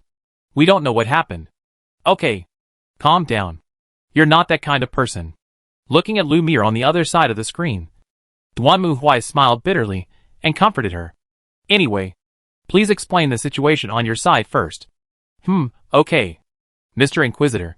Hearing Duanmu Huai's words, Lumiere first closed her eyes and took a deep breath. Then she returned to her usual quiet and elegant appearance, and then described in detail to Duanmu Huai the situation in that world after they disappeared. The first person to notice that everyone was gone was Rias, because she and Asia had not shown up at the gathering time for the Mystic Research Club. So Rias led the others to look for them out of curiosity. Then they found that the classroom was empty, and no one answered the phone calls to Duanmu Huai, Tachin Kaneko, or Naruzmio. At that time, Rias's first reaction was that Duanmu Huai and others might have encountered some accident. So she hurriedly called Lumiel in the space station to confirm the situation. Lumiel also acted quickly after that, using various methods to collect intelligence and images. At the same time, other students, who had not returned home for a long time, also called the school to ask what was going on. At this time, Rias had already realized that something was wrong. So in order to avoid causing a commotion, she immediately sent her demons to hypnotize the school and the parents of the class, giving them a hint that their children had gone to participate in off-campus teaching, which barely calmed the commotion. Fortunately, the next day is the holiday, So there is no need to brainwash the students on a large scale, because the situation was urgent. The leaders of the three major forces, including the devil Lucifer and the angel Michael, also gathered together. But they couldn't figure out what was going on. After all, from the scene, there was no sign of fighting in the classroom, and everything was normal. Only the people in this classroom disappeared. Some people also suspected that it was some disobedient god who did it. But, to be honest, no one believed it. After all, they all knew Duanmu Huai's temper and strength. If he was attacked, he would definitely not have no reaction. Smashing a hole in the school was considered a basic operation. If even he was tricked without knowing it, then what kind of strength does the opponent have? All in all, the three parties strengthened their vigilance and sent people to search everywhere. But of course they found nothing. Fortunately, the god of disobedience did not come out to cause trouble during this period, which made people feel relieved. And Lumiel has been helping with the investigation until today. She finally received the message from Duanmu Huai. No wonder Lumiere changed her usual elegance and almost jumped up. It's a long story, but to put it simply, we were summoned to another world. Summoned? Another world? Then, Mr. Inquisitor, are you in another world now? It's called a different world, but strictly speaking it's more like an alien planet. This planet was previously in the midst of a warp disaster, and then the humans here used some method to open up a warp channel, which resulted in us being teleported to this world. Because of the influence of the warp fluctuations, I have been unable to get in touch with you. And now, all the subspace scum over there have been killed, and the interference has been eliminated. So I can contact you. Call. After hearing Duanmu Huai's answer, Lumiel also breathed a sigh of relief. Is everyone okay? They are all alive and well. There is no big problem. Then, Mr. Inquisitor, how are you getting back? Do you want me to drive the Ramus to pick you up? Your small plane can seat several people. I have summoned Maria and built a Cobra. I will take them back as soon as I finish dealing with things here. Okay. I'll inform everyone else about this right away. Hearing Duanmu Huai's words, Leomir nodded vigorously. After all forces had been busy during this period, and no one knew what had happened. Now that Duanmu Huai was coming back, and everything had been clarified, she was relieved. After explaining a few more things, Duanmu Huai also cut off the communication, and Lumiel immediately cheered up and began to contact other people. After all, this matter involved too wide a range of things, and there were many things that needed to be done. But no matter what, it's good that Duanmu Huai is back. Call. After the communication was cut off, Duanmu Huai breathed a sigh of relief and looked at the system in front of him. Frankly speaking, although he was very unhappy about being summoned this time, the mission was still completed at a high level. Each of the three great demon gods, 4 demon kings, and 5 archangels was given a summoning quota. There were 12 in total, plus the 3 summoning quotas opened by Duanmu Huai before. A total of 15 chess pieces were now fully open. Next, Duanmu Huai only needs to summon all the people who meet the requirements and transform them into God's favored ones, and the mission will be basically completed. From this point of view, Duanmu Huai was actually quite grateful for this inexplicable summoning from another world. If he hadn't killed the angels and demons, it would take an unknown amount of time to unlock enough summoning spots. Okay, time to go home. Thinking of this, Duanmu Huai stretched himself, then stood up and walked out of the room and came to the meeting room. Here, the students were already sitting and waiting obediently. After all, Duanmu Huai had already informed Huang Qi and Kumiko to gather the students because he had something important to say. The students also gathered obediently. Well, it looks like everyone is here, so I'll cut to the chase and get straight to the point. Looking at the students in front of him, Duanmu Huai nodded and continued speaking. I have just contacted the Inquisition. In short, we can go home. Why? Perhaps the answer given by Duanmu Huai was too simple, so that no one could react for a while. Even Huang Qi and Kumiko and Kusaka Reina stared at Duanmu Huai with wide eyes. Teacher? What did you just say? I mean we can go home, pack up, and get ready to leave. Real? Marvelous. We can go home now. At this moment, the students jumped up with joy, and many of them hugged each other. For example, Kumiko Umi and Reina Kusaka hugged each other tightly and cried. It has been a while since they were summoned to this world. Although they appear calm on the surface, they are actually a little uneasy in their hearts, worrying that they will never be able to return to their own world. After all, That world has their family and friends. And it is far more comfortable and convenient than this world. Now that they hear that they will be able to go home soon. Everyone is very excited. How are we going to get back? Sensei? Does it mean that we need to summon him again? Haha. You'll know when the time comes. By the way, in your original world, your family has been instilled with hints that you are going to off-campus teaching. Okay. This is indeed similar to off-campus teaching. So you all should be smart and go home. Don't mess things up. Understand? Yes. Then go pack your things. Yes. Teacher. Seeing Duanmu Huai waving his hand, the students also dispersed excitedly and went back to pack their things. After all, they had been in this world for a while. And now they were going home. They could also think about going out for a field trip and thinking about whether they should bring some local specialties back to their families. Watching the students leave, Princess Liliana, who had been sitting quietly beside them, stood up with a complicated expression and came to Duanmu Huai. Congratulations, brave man. Even if you leave, we will never forget your kindness. It's as if I'll never come back. Duanmu Huai rolled his eyes. I just found the way back. It doesn't mean I will never come back again. Why? Hearing this, Liliana was stunned. Is that so? Of course. Didn't I say this before? The Inquisition is an organization that protects the survival of mankind. Although the angels and demons that threaten you on your planet are now dead, who can guarantee that there will be no other troublemakers in the future? Therefore, the Inquisition will also set up a base here to observe the situation. Of course, you humans should solve your own problems. Don't come to us. Is that so? That's great. Hearing Duanmu Huai's answer, Liliana smiled. In fact, what Duanmu Huai said was also the problem they were worried about. Even if the angels and demons disappeared, who knew if there would be more powerful beings in the future? If such a being appears, and there are no angels protecting humanity, how can humans fight against those threats? Now that I heard that the Inquisition would be stationed here permanently, I naturally had no worries. Of course, for Duanmu Huai, this world was also a rare good place to level up. Didn't Naruzmio have no place to fight and gain experience before? Now there is one. Right? I will tell my father the good news right away. Sorry for being rude. After saying this, Liliana also bowed to Duanmu Huai, then turned around and left in a hurry. Looking at Liliana's receding back, Duanmu Huai shrugged his shoulders. Everything went well. And now it was almost time to go home. It's just, considering the summoning list, Duanmu Huai has a bit of a headache. Chapter 1110 Return. Compared to when he was summoned, the return journey was somewhat long. It was not like he could travel back to his original place in the blink of an eye. On the contrary, Duanmu Huai locked the coordinates, drove the Cobra-class vehicle directly into the webway, and then crossed all the way.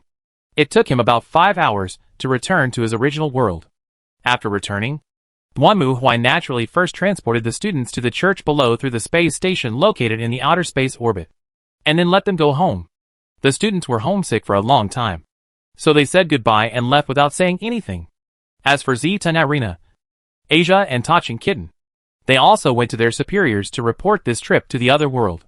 It was only then that Duanmu Huai finally had time to rest. But I didn't tire myself to death. After returning to the space station, Duanmu Huai sat down on the sofa, too lazy to move. Hey, you're back.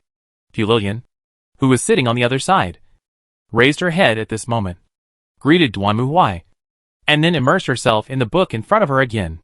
Well, I'm back. This time it's all thanks to your help. Duanmu Huai also waved to Fu Lilian and thanked them. The reason why they didn't treat everyone as dead was because Fu Lilian came to the classroom specifically afterwards, and said that some kind of magic similar to space teleportation had been activated here. So everyone didn't rush to hold a funeral for Duanmu Huai and others. I have to say that although this elf magician is just slacking off, his abilities are indeed impressive. By the way, what are you looking at? Duanmu Huai looked at the big book in Fu Lilian's hand curiously and asked. Fu Lilian raised the book and showed it to Duanmu Huai. Quantum mechanics? Yeah. It's pretty fun, isn't it? When I saw these words, I felt my brain itching. Duanmu Huai shook his head. He hated things that required brain power. It was better to leave this kind of thing that made him confused about up, down, left, and right to the top students. Duanmu Huai himself was not a good student. So he was not interested in this kind of thing that required brainpower. Of course, if he uses his fists, he can easily punch 100 books on quantum mechanics with one punch. But unfortunately, there are some things that Duanmu Huai has to solve with his brain. For example, the next plan. All 15 places have been unlocked. But Duanmu Huai feels that he can't get 15 followers. The reason is simple. One of the places has been given to Fu Lilian, and she is obviously not interested in becoming a follower. Duanmu Huai and her friendship is not deep enough to let her join the tribunal. Although Fu Lilian's strength and IQ are sufficient, and with her attitude towards the demons, she is indeed a suitable member of the tribunal. Forget it. If I'm not interested, then a forced melon won't be sweet. Right? As for the candidate, we will decide later. Next are the students who traveled through time this time. Although they returned safely, there is still a problem that has not been solved. That is their vocation. To be honest, Duanmu Huai couldn't figure out why a student who was just an ordinary person in the original world had such a unique power after traveling to that world. Could it be that that world had some unique adaptability that allowed ordinary people from other worlds to have the ability of a natural duty in that world? If that's the case, then if Duanmu Huai meets any ordinary people in the future, maybe he can take them to that planet to see if he can activate any special abilities? If that planet really has this characteristic, Duanmu Huai would treat it as a great treasure. Ahem. We've strayed off topic. Let's get back to it. All in all, these students are no longer ordinary students. After all, it is impossible for there to be high school students who can easily resurrect a dying person or release lightning and fireballs from their hands. It seems that there really is such a thing. It is conceivable that these students with the ability of vocation will inevitably become talents that angels or demons fight for. But Duanmu Huai will not give his students away for free. So on the way back, he has called these students to a meeting, saying that if they are willing, they can join the tribunal and use their own power to protect the world. After all, this world also needs human power to suppress the angels, fallen angels and demons. Although Duanmu Huai is sure that he can kill all the idiots in these camps in a short time. What about after that? We can't always rely on ourselves. So it is important to cultivate talents. These students had all experienced the war in that world, and they knew very well what kind of disaster would come from being involved with angels and demons. Naturally, they did not want such a thing to happen again in their own world. So they all agreed decisively. As for the planet itself, Duanmu Huai planned to observe it for a while. After all, he didn't know how powerful the power of the human bloodline in that world would be after the seal was lifted. If it was indeed interesting, Duanmu Huai planned to use that planet as a recruiting planet for the Inquisition. For the Inquisition, the more backward the civilization of the planet, the more worthy the soldiers are to be recruited. After all, the values of the people in these places are relatively simple. At least they will not see jellyfish or insect-like alien creatures, and regard them as civilized races. At most, they are just monsters or talking monsters. Well, this level is just right for the Inquisition. Unlike those modern civilized people who are so slow and slow. It would be even more troublesome if I met a saint. Although we look different, we are all intelligent beings who can communicate.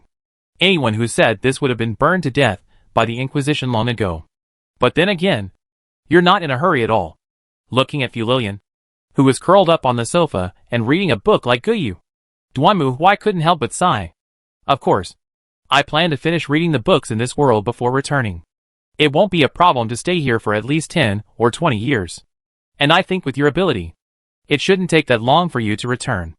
After all, the two sides have fought together before, and Fu Lilian is well aware of Duanmu Huai's abilities. But you'll have to stay here for at least 10 or 20 years. Duanmu Huai rolled his eyes and stood up. And at this moment the black cat and the little white rabbit that Ling Nu transformed into also climbed onto him. I'm going to rest now. You can do whatever you want. Fu Lilian didn't say anything, but just raised her hand and waved at Duanmu Huai. This elf was not afraid of staying up late at all. Or rather, she was just a night owl. The price is that you can't wake up during the day. It was already late at night, and most of the people who had returned from the other world had dragged their exhausted bodies into a deep sleep. But for some others, sleep is simply impossible. This is the specific report. In a meeting room, 3 serious-looking men sat at the table. They were none other than the demon king Serzex, the fallen angel governor Azazel, and the archangel Michael. After their subordinates came back, they immediately summoned them and listened to their stories about this trip to another world. Although there were many things to discuss, the most important question for them now was only one. The Inquisition is really daring. The fallen angel governor chuckled. But his laughter was dry, and it didn't sound like he was laughing at all. Oh! It's a good thing we've signed a ceasefire agreement. Otherwise it would be terrible. I don't want to end up like my colleagues in another world. That's right. What shocked these three people the most was the eternal war between angels and demons mentioned in the report. Because it was so similar to their world, they were almost immediately immersed in it. The result was beyond their expectations. Duanmu Huai ruthlessly destroyed the high-level heaven and the abyss HL, completely wiping out the angels and demons. In fact, Duanmu Huai has always made it clear that anyone who dares to threaten human existence, even if he is a god, will only die. At that time, they just thought it was a metaphor. But they didn't expect that the other party was just stating the facts. Tachin Kitten and Zitang Irina had also experienced how powerful the demons and angels were. According to them, the strength of the high-level demons in that world was comparable to the archangels and high-level demon nobles in their own world.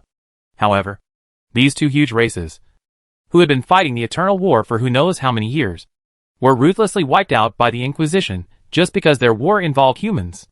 Just thinking about this made their hair stand on end. In fact, at the beginning, after learning that the faith in that world had disappeared, the leaders of the angel and demon camps immediately thought about it. If they could convince Duanmu Huai to go to that world to preach and convert the people in that world into angels or demons to replenish them. But they thought better of it. Not to mention that they have no means to travel to that world. It is obvious that the Inquisition will not allow it. For the sake of peace in our world, I suggest that the three of us should organize a joint department to maintain the connection between us and the human world. That's right. This is why the three bosses held a meeting overnight. Although the three parties have indeed ceased fire now, there are still frictions and conflicts in private. Although they had thought about controlling this conflict before to avoid affecting humans too much and causing trouble. After learning about the unfortunate fate of the angels and demons in that world, the three bosses felt that this could not be delayed any longer. After all, the situation in that world is too similar to his own world. If Duanmu Huai comes back now, and thinks that he and others in this world are also a threat, then the Court of Inquisition might come to kill him early tomorrow morning. Everyone knows their own business. Although they don't have things like the Crystal Dome or the Abyss Furnace, there are similar things in the demon world and the heaven world. What if I get hit by Duanmu Huai? It's scary just to think about it. So there is only one thing they can do now. That is, make their attitude clear to the tribunal, to avoid a catastrophe. Chapter 11:11 Dependence Decision. After all the summoning slots were unlocked, Duanmu Huai and Mary discussed the matter for several days before they finally made a decision and determined the direction of their choice. First of all, because of the importance, they need to act together with Duanmu Huai.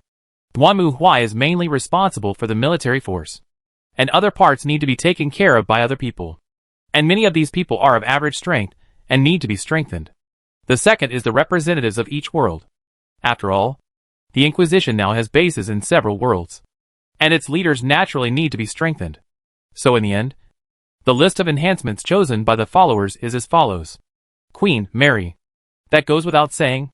Castle, Lumiere and Icode are both paper defense types. The kind that will die if touched. But these two are very important. One is an information intelligence warfare expert, and the other is a big shot in the military field. Duanmu Huai must upgrade them first. At least so that they don't die if touched. At least I can save you if you are low on health. Knight, Ling Nu, Jin Ji Ling are both speedsters, and they are even more amazing after upgrading. Ling Nu's elusiveness has reached a higher level, and Jin Ji Ling can directly teleport. Bishop, Lonnie, Naru's Mio in the end. Duanmu Huai chose Lonnie and Naru's Mio as the bishop's magic-enhanced followers. As one of the most powerful magicians in the tribunal, it is necessary to strengthen Lonnie.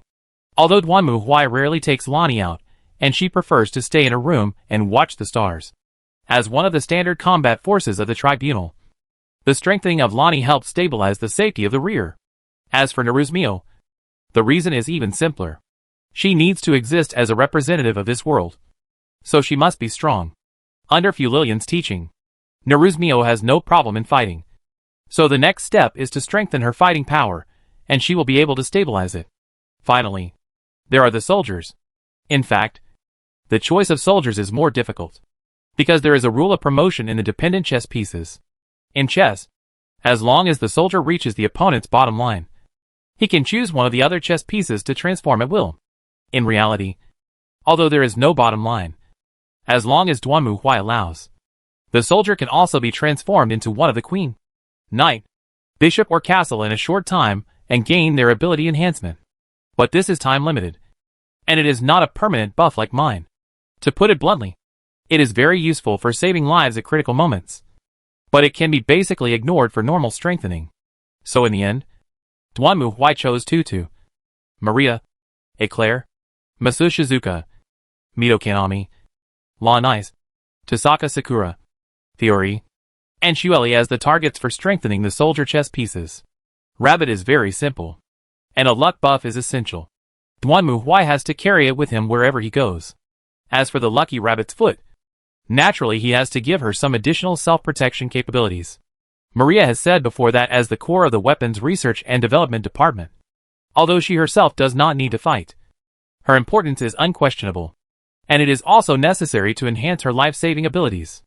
Masu Shizuka and Mito Kanami are naturally the representatives of the Inquisition of the Dual City world, while Lannis, Tasaka Sakura, Theory and Duanmu Huai are needed to take charge of the Type Moon world. After all, there are still many troubles in that world, and it will be difficult to deal with them without strong strength. The reason for choosing Shueli is the same as Maria. Shueli is a biochemical boss, and her personal combat power is 0, which is lower than Maria. The latter can at least carry a rocket launcher and bomb everywhere, but the former is really powerless. If you don't give her some enhancement, I'm afraid she won't be able to escape if something goes wrong.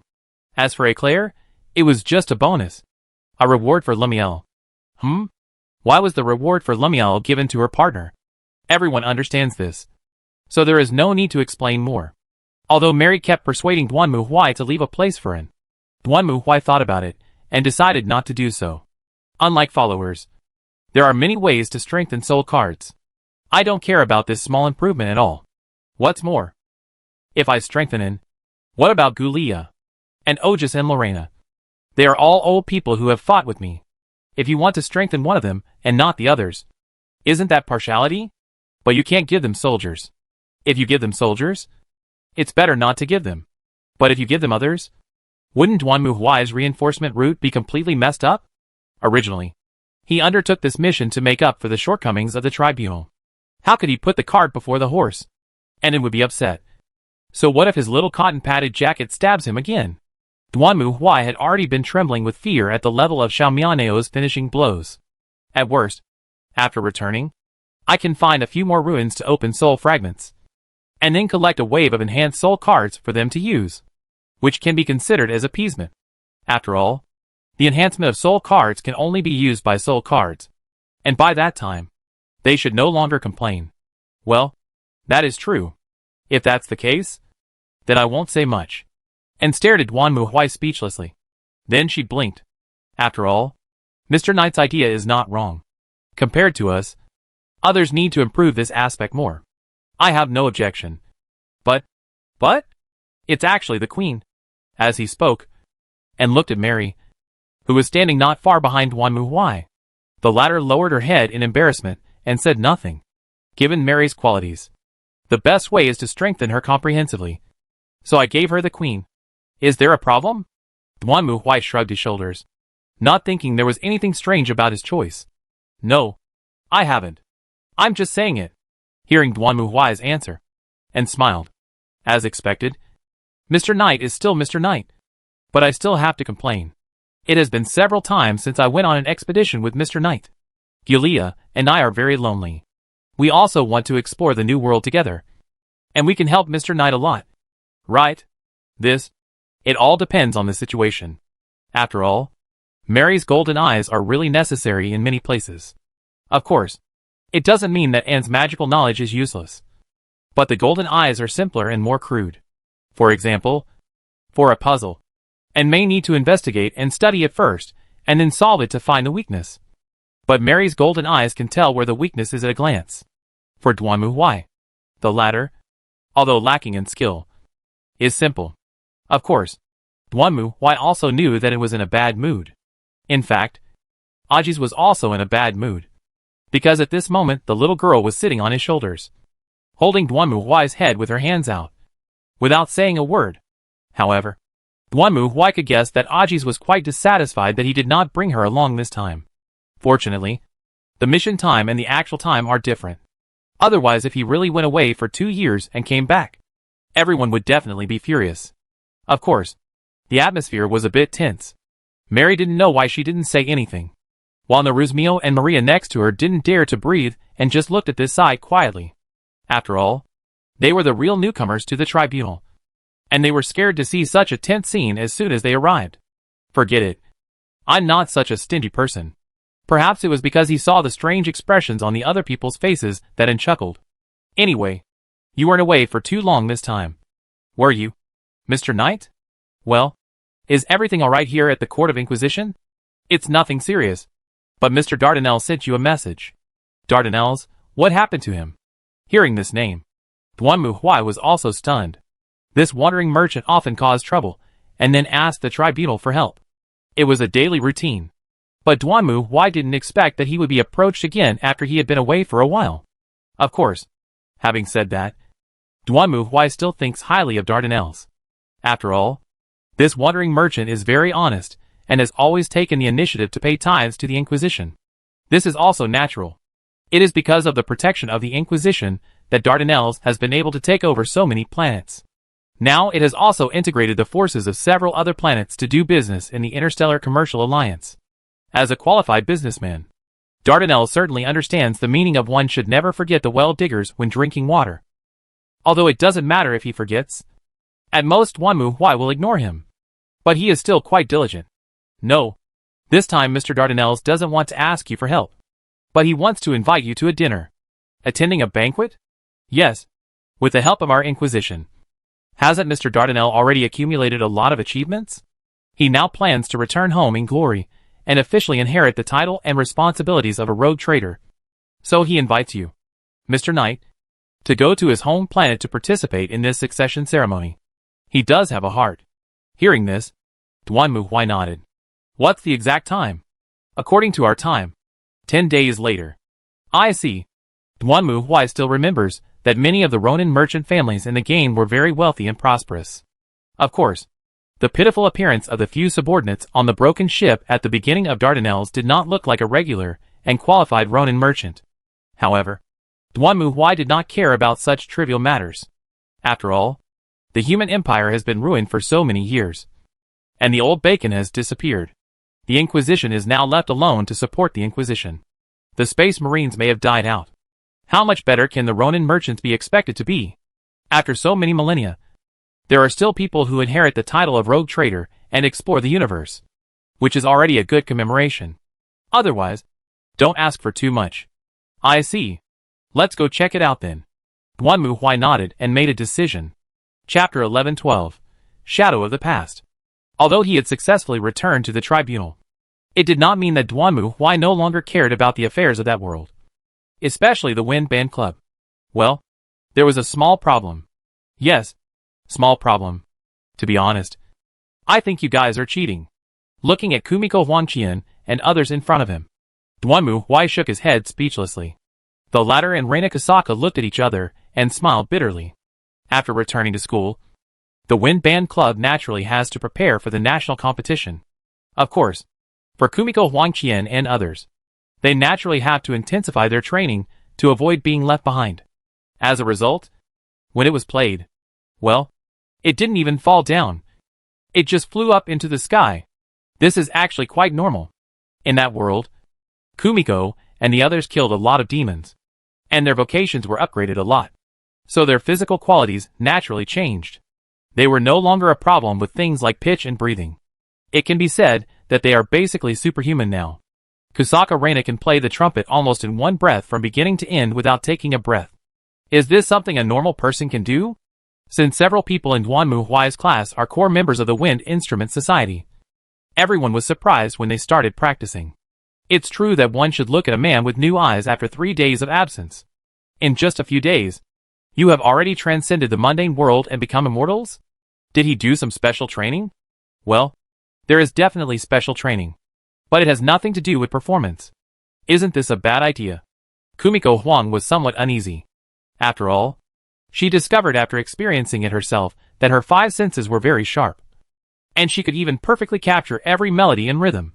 This was completely different from ordinary people, especially compared to her before she traveled through time. Kumiko Huang knew how terrifying this was. So she was a little worried. Was this considered cheating? What's wrong with that? Just cheat if you want. Duanmu Huai didn't care and shrugged his shoulders. Everything you have now is the result of your hard work and growth. You have been fighting bravely against demons and angels in Bastion Fortress and the Royal City. Isn't it natural to be rewarded? So it's okay. Just go for it. If there is no running in this national competition, you should be the champion. Just kidding. There are a lot of cheats in the Wind Band Club. But they couldn't win purely because of the plot. Mary will take over things here temporarily. As for me, it's time to go back. Ah. Hearing Duanmu Huai's words, students such as Huang Qi and Kumiko were also stunned. Is the teacher leaving? That's right. I can't always be a teacher here. The situation in this world has stabilized. If you want to find me in the future, just go to the tribunal. Duanmu Huai also laughed at the people in front of him. While the girls had somewhat complicated expressions, they did accept Duanmu Huai's invitation and planned to join the tribunal. But when they thought about Duanmu Huai leaving school, they were somewhat reluctant. Of course, they also knew that Duanmu Huai had a lot of things to do, and it was impossible for him to stay in school forever. Mary and Naruzmio will stay here, so you don't have to worry. Just go to them if you have any questions. Duanmu Huai is going back to the trial court, while Mary will stay here temporarily until the end of this semester. And then Naruzmio will take over. As for Duanmu Huai, he took the others to attend the Dardanelles succession ceremony. This time Duanmu Huai did not bring Mary, but Anne, Gulea, Ojas, Lorena. Well, they were all the people who met Dardanelle for the first time. Of course, the girls did not have a very good impression of this traveling trader. The reason was because of the Gnostics incident. At that time, Dardanelles was developing minerals on the planet, but was attacked by the Gnostics. Then he turned to Duanmu Huai for help. As a member of the Inquisition, it was naturally his unshirkable duty to fight and eliminate the aliens. So Duanmu Huai directly dispatched the Night Sentinels to deal with that group of indigenous Gnostics. To Duanmu Huai, this was just an ordinary job. But at that time and the others could not accept it to some extent, and felt it was like an invasion. Well, it was an invasion. But who told you that you were an alien? Aliens have no human rights in front of the tribunal. It was only after that that everyone gradually came to fully understand the style and methods of the Inquisition. But this doesn't mean that they will like that treacherous guy. But since Duanmu Huai said he would take them there, then let's go and take a look. So Duanmu Huai took a few people on a warship and arrived at his hometown in the Dardanelles according to the coordinates. This place looks pretty nice. Looking at the lush green planet in front of him, Duanmu Huai couldn't help but whistle. Judging from the climate and building distribution here, this should have been a garden planet in the past. It was the kind of planet where only the rich and the noble could stay. Of course, that was all old news. Now, this place looks like just a primitive and backward jungle planet. Hey, I quite like Katakan. Entering the atmosphere in the shuttle, Duanmu Huai couldn't help but sigh at the forest and lake in front of him. After all, it's a vacation. So wouldn't Katakan be more fun? This is just an ordinary garden planet. Or an agricultural planet? Not being targeted by the filth of corruption? Impossible. A planet so full of life seems very suitable for corruption. Mr. Knight? What are you thinking about? Looking at Duanmu Huai leaning against the window looking at the scenery outside, and came over curiously and asked, "Oh, I was wondering if I were to issue an extermination order for this place. Where would I start?" Why are you thinking about this? Because this planet really meets the requirements of corruption. Never mind. I'll just treat it as my occupational disease. I think this occupational habit of always wanting to burn other people's planets to ashes should be changed. And complained silently, while Duanmu Huai laughed and reached out to touch the little head of Ajis, who was sitting in his arms. Ajis had been sitting here since she got on the ship and had never come down. It was obviously her seat. Soon, the shuttle landed steadily on the tarmac. Fully armed soldiers with weapons were already standing around the tarmac. There were also many people who looked like peacocks dressed up and watching outside. They should be the residents of this planet. Alright. Duan Muhuai looked at the tall but somewhat dilapidated building in front of him, glanced at the huge Sky Eagle logo on top of it, then retracted his gaze, stood up, and put Otis on his shoulder. "Let's go!" When everyone stepped out of the shuttle, the first thing that greeted them was a deafening cheer. Looking around, the surrounding streets and even the viaduct were crowded with people. They looked at Duan Muhuai and his party with curiosity, surprise, astonishment, etc. However, Duan Muhuai didn't care about this. He just glanced around and then looked away. At the same time, in front of him, Dardanelle also walked over with a smile accompanied by his servants. "Ah, welcome, Your Excellency the Inquisitor. Your presence truly brings glory to this planet. No need to be polite. By the way, have you gained weight recently?" Duan Muhuai pointed at Dardanelle's belly as he spoke. He remembered that when he first met Dardanelle, he was a very capable man. Now he has gained weight and has a beer belly? Ha ha ha. I've been so busy lately that I haven't had time to exercise. I'm sorry to make the judge laugh. Patting his belly, Dardanelle smiled nonchalantly and raised his hand. "Please follow me. Your Excellency the Inquisitor." Led by Dardanelle, Duan Muhuai and his party walked forward, looking at the surrounding buildings and scenery. It can be seen that this is a typical imperial-style city. What is empire style? The streets were filled with dozens of meter-high statues. The tall arches had to have skull marks and patterns, and the floor was also marked with a double-headed eagle. All of this was demonstrating the glory of the empire and the emperor's blessing. But for Duan Muhuai, he saw something else. These things seemed to have been refurbished. "You are worthy of being the judge.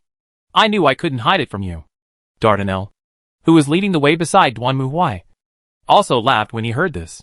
To be honest, just a few years ago, this place was a dilapidated place, and these buildings were already crumbling.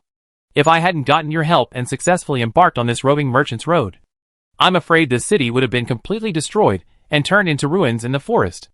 Oh, hearing Dardanelle's answer, Duan Muhuai nodded silently without saying anything more.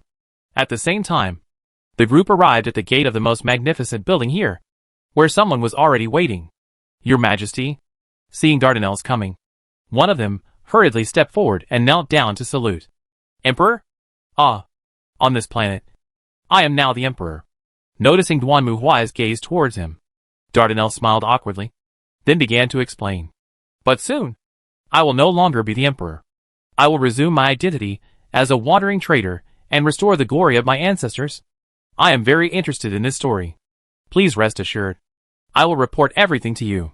After that, the group followed Dardanelle to the reception room. While enjoying delicious desserts and black tea, Duan Muhuai and others began to listen to Dardanelle's stories about him and his family. When Dardanelle was born, the empire had already been destroyed. In fact, like many civilizations that declined due to the destruction of the empire, Dardanelle's planet was just an ordinary world similar to medieval civilization at the beginning.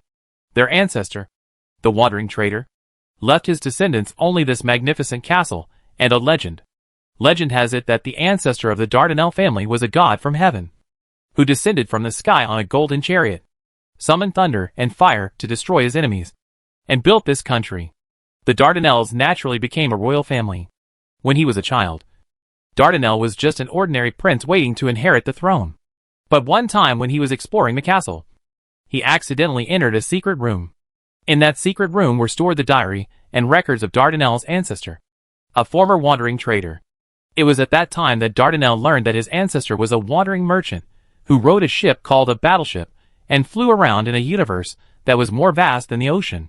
The world he lived in was just a small planet in it. So after that, Dardanelle's thoughts changed. For him, being a prince or an emperor was no longer meaningful.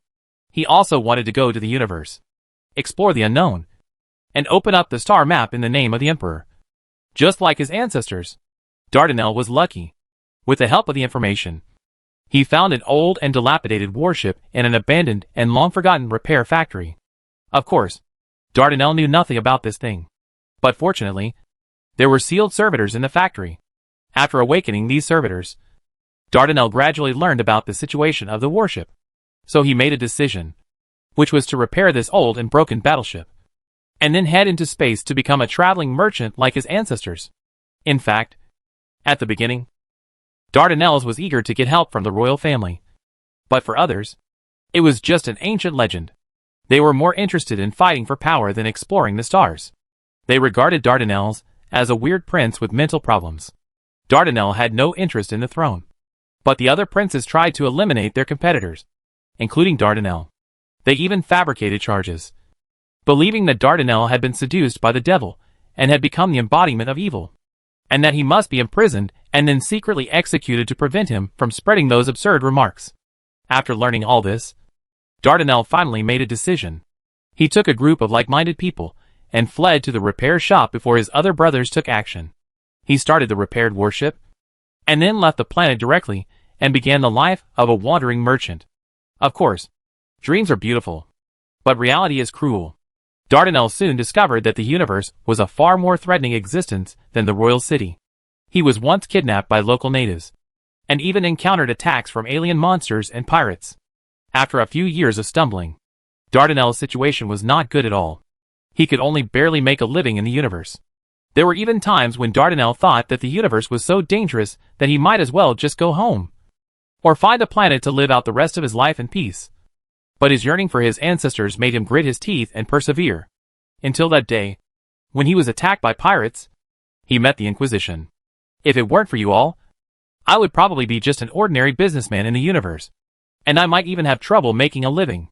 Thanks to the Inquisition, I can achieve what I have today. Okay. I'm not here to listen to your flattery. Duan Muhui waved his hand, interrupting Dardanelle's flattering speech. So this is your return home in glory? Yes, Your Excellency the Inquisitor. You have also seen that with the current level of civilization development on this planet, it is no match for me at all.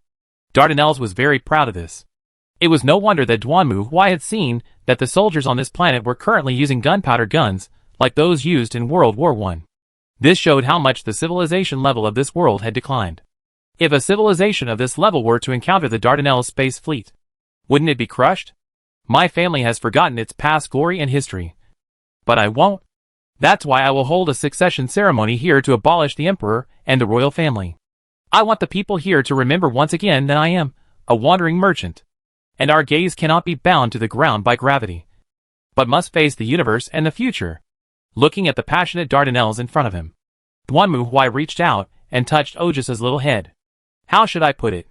It's also a kind of dream. Chapter 11:13 Succession Ceremony. So, you just came back not long ago? Duan Muhui took a sip of black tea and looked at Dardanelles, who nodded. Yes, sir. I have completely reconquered this planet.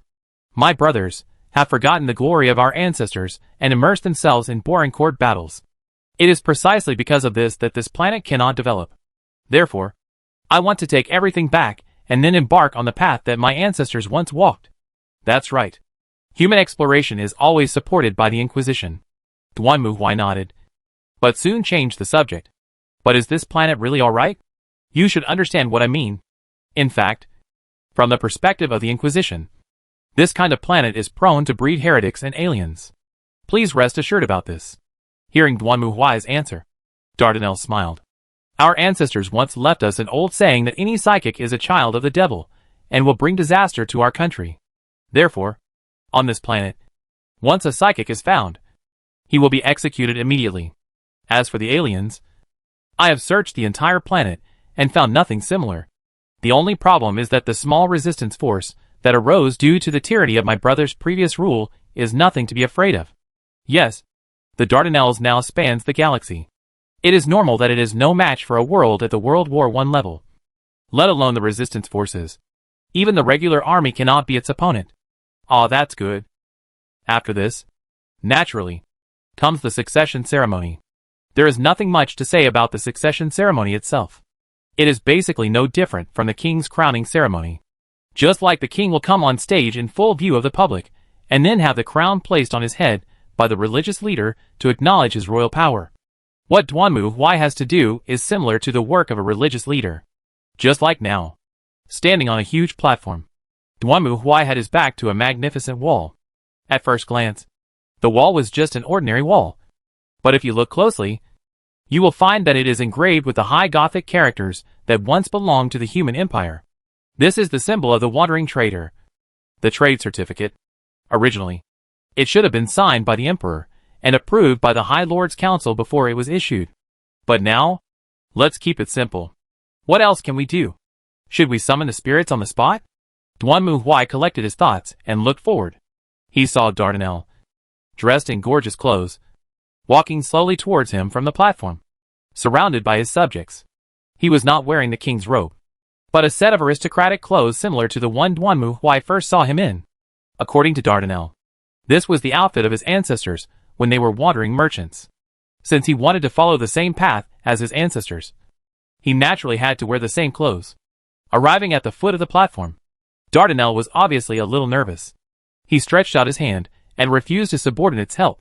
Then he held his breath, looked up at Duan Mu Huai, and then walked up the steps step by step, came in front of Duan Mu Huai, and knelt on one knee. He is quite capable. Looking at Dardanelle in front of him, Duan Mu Huai said nothing on the surface, but nodded in his heart. You know, although this is just a house-like ceremony, Duan Mu Huai also wants to see what Dardanelle's nature is like. So when he came to the bottom of the platform, Duan Mu Huai released a trace of fear. Although it will not directly take Dardanelle's life. If it is a person with a weak will, his legs will go weak, and he will kneel down. Duan Mu Huai had thought it through. If Dardanelle's couldn't even withstand this level of fear aura, then he should stop being a traveling merchant and just go home and farm. After all, this garden planet is quite big. Thinking of this, Duan Mu Huai withdrew his thoughts, looked at Dardanelle's in front of him, and spoke. In the name of the Inquisition, I, the Grand Inquisitor Duan Mu Huai, am here. Based on the true contents of this document, I appoint Dardanelle Felix as the holder of this trade certificate. I will entrust this person with the great mission of human revival. As he spoke, Duan Mu Huai took out a parchment scroll with the seals of the tribunal and the sky eagle. I hope you can inherit my legacy and become a role model for mankind. Never give in the face of adversity, and forge a path forward in the darkness. Unite as one and take back the lost glory. Destroy the endless demons, control the reins of fate, and flatten the thorny road. After all the hardships, you will achieve great things. Having said that, Duan Mu Huai stretched out his hand. In the name of humanity. In the name of humanity. Although Dardanelle remained calm at the moment, there was a hint of excitement in his voice. After all, this was the beginning of his dream coming true. At this moment, he is the real wandering merchant. Dardanelle took the letter of authorization from Duan Mu Huai, then turned around and held it high up to the ministers below the stage. At this moment, warm cheers also soared into the sky. Thank you so much for your help, Your Excellency the Inquisitor. After the ceremony, Dardanelle returned to his original nature as a traveling merchant in front of Duan Mu Huai, smiling and thanking Duan Mu Huai over and over again. You're welcome. Like I said, this is the duty of the Inquisition. I hope you are on the right track. After all, the job of a rogue trader is not easy. Of course, I am very aware of this. So if there is still a need for the Inquisition in the future, please take care of me. At this moment, Dardanelle looked nothing like the ruler of a planet or even several planets, but rather like a hospitable shop owner. The girls didn't know what to say about his reaction, and could only remain silent. What are you going to do next? My brother used to be tyrannical and violent on this planet, making life miserable for the people. So I plan to let the people know the abilities of the rogue traders first. I have integrated a lot of resources from other worlds. I plan to upgrade this planet in an all-round way, so that these primitive people who still live in a backward society can experience the development and convenience of scientific and technological civilization. By then, I think the people on this planet will understand and support my idea. After all, they still don't know what rogue traders are. Then work hard. Hearing this, Duan Mu Huai also laughed. This was the reason why he didn't like farming. Just look at the Dardanelles and you'll know. It's not that easy to rule a planet. To put it bluntly, the Dardanelles is a bit like going out to work and getting rich, then returning home in glory, planning to build roads for his originally poor hometown, build a factory, school, etc. to help his hometown get rid of poverty and become rich. To be honest, Duan Mu Huai felt a headache just thinking about this kind of thing, let alone doing it. He still prefers working in the Inquisition, a job that only requires him to make calls, and he doesn't have to worry about anything else. His Majesty. Just as the two sides were chatting, suddenly, the tightly closed door was pushed open, And then a guard ran in. "Your Majesty, urgent military information has been received." "What's wrong? You're so flustered." When he saw the guard, Dodani's face suddenly became serious. He stared at him and asked in a cold voice, "There is an urgent military intelligence report. Emergency military information?" Hearing the guard's words, Dardanelle frowned and was about to leave. However, at this moment, Duan Muhui reached out to stop him. "Wait. I want to hear what happened on this planet." "That's okay." Looking at the expression on Duan Muhui's face that said, "If you have any unhappy things, just speak out and make everyone happy," Dardanelle was speechless. But he also knew Duan Muhui's character very well. So he didn't say much. Just glared at the guard. "Say it." "Yes.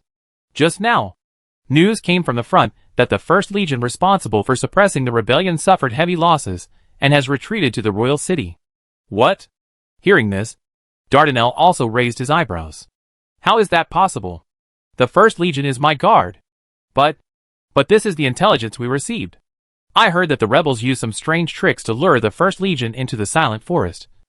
And then a large group of monsters suddenly appeared and wiped out nearly half of the First Legion, who were caught off guard. "What is the First Legion?" Duan Muhui looked at Dardanelle, who in turn looked at Duan Muhui with a serious expression. "The First Legion is my battleship escort team, and they use regular equipment from the interstellar armed forces.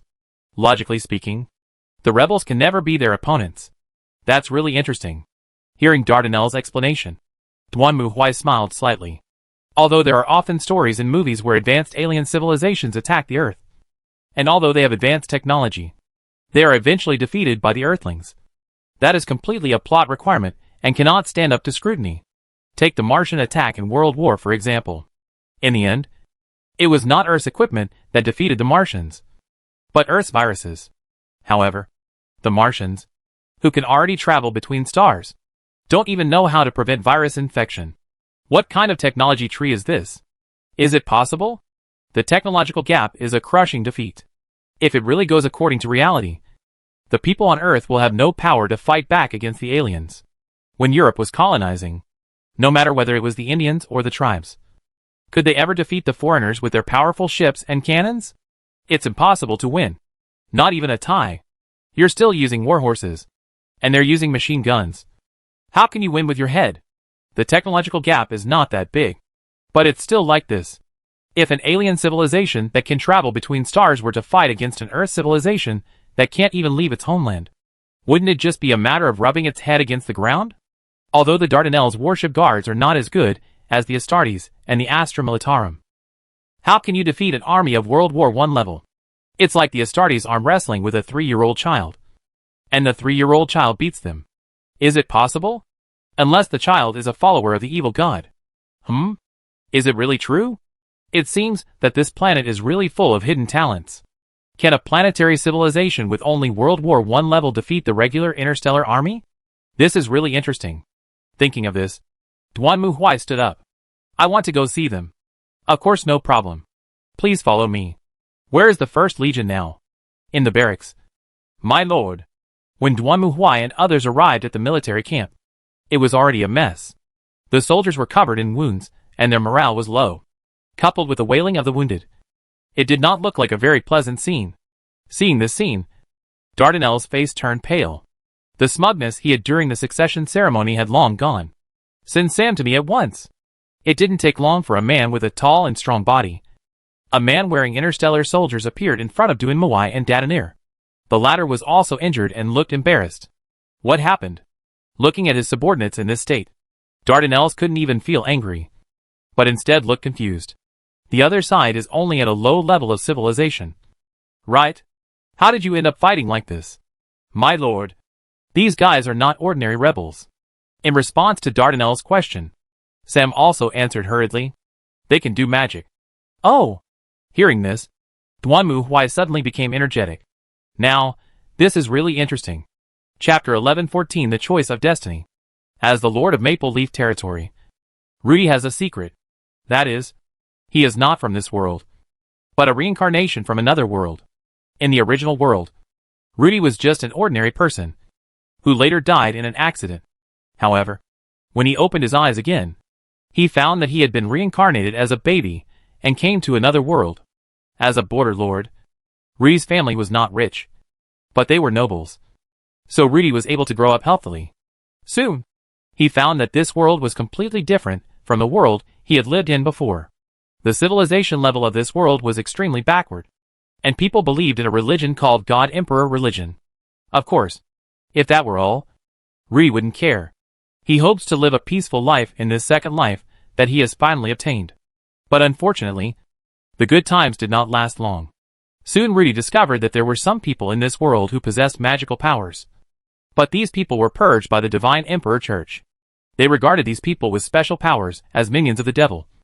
And anyone who showed this power would be caught and burned to death by the church. Unfortunately, Rudy himself also possesses this special power. During a trip, Rudy accidentally entered the depths of the forest and encountered a pack of wolves.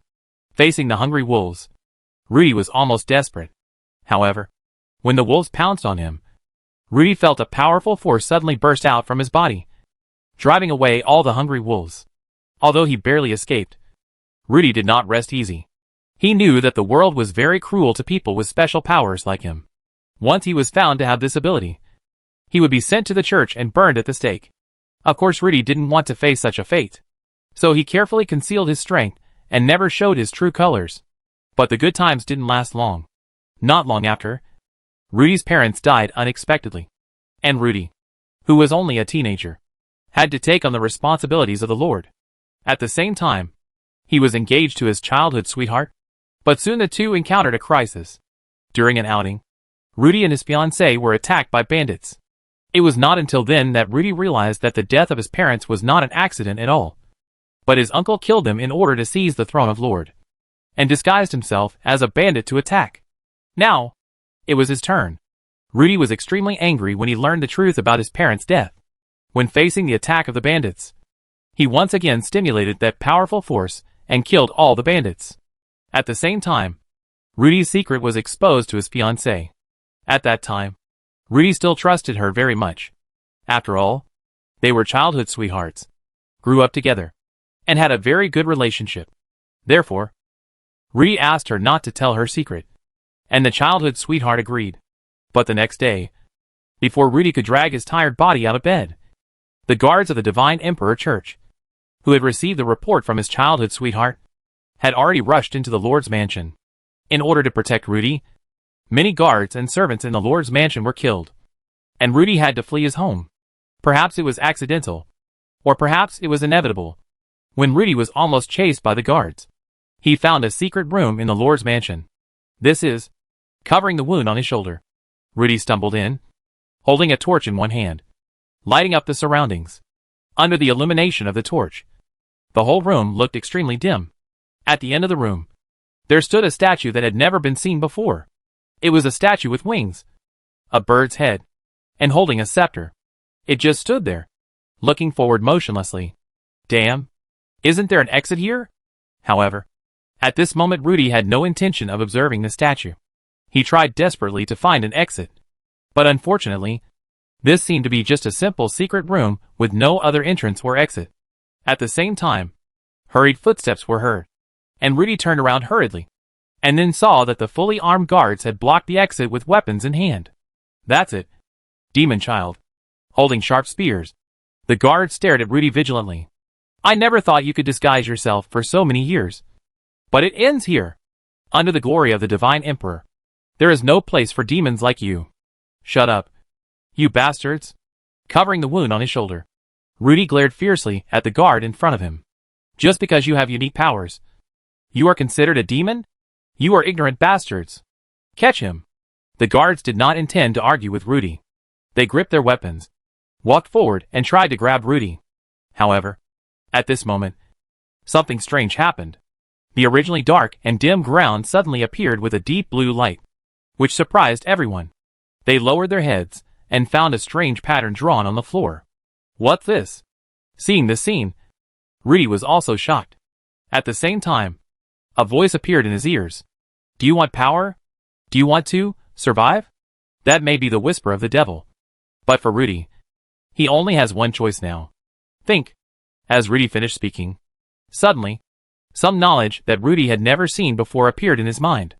In just a blink of an eye, he understood how to control his power, how to release it, how to manipulate it. So, Rudy raised his hand. As he moved, shining blue flames broke out instantly, engulfing the guards in front of him in the blink of an eye. The heavy armor on their bodies quickly melted under the burning of the blue flames. And Sue, accompanied by screams. In a moment, those guards, who had originally come to the door, with great momentum turned into charred charcoal on the ground. After that, Rudy also learned about its history from this mysterious voice.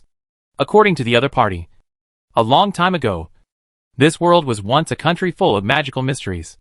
But later, the gods from the outside world led his lackeys to invade this world. They destroyed the magic country, eliminated and completely sealed the magic god believed in by that country, and replaced it with the so-called God King Church. After that, all bloodlines with magical powers were regarded as sons of demons by the God King Church and hunted down. Rudy's ancestors were of the lineage of magic, and their ancestors were also devout believers of the god of magic. So they built a secret room in the Lord's mansion and secretly believed in this forbidden god. After learning the whole story from the god of magic, Rudy made a decision. He would overthrow this unreasonable world and rebuild the kingdom of magic again.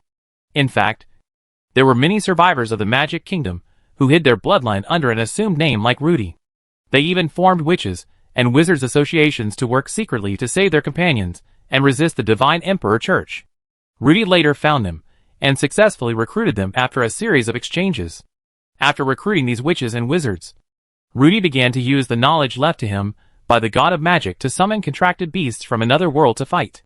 Although the contracted beasts summoned by each person are different, they all have very powerful powers, and ordinary soldiers are no match for them, because Maple Leaf territory is located in a remote area, and the emperor of the empire is tyrannical and violent. The people across the country are living in dire straits, with countless lives lost and civil wars constantly going on. As a result, the changes in Rudy and Maple Leaf territory were not immediately noticed by the divine emperor church in the royal city. But truth cannot be hidden.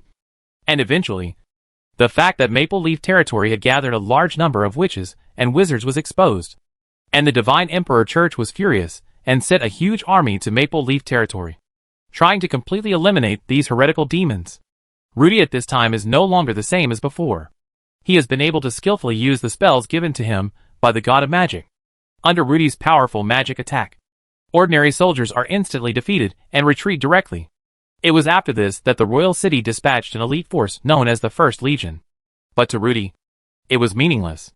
Until this moment. Owner. A petite girl held up the weapon in her hand and handed it to Rudy. She was Rudy's contracted summoned beast, the wind elf Sylph. Although she looked a head shorter than Rudy and looked like a child, this wind elf could easily raise a hurricane and completely submerge an entire army. It surprised me that, looking at the familiar style in his hand, Rudy's face was gloomy. It's not that there are no guns in this world, but Rudy knows that the guns in this world are just the most basic gunpowder guns, the kind that need to be filled with gunpowder in the barrel. However, this rifle is not like that. Although it looks a bit weird, it does have a magazine and a safety. It is a standard weapon no matter how you look at it. I see. Is this the secret hidden by the royal family of this country? Looking at the gun in his hand, Rudy sneered and threw it aside. In the past, he might still be worried, but now it is completely different. He has completely awakened and mastered the power of magic. In front of magic, this toy is not worth mentioning at all. This was indeed the case. When the soldiers were led into the forest and then launched an attack, Rudy stood there and let them shoot. Their bullets could not penetrate Rudy's protection. This shows that magic is the most powerful force. Wait. Then, Rudy raised his head and looked at the distant horizon. Then he stretched out his hand and clenched it tightly.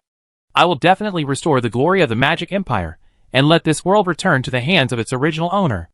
This is how it happened. After reporting the battle situation, Sam lowered his head, while Duanmu Huai narrowed his eyes and touched his chin. Oh, so, your weapons can't hit them at all? Yes. They can also manipulate blue flame magic? Yes. Those blue flames appeared out of nowhere, and just one strike was enough to burn through our armor. Can you summon monsters? Yes. And those monsters have all kinds of shapes. Some are very beautiful, while others look very evil. And they were holding a flag with an 8-pointed star on it. Yes. I see. Hearing this, Duan Muhui laughed and stood up. Then he turned around and looked at Dardanelle, who was now stiff-faced and sweating profusely. Mr. Dardanelles, it seems that your planet is not so clean after all. Chapter 11:15 The Army Arrives. Your Excellency the Inquisitor. I didn't know it would be like this. Please believe me.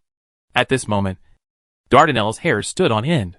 A traveler who has worked hard abroad returns home in glory and intends to help build his hometown, only to find that his hometown has become a cult den. This could be fatal. Okay. This matter is within the jurisdiction of the Inquisition, so leave it to me. Duan Muhui waved his hand, and Dardanelle breathed a sigh of relief when he heard that the other party did not intend to hold him responsible. Really? That's great. Judge, I will fully cooperate with your request. No matter what you want to do, I will do it. It's very simple. I want you to do only one thing. Eliminate all the psychics on this planet and build a complete psychic detection system. You should know how to do it. Yes. Dardanelle agreed decisively. He certainly understood what Duan Muhui meant. This meant that a witch hunt would be launched on this planet, and it was likely to turn into an unimaginable terrible scene. Perhaps tens of thousands or even more people would die in it. But for the sake of the Inquisition, Dardanelle did not hesitate at all. After all, this was much better than the other side blowing his hometown into pieces with a single shot. In fact, for Duan Muhui, the latter is indeed more convenient. I will act immediately. Dardanelle was a decisive and ruthless man who could achieve what he had now. On the second day after the First Legion was defeated, he signed the first executive order from his palace or administrative residence as a wandering merchant. That is to launch a large-scale witch hunt in every corner of this planet and completely eliminate all the sons of the devil. Generally speaking, this is a difficult thing to do. But for cosmic civilization, it is not difficult. Just use the auspicious instrument to continuously scan the entire planet, and then select those areas where the psychic strength is higher than the normal value, and then send people to investigate. Generally, there must be psychics in such places. As long as they are found and killed, the psychic strength will be weakened. Of course, there will be situations where the psychic cannot be found, and at this time, there is really no choice but to kill all the people in the area and purify them. After all, this planet has already been polluted and invaded by the evil god, so it is natural to implement the rule of rather killing 10,000 by mistake than letting one go. As a wandering merchant, Dardanelle naturally has no shortage of warships and shuttles. Basically, Duan Muhui uses the auspicious instrument to scan, lock the location, and then send it to the other party. Then Dardanelle will send his warship guards to various parts of the planet by shuttle, ruthlessly destroy all moving targets there, and then use flamethrowers or incendiary bombs to burn all the corpses to ashes. Such brutal means naturally arouse the dissatisfaction of the locals. Some nobles also believe that the Dardanelles were just suppressing dissidents in the name of destroying the son of the devil and deterring those with ill intentions. Although there were protests and even resistance in front of the Dardanelles' warship guards, these natives with only the civilization level of World War I were no match at all. So in desperation, they could only turn their attention to the Maple Leaf leader, who had once stopped and repelled the Dardanelles' legion. I never thought that the Empire would be so brutal. Sitting at the desk, Rudy looked at the letter in his hand with a serious expression. He originally thought that after repelling the enemy's guards, the latter should be more obedient. Unexpectedly, the Empire became more brutal and began to carry out large-scale encirclement and suppression across the country. Not only were a large number of people with magical bloodlines captured and burned to death, but even ordinary people who tried to stop the Imperial Army could not escape. Some cities have even almost become cities of death because of this. Maybe it's because your actions have shaken the foundation of the Empire. And I heard that the Divine Emperor Church has a close relationship with the new ruler, who is a devout believer of the Divine Emperor Church. Whether it's due to political or religious reasons, because you suffered a loss in Maple Leaf territory, you want to show the majesty of the Empire in other places. The blond man sitting next to him pushed his glasses and said, "This is also what Rudy and most people think. Because Maple Leaf territory repelled the attack of the Empire, the latter's power is not as stable as before. So they use this method to rule the people with terror. This is what they think. Recently, many people have come to Maple Leaf territory to seek refuge. Although it's a good thing that many magicians have joined. If there are too many refugees, I'm afraid we won't have enough supplies. Then let's continue to expand the territory. Maple Leaf territory is very large and has enough space to accommodate everyone. As for food, we can use magic to catalyze the harvest to shorten the harvest period. If that doesn't work, we can also trade with other territories. Trade is not working. The blond man shook his head. The Empire has issued a decree that any trade with Maple Leaf territory is illegal. Once discovered, regardless of the organization or individual, they will be regarded as helpers of the devil and executed. The Empire can't fight head-on, so it has to resort to this method. Rudy frowned, his eyes filled with anger. But I will not surrender like this. I will definitely overthrow the Empire and restore this country to its original state. Although I think so too. But you should take a break. You've been busy all day. Yes. Hearing the care of his friends, Rudy nodded. I'm going to go for a walk. Walking out of the Lord's mansion, Rudy came to the street. Originally, Maple Leaf territory was not a prosperous place. But now, more and more people came here. Ah, Lord brother. The children who were playing in the square outside the Lord's mansion saw Rudy appear and ran towards him with a smile on their faces. Seeing these children, Rudy also smiled and squatted down to greet them. Hello. Have you been behaving well? Of course. Everyone is very obedient. These children are not local children, but refugees from other places. Most of them have magical blood and fled here when they were hunted by the Empire. The parents of these children were ruthlessly killed by the Imperial soldiers in order to protect their children. These children just barely escaped. When they first came here, no one was willing to take care of them. So Rudy had to find a way to open an orphanage to adopt them. After that, the relationship between these children and Rudy gradually became closer. Brother Lord, listen to me. Hannah has successfully summoned the elf. Yeah. Yes. Look, brother. The girl named Hannah smiled and raised her hands. And then Rudy saw an eagle-sized, glowing butterfly emerge from it and fly around Hannah. It also emitted a blue-green, magical glow. That's amazing. Hannah. Looking at this scene, Rudy smiled and reached out to touch the girl's head. Being able to summon elves is a symbol of the awakening of magic power. As long as there are elves, powerful magic can be cast. I will work hard. So you have to wait for me. Lord brother. I will definitely work hard to become stronger. And then avenge my parents. Ah. I believe you can do it. Looking at the determined look in the girl's eyes, Rudy nodded.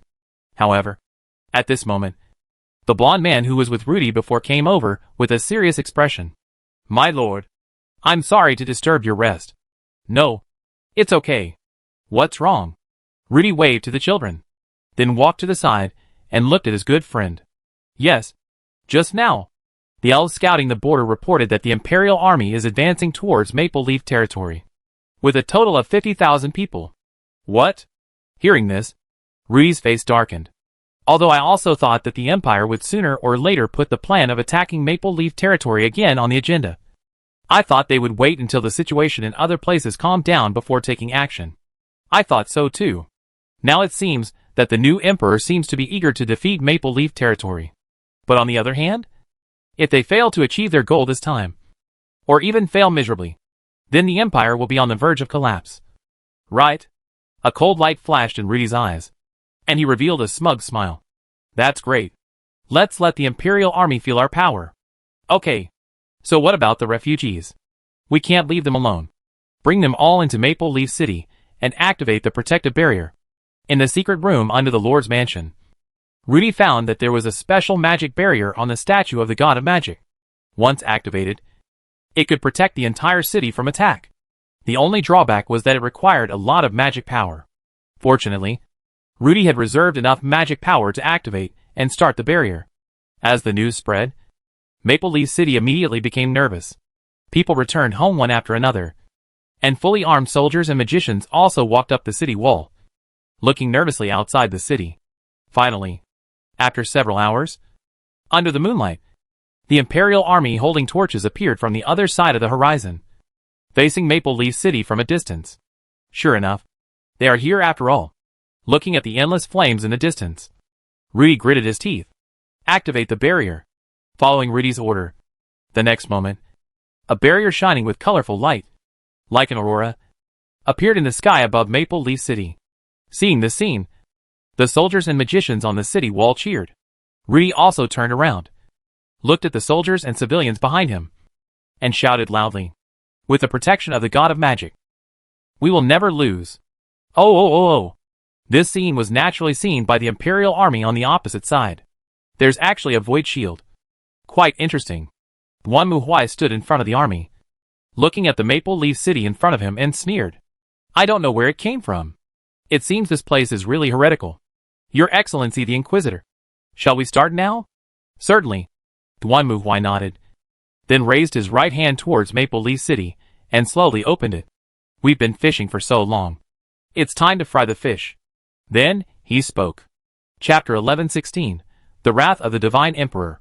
Under the cover of night, a barrier emitting brilliant light like the aurora covers the sky above Maple Leaf City, bringing a touch of mystery and magic.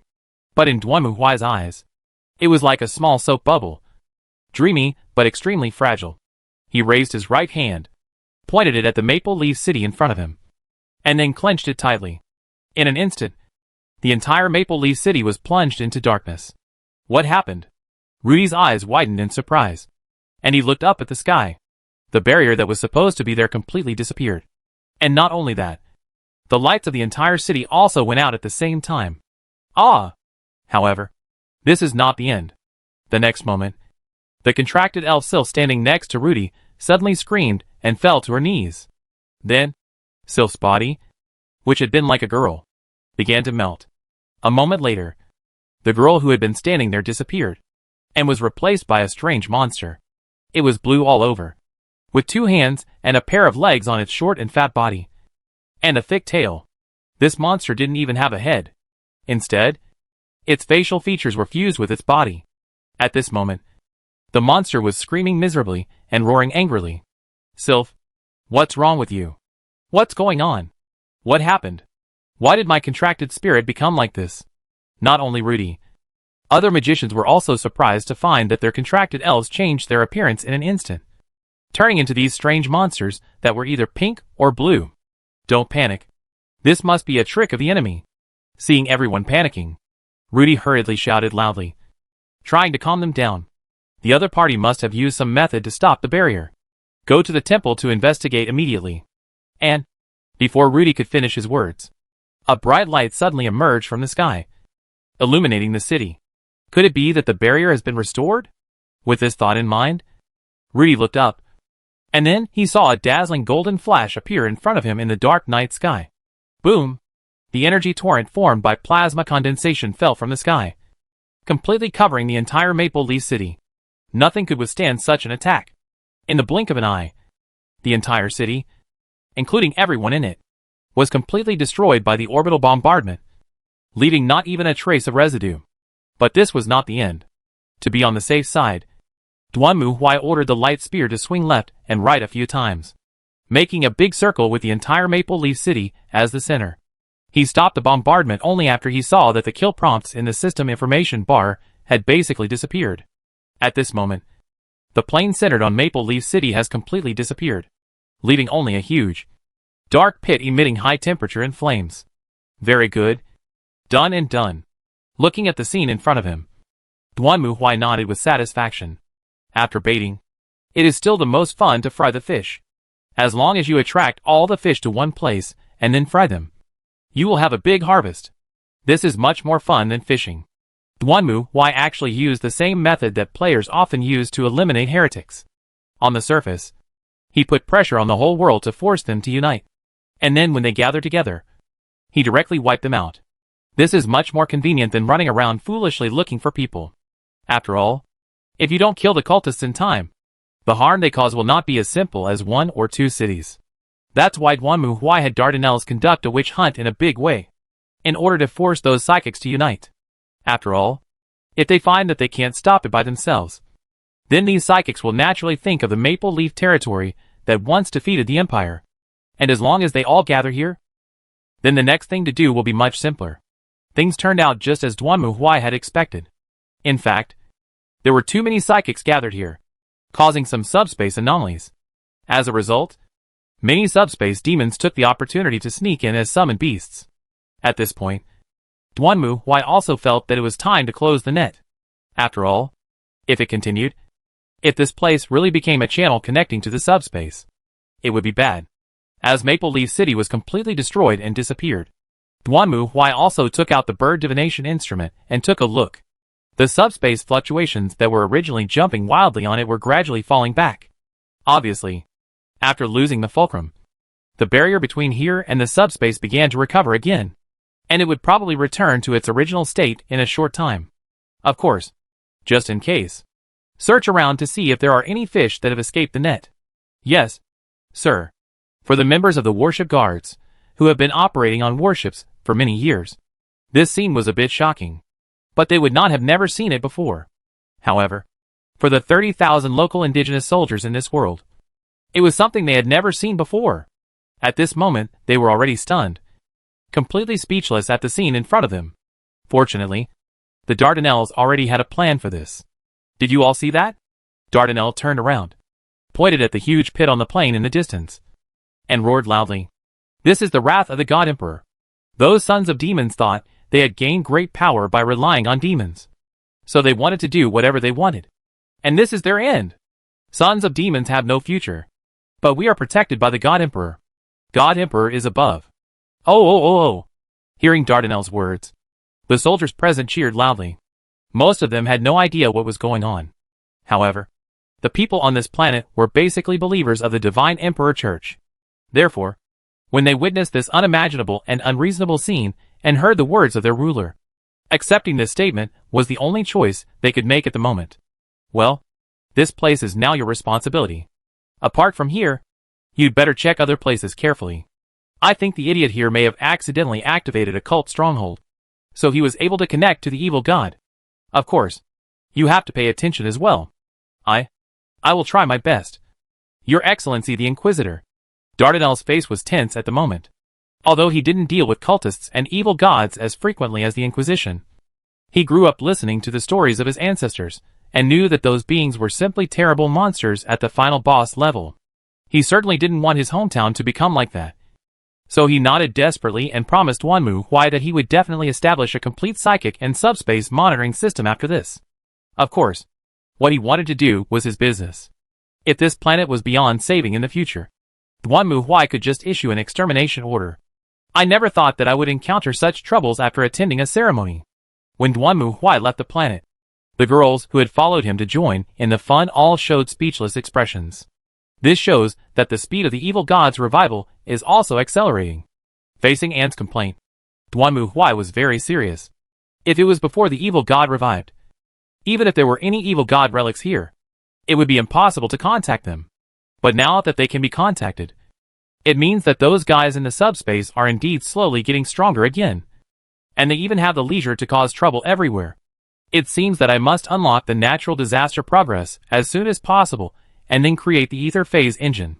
Unfortunately, the progress of genocide is still not enough. Looking at the progress bar that didn't increase at all, Duanmu Huai was about to cry. He had killed angels and demons in that world. But in the end, it didn't count? It turns out that we still have to find a multi-ethnic place to do it. Come to think of it, I heard recently that there seemed to be many similar evil god incidents in Waterdeep City, but they were all resolved by the local Inquisition members. I received the report, too. They did a pretty good job. Duanmu Huai was not surprised by Anne's answer.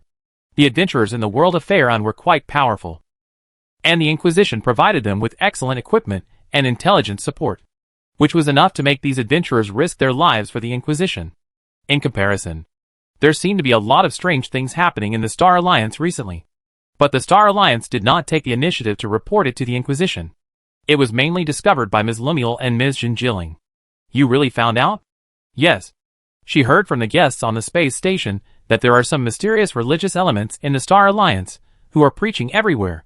However, because they have not caused any actual damage, the Star Alliance officials have not stepped in to stop them. What happens when they cause actual damage? Duanmu Huai frowned and snorted coldly. The cultists who believe in evil gods are like cancer cells in the human body. They may not seem like a big deal at ordinary times, but when symptoms really appear, they are already in the late stage, and there is no hope. They can just wait to die.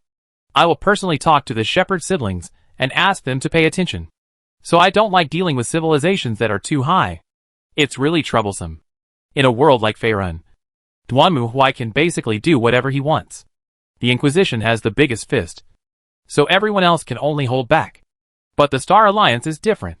Although the Inquisition also has the biggest fist, they are not so easily intimidated. To be honest, it's really troublesome.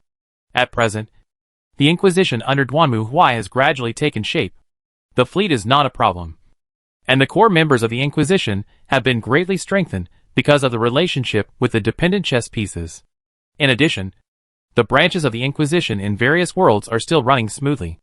At least in the places where Duanmu Huai can see, there are basically no traces of evil gods. So now it seems that the next biggest problem is the Ethereum engine. As expected, we still need to do some more genocide. Chapter 1117, Preventing Trouble Before It Happens. With the Dardanelles as a precedent, Duanmu Huai immediately became alert and immediately found the Shepherd siblings from the Star Alliance. You mean, to conduct a review of religion within the Federation? Shepherd was somewhat surprised to hear Duanmu Huai's request. Yes, the evil gods are reviving, and their traces have appeared in some places. I suspect that the Star Alliance is no exception. This, I'm afraid it will be difficult. Shepherd looked troubled. After all, the Star Alliance advocates religious freedom. And since there are many races within the Star Alliance, many religions, I'm not here to hear your reasons and excuses. Duanmu Huai simply waved his hand and interrupted Shepherd's words.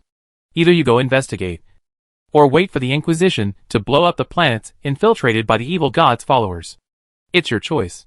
What you think is your business. But when I issue an extermination order to the Star Alliance colonies, don't say I didn't warn you. I see. Faced with the strong murderous intent in Duanmu Huai's words, Shepherd was silent for a moment, then nodded. But what should we do? Frankly speaking, most of us don't believe in these things. So-called religions and miracles can often be considered the result of some kind of supernatural attack or psychedelic drugs. Don't worry about that. Don't worry about hallucinations or anything like that. Just look at one indicator. What indicators? It's simple. How many people died? Why? I have to say, Shepherd was really stunned when he heard Duanmu Huai's answer. Dead? Yes. The infiltration of evil gods is pervasive. But it is not easy for them to truly enter the real world. They must use large-scale killing and sacrifice to distort the reality barrier of that area before they can open the subspace channel. Of course, at first, maybe 5 or 6 people will die. Then dozens of people will die. And then hundreds of people. When tens of thousands of people die, the demons will come out and party everywhere. If more people die, then I can order the extermination of that planet. This is also the standard procedure for the Inquisition to handle cases. Basically, killings, especially hunting killings, and series of hunting killings are mostly sacrifices to evil gods. So as long as the player receives a similar task, they can guess that this is definitely a task line of an evil god. But they don't know which evil god it is, and what level of boss will appear in the end. Hearing this, Shepherd's expression suddenly became serious. So it's very simple. Serial murders? Hunting murderers? Just investigate these and you'll get clues. I know you're not that ghost, so you can kill first and ask for permission later. By the way, there's no need to arrest the cultists. Killing them all is the best option. Oh, by the way, in order to prevent you from getting into trouble with some weird sorcery, I'll send a team of the Inquisition to work with you. That, by the way, it's impossible not to harm innocent people. This thing is like an incurable infectious disease. Once infected, the entire area must be thoroughly purified and disinfected. So if we blow up a block or a city when raiding the cult stronghold, please bear with us. Is it necessary to go to this extent? At this moment, Shepherd's expression could not be any stiffer. You don't have to do it. Then wait for me to issue the extermination order. You can choose whether to sacrifice a city, a planet, or a galaxy. The Inquisition will protect humanity at any cost. These are necessary losses in the process of expelling the influence of the evil god. Duanmu Huai spread his hands and stared at Shepherd on the other side of the screen. When you sent the army to fight, you never thought that no one would die. The same goes for dealing with the evil gods. The elimination must be comprehensive and thorough. Otherwise it will revive sooner or later. I see. Also, I will send people to monitor the Star Alliance network. Is it necessary to go to this extent? You don't think that the evil god is just an ancient ritual that only appears in movies? Duanmu Huai stared at Shepherd with a smile. Do you think it's just like a shaman dance? With a group of FFFs wearing black robes, holding torches, disemboweling people, taking out their hearts and lungs, and then offering them to some monster to be called an evil god? This thing is much more powerful than you think. It can also be spread through electronic networks. Duanmu Huai has not forgotten that when he was with 13th brother, that group of idiots tried to contaminate the military network of the extreme warriors with a virus. Fortunately, Lumiel discovered it early. Otherwise the entire planet would have been in trouble. Anyway, I've already told you. You have to figure out what to do next. If you don't want to see the Inquisition army come over and blow up some Star Alliance colony, I advise you to be more careful. After Duanmu Huai finished speaking, he cut off the communication and then sighed. Really? That's why I don't like dealing with interstellar civilizations. The more developed a civilization is, the more troubles it faces. The most difficult thing is that because interstellar civilizations have more developed transportation, they are more contagious. If it was just one planet, in the worst case scenario, they could just issue an extermination order and kill them all. But for a civilization like this that has entered the realm of interstellar colonization, it is not enough to just blow up a planet. If things don't work, they may have to destroy an entire galaxy, or even more depending on the situation. These civilizations are not as obedient as those backward civilizations, and they always have some inexplicable sense of superiority. In fact, among these worlds, Duanmu Huai is most at ease in the world of Faerun, because that world has been completely occupied by local foxes. Any foreign monk will immediately attract the attention of local foxes. After all, who knows if you are here to steal the chickens they raise? In a world where there truly is God, the more religions there are, the better. But in a world without the protection of gods, well, it's hard to say. Boom boom boom. Just as Duanmu Huai was complaining silently, there was a knock on the door, and then pushed the door open and rushed in. Mr. Knight, when are we going to the new world? Are you in such a hurry? Duanmu Huai was speechless when he saw him, who was so excited, since he came back, and had been pestering Duanmu Huai to go to the new world. Of course, Duanmu Huai was planning to do so. As mentioned before, he had enhanced the people under the Inquisition through the dependent chess pieces, so naturally he had to enhance them through the soul cards to be fair. Duanmu Huai also wanted to explore new worlds, but he did it to speed up the progress of the natural disaster. After all, he needed to continue to exterminate enough races to unlock the ether phase engine. But now it seems that the races that Duanmu Huai can easily exterminate are no longer recognized by the system as sufficient in size. For example, some unlucky angel or demon. But it's not easy to find an alien race of sufficient size. It is precisely because of this that Duanmu Huai has not yet decided on the next world, but it seems to have been looking forward to it for a long time. Jumping and jumping, looking impatient. Even if you say so, I still have to think about it carefully, search carefully, and then make a decision. Don't you have anything to do recently? There's nothing to do. Everyone is very free. No wonder he knocks on the door every day. He must be free. Hearing Anne's answer, Duanmu Huai rolled his eyes helplessly. So what kind of world do you want to go to? If it really doesn't work, just find another world to go to first. Satisfy Anne and others' desire to explore, and then continue to advance? The progress of the natural disaster mission becomes more and more difficult as time goes by. And it is indeed not something that can be solved in a short time. It's magic after all. Miss Flillian's magic is very interesting. I just learned that there are all kinds of completely different magic systems in other worlds. It's so interesting. By the way, after returning to the tribunal, Duanmu Huai originally planned to send Flillian back to her own world. But she said that the books here were very interesting, and she planned to read them for 10 years before going back. Well, the concept of time of the immortals is indeed not something that mortals can understand.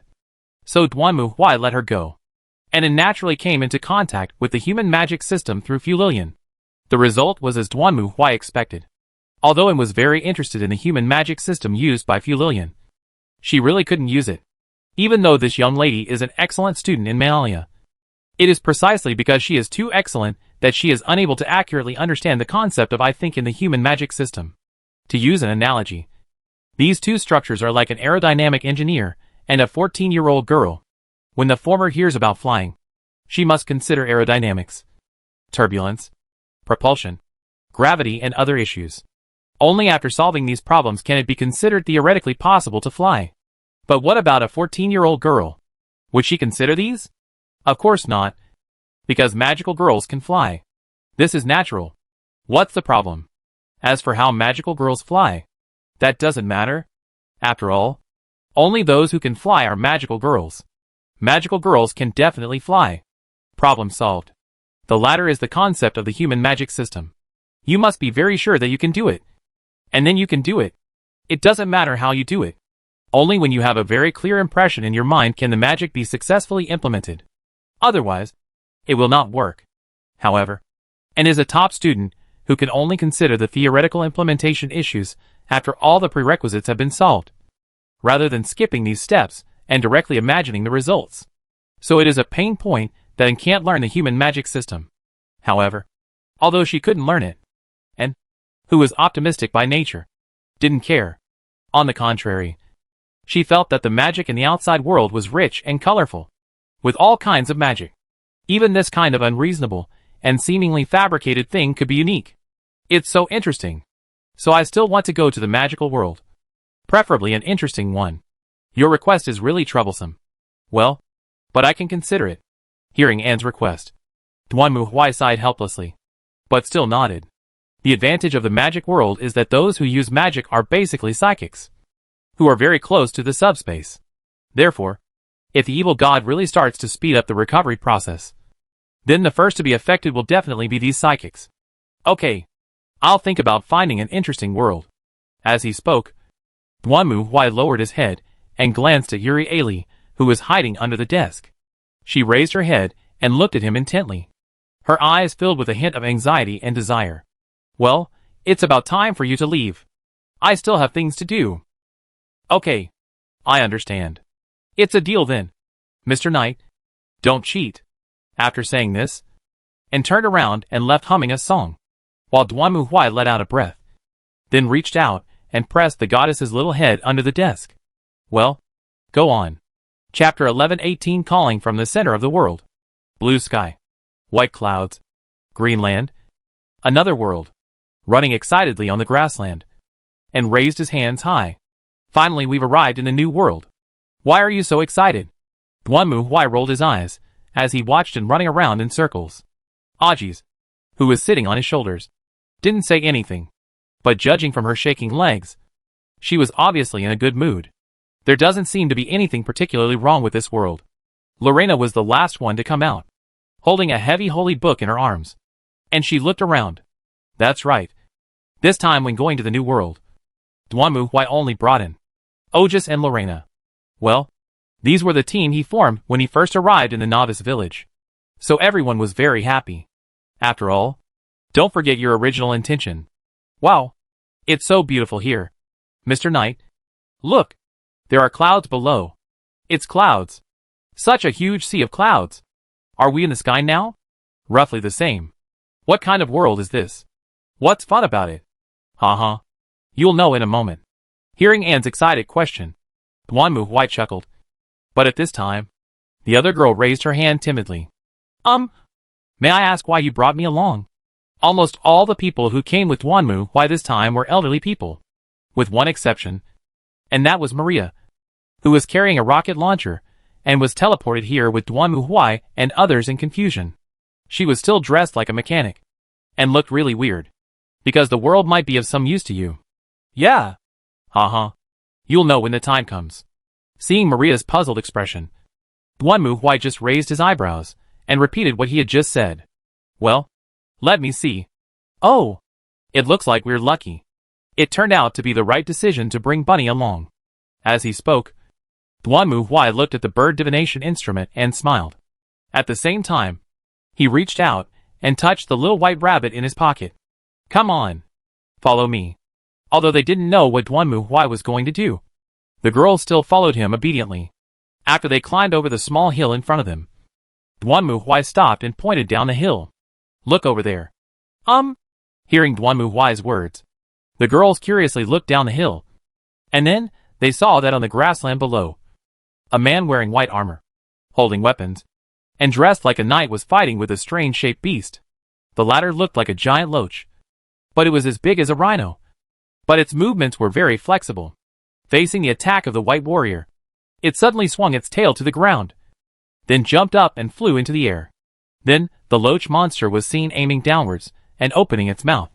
Seeing the loach monster open its mouth, the white warrior hurriedly dodged. Then he saw a beam of magic light spurting out from the loach monster's mouth and hitting the ground directly. Fortunately, the white warrior dodged quickly. Otherwise, he would have been killed or injured. "I'll go help." Seeing this, and couldn't help but eager to rush up, and was caught by Duanmu. "Why are you in such a hurry? Stay here. There are good things to see." "Good stuff? What good stuff?" "You'll see when you see it." As he spoke, Duanmu nodded his chin, and the girls realized that there was another girl standing behind the white warrior. However, facing the fierce battle, the girl did not rush to help or run away. Instead, she just stood there, raised her hands, and opened her mouth. "Fo kiare hier prijareen, was zra nostel zuyagmanif." Then, a strange singing voice, like a chant, sounded, echoing on the grassland. At the same time, a turquoise glow suddenly appeared on the white warrior's body. At the same time, the loach monster opened its mouth again and breathed at the white warrior. Boom! However, this time, the white warrior did not dodge or evade the loach monster's breath, but just stood there and swung the spear in his hand, directly breaking the loach monster's breath. Then he rushed forward at a speed that was completely incomparable to the previous one, and swung the spear at the loach monster's body. With a bang, the loach monster exploded completely and turned into mincemeat. "Wha?" Seeing this scene, An's eyes widened and he grabbed Duanmu. "Mr. Knight, what was that just now? It sounded so good and so powerful. Is this the magic of this world? Can magic be like this? How is it? Awesome, right?" Seeing An's excitement, Duanmu smiled and asked, "Of course. This is amazing. How did they do that?" "That's a long story." "That's right." In order to meet An's request, Duanmu thought for a long time. And what he finally thought of was this world. A world of singing poetry. In the game, this world was discovered by a player accidentally. And the origin of this world is also very interesting. It was originally a forged world of the Mechanicus. After the Empire was destroyed, all the worlds lost contact, and this world naturally fell into decline. It was not known whether it was due to mechanical failure or the anger of the Mechanicus. But in short, toxic substances leaked from the surface of this planet. Although the sea of clouds that An saw just now was very beautiful, it was already a dead land underneath. And that sea of clouds was composed of toxic substances. Well, it looks pretty, but the kind that will make you die as soon as you go in. Then the last survivor of that world hid in the space elevator of this planet and escaped. Then they developed a whole new civilization centered around this space elevator. That's right. It's a brand new civilized world dominated by the so-called Magic Tower, surrounded by floating islands. The Magic Tower continent. Of course, because so much time has passed, the people of this world have completely forgotten what this tower is used for. So they created all kinds of myths and legends around it. And the space elevator. Oh, no. It should be called the Magic Tower now. And it has become the core of this world. Therefore, with the Magic Tower as the center, the world is divided into two types of people. One is the ruling class living at the top of the space elevator, also known as people in the sky. The other is the people living on the floating islands around the tower, also known as people on the ground. Of course, people in the sky are definitely nobler than people on the ground. They claim to be the guardians of the Tower of Creation. And those oil men can't jump out of their graves to oppose them. Right? If that were the case, then the Demon Tower continent would be just one of the many civilizations born around the Imperial legacy. However, it has a distinct feature that makes this world a holy place in the minds of players. As we all know, the oil man needs to appease the machine's spirit through hymns and aromatherapy before he can start the machine smoothly. And this is a forged world. Logically speaking, with the decline of civilization in this world, the machines in this forged world are also ruined, and there is no way to use them anymore. However, there are really ruthless people in this world. I don't know which hero got inspiration from the oil man's ritual to appease the machine spirit and invented a language that can communicate with the machine spirit. That's Ta language. If you just listen, you might think it's some kind of foreign language. But when you see the text, you'll be confused because it looks like a circuit diagram. Hey! Actually, this is true. The so-called tower language is actually a means of communicating with the machine soul By reading the circuit diagram aloud, the machine soul is very happy. Of course, not everyone can sing this kind of tall language. If you listen carefully, you will find that this thing has its own electronic music. But the oil man is the oil man. Is it a problem that humans can't sing it? Then I can directly transform humans into being able to sing tall language. Right? Thus, an artificial race called Ravacial emerged, who were responsible for chanting hymns in the tower language to appease the machine spirits. Well, the machine soul is very happy. Of course, although it is impossible to transform the brain like a servitor because of singing, Ravacial actually does the work of a servitor. In essence, he is no different from the servitor who sways in front of the machine spirit with an aromatherapy burner and the oil man. According to the records left by the oil man who finally created this world, these Ravacial can connect with this tower with their spirits, and then please the machine spirits by chanting hymns, so as to obtain the power bestowed by the god of all machines to fight. Most importantly, these songs are really good. After the player first found this world, he specially recorded a singing video of Ravacial, which received millions of views in less than a week. The hymns in the video were so sacred and grand that they were even used countless times by various bigwigs and marketing accounts. Later, players discovered that these hymns of Ravacial were the only ones in the game that could have an effect on machines. That's right. If you can recruit Ravacial, you can bring her to your battleship. And when the battle starts, you can chant, and the battleship will gain special effects such as increased hit rate, increased void shield strength, and reduced chaos erosion speed. Most importantly, they sang hymns really beautifully. After mastering this world, the player quickly became one of the most famous characters in the entire game. After all, according to the setting, Ravacial is female and can only give birth to girls. Who wouldn't want a girl with fair skin, beautiful face, singing skills, and the ability to add special effects to their own warships? Of course, if he was just an ordinary player, everyone would have grabbed him long ago. But he was a core member of a large guild. So in the end, the planet was protected by that guild, and those Ravacial singers naturally became the property of the other guild. In every guild war, the warships of that guild were much stronger than those of others. They almost never lost in fleet battles. But Duanmu Huai didn't care. After all, he preferred boarding to fleet battles. No matter how good you are at singing, there will only be one outcome if I jump into your battleship. Right? And this is not without weaknesses.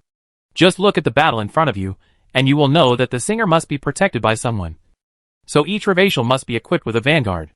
Otherwise, if the girl is alone, she would have died long ago when facing the monster, let alone singing. That's why Duanmu Huai brought Maria with him to show her the legacy of the oilmen. After all, she is also a fanatical oilmen believer. The battle over there had also ended. The white warrior looked around and found Duanmu Huai and others standing on the hill. At this time, Duanmu Huai and his group also walked down the hillside and came to the white warrior. Hey, H. Lo. Ah, H. Lo. May I ask you? Oh, we are just travelers passing by. We happened to pass by and saw you fighting here, so we came to take a look. As he spoke, Duanmu Huai looked around. Traveler? Yes. Is there any village or town nearby? Are you guys lost? The white warrior was still somewhat wary of Duanmu Huai, but when he heard Duanmu Huai's question, he still opened his mouth to ask. Roughly the same. After all, Duanmu Huai didn't know much about this world, and not many people knew how the player conquered this planet. So although he knew a little about this world, it was only a little. Well, the specific situation was not clear. In that case, please follow me. Hearing Duanmu Huai's answer, the white warrior breathed a sigh of relief and answered. We are planning to head to Kalyulu village. If you wish, you can stop there. Then I'm sorry to bother you. Chapter 11:19, Simple and Brutal. As they moved forward, Duanmu Huai and the others talked as they walked, and they gained some understanding of the situation in this world. Leaving aside the people in heaven, the world on earth is basically divided into two factions. One is the Church of Aremia, and the other is a security company called Tianbo. The reason for the existence of these two organizations is very simple. Although the people of this world are living on the floating island, it does not mean that there are no threats on the floating island. For example, the magic beast that Duanmu Huai saw before is a threat to the safety of the people of this world. More importantly, these magic beasts have very strange characteristics, and ordinary physical attacks cannot hit them at all. Only through the chanting of the revational singer to add power can they fight against them. This is also the reason why the White Warrior was chased by the Loach monster at the beginning, but later turned defeat into victory, as if he was injected with chicken blood. Then the focus naturally lies on revational. This is also the reason why the church and the company exist. Since both parties control revational, naturally only they can protect the people from the threat of Warcraft. The strength of both sides can be said to be equal. Although the church is very popular among the people, they do not have enough strength and capital to open up channels. On the contrary, Tianba, as a capitalist company, covers all aspects of society and does all kinds of business. It is a wealthy type. The two sides have different attitudes towards revational. The church regards the singer as a companion, while Tianba regards revational as a consumable and can find another one when it is broken. Although their approach has caused a lot of criticism, and the church is also quite dissatisfied with it. Who says Tianba is a capitalist? He is rich and willful. What can you do about it?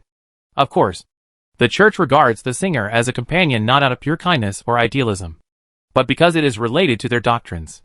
Because the three goddesses regarded by the church as the three goddesses of faith are said to be the original three revational, who used their power to create a peaceful, prosperous and stable new world. The ideal of the church is the goddess of resurrection, to recreate that beautiful and peaceful world. So you see, people worship revational as a goddess. But Tianba treats revational like a beast of burden.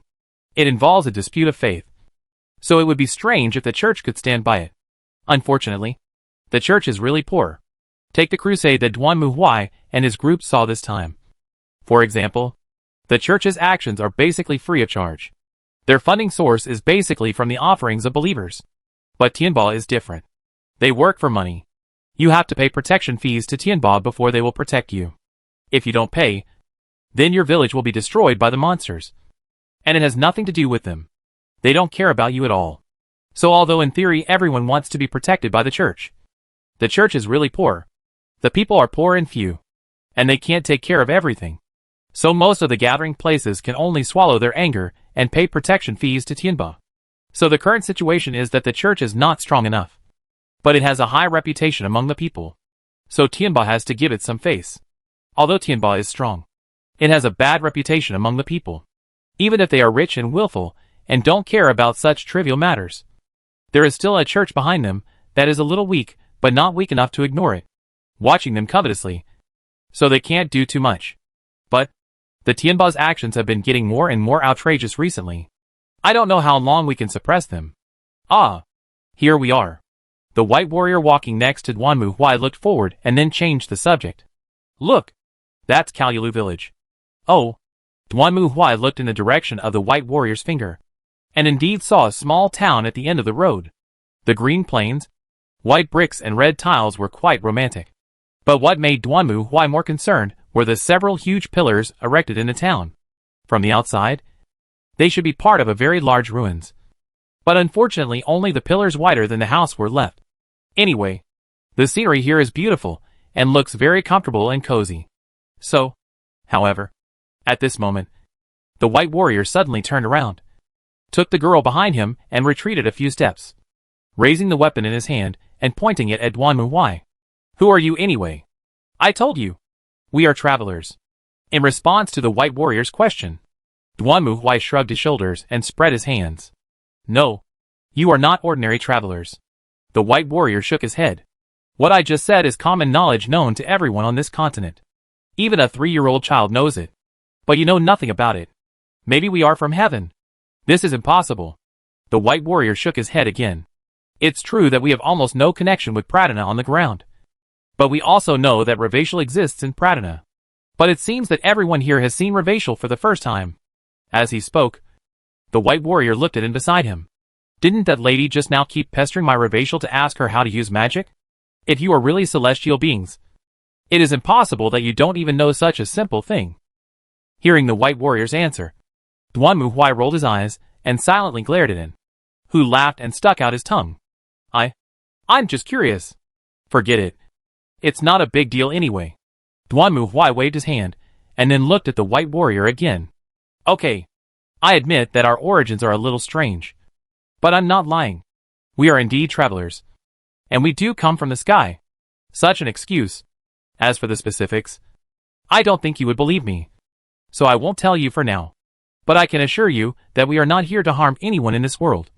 And if what you just said is true, then there is still the possibility of further cooperation between us.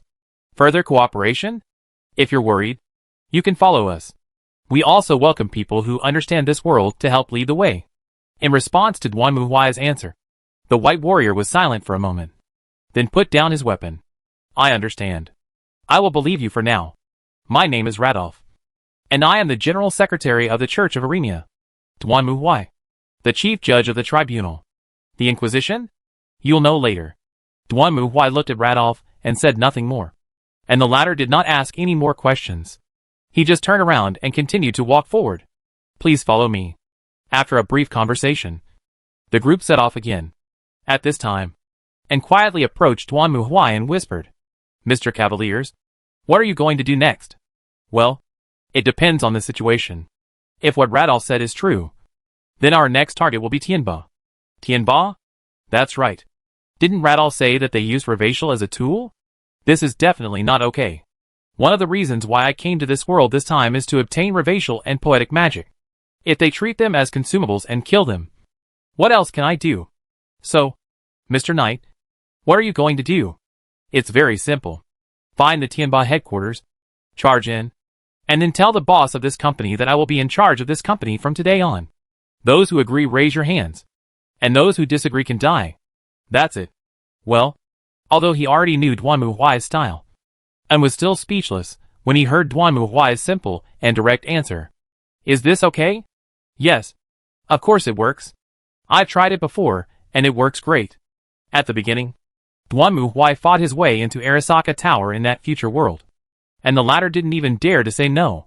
Capitalists are all greedy for life and afraid of death. If enough of them are killed, they will shut up.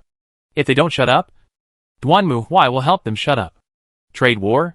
Those are all tricks in novels. Business wars in reality are rough and simple. There is no need for double spies, insiders, or stealing intelligence information. You either steal the official seal or unplug the network cable. If all else fails, you can poison the chairman. In comparison, Duan Muhuai felt that he was already giving the other side a lot of face by killing his way through Arasaka Tower. Reptier is a relic of the Mechanicus, which means it is an asset of the Empire. The Inquisition has the right to dispose of it. It is not the turn of a civilian organization like this to intervene. If we have to consume it, it should be us. What the H.L. is Tianba? Duan Muhuai made the final decision. Are you kidding? Can you just touch the Empire's assets as you please? If what Radolf said is true, based on what Tianba did, the Inquisition can. Oh! This matter is not yet the turn of the Inquisition. Report it to the Ministry of Internal Affairs for handling. It's just a capital group. Giving him a place in the Star Army is a sign of respect for him, let alone the Inquisition. Wow! This is the first time I've seen someone talk about robbery so righteously. Hearing Duan Muhuai's answer, and was speechless. Although she could understand Duan Muhuai's meaning, this was too much of a bandit's logic. It had been so many years, and they had long forgotten about it. And now you came and said you wanted to take back the assets they thought belonged to them? How can you call it robbing? This is our own stuff. We should return it to its original owner. Duan Muhuai reached out and tapped An's head. And Aji's, who was sitting on his shoulder, also nodded. You useless thing. We are left behind because of you. At this moment, a roar suddenly came from a distance. Everyone turned their heads and saw a black-haired man wearing dark blue armor on the street not far away, roaring at the girl in front of him. Next to them, there was an old woman. That's Tianba. Noticing the gazes of Duan Muhuai and others, Radolf explained to them in a low voice. Oh, this is Tianba. Duan Muhuai curled his lips as he looked at the angry man in front of him. At this moment, the old woman standing next to the two of them also began to persuade them. Please, sir, don't be too hard on her. She's trying to save my daughter. After hearing the old woman's story, Duan Muhuai and the others knew what had happened. To put it simply, Tianba's troops had come here. Originally, the town wanted to ask them to eliminate the nearby monster threats. But because the price was too high, the two sides failed to reach an agreement. So Tianba's team prepared to leave. The girl was the man's Revacial. When she was walking nearby, she accidentally found that the old woman's child was attacked by a monster. So she went to save the child and failed to return to the team in time. As a result, the man was left behind by the main force. And that was why he was furious at the girl after she came back. But after hearing the old woman's request, the man became even angrier. You idiot. I've told you so many times not to act without permission. We haven't received enough protection money here. Not to act without permission. Not to carry out any work beyond the paid items. Wow. This is too much. Hearing the man's roar. And couldn't help but complain. And Lorena beside him nodded.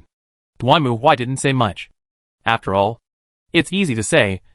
According to the nature of this capital company, the extra expenses may be deducted from these people's wages.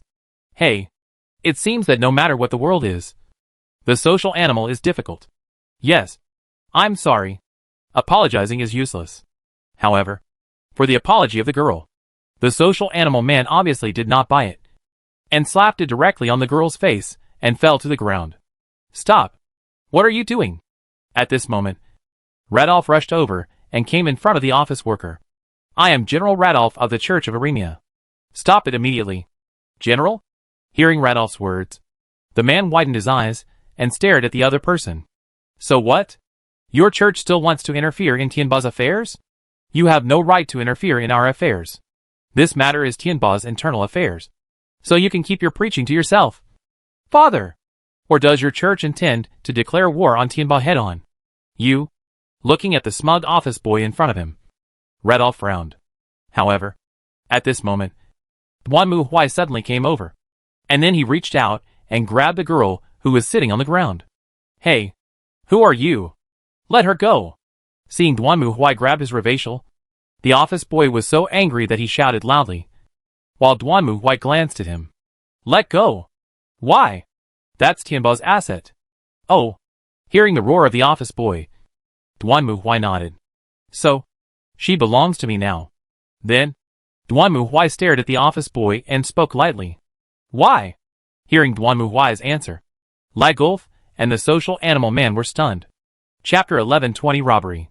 Perhaps Duanmu's words were so matter-of-fact that neither side reacted. You? What are you talking about? It's simple. Didn't you say she was Tianba's asset?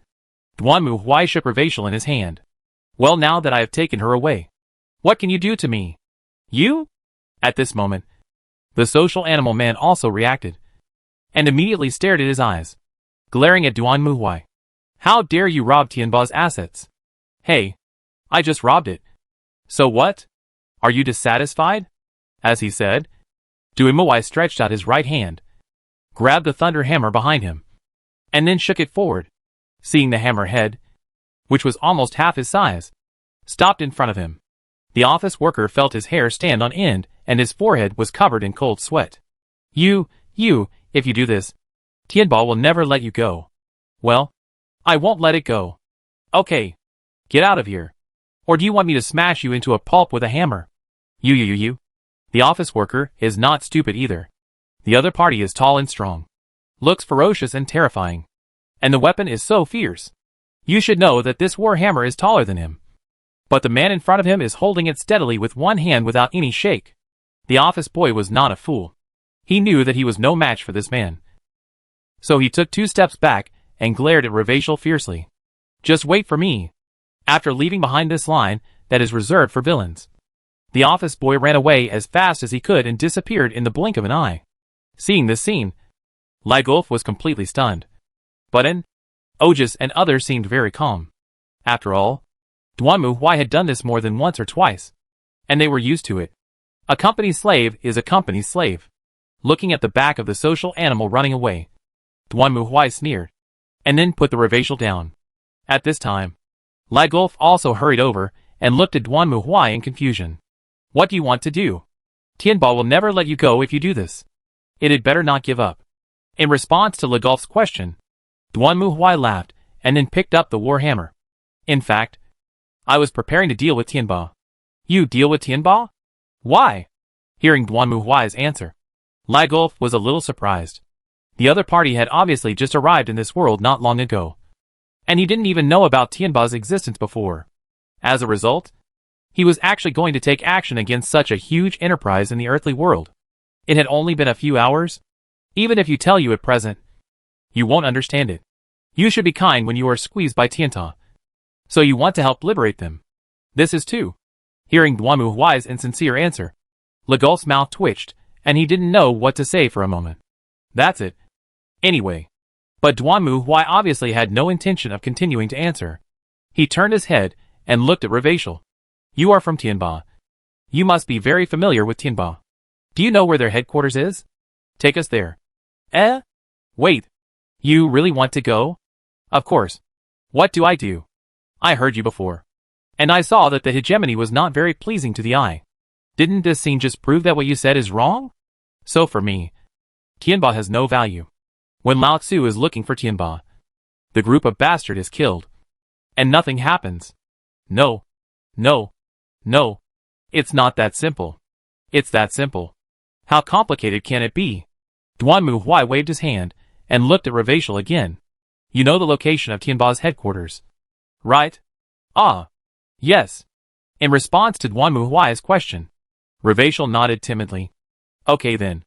Lead the way. Wait. Mr. Knight. Just as Duanmu Huai turned to leave, and suddenly raised his hand to stop him.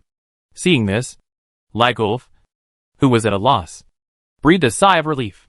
He was an outsider after all, and he had no choice if the other party didn't listen to him at all. But now these girls seemed quite reliable. Maybe this man would listen to what they said? After all, that was Tianba. Even if this warrior was very strong, what fighting power could these delicate girls around him have? He had to take them into consideration. Just as Legulf was thinking this, Duanmu Huai also turned his head and looked at him. What's up? Shouldn't we take a tour here first? Things like Tianba can be cleaned up at any time. We finally got here, and I want to walk around.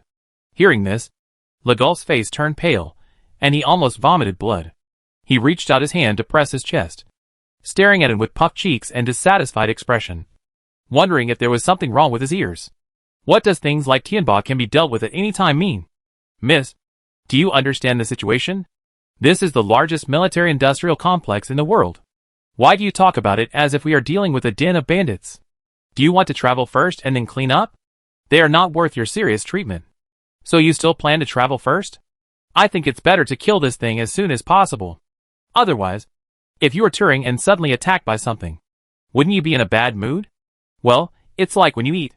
You have to finish the unpalatable dishes first, and then you can slowly enjoy the food. Right? Hearing Duanmu Huai's answer, and folded his arms and nodded thoughtfully. Well, just listen to Mr. Cavaliers. You're okay. Seeing them turn around and leave, Legulf didn't know whether he should follow them. To be honest, in the eyes of people in this world, their conversation was just like the nonsense of a madman. But for some reason, this kind of dream talk that was like an Arabian Nights, coming out of the mouths of these people, was full of a very realistic feeling. Legulf, are we going to follow? Watching Duanmu Huai and others leave, Ravacial of Legulf came to him and whispered, This, to be honest, it's not appropriate for me to continue to follow them. Otherwise Tianba might think that this is a signal that our church wants to go to war with them. Facing his partner's question, Legulf's expression was also bitter. Anyway, I will report this matter to Priest Fars as soon as possible. Although it sounds absurd, if what they said is true, it will be a big deal for our world. Legulf left in a hurry, while Duanmu Huai and others found a new guide, Ravacial, who belonged to Tianba. Although the latter didn't know what these people wanted to do, she didn't dare to ask too much, so she could only lead everyone to the Ravacial Research Institute of Tianba. By the way, the floating islands in this world are separated from each other, so there are many ways of transportation. The most common one is naturally the airship. In addition, there is also a very interesting way of transportation, which is, wow, it's really beautiful. Leaning against the window and looking outside, Anne's eyes sparkled with excitement.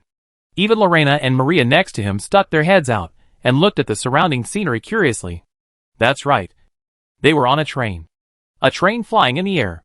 This kind of train is not really flying. On the contrary, it runs on rails, like ordinary trains. The rails connect one floating island to another. So when you sit on the train and look out the window, you can see the blue sky and white clouds, green grasslands and floating islands in the distance. In addition, the track that extends from the front and seems to float in the air gives people a very dreamy and fairy tale feeling. Even Duanmu Huai thought this was really interesting. It would definitely be a hit if used as an amusement ride in a theme park. That's great. I want to do this in Manalia too. It will be fun. It's interesting. But are you sure you want to use this technique in Manalia? What if you fall while running? Duanmu Huai took a sip of water and said casually while looking at An, who was jumping and dancing excitedly opposite him. What's the matter? This world has been used for so many years. And nothing has happened. It should be some kind of anti-gravity force field. Well, maybe we can go back and study it. When we get to Tianba, we can also look at the information there. At this point, and also clenched his fist. Those guys really went too far. They are absolutely unforgivable. The reason why I was so indignant was not simply because of Tianba's behavior just now, but because during the journey, she curiously asked Ravacial about the poetry magic. And then she learned that Ravacial's poetry magic was not acquired through learning like Manalia's magic. On the contrary, the Ravacial here would use a facility called a mental infiltration device to allow his partner to infiltrate Ravacial's spiritual world, break their inner spiritual shackles, and thus gain a new power of poetry magic. No wonder Radolf's Ravacial was embarrassed and refused to say anything when faced with Anne's question. This kind of thing is indeed difficult to explain to others. After all, for Ravacial, diving into the spiritual world is equivalent to diving into the depths of his own soul. Only people who are highly trusted can do this. So generally speaking, it is the person in charge of the partner who does this. But it is different in Tianba. In Tianba, the Ravacial will be forced to infiltrate the spiritual realm whether he is willing or not. Naturally, no one likes their spiritual world to be rudely peeped at and infiltrated. So many Ravacial will resist this. But Tianba obviously wouldn't care about such a small matter, even if the spirits of these Ravacial collapse due to the forced infiltration. For them, it would just be a matter of using it up and finding a new one. It is precisely because of this that Anne is extremely angry at the moment. And even Lorena and Maria are rubbing their hands in anticipation, looking as if they can't wait to crush Tianba to ashes. After all, in Anne's words, girls' hearts are not meant to be trampled on. Well, looking at their murderous looks, they are going to rush towards Tianba and smash him into pieces as soon as they get off the train. Woo woo! Just then, accompanied by the sound of the whistle, the train is about to arrive at the terminal. And that is where Duanmu Huai and others are going. The airport city of Namo.